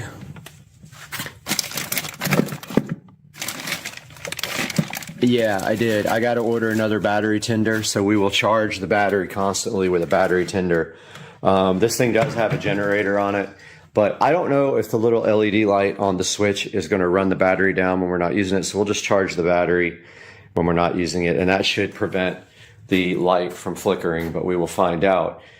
Guys, this is going to be a short video because I am injured and I can't really work on the bike right now. My thumb is pretty messed up. And as soon as we have updates for you guys, we will get back on this, but I hope you enjoyed it. Don't do what I did. Do not armor all your tires and then take a turn too sharp as the bike slides right out from under you. Come again? You know I don't speak Spanish. In English, please. Huh? You pooped in the refrigerator. Who let the dogs out? I need NOS. I need NOS. No. My car topped out at 140 miles per hour this morning.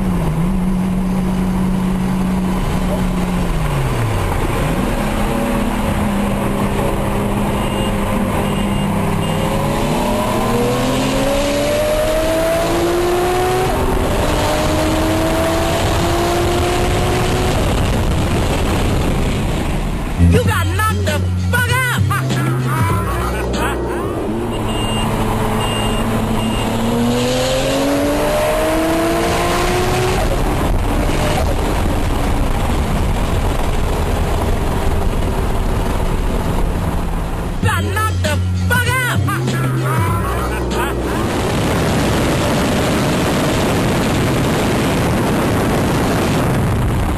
You got knocked the fuck out!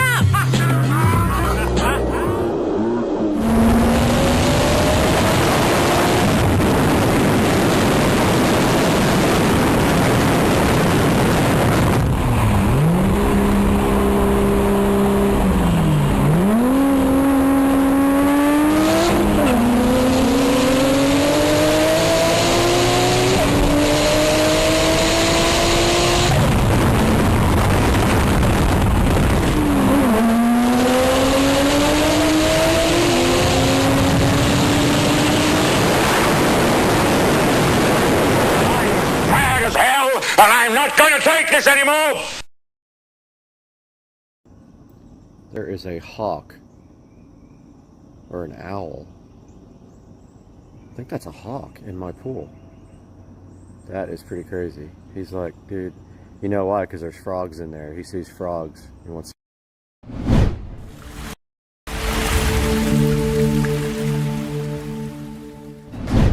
What's up, guys? Welcome back to Supercar Street Racing, and today we have a special thing for you right here in this big cardboard box. Yard Care reached out to me and asked me if I wanted to show you guys their 2-in-1 dethatcher and scarifier, and of course I was like, yes sir, I would love to rep your products, so go ahead and ship me one out. They did just that. It's right here in the box. So today on Supercar Street Racing, we're gonna get this thing wide open. Let's do it today on Supercar Street Racing.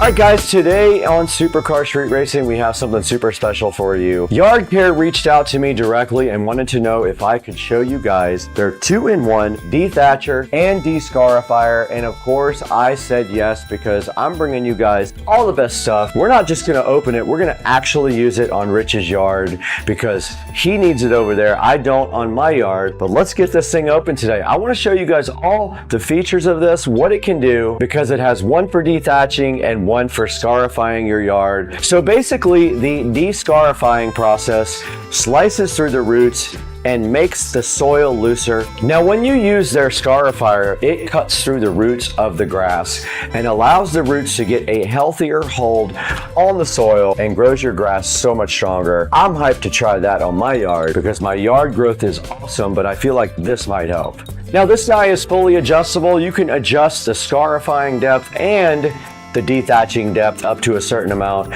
So whatever your yard needs, if you need a certain level of each one, this guy will allow you to adjust both, and I'm hyped about that. This thing holds 10.5 gallons of dethatching, and it has 2 safety switches to make sure that there's absolutely no way this thing will start while you're actually working on it. It's safety first. Now this thing also has 7-inch front wheels and 5.5-inch rear wheels. The tires are also puncture proof. Now the Yard Care dethatcher and scarifier doesn't have many reviews yet, but both of them are 5 stars. I'm gonna get this thing out of the box now and show it to you, and then after that, we're gonna go ahead and use it and see what it actually does on Rich's yard. Now I don't know what depth to put it at. I think that's an experiment for the future. We'll have to figure that out.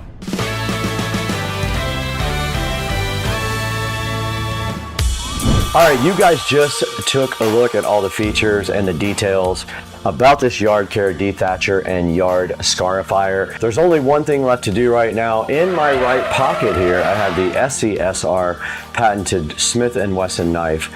This thing right here is ready to go ahead and open up the box. Well, let's get it sliced open. I already took the exterior condom off. All we have is the actual box. Let's get that opened up. All right, I did completely honest, 100% truthful. There were a lot of things inside the box rattling around, and I see now what that is. It is basically just like parts that have to be assembled. And on the very top of the box, we have a nice manual here for you guys to check out at some point. So this is the electric dethatcher and scarifier user manual. Right on top of that, it looks like we have some parts to put together. This was rattling inside the box. So just completely honest, yeah. This stuff here is not packaged, it's just in the box. Here is a bag of accessories here. It looks like things that you tighten up. And here we have another metal wire frame here. Here is the bag. This is a catcher bag. And it does say Yard Care directly on it, but there are definitely loose items inside the box that are not packaged in anything, and they definitely move around. So just be aware of the packaging when you get your Yard Care out. Here is the top part. It is actually connected to the bottom. You cannot remove that. So here's the handle, and that won't come out either, so I've got to figure out that. All right, so the rest of everything is this one piece with the handle connected to it, and it just does come right out, and it is pretty light. To be honest with you, it probably weighs 15 pounds, no more, and that is the complete unboxing. Let's get this thing on top of the chair for you guys to check out.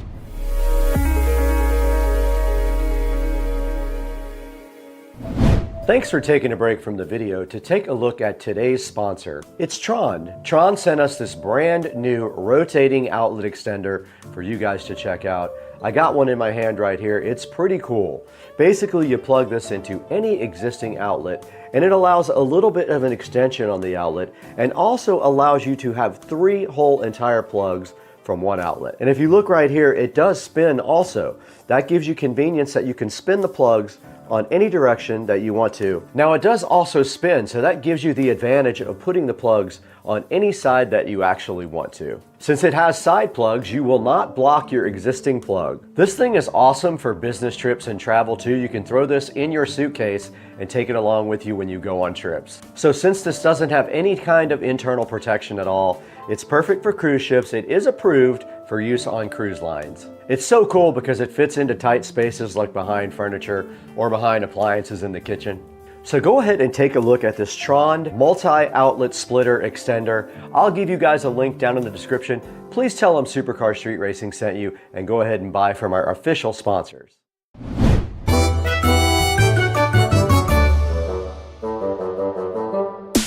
And there it is. There is the Yard Care Detacher and Scarifier on top of the Supercar Street Racing stool right here. So I guess we have to put this together, and it looks like this guy goes right here. There's a control here for the depth of the detach or the Scarify, and I guess you would have to play with that in your own yard to see what your custom depth would be on yours. Let's break out the manual now and see how you actually build this.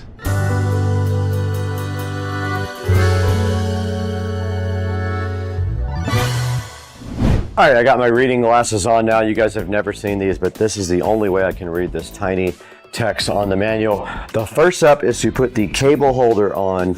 It says the switch side of the handle, but I'm looking at it and it looks like it's aligned that way, and that just keeps this cable. You can actually pull some slack there like that, and then it'll just kind of sit like that on the side. Lower handle assembly onto the deck. Make sure the metal handle is in the slot of angle adjustment block 11. Handle, it does, oh, I did this wrong. This is completely incorrect. Robert, it goes down. No, it don't. It do go down. Oh! All right, guys, the next step in the process is putting these side handles on there. I'm looking at pictures to see which way they actually go. You need to make sure that the offsets are on the outside, not the inside. Both on there. They're both to the outside, like it shows in the picture. Okay, these next bolts go to the outside. So you just put them from the inside of the handle to assemble the handle.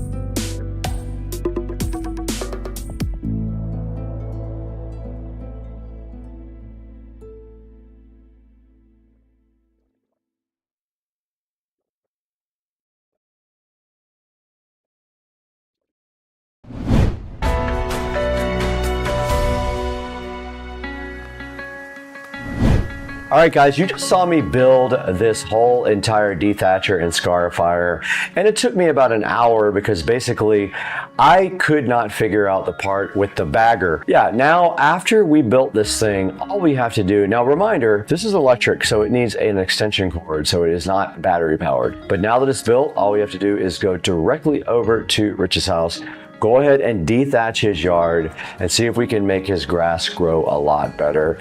Let's go over to Rich's house now with this Yard Care Dethatcher and Scarifier. It's time to take this dethatcher over to neighbor Rich and Trisha's house and go ahead and test it out. In order to do that, we need an extension cord. I did not plant the cord holder. I did not secure it to that, so I don't have that. I think this is the cord holder. I think it's actually supposed to go on here through this metal thing. I'm just gonna leave it off for now. But we need to go out to the shed and get the extension cord first and then go try this thing out over at their house.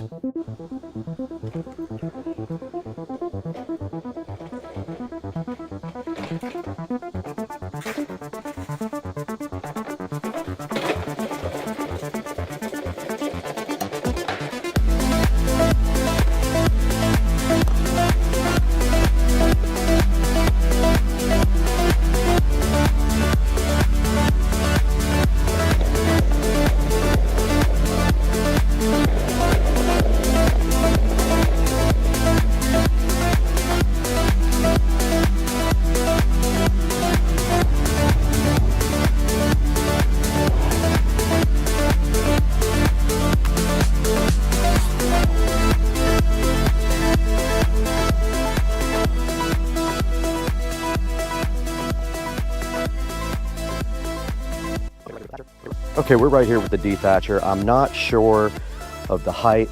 I've got it on -9 mm. I'm gonna try a little bit like that and see if it does anything, if it has a good effect. Now to use it, you simply push the button on the handle and you hold back on the lever. You can hear it and see it working.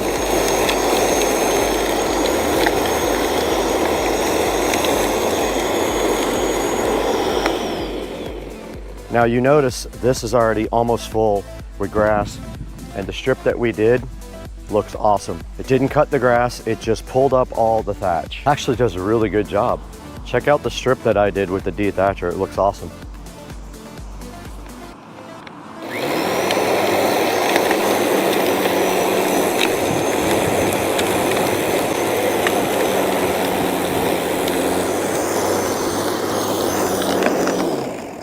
And it did just fall right out. But this is what it took out of Rich's yard, that whole thing. I'm actually gonna raise it a little bit. It filled that bag up quick. Okay, that did some.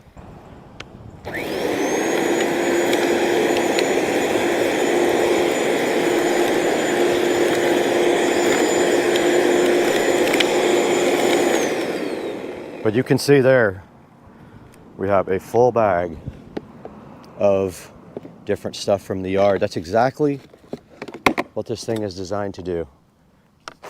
That was like 2 minutes worth of dethatching and I got a lot of the leaves. Look how much it got.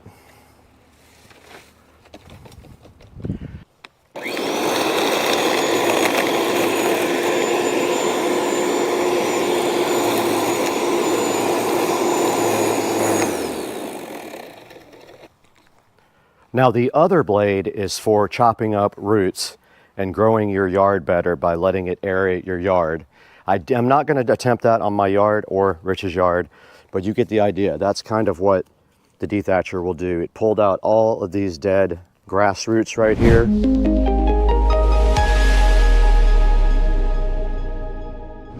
All right, guys, you just saw us over at Rich's house dethatching his yard. He really needed it. He had a lot of dead grass in his yard, so we thought we could help him out by taking the yard care dethatcher over to his house directly. But now let's throw it to Supercar Street Racing Studio B. With me, I'm going to tell you guys how to order this on Amazon. There'll be a link in the description for you to go ahead and order that. It helps us out greatly. If you can order all your stuff through any of our affiliate links, you don't have to buy this product. If you buy anything, we get a little bit of dollars and it helps the channel grow. And thanks for 160-something thousand subscribers. Let's throw it to Brad.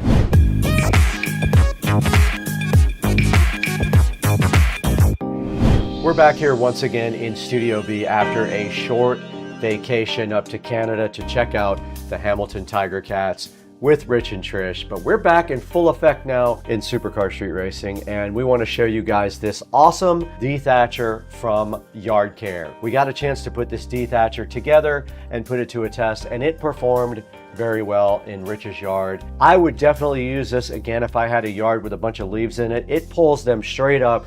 The only thing is it fills the bag up very quickly, so I can see you getting a full bag fast and having to empty it multiple times. It also has an adjustable height. It is plugged in power, not rechargeable, so keep that in mind. I'm going to put a link in the description down to this dethatcher and this scarifier. It does both. It has a interchangeable blade that allows you to both dethatch and scar your yard if you want to do that as well. That's supposed to increase the root health and allow you to grow thicker, greener grass. Like I said, it took a little bit to install. The instructions were not great, but there is a video to help you install it, and I will drop that down in the description as well to help you guys. If you have any questions, let us know down in the comments section. Let me know what you thought of the dethatcher and scarifier, and let us know also how you feel about Supercar Street Racing. Thank you so much for all the likes and subscribes. Please buy this from our official product links down in the description. And before we go today, just want to talk about something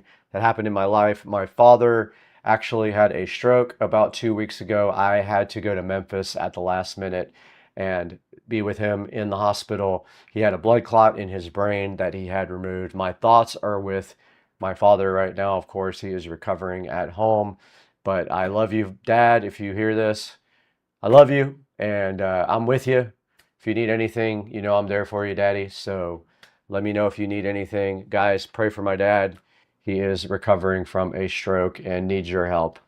But that's all we're going to do today. We got to get out of here. It's almost dinner time. I'm very hungry, and I have a date tonight. Let's go.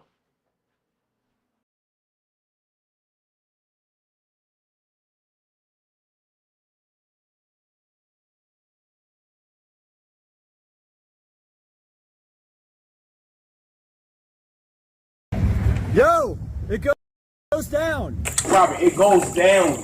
No, it don't. It do go down. It do go down. Thinking about the environment here, this is a Toslink cable, optical cable, and this one right here is a HDMI cable. You got all those cables for free included, and that's kind of a great deal, to be honest with you. Not a lot of companies give you free cabling. And in this box, oh, you've got some awesome banana plugs. They gave you banana plugs for left and right, and they look like they're high quality banana plugs too. USB type C to USB type A included. And then here is the WIM remote right here, which is very fly. Now, unlike the WIM Ultra, they have changed the remote to silver. The WIM Ultra remote is black. And then here is the main unit, and it is sitting inside of a condom that we have to take off. And it does just peel right off, and you can see how cool these guys are. They are very high quality. Now notice in the back, these are made for banana plugs. You cannot use regular speaker wire on these. It comes with banana plug connections ready to go, so do not think that you're going to use regular speaker wires. You need to use these banana plugs, and these do assemble very easily. You simply unscrew them, put the wire in there, and then just tighten it down, and they push directly into the back of the WIM amp, and we will be able to add this to the app that we already have. And that's going to conclude the unboxing of the WIM Amp Ultra. Why don't we go ahead and get the WIM sub set up and see if we can add it to the app that we already have.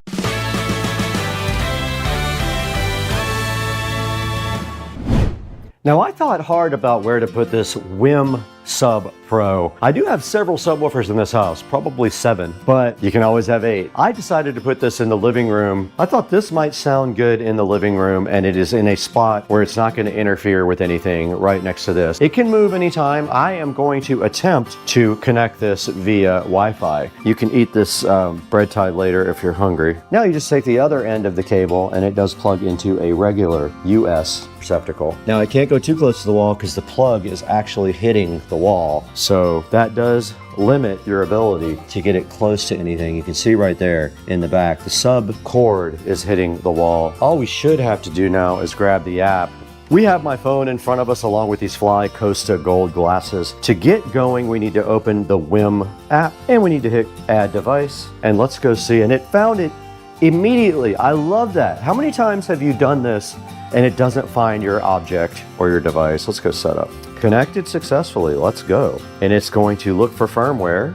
Update complete, we click done. Select or enter a custom name for your device. Living room. Select a device to connect to your WIM Sub Pro. Next, we did our WIM Ultra. Now it's going to analyze the room. Let's do that. Okay, it wants me to point the mic at the sub. Sit at the sweet. All right, guys, I was able to find my nut and bolt and finally MacGyver that thing back.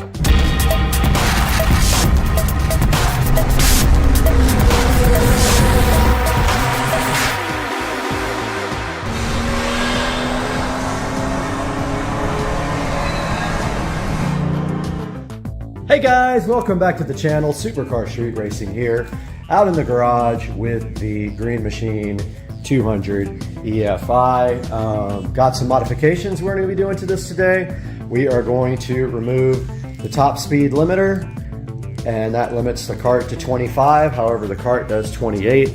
We are also going to be installing a battery tender on the cart so that it stays charged when I'm not using it. And we are taking a look at the part of the cart that is annoying, and that is the backup warning chime. We are going to be removing that. So let's start with the backup chime. All right, guys, taking a look at the speed limiter on the cart, it is mechanically limited to 25 miles an hour with this set screw. So I removed the bolt from underneath the vehicle. All we had to do now was just pull out this speed limiter here.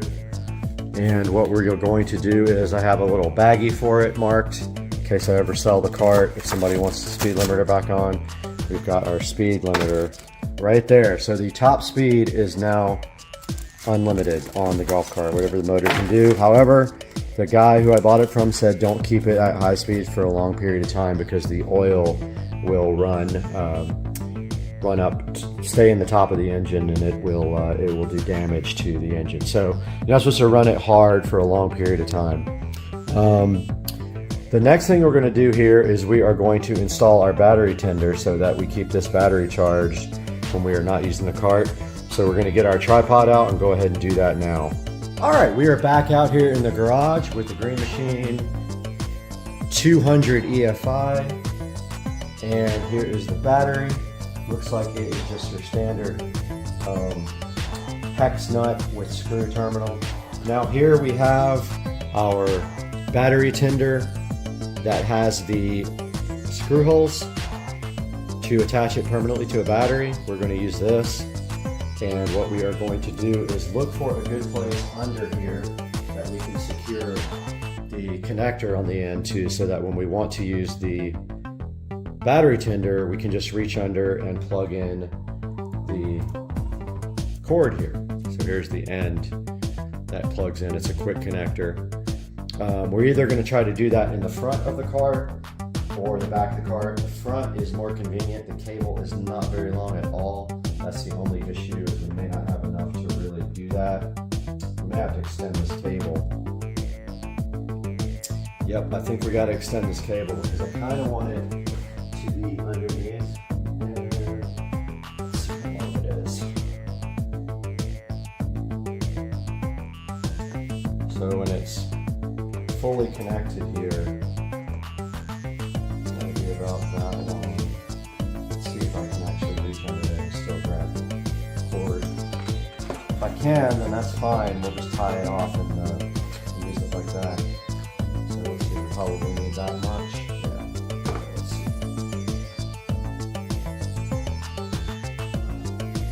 So it's kind of inconvenient. I think I am going to go ahead and extend this cable. So we will go ahead and do that now with my new heat gun and my new connectors. All right guys, we are back, and here is the original cable. And if we take a good look at this cable, on the red side, there is some markings, some white markings, so we can keep the red, the positive and the negative separated. We've got our heat shrink tubing here, and we've got some extra wire, some landscape light wire that's kind of perfect for this if we can get it inside of these solder shrink guys. So I'm going to go ahead and cut towards the end, not all the way to the end, but semi towards the end. And maybe right there is fine. Okay, now let's go ahead and separate the wires.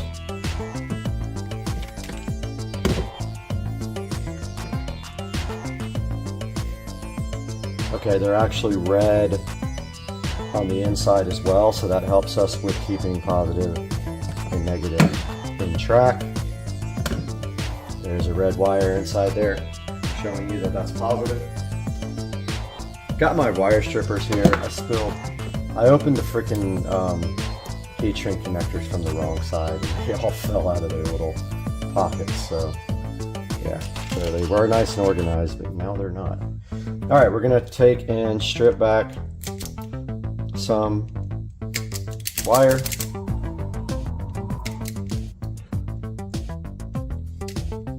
Now this wire has to reach all the way to the center where the solder is on your connector. If you look right here, so it's got to go all the way to the middle. So we're going to do the same with the other side.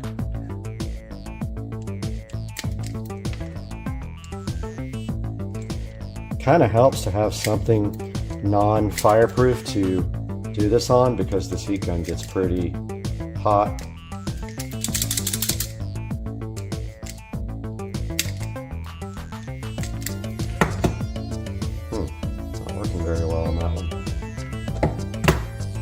strip that side off very well, because there's also a wire inside of this. There's insulation, not a wire, there's insulation inside the insulation, so it's not able to strip completely. So there's that one. We'll go ahead and twist these up.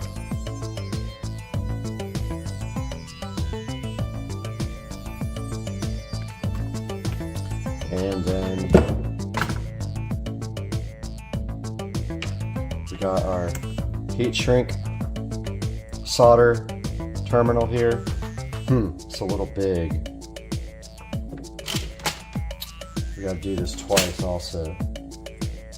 Then we're extending this thing, and we don't need that much, but let's extend it by like that much. So here's our, we're using landscape lighting wire, which is fine. And then of course, we want to make sure that we get heat shrink tubing also over it before we connect, or we won't be able to do it afterwards. So I want to see how big this insulation is on this pretty thick insulation, because outside the wire tends to deteriorate fast.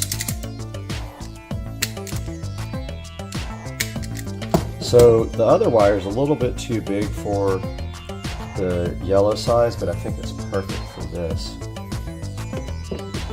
Let's see. Go ahead and twist this up. Now we got to make sure we get positive and negative correct. So we're going to do positive with the white marking on our landscape wire. It actually fits perfect on these. So what you do is you put it inside the tubing to the solder point. Then you insert your other wire, the same amount. But we already messed up because we need heat shrink tubing. So we're going to go ahead and put heat shrink tubing on this. Do I have enough? Yeah, I have 4. So let's pull that back off. Well, actually we could have done it from the other side as well, but let's pull it off and put our heat shrink tubing on. Yeah, this is the only size that will fit.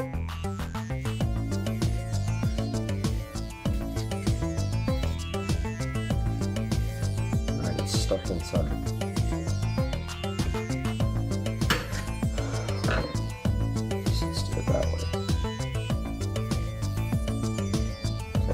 Shrink on this side.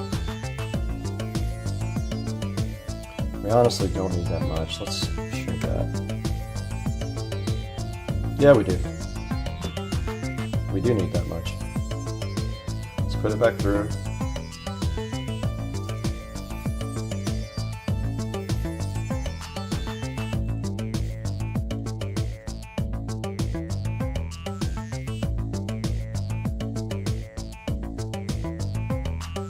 We got our heat shrink tubing in there. This is going to be positive. Make sure I still got that positive. It is. It's the side with the marking on the wire. Get our wires inside there. Make sure inside of your connector that the wires are through the part with the solder, okay? Because otherwise they are not going to solder down. Now, ideally, I wish we had something better to heat gun on, because this gets pretty hot, and all we have is the table here. So we don't want to shrink our tubing yet. So this is kind of a pain, like when you're doing this. Like when you do the first one, it's kind of a pain, honestly. Okay, so positive. Try this again. I'm trying to figure out where to put it when I actually start. I guess that's fine. Oh, I ripped it right out. Nice job. See what I mean though? It easily comes apart. So that's the only complaint I have. It'd be better if you had some clamps or something. See how the other wire always tends to get in the way and stuff? It's awkward doing the first one.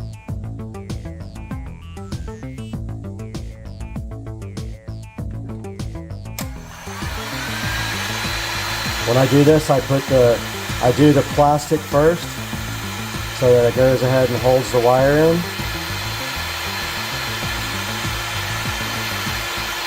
Like that. See how it shrunk around the plastic? And then you can concentrate on the solder part. Wires are right in the way. Now you melt the solder in the center.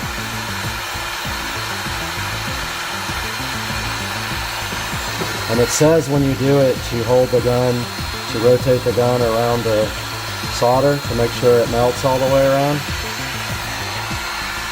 So I'm trying to do that now.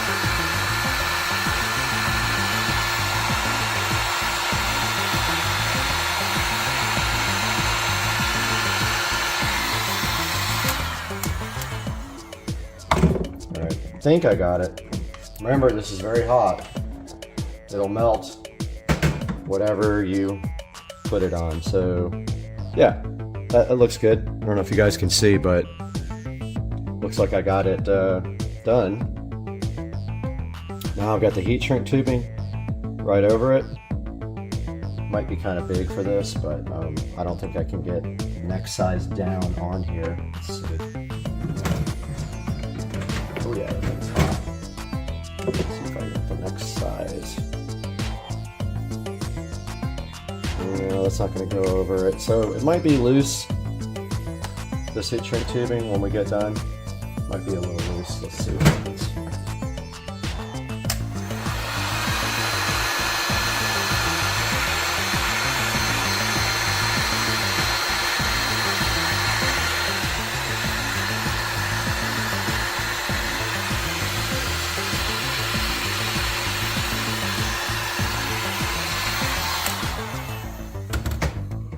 Okay, got our first one on.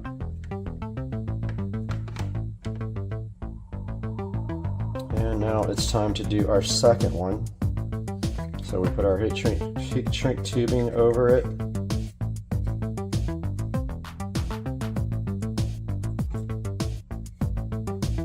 And we got our connector here.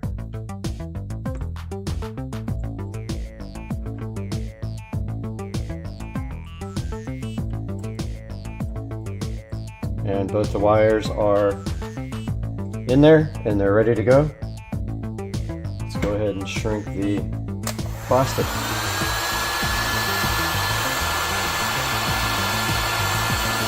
Plastic is shrunk. Now I'm going to work on the solder part.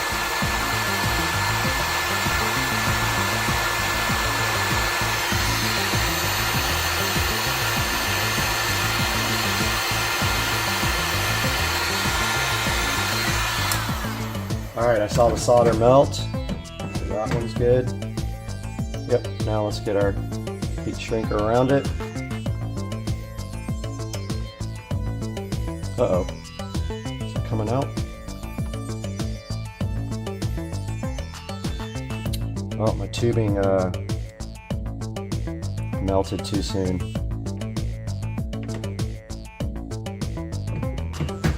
Yep, that one kind of got messed up, guys.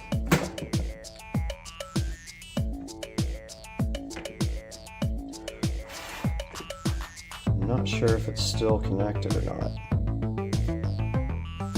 My tubing melted before I got it on.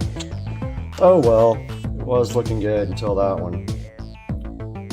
Alright, let's get our second one on. So here's our extension. Need another heat shrink. This time we got to make sure we don't put our heat shrink tubing across it until it's completely dry.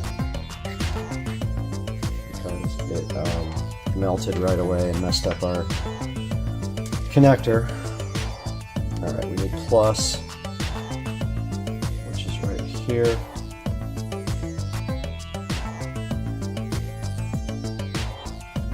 And plus right here.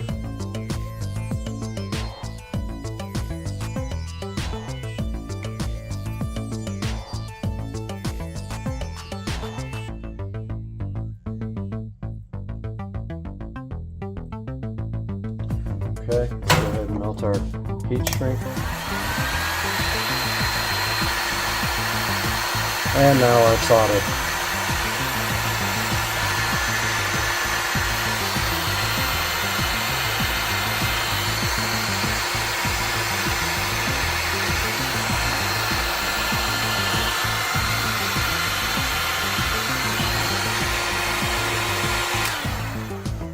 Okay, now it's got to cool off a bit before we pull our heat shrink over it. Lesson learned.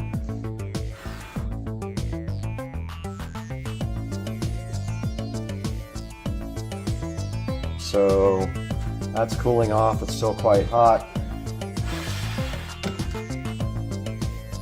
We need another heat shrink and another connector.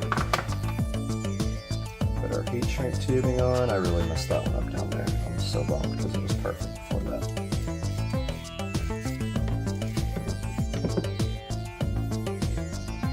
Okay, got our tubing ready.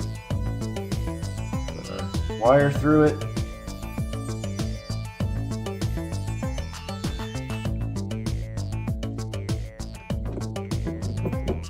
And go ahead and melt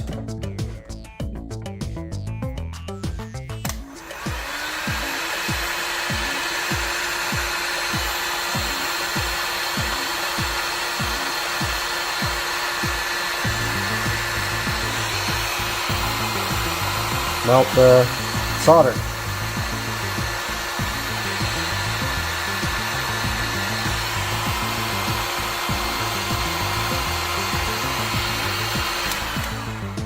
Should be good.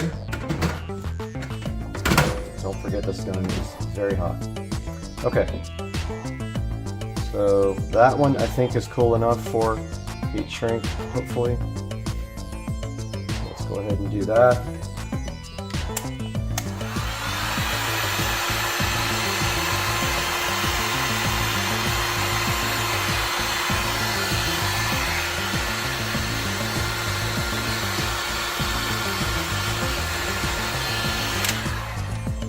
Alright, one side done.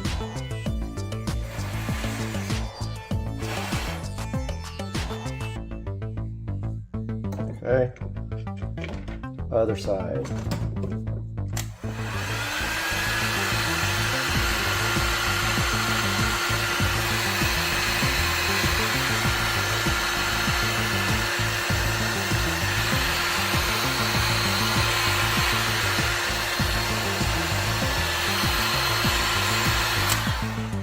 Okay, so we got that one mistake down here. Pretty crucial. Oh well, we made a mistake right there. So, I don't have another bigger piece that I can actually get around there. So I'm going to use the tried and true method of electrical tape at this point.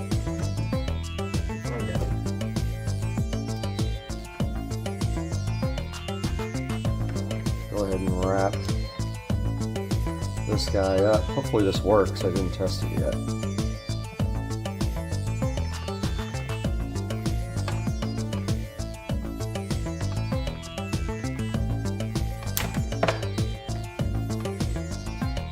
It's a good connection there. Go ahead and do this side. All this really is for is to keep the wires nice and neat. They're already insulated.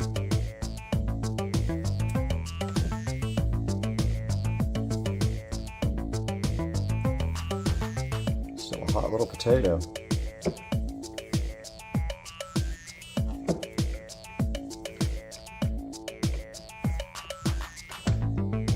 Alright guys, we have our extended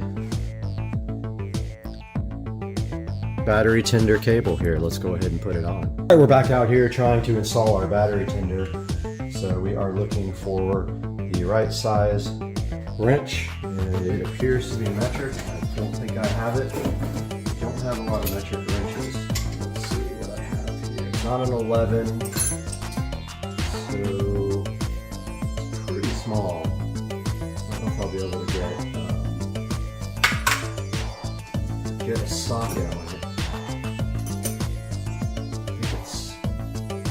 Let me see what I have. Got a 10.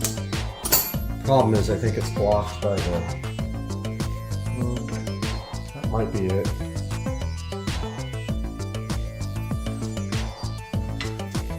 Might be a 10. Let's see.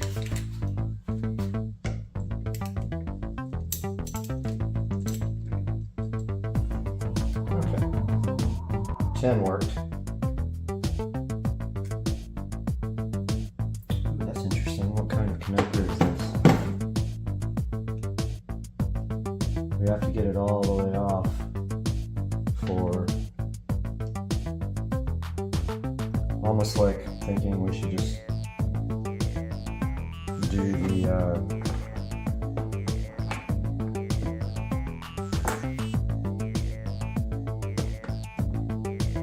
I was thinking maybe doing the can't even talk. Negative last, but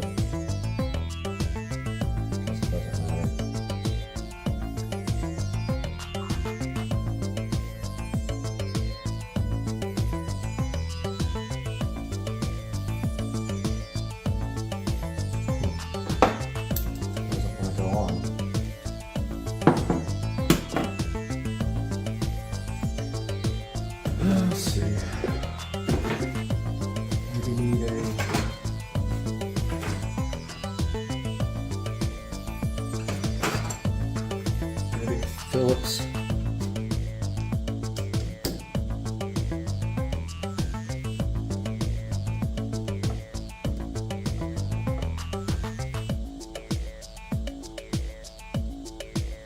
Okay, what did I do?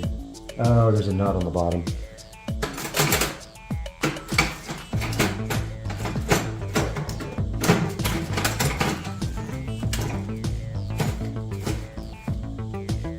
The nut came off on the bottom.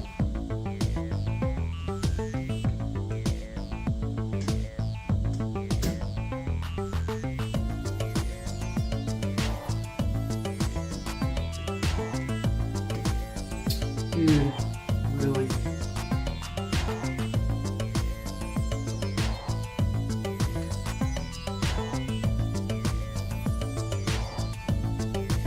Well, this sucks.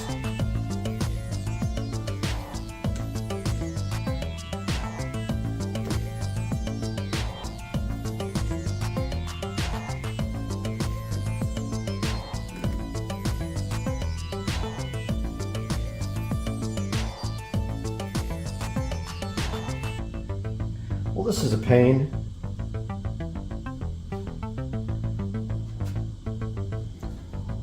The hell am I gonna get this thing back on?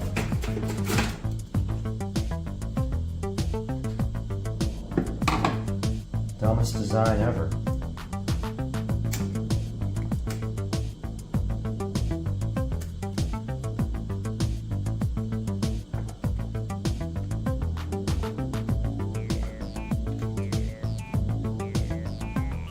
I think I got it, but man, that is a stupid design.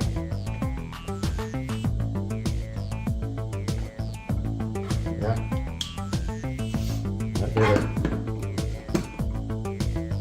Now, when you do this, you got to make sure that you don't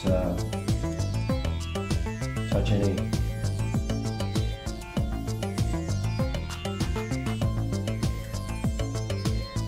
anything negative with the positive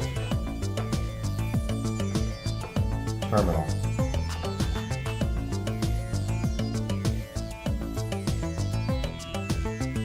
You won't want to see what that does.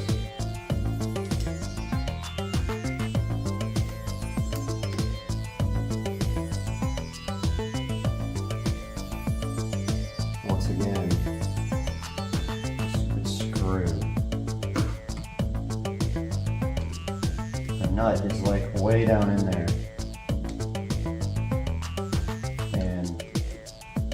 Kind of a pain to get back on.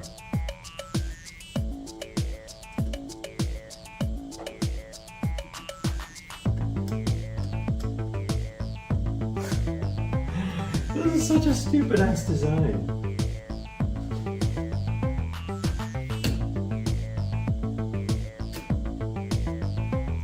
That's the way to do it.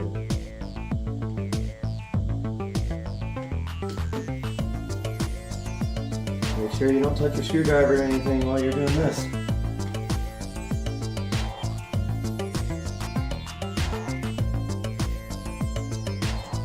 This sucks.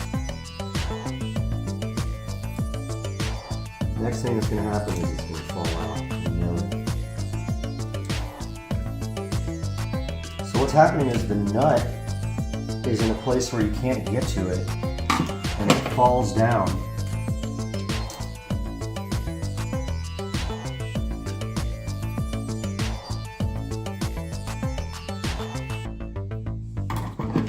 Makes it very hard to put back on.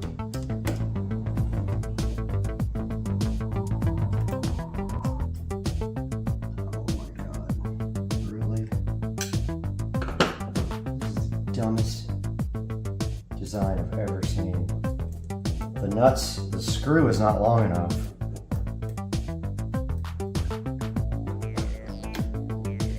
The screw's not long enough on either side to just get the nut. So it's like maybe one thread too short.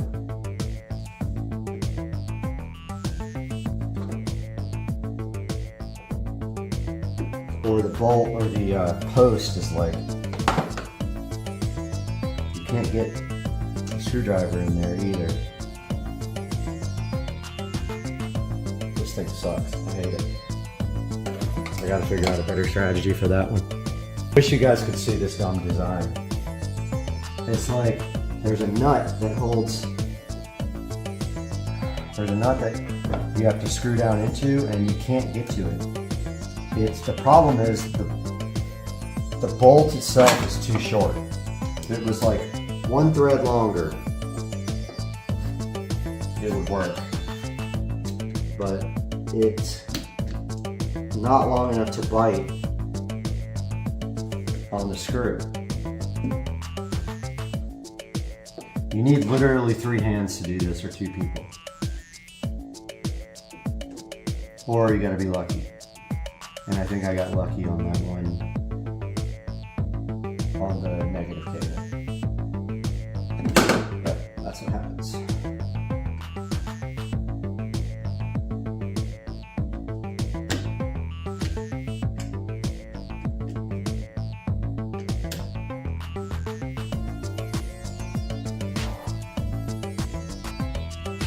Yeah, now the nut's like coming out.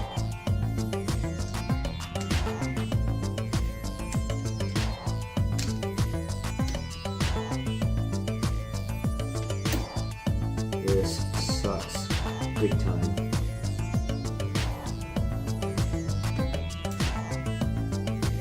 This is the dumbest thing I've ever seen.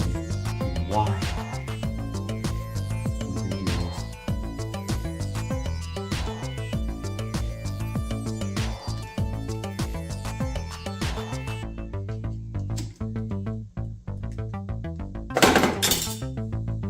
Did I just lose it? Yep.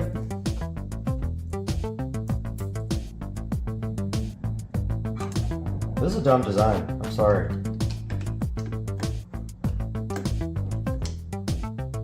Stupid, stupid, stupid design. And I think they fell. It's a nut, but I can't tell. Where'd it go?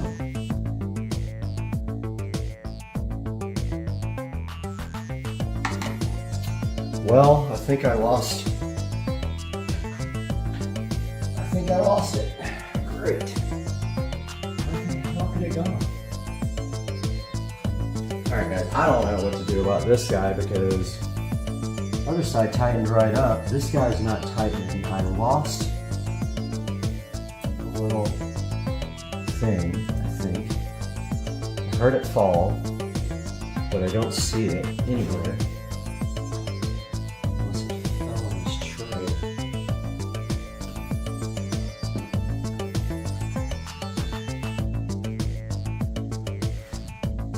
There's a tray under here. could have fallen into. But I don't see it.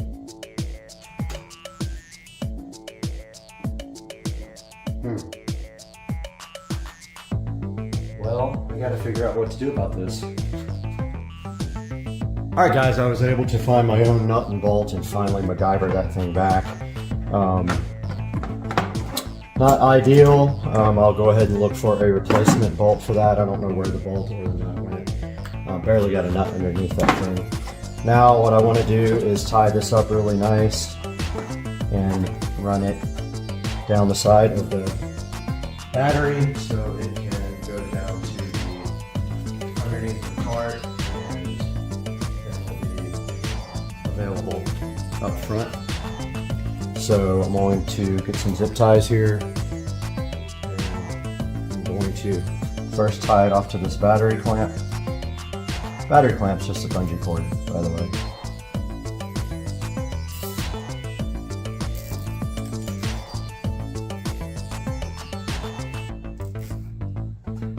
Just like that. Cutters to trim the zip tie off.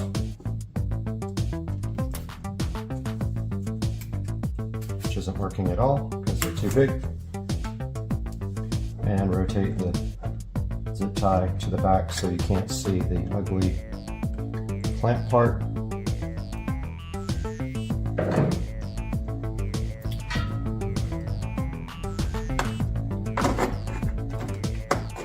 And then the rest goes down here.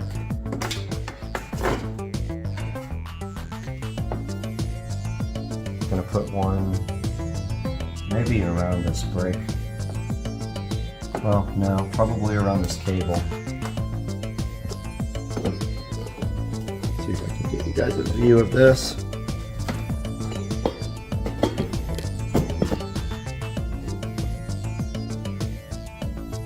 You might not be able to see this, it's hard to get a camera view, but I'm going to tie it up to, there is a throttle cable or something here.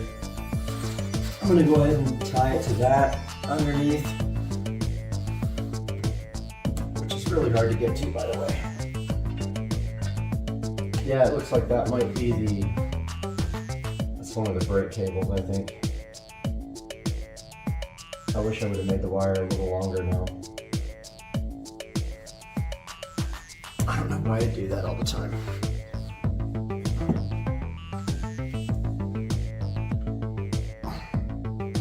It's not quite long enough to be effective, I don't think. Which means it's going to require a little bit of getting underneath the cart to connect, which I don't like. They do sell these longer, so I have that option. And also I can get a little bit more slack out of it. Right here. Need my scissors. Grab my scissors real quick.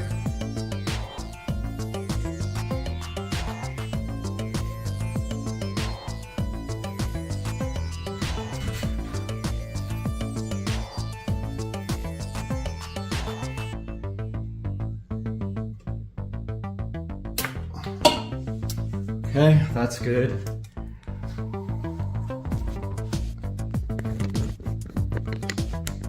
So what I'm doing now is up under here, I am tying it off to this cable. You guys won't be able to see that, so I'll be right back. All right, we're back in the garage with the Green Machine 200 EFI. We got our battery tender connected, running down through the bottom. We have it tied off right here. And if that looks bad and I start seeing it, I will move it. But for right now, it's ready to go. And we've got our battery tender right here. I'm gonna go ahead and plug that in and then plug it into our cart, which probably will take 2 hands. But all we have to do in the future is just undo this little cap here and plug it in. I'm gonna do that now. Okay guys, we got our Battery tender plugged in, it is showing a red solid light, and that means that the battery is charging. Now don't forget, the battery tender charges very slowly, so it'll take a couple of days to charge this guy up to topped off power. But the good thing is I don't drive the cart every day, so this means that this battery will stay charged. Now all we have to do is button up the top and we should be good to go. Alright, so that was the first time I ever took the top off. The hood, here is the hood, and really it just slides in down here, and then it has two latches at the top that just twist, so I think that's all the way in. And then I had a difficult time with this last time, I don't know why, because it's super easy. It's got two slots down here. Bummer, every time I do this, I get fingerprints on it. Alright, so that one's it. This one gave me trouble last time. Alright, it's in. Now, we just gotta clean off all our fingerprints.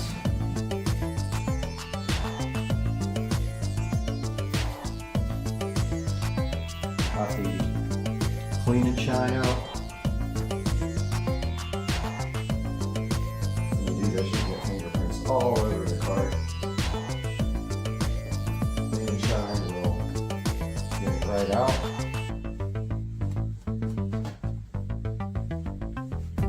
You know, it's like wet wax.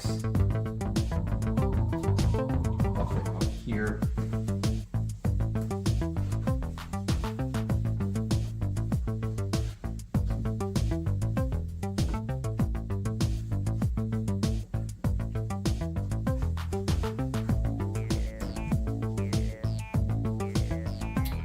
Okay, guys, I hope you enjoyed this episode of modifying the golf cart. That will charge now for, say, probably 24 hours. It will flash green first, and then when it is fully charged, it will stay green. That is the Battery Tender Junior and the Green Machine EFI 200. Like and subscribe. Love you guys. Peace out. This is the Supercar Street Racing 4K production studio, guys. Check out the studio. What do you guys think of the studio, man? It's pretty cool. I know you want to hang out in the studio with me. Let's go. Dude is making baked chicken and he's got his garlic out. And what is the secret to making the best baked chicken on earth? That's it. I thought you were just gonna say I cook it. Good morning, guys. And it is Friday morning, January the 13th. So today we are going to pick up the new car. So, what kind of car is this? I'm not going to tell you yet. But brand new, the vehicle cost about $200,000. It's not a new car. It's a car I've been looking at for a while. You probably have seen me before on YouTube. I'm going to upload my old videos of my Supra. I used to have a 1994, actually a 1993 and a half Super hardtop, and street raced it quite a bit. So I'll be heading out to New Jersey today. Here in the next couple of hours I'll be getting on a plane. I'll be going to pick up the new car and we'll do some video of that, maybe some of the travel, and when we pick up the car, some video of the new car. See you then. Guys, we are out here in front of the 4K production studio, and today we're taking a look at my 99% finished 4K production studio on Supercar Street Racing.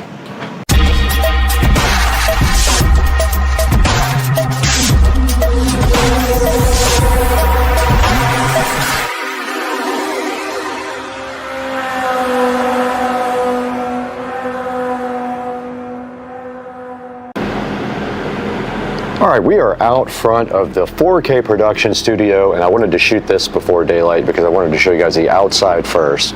But taking a look back here, we have a very limited crop angle at 8K. But taking a look at the outside here of the studio, you can clearly see I have done lighting on the outside here all the way around the edge. And so the lighting carries all the way this way and around the front of the studio. That would be the front of the house there. And then right here and right now, this is the side of the studio. And you can see I lit it up nicely with some cool outdoor lighting. And that is how it looks from the outside. Moving on to the front of the studio, you see that we have this nice door that was just put in about 2 weeks ago, and it also is lit up nicely, and it does light up the Supercar Street Racing sign. And then moving down towards the bottom, we do have the Eufy video doorbell here that will alert you when it sees a person. In fact, it just did when we walked by, and just now again on the video. And there is the Supercar Street Racing sign that we had custom made. And that is the front of the 4K production studio. And all of the beautiful lighting that we put in that I'm so glad I took the time to get done. We also installed gutters afterwards so that the rain would not come into the front area here. There was some water getting in towards the bottom down here. So we put those gutters in, and ever since then sealed the door properly, and now no water gets in. Now let's move on into the inside. All right guys, welcome to the inside of the Supercar Street Racing 4K production studio, actually being shot in 8K right now. Kind of difficult to shoot in 8K because it's very cropped, so the angle, the zoom amount is very close up, but you can see right here and right now is the inside of the 4K production studio. And I will throw some pictures up as well that give kind of a better idea of what this looks like. But when you walk in the front door, you are greeted with this desk area here. And in the desk here is where all of the main equipment is located, directly across from the front door. And we will go over all that equipment one by one just here momentarily. All right, this is a good view of the inside of the 4K production studio, and we are shooting this in 8K. Now, as you walk in the front door of the studio over there, and don't forget, this is 8K, it's cropped pretty hard, so it's difficult to get a wide angle shot. But as you walk in the front door of the studio, you are greeted right next to the door. We'll take a look at this in a minute with an Alexa, and it's actually an Echo Show 15 right up there. And then on the wall over there, we do have a 32-inch television. And then on the front wall, directly across from the door, was where we have our main equipment for the studio. And you can see starting at the end over there, and we'll go over this stuff one at a time when we get a little bit closer, but starting at the very far end right here, we have our HP thrift store refurb PC. Actually, it was a gift from a friend. I call it a thrift store, but yeah, you can see me right here right now on the screen right there. And this guy right here is used to do live streaming. It just has a single webcam, and that shows this area right here. It is all located up on the top of the desk since it is a one-piece device, and that is the HP computer. It is not very powerful. Matter of fact, I could barely find video drivers for it. It's so old for Windows 11. So it does use hardware acceleration, but it barely works, and every time I go into OBS, I have to change it to hardware acceleration because it loses its settings. Nevertheless, the computer does work pretty good for what it is for, and it is for live streaming only. And then up above that, you can see we have our Harbinger powered speakers. I chose those because I already had them, and they were easy enough to put in. And I actually picked a receiver that has preamp outputs just to feed these Harbinger powered speakers. What you don't see underneath that is the subwoofer chilling so fresh down here. And that is the Polk Audio sub. It's I think a PSW 10 is what the brand is, or the model number. And then right by that we have a fan I need to take out of here. It was for when the carpet got wet. But yeah, there's the audio system there, and if you move up above that, you will see the Netgear switch. Now that is fed out through the wall and up into the house to the main cable modem slash router, and that supplies Ethernet to the whole entire place. Everything in here except a few things is hardwired. These lights up here, these Govee RGB lights, are Wi-Fi, and one of the televisions is Wi-Fi, this 32-inch right here, because it's using a Fire Stick. It is not a smart TV, but I want to get that replaced pretty soon. But anyway, yeah, moving down the bench now, right next to that, you would see my old editing PC. Now this is what I started the channel with before. This is a home-built PC that I built way back in the day. It does have an NVIDIA graphics card in it, Quadro, so not very powerful. It has 16 gigs of RAM, I think a 4-core processor, I can't remember. I think it's a 4-core Intel, and it has an NVIDIA Quadro processor, barely enough to get by and do editing, but I also do Photoshop on this as well. So that is the next computer. I use this one also for doing live streams from the outside. So if we go to OBS Studio here, it'll pop up and we can do live streams from all the Wise cams in the house. I do have BlueStacks set up in order to open up the Wise Cam application and do live streams on this guy. And here is a look at the actual PC. I've had this one for years and I built it. And it is a quad-core processor.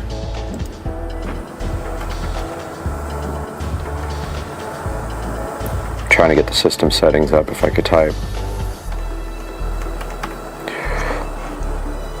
And looking at this one, it is a, what is it exactly? I can't recall.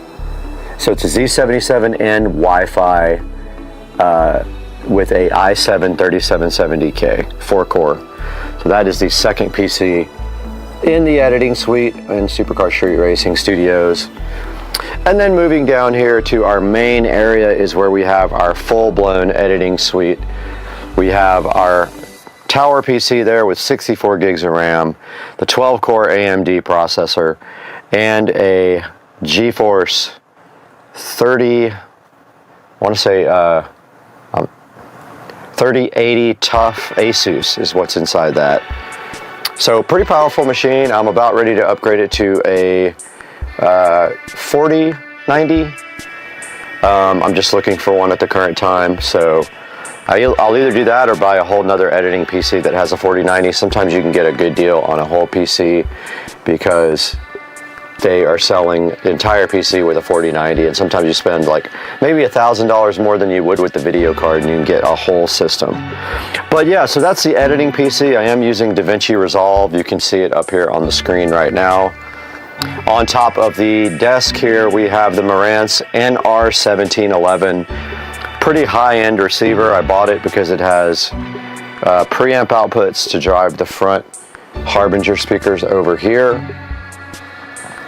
And then moving up on top of that, we've got the Kingston HyperX microphone that I use to shoot voiceovers here in the studio with this 4K webcam up there. And then we've got another little switch down here. We ran out of Ethernet, so I just went ahead and put a 10-port switch in right there to feed a few of the devices. Just don't forget, everything here is fed with Ethernet, not Wi-Fi, including this. All these PCs here and this receiver are all fed with Ethernet. And then moving up here to the very top, we have our 4K monitors. They are Amazon 4K monitors, and behind them they have the Govee immersive RGB LED lighting on the back of them. And then of course, moving up to the ceiling, these are all Govee RGB LED recessed lighting, and they're all individually connected to Wi-Fi. And you can see that the ones behind the TV are actually colored different than the ones up here because I have them on a different program. So that is a look at the front of the editing studio here in the Supercar Street Racing Studios, and all the wiring is inside of the walls. I did all that, and then underneath you can see that we have all the wiring tied up really nicely, as much as I possibly could, and all that goes into a home theater wall plate, and then up into the walls. All the Ethernet is in the walls. Everything else is tied up underneath the desk, and we do have RGB IC LED strips underneath the desk, which when you pull back a little bit, kinds of look like this. So you can see how it lights up the underneath of the desk. Now moving to the right of that is the lounge area of the studio, and I will step back so you can see how that turned out. So there's the lounge area. We do have a full-size futon here and a coffee table. And then over to the left of that, we have the side table that has a little bit of storage, really the only storage in here.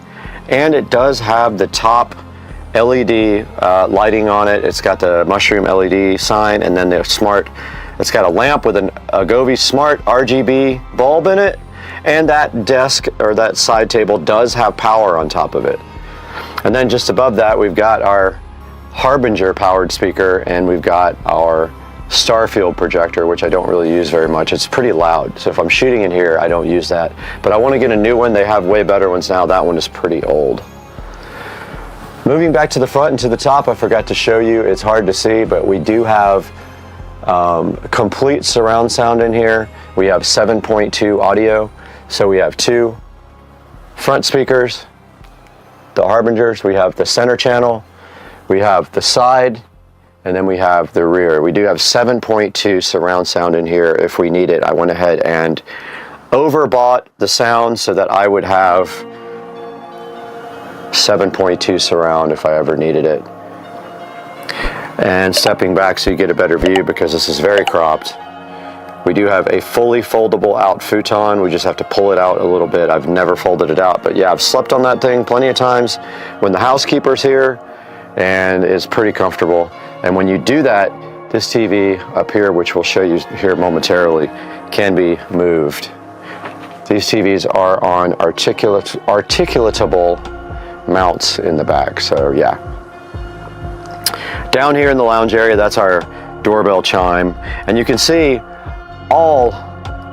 every single television is equipped with a HDMI port that goes down to the bottom, so you can then use that. If you had a little desk, you could work on this monitor up here, no problem.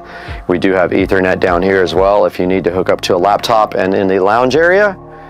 And then we have also power on the walls at the top in case you wanted to do RGB lighting there. I have not done it yet. And up in the corner there, you can see one of the Supercar Street Racing live cams on, and you get a better shot of the 7.2 audio there.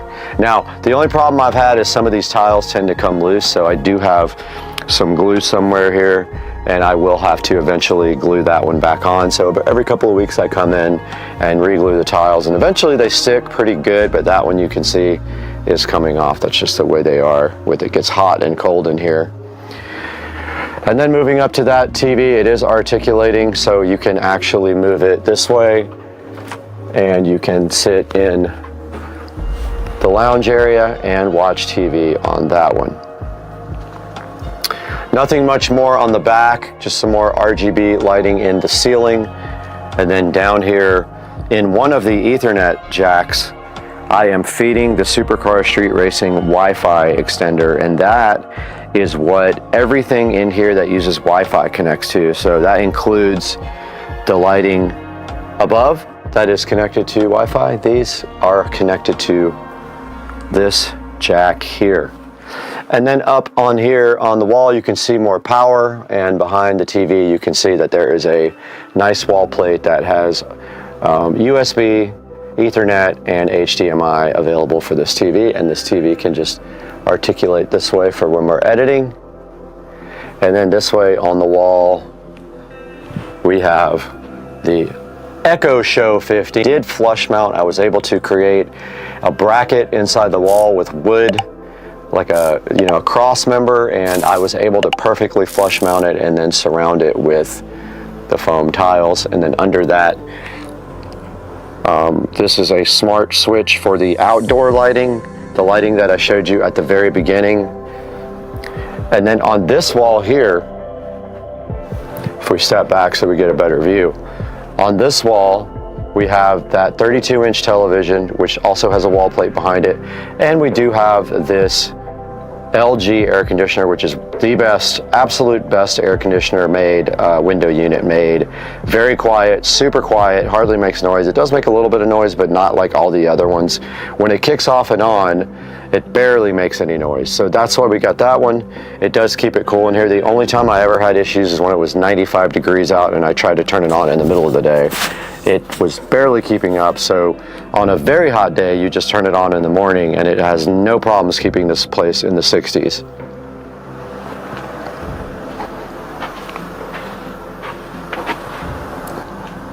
All right, guys, so that is going to wrap up a tour of the Supercar Street Racing production studios. It is 99.9% done. The only thing not done is I have power up here ready for RGB ceiling lights, and I want some that are not flush mounted. I want the ones that are externally mounted there. So I'm still looking for what I'm gonna buy. But that is gonna wrap up the tour, guys. I hope that you enjoyed seeing the 4K production studio in its glory, and I hope you like and subscribe to the videos and watch our live streams when we do editing. They're pretty cool, and you can learn DaVinci Resolve by watching me edit. All right, guys, have a good one. We'll see you on the next one, Supercar Street Racing. I hope none of the nuts are like coming off. All right, ready?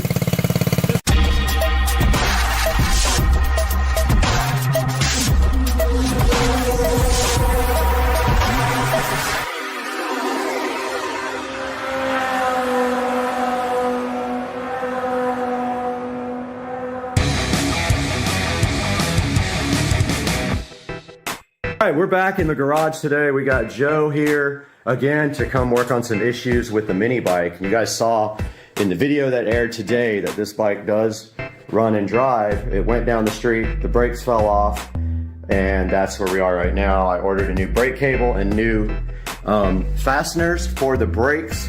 But for right now, the first thing we did today, we already solved one issue we had, and that is with the tensioner. So we actually went back to the old tensioner and we used the bolt that came with the new one, sorry, the nut, to put the tensioner back on, and now the tensioner has enough play where it can move and do what it's supposed to do. We have a couple of other issues to solve. This governor is free, and as you can see, it's hard to turn with your hand sometimes, but it's free and it rattles because the paddle inside of the engine moves it and it just hits the gear and just keeps rattling. We're gonna JB weld that shut.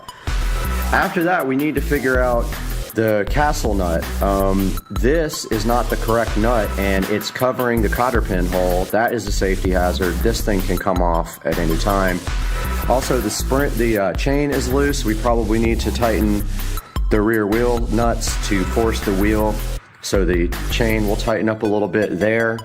And then pretty much the only other real issue is the fuel system, that we have to figure out why it cuts out over a certain RPM, and the guy online said that we have a couple of issues that we don't necessarily agree with. One of them being a super long fuel line and the other one being too big of a fuel filter. He said these are junk, but we're gonna investigate that today. But right now we're gonna JB weld this governor. I think I know how you can fix this nut problem. Okay.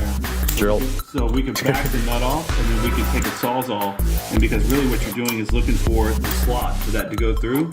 So if you just basically just cut a groove in it thick enough.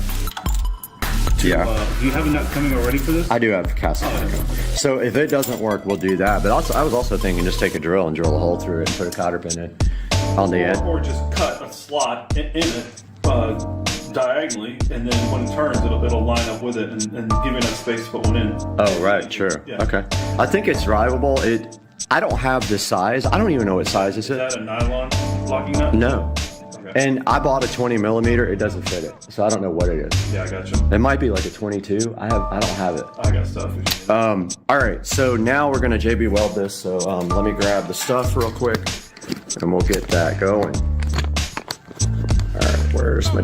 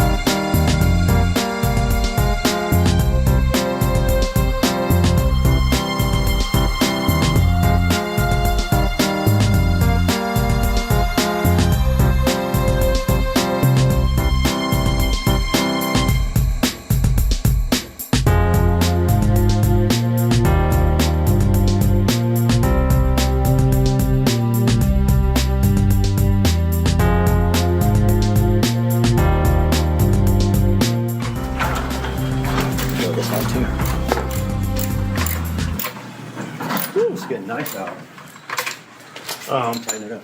Tighten it up. Oh, Lord. Lord have mercy. My God. Damn, look at that. Whew. All right, I don't know how you put this on. So It just clips in. Look. Clip. It just literally just pushes in those little clips. Start at the bottom or the top, and then it. First. Dude. Go chase her down. Start it, man. It's ready to go. I never use the choke. It starts right up. Push that. Yep. That? Yep. It's trying to leave right now. It runs great until you. Here, go try it. Take it off.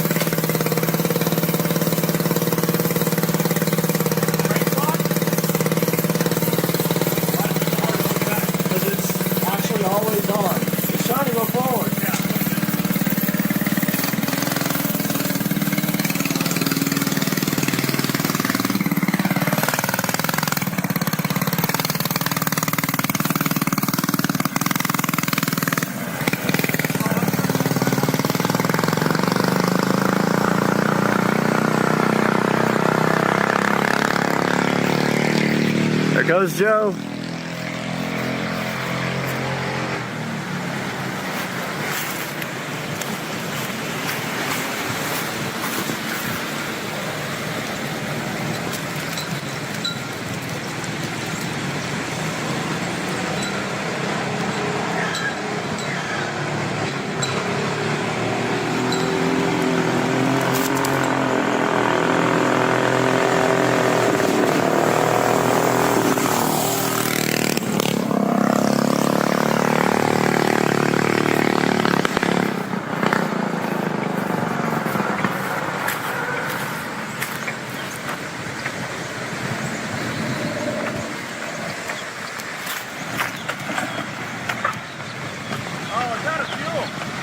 Oh, okay. I got fuel. No issues at all? Does it rip? Yeah, Let me see. Let me see how fast you're going on the GPS. Hold on, I want to turn the GPS on. Definitely get to it, no brakes. It takes a second to slow down. I hope none of the nuts are like coming off. All right, you ready? This exhaust is up off though. Oh yeah, it is. But it's gonna be super hot.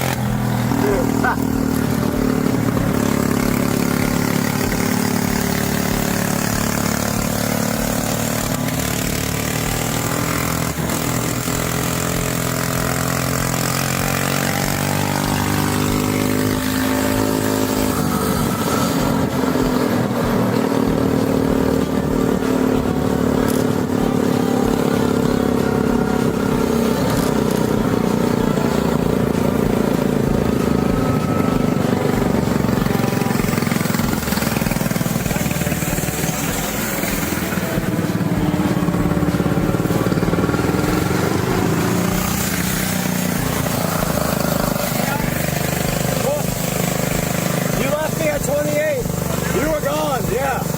Oh God, yeah. Let's go back.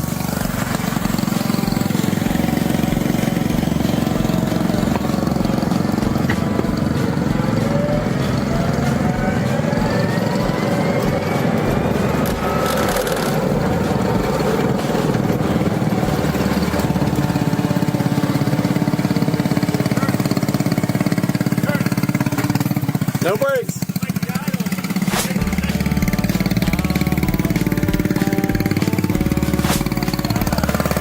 A little high. We can fix that. All right, let's go downhill.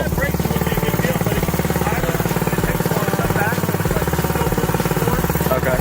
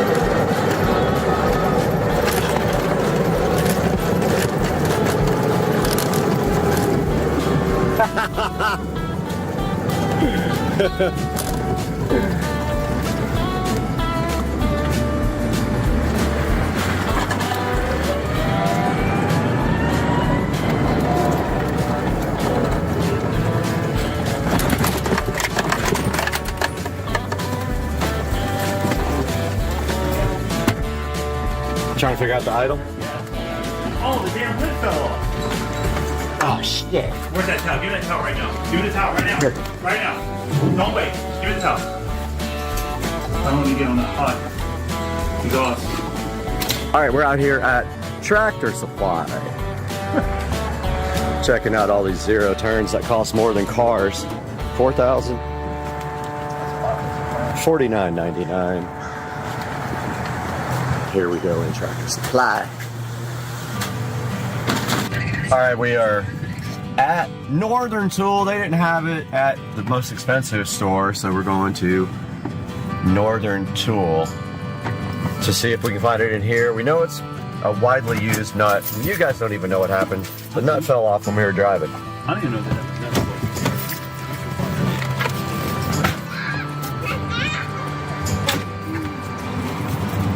These nuts? These nuts. Got him! Got him! I don't know, but they got some cool stuff over there. A little wood chip action.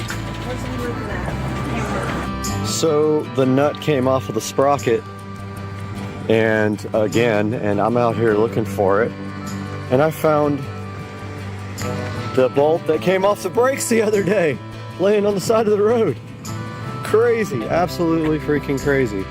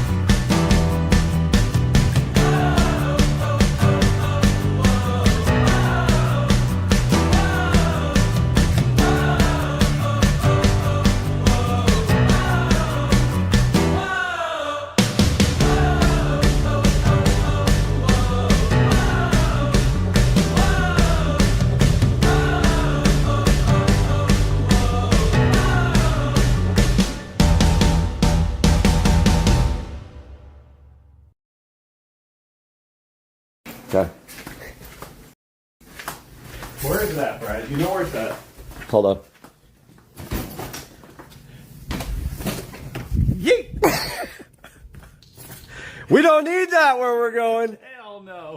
We got the two tiniest, fastest vehicles on Earth. We got this little Tesla. We have this boat, and then we have this peel right here, and this comes off so good. And then the peel's done, and then you don't got anything left in your life, and your life is empty. All right, guys. Well, welcome back to the channel. Today, it's Friday. I welcome you guys to the weekend, and we got something cool to show you today. So as you guys know, we did get a projector from Anker, A-N-K-E-R. Well, today we're going to be taking a look at one of their other products, which I really, really love. And this is the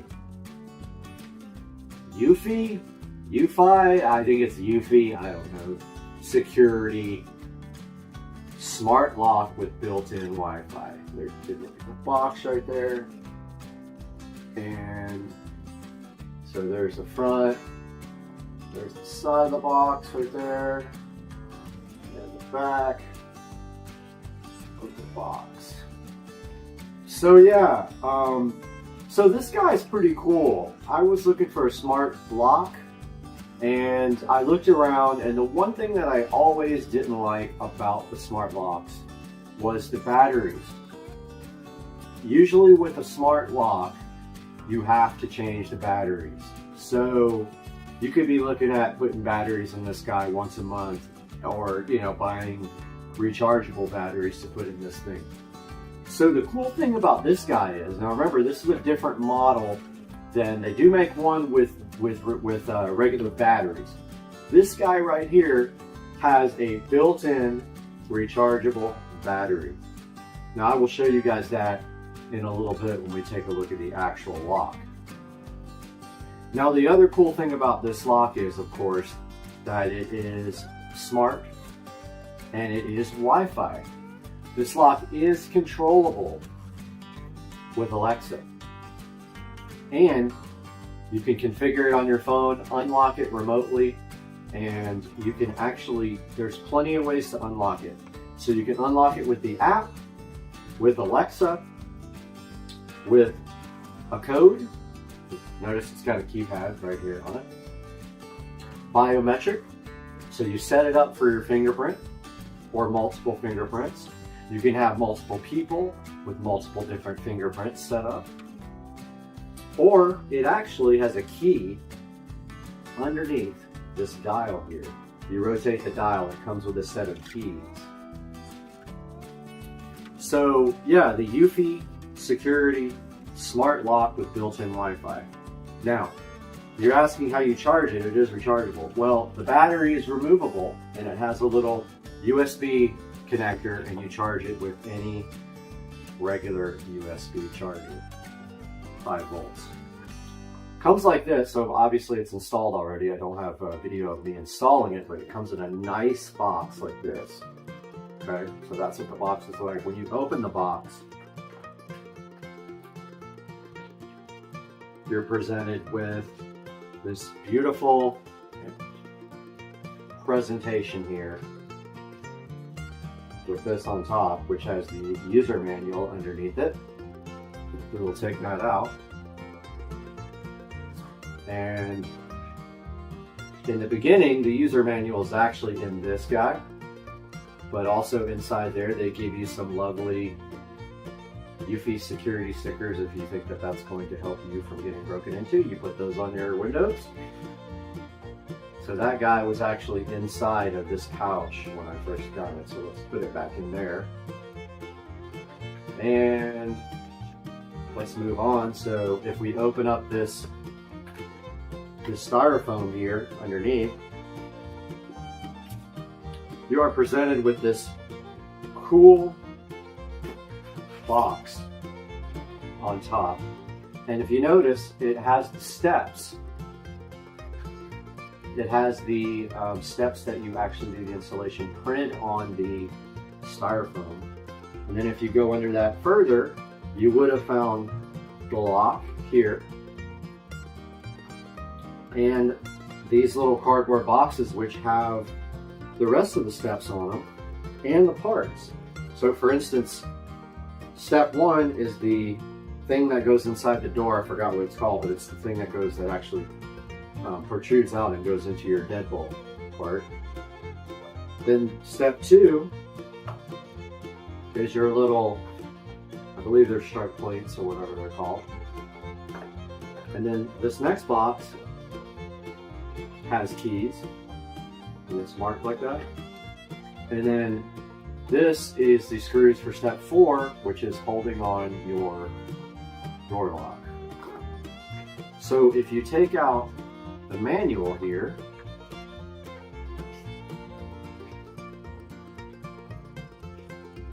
the user manual,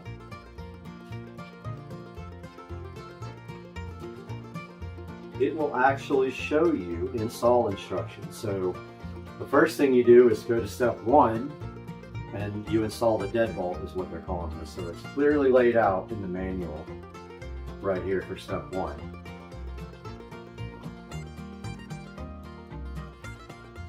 Step 2 is the strike plate, and so it's clearly laid out there. And then step 2 here is the strike plate.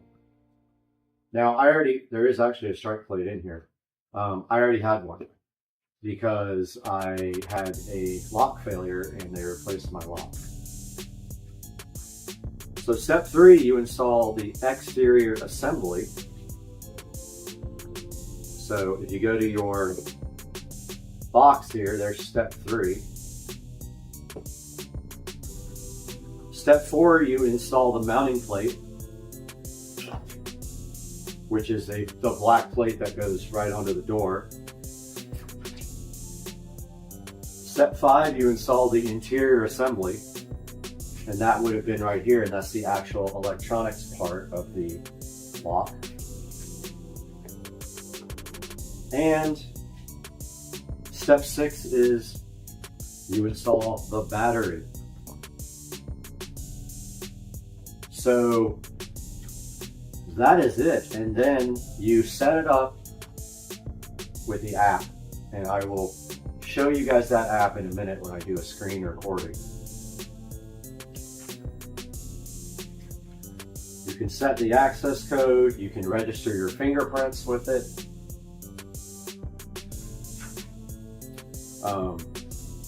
One cool thing about this lock is you can set it up to automatically lock at certain times of day or when you unlock it. So for instance, mine will lock 2 minutes after I lock it.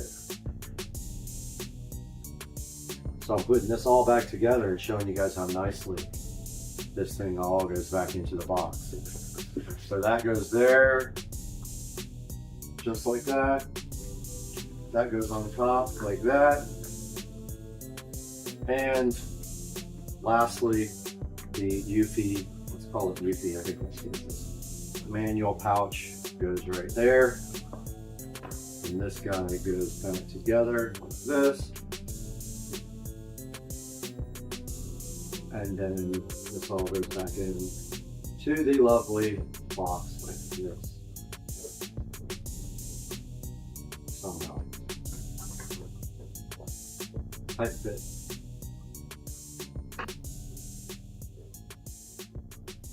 So the next thing I want to show you guys is the actual lock. All right, guys, so we are going to take a look at the UFI Smart Wi-Fi door lock. And so here it is actually installed.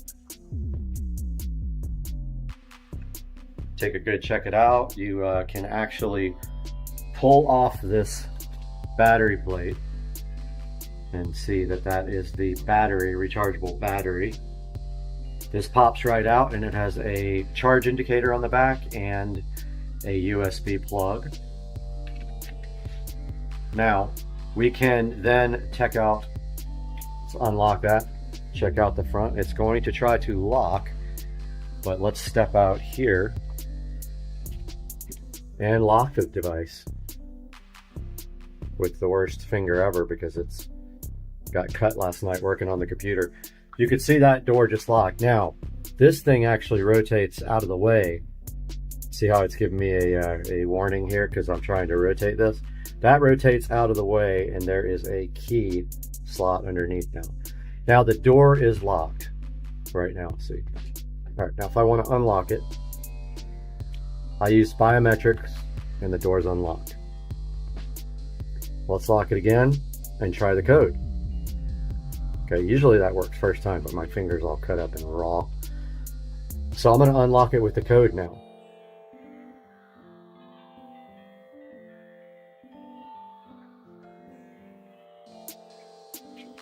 Door was just unlocked with the code. Works just perfectly. So if I leave that unlocked for 2 minutes, it will lock itself. Now let's take a look at the battery pack.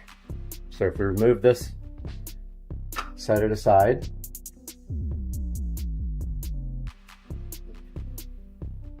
This battery pack comes straight out like that.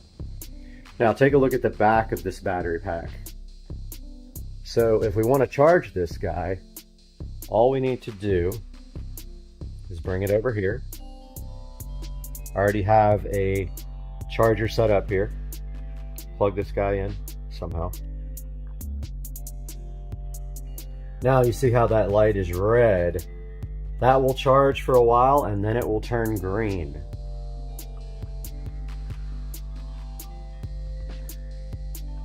So once that is fully charged, you can go ahead and take your battery, and it clearly lines up like this, and throw that into your device. And it gives you a little song to tell you it's on, and this guy should lock itself here pretty quickly. And we'll be right back with some other info. Alright guys, so the first thing I wanted to show you on this app was how this works. Now, I have already added my device, but if you don't have your device in the app yet, you'll need to sign up for the system for Eufy Security. You'll have to hit Add Device, at which time it will discover your device, okay? And once your device is discovered, you will see it here on this page. And then to configure your device, and you notice it says it's locked here, you can unlock it by dragging to the left or to the right here. You can also manage the access here. So you can add access for other people with this right here, as soon as it figures out how to respond. So that's my access there. You can look at the events, when it was locked and unlocked, and what day. And then if we go back here to this page, your settings is this little gear icon right here. So notice it says what kind of lock it is. It's a smart lock touch Wi-Fi, touch and Wi-Fi. Don't get that confused with the other lock, which needs a Wi-Fi bridge to actually work properly. This has built-in Wi-Fi and a rechargeable battery, and I will link it in the description to Amazon. Now this is where you name your lock right here. That's how you do your name. Now auto lock, this is cool. So this is what I was telling you guys about. This will lock the door after 2 minutes if I leave it unlocked. So there's no way you can leave your door unlocked. And then the schedule is, I want my door locked during this time, no matter what. So please lock it the whole entire time from this time to this time. Now, one touch locking. That enables you to lock the door by long pressing the lock or cancel button on the lock. So you don't have to put a code in or anything to actually do it. Now this next setting is wrong try protection. So if someone tries to unlock my door with a fingerprint or the code more than 5 times, then it will disable the lock for 3 minutes. So you can set the attempt numbers here, and you can select the minutes here, or you can just switch it off completely. Scramble passcode, what that means is it will require you to put in a random set of numbers before your passcode. So if someone is looking over your shoulder surfing, It'll always be different in the beginning, and they won't understand why every time you walk up to the door you're putting in a different password. At least it'll deter them. It's not a sure thing, but it's a deterrent.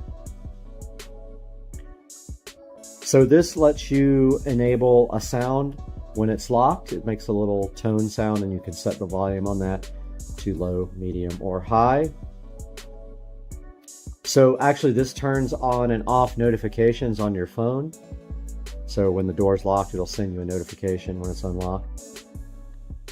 This lets you calibrate the lock. You have to do that when you add a new lock, so it checks the tension on the deadbolt. This tells you where the lock is connected to Wi-Fi. So it's connected to my 2.4 gigahertz Wi-Fi. It wants you to connect to 2.4. This is where you set the time. I'm on Eastern time, so New York works great.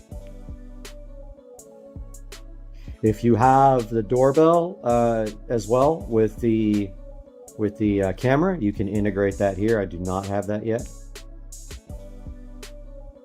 There's a little mounting guide here that you can watch. Pretty cool. Shows you exactly how to do it step by step.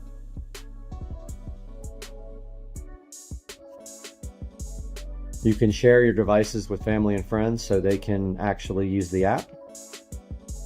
And then here in About Device, it shows you the serial number, MAC address, firmware version. You can check for a firmware update, and this is fully updated. So now I want to show you how to add this to Alexa. So we go to our Alexa app. We find at the bottom right, we go to Skills and Games. We search for Eufy, and it is the Eufy Security, not the Eufy Home. Now you click Enable. Now you put in the email address that was associated with your account. So we'll be right back so that email address doesn't get shown. It took me forever how to make this thing work because it was saying my microphone was in use, but I figured out it was from Alexa. So I actually disabled that permission, and now I can... So she's talking to me because she heard her name. So here it shows that my account is linked. You click Close. And then you click Discover Devices.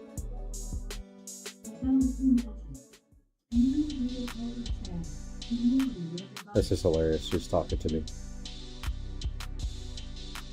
So it's looking for devices now.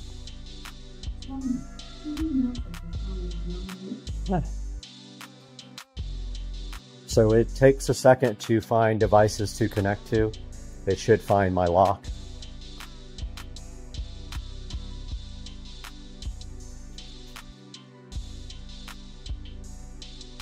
It does say it takes up to 45 seconds.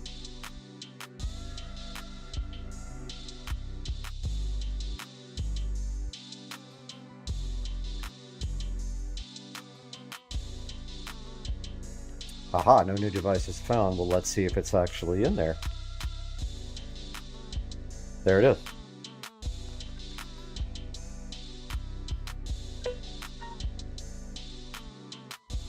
So here you can create routines and set up the door lock. So if we hit the little thing, you can tell it, you'll allow it to unlock with the Alexa app. Oh, we're gonna wake her up again. Okay, so when you do the unlock by app, you have to put in your Amazon account password. When you do unlock by voice, you have to put in a 4-digit code. So that way when you tell her to unlock, you have to use the 4-digit code. So I am actually going to change that code, but for now it is temporary. So Alexa, unlock Brad's front door lock. What's your voice code for Brad's front door lock? 6666. Unlocking. Hang on. Okay, so that did unlock the door. Alexa, lock Brad's front door lock. Locking. Hang on. So you don't need the code to relock it. So that is how you enable this to work with the Amazon ecosystem. And I hope you guys really enjoyed this look at the Eufy Security Smart Wi-Fi front door lock. We'll see you again real soon. Later.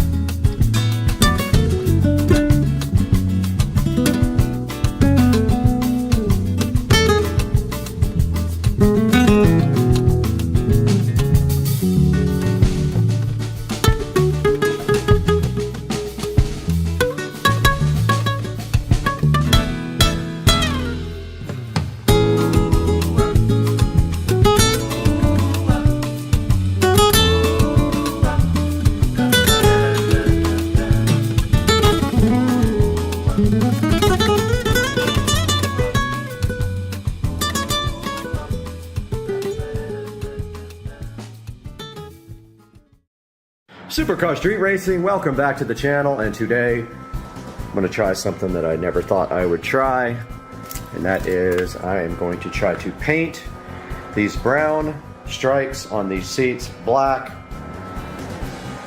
And we have some stuff here. We're going to try this prep spray, which I don't even know if it's going to ruin my seats, and then we have this final spray for painting gloss black. We will see what happens.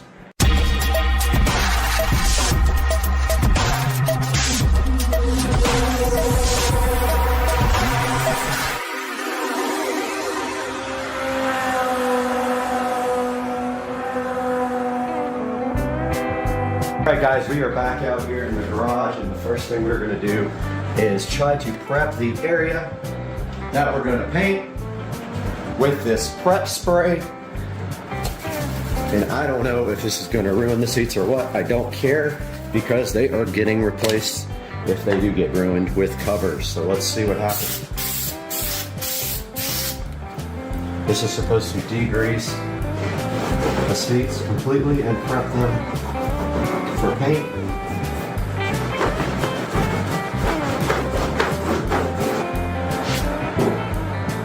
Looks like it's fine.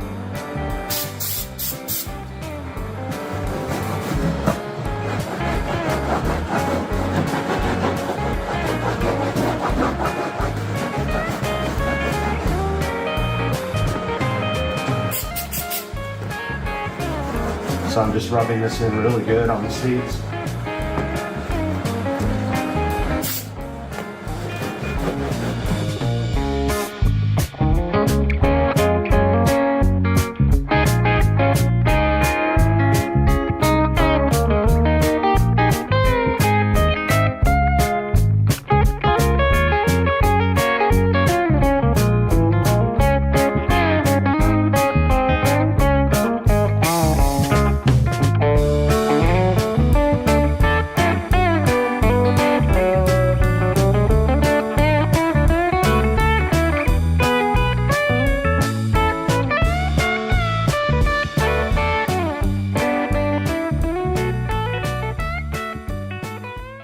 so we got the seat out, and we are just going to give it one more good spray and clean.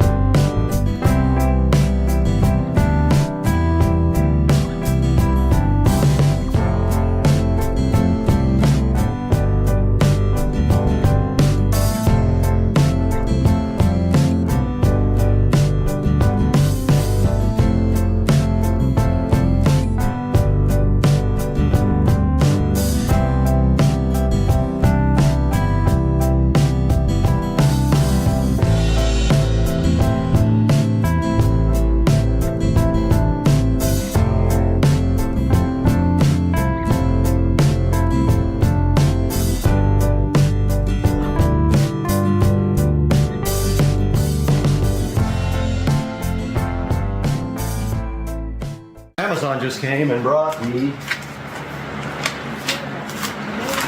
Oh, Amazon's talking over there. Wheel caps. Yeah.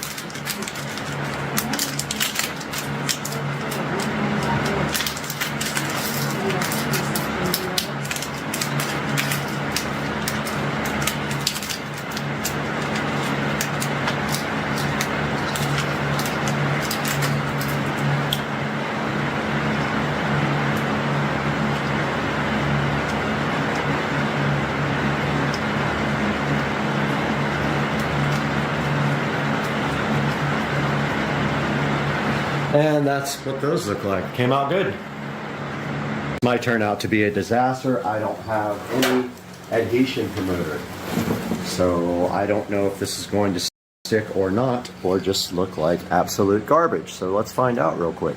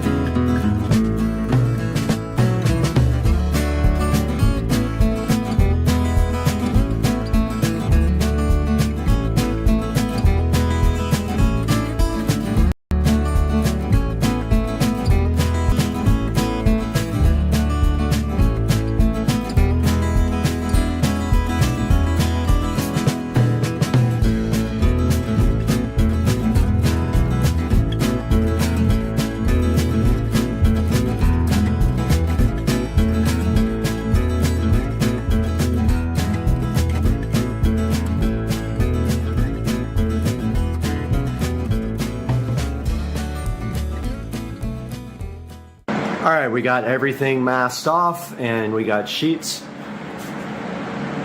protecting the golf cart.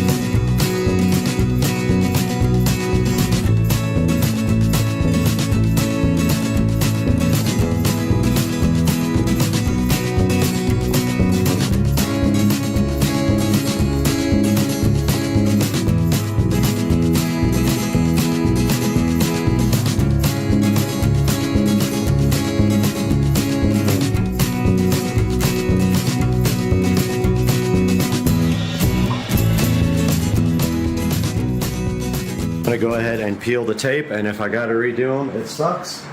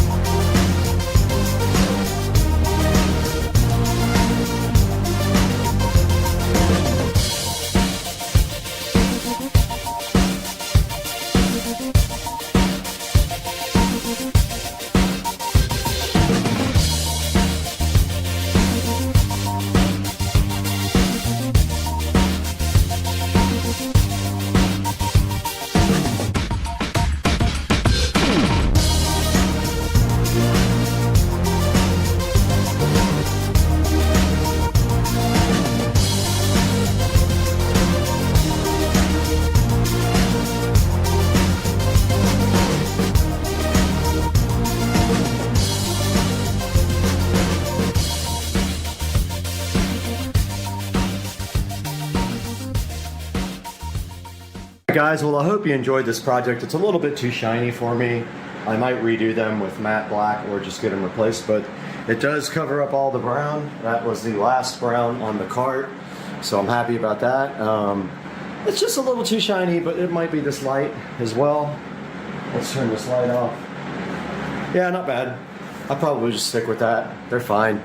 And the alligator is a little bit more shiny than the regular anyway when you actually have the brown alligator skin on there. So yeah, that's gonna do it for today. Hope you guys learned something like I did. And see you guys next time on Supercar Street Racing.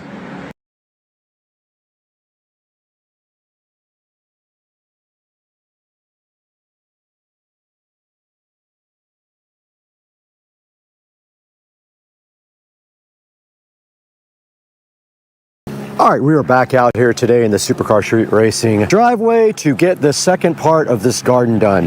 Now we have a mission today. We have to get a lot of this stuff out of the garden, get it bagged up and out on the street, and then also get this other light working, which I don't know what happened to it. It probably got cut when they were digging. We got all that to do today, so let's get busy and get to work ASAP.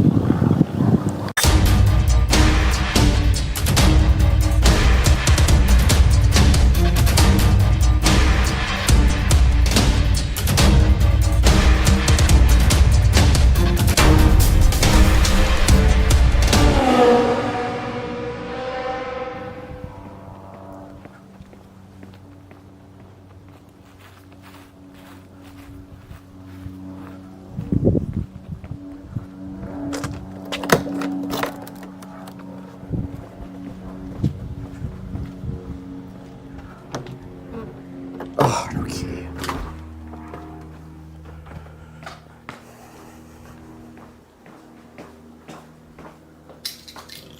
Now.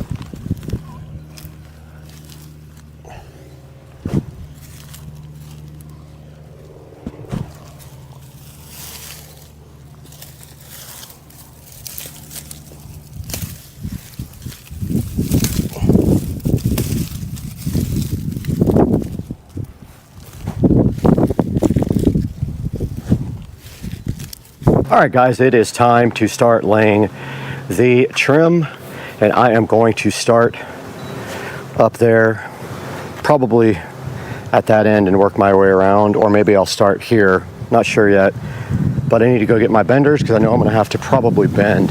But let's see what we got here. We don't have enough to finish this by any means, but I'm going to order some based on what I get done today. We have 1 cut piece and 3 long pieces, but I can use the cut piece on one of those edges.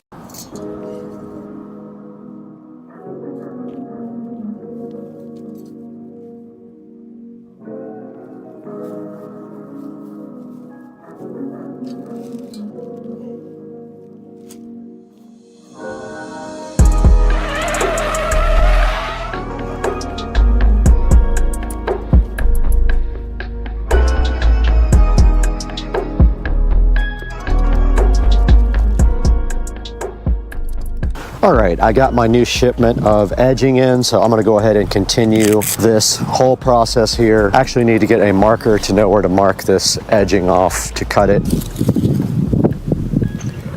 I'm just gonna come straight across here.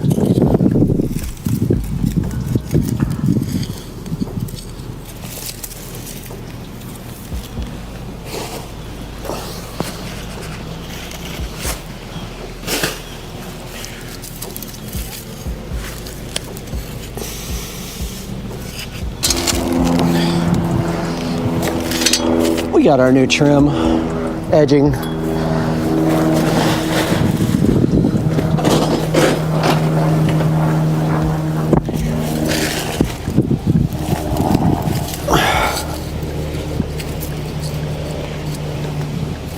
All we have to do now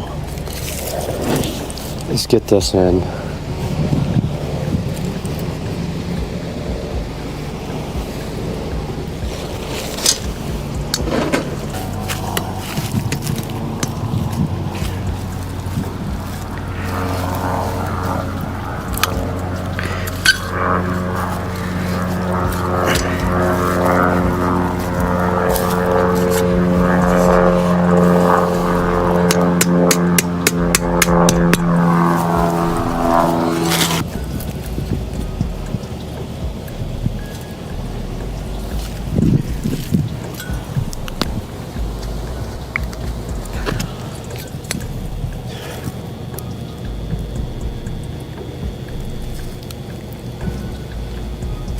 If we cut on the far side, we should be good.